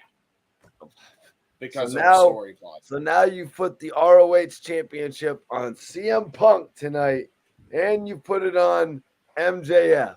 No. What he's saying is, have Max drop the AEW championship to Ring of Honor guy? No. Okay. No. I told you. Have the Ring of Honor title and the AEW title. I do stand by the Punk thing, yes, but Punk for story mainly to just give James Max wants what he's ROH to work out. I'll tell you why I say that. Basically, mainly to give Max, I don't know, what he's fucking owed. That's number one. Number two, because if you want a big vehicle for Ring of Honor to get eyeballs, I don't think there's a bigger star that you could put the belt on, even if it's just for a month, than Max. Yeah. So he wins the Ring of Honor belt in a fatal 4-way match, along with retaining the AEW title. And then he drops the Ring of Honor title a month later on the Ring of Honor show to, say, Bryan Danielson for one last run. That would get a lot of eyes on the final battle for sure. Yeah. You know what I mean? But I really just feel, putting both titles up for grabs, that would get the buys up for sure. But not even just that final battle. I'm talking about like at an AEW event, both belts are on the line, and then he defends the Ring of Honor on the first show. Like Max defends it on the first show and then loses it because of bullshit. I just feel like what Tony has kind of created over there, he's got some really good champions right now. I don't know about to ROH history, but he's got Jericho, Samoa Joe with the TV title, the Revival, and now he's about to put Athena in place. And then we got Daniel Garcia. I feel like they got a good roster of champions together. It's a good lineup. I think, as I said, I think there is, if you could get past everybody's bullshit, there's so much leverage and storytelling and money to be made. There's money in it. Right. That's what I'm saying. Money. Like, it's, yeah. And that's what it comes down to, right? If you're, it's they want at the end of the day, it's a business. Right. Yeah.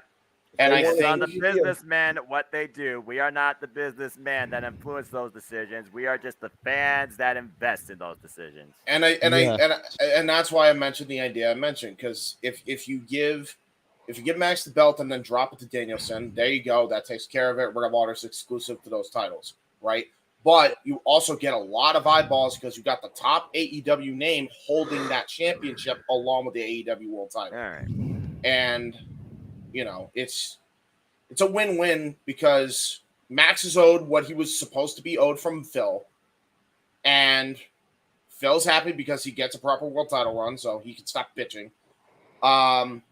Kenny Omega is, getting to finish out getting to do what he wants to do, supposedly for the love of pro wrestling. So everybody's happy, right? Supposedly. Oh, perfect, man. Do with that, and then you're making money on top of that. So ultimately, TK's happy. So it's my idea. I know it probably won't happen because honestly, man, I think that would give Tony Khan a lot of leverage to even say, "Hey, this is this is where I'm going to showcase this talent, and I want to put it on a network."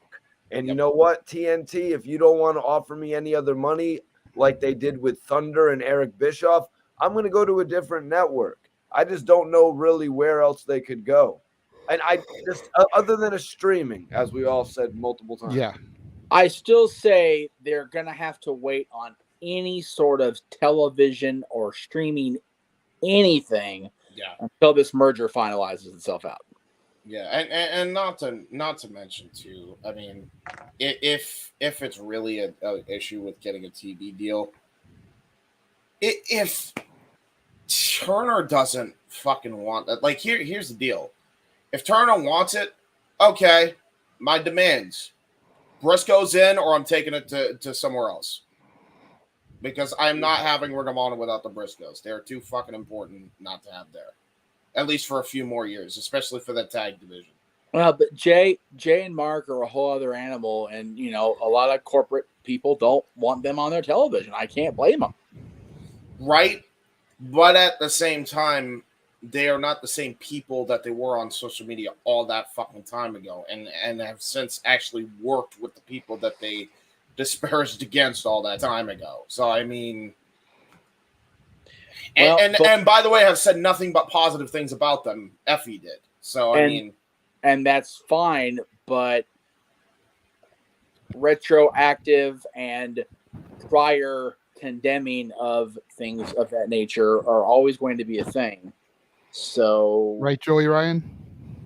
Until that changes, then I don't think Jay and Mark will get a job working on a mainstream company. It depends on what network they're on. Mm-hmm. That's what I'm saying. That's what I'm saying. He'll have leverage to take it somewhere else because it'll be a hot commodity at that point. Right. That's fair. All right. Look forward to that. I will tell. I Wow. will tell. We have gone a long time tonight, gentlemen. Yeah. We're 8 hours already again? at Shit. 8 hours and 15 minutes almost. It is time. What is time? It's about time. It's about time. It's about time. Time waits for no man. Time is on our side. No, it's not. Let us go ahead and start to make the rounds of plugs here. Well, mine will be so that we quick can and easy. get out of here. Yes, I know. I was going to throw to Mikey T first, James. Yes, of course, Mikey T. Mikey T, go ahead and take it away. Tell everyone where they can find you. As always, I appreciate y'all tapping in or having me tap in on open mic night. Really appreciate the conversation and all of y'all's aspects. You know what I mean? I've still got to watch Survivor Series. What's it called? Deadly Games tonight? Yeah, you should for retro, yeah. It should have been called Deadly Games, yeah. But yeah, War Games it was actually called. I got to check that out. But apparently I got obliterated in the predictions because I'll explain that. Because I tried to switch my predictions at the end because I realized for Full Gear I kind of messed up going the safe bets. What's the point going the safe bet if you know you won't win? You got to switch it up. You know what I mean? To see if you can actually get a win there. But Try pull a Hail Mary. Yep, exactly. Football reference. That's the last time you'll hear that this year. Is the spot to be at 11 p.m. on Saturday night. So that's where you'll catch me. But if you guys want to see my YouTube channel, you can go check it out as well. Guys, Report Card Radio. Y'all, Report Card Radio. I appreciate y'all. I got to be up in the morning. I got to jump up out of here, though. James, JJ, Noah, y'all are the shit. Thank you, brother. Thank you very much, Mikey. We appreciate you tapping in, as you say, coming on to the show all the time. You are always welcome. Real Wyatt, very quickly, I haven't heard anything about that as of yet. No. As soon as some news does break on it, we will address it on the show, of course, because that definitely will be something topical to discuss. But yes, Mikey, we all love you on this show, including me, JFF. Ha ha ha! Ain't he great? Ain't I great? Sorry. And Real Wyatt, we appreciate the fact that you came around and you understood where we were coming from. We weren't trying to disrespect you, but sometimes when they're in the middle of a topic like that and we're in heated conversation, we can't give you the time that you feel we should to address your super chat. But we definitely try to get it acknowledged and a brief conversation about it. So hopefully you won't turn your back on us and stop supporting us completely. Yes, agreed. All right, so I got nothing going on except with stuff with you, dude. So I was gonna say let's go ahead and throw to James's nifty video here real quick. Ta-da!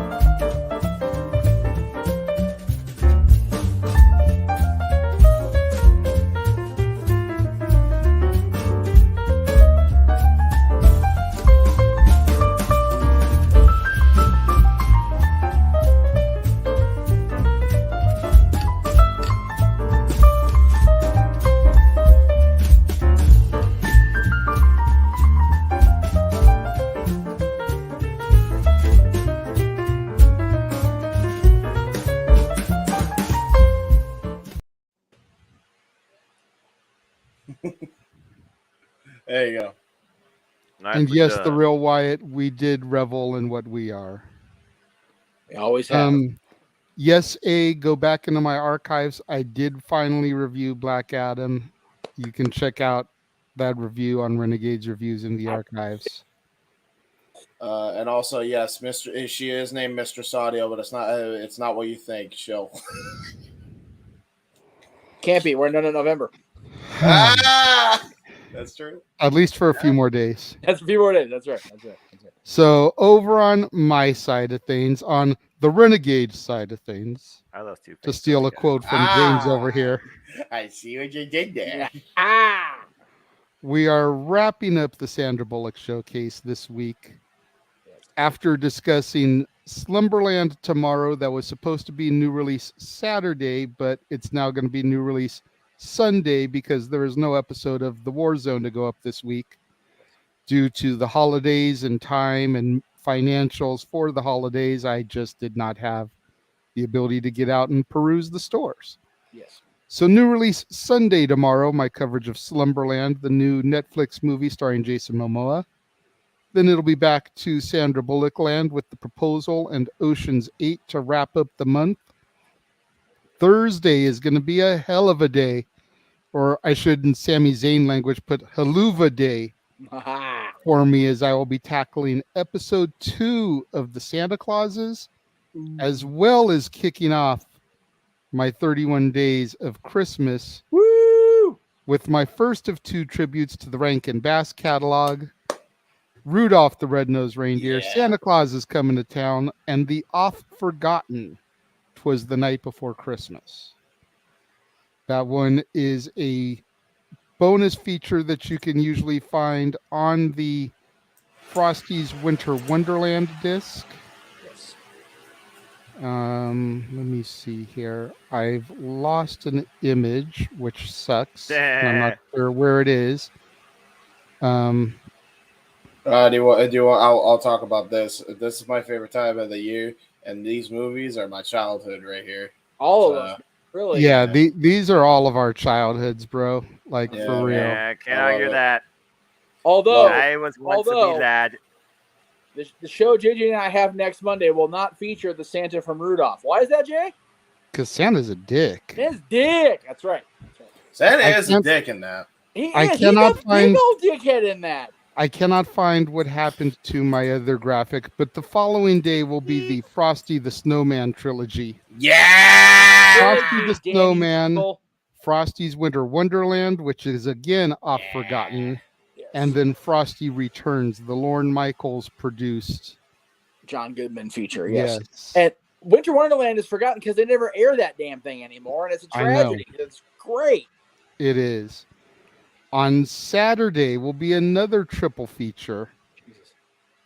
How the Grinch Stole Christmas. The 2018 Illumination version of The Grinch, starring Benedict Cumberbatch. Yes. Oh boy. As the voice of the Grinch. And new release Saturday, Lindsay Lohan's Falling for Christmas. Lindsay Lohan is back. Yes. And she's as good as she was before her many issues, if you will. And that is the one Saturday in the last 5 that will not feature a supercard presentation from the Jeff Meacham Multiverse Media. Right. Thank God. Hey, real quick. Are you going? I don't know if you've already done it, but have you reviewed the? Why am I blanking on his name? The live action one.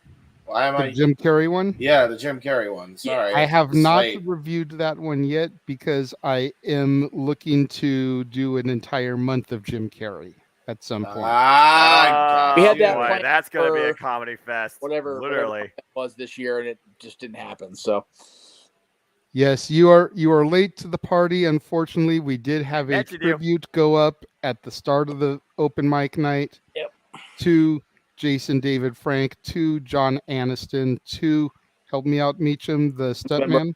James Wimburn. Thank you. Yes. So we did pay our tributes and had a little bit of conversation about JDF at the beginning of open mic night. You're definitely going to want to go back and take a look at that. Yep. Way back. It saves Chris. No, we didn't. That was a purposeful neglect. No.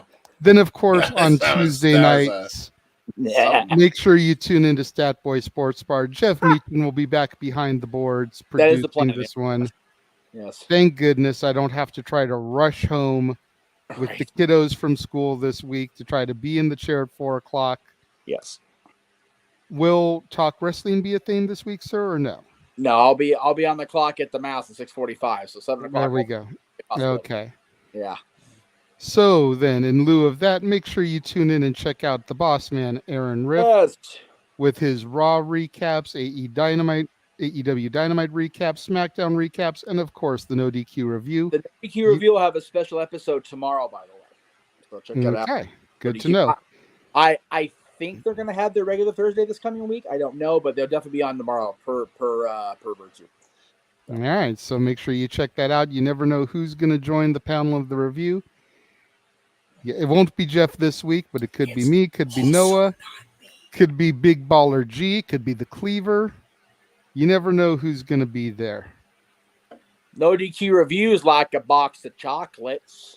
Never know. Never know what you're gonna get. You also don't know what you're going to get when you hire Santa Meach for your Christmas party appearances or in-home appearances. He could be as naughty as Billy Bob Thornton, and he could be as nice as Edmund Gwynn. You never know what you're going to get with Santa Meacham. And I definitely need to get you an updated graphic because through the wonder of technology, Santa now has a phone number. Uh-huh.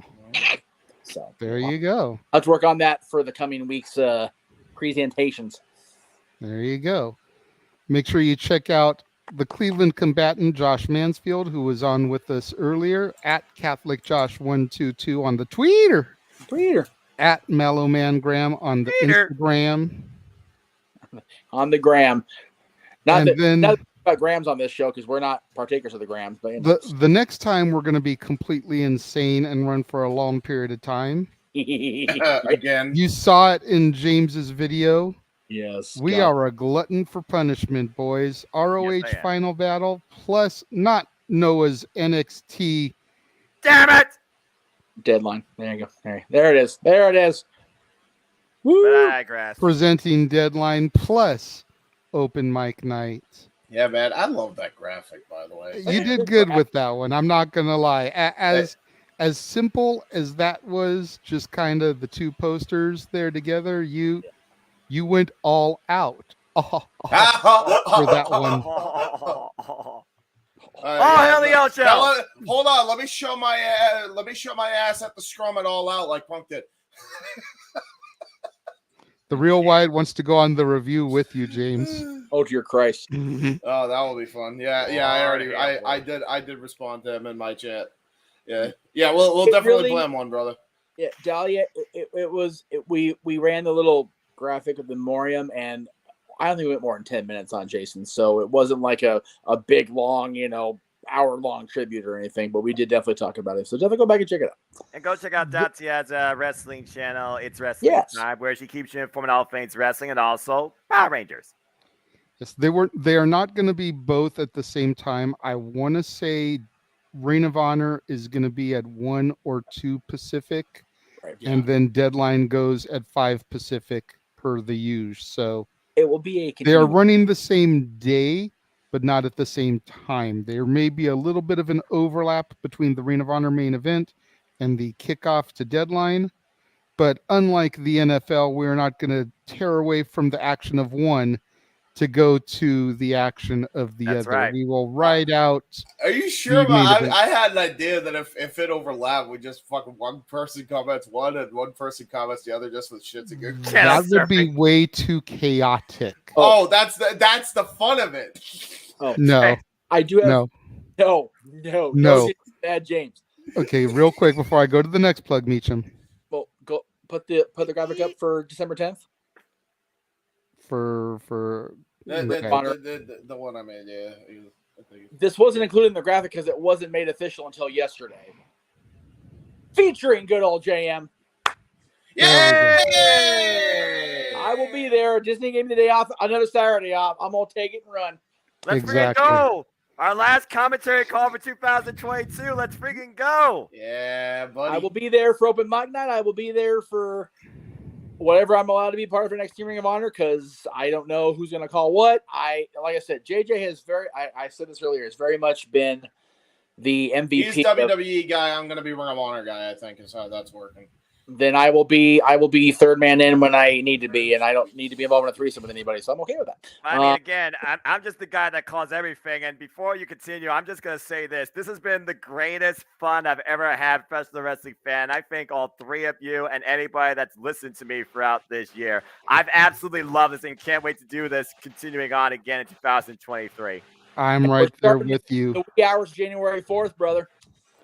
I believe Final Battle will be available on Bleacher Report, like the AEW standard ones, as well as on pay-per-view. Yeah, correct. I believe that is correct. Yes. Because I've already ordered it. And then, of course, the big show that we are plugging, not Paul White. Well, The Eve of Christmas Eve special. oh Lord. The show that Noah is dreading immensely because he just does not know what he is going to do with himself. I'm gonna lose my deck of mine.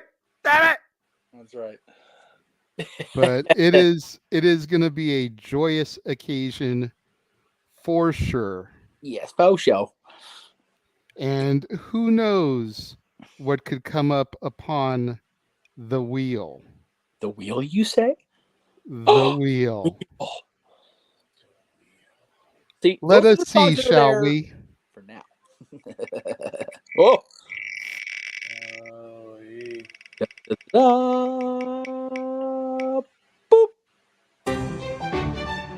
Oh hell. It is as simple as that. A $5 super chat on that evening. Well, what about getting your relatives from the airport safely? That's more of a super $5 chat than we. A $5 super chat that evening will get us to seeing Invest one the of greatest those. Christmas ham you can find in your local grocery store. If Oh, you're these are- shopping for your Poor Christmas Noah. on the 23rd, you got more issues that we can't help you with. Okay, for real. Poor Noah. No. Definitely super chat if you. Real, why did I know him? Okay, go. Oh my God. Yes, so for a $5 super chat that evening, no. you will get a spin of the Buy wheel 15 boxes of cash games. and you will get us eating one of those songs, Noah included. I'm trying not to laugh so loud. Because holy hell, we broke it's in. going to be y'all. a joyous evening. Get a PlayStation 5. Damn it. All right. Just That's for that, right, you're Real gonna Wyatt. be the There lead will be singer on no this karaoke wrestling. Damn it. For that. Damn you, Foster. Oh, Foster. Oh my God. The best lines every The- time. The best part about all this is that despite how much Noah is fighting this, we all know deep down that number one, he's a team player, so he'll suck it up and do it. That's right. And number two, he's going to have a blast doing it, Yes. even though it may not be his cup of tea. Because we know Noah well enough to know that he is going to have fun come hell or high water. That's right. He will Sorry, find a Matt. way to make himself have fun. It's okay, and don't forget the Morgan Freeman will make an appearance, and we'll do impressions as well. No, it won't be all singing. It'll be good. Lord help me. And then, of course, we will wrap up the year. Yes. With the Oh, coast God. to coast New Year's countdown. And considering that it is almost 12:30 on the West Coast now, I'm starting to think that this is going to be less and less of a problem to do. No, you fake! You freaking fake! The only way this will be a complete fuck up is if I have to work New Year's Eve. Oh my God. God, wouldn't that be the worst? I've had every Saturday off until New Year's Eve. They throw me a curveball like, damn you, Mouse, come off you. Oh, Lord. No, yeah, this will not be a problem. I think, we'll be I mean, fine. you go back and you look at some of our older open mic nights, and we were able to get our shit in Brian Cage style 2 hours or less. Those days are over. Yeah. Yeah. Ever since I took over the reins, we have gone minimum of 3. And we have eclipsed 4 for open mic night tonight. Yes. We're crazy. For all the shit I get about going off on tangents and not reining things in, I'm going to let that comment end itself. Thank you very much. You can let that comment end itself because you know what, Meacham? You go back. You rewatch tonight. You watch how many times I tried to rein shit in. And I was not allowed to. JJ's just sitting there Because quietly. your name is the one on the marquee. So you know what, Meacham? Fuck you, eat shit. James, make sure this is on the highlight reel. Okay. So, all right. So hang on. If we're gonna put it on the highlight reel, fuck it. Fine. Fuck it. Okay. Cut the shit, Meacham. Yeah, you cut this shit, Williams. Here's the deal. The only reason that it got out of hand early on is because I got the giggles and I couldn't make myself stop having the giggles, and I kept wanting to talk about it. Once we settled November. in, about the topic, we were good to go. But the post Jason David Frank section, I will fully own that shit, and I apologize. And be the pygmies in the beginning, amen. Or whatever. Yeah, Lordy. Lord have mercy. So Shazbot. that is what is coming up in the next month, more or less. For the Casa D18 Studios channel, for the Jeff Meacham Network and the Jeff Meacham Network multiverse of media. Noah, my friend, bring us home. Good Lord Almighty. This was a war of epic proportions to and from the beginning to end. If people want to know more about me, though, know this. I am just a simple man and a lifelong fan of professional wrestling. Damn it! But I digress. Find me on Instagram, Twitter, and YouTube. Yes, Twitter's still a thing. Get off your high horse, Jesse Ventura. And then Foster 1916 for all things wrestling. Shout out, of course, to the AEW family on Twitter. But we also have our little private Facebook group, too. I'll be back later this week for some simple AEW Rampage and Dynamite recap reviews.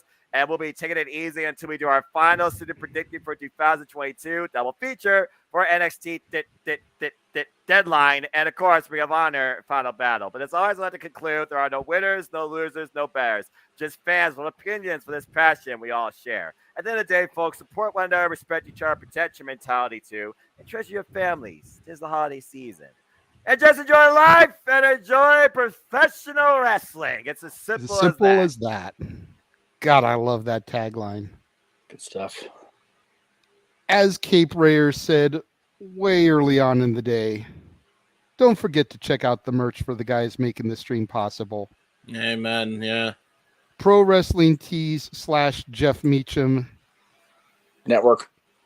Thank you. I wasn't sure if it was just Jeff Meacham or Jeff Meacham Network, but yes, Pro Wrestling Tees / Jeff Meacham Network. You can. We also have the spring store. It's still active. There's more stuff over. There's more variety, I should say, stuff over there. And of course, yes. Okay. Go ahead.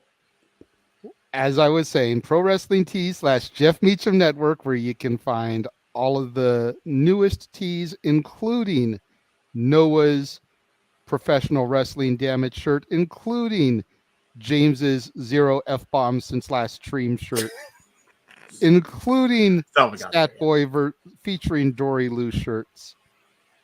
And then I was going to mention the Spring Store. Jeff, go ahead.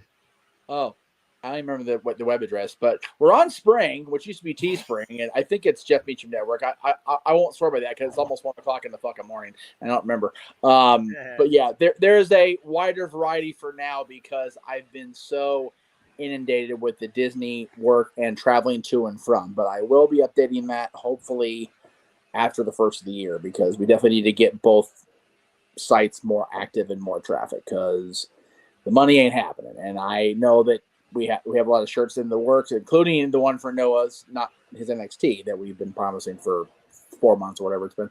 But there we need to get one made for That's Not Cowboy Shit, That's Chicken Shit. Yes.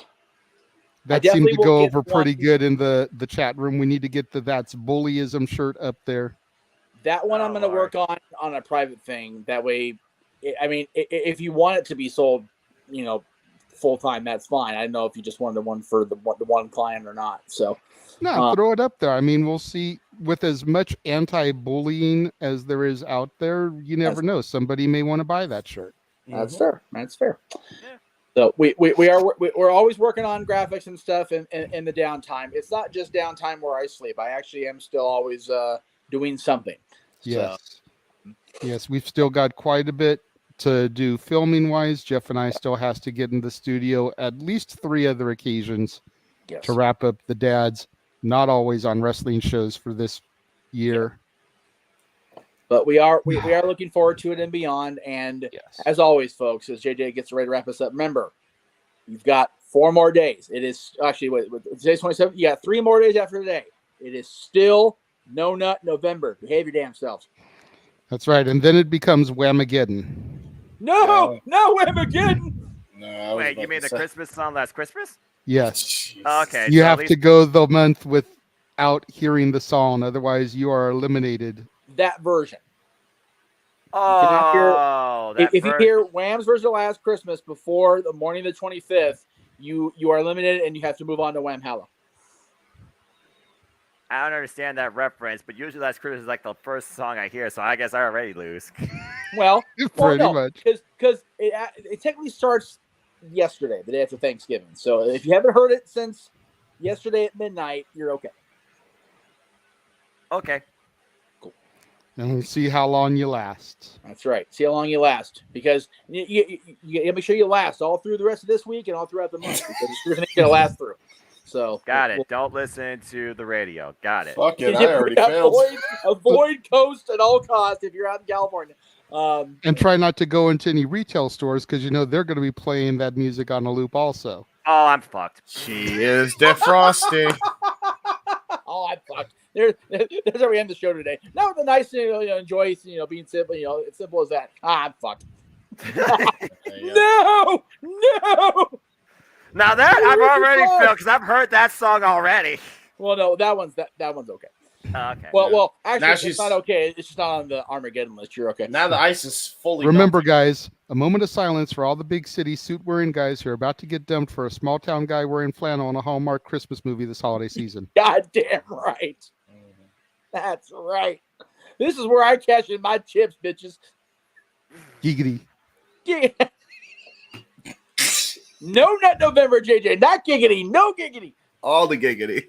I've already failed. Right? What? Noah has no. We are going to end it here before we get... Try to reel it in for a second. Yeah, go for it. For the simple man, Noah Foster. For the Heb Man, James Hebert. For the man whose name is on the marquee, Jeff motherfucking Meacham. God help us all. I am the Renegade JJ Williams. Thank you very much for joining us for almost 9 hours of entertainment. The last Sunday of No Nut November, whatever the hell that means. Across the entire multiverse of media. Thank you once again. And one more time on a serious tip. In the words of Zordon, may the power protect you. Good night, everybody. Male abstinence from masturbation?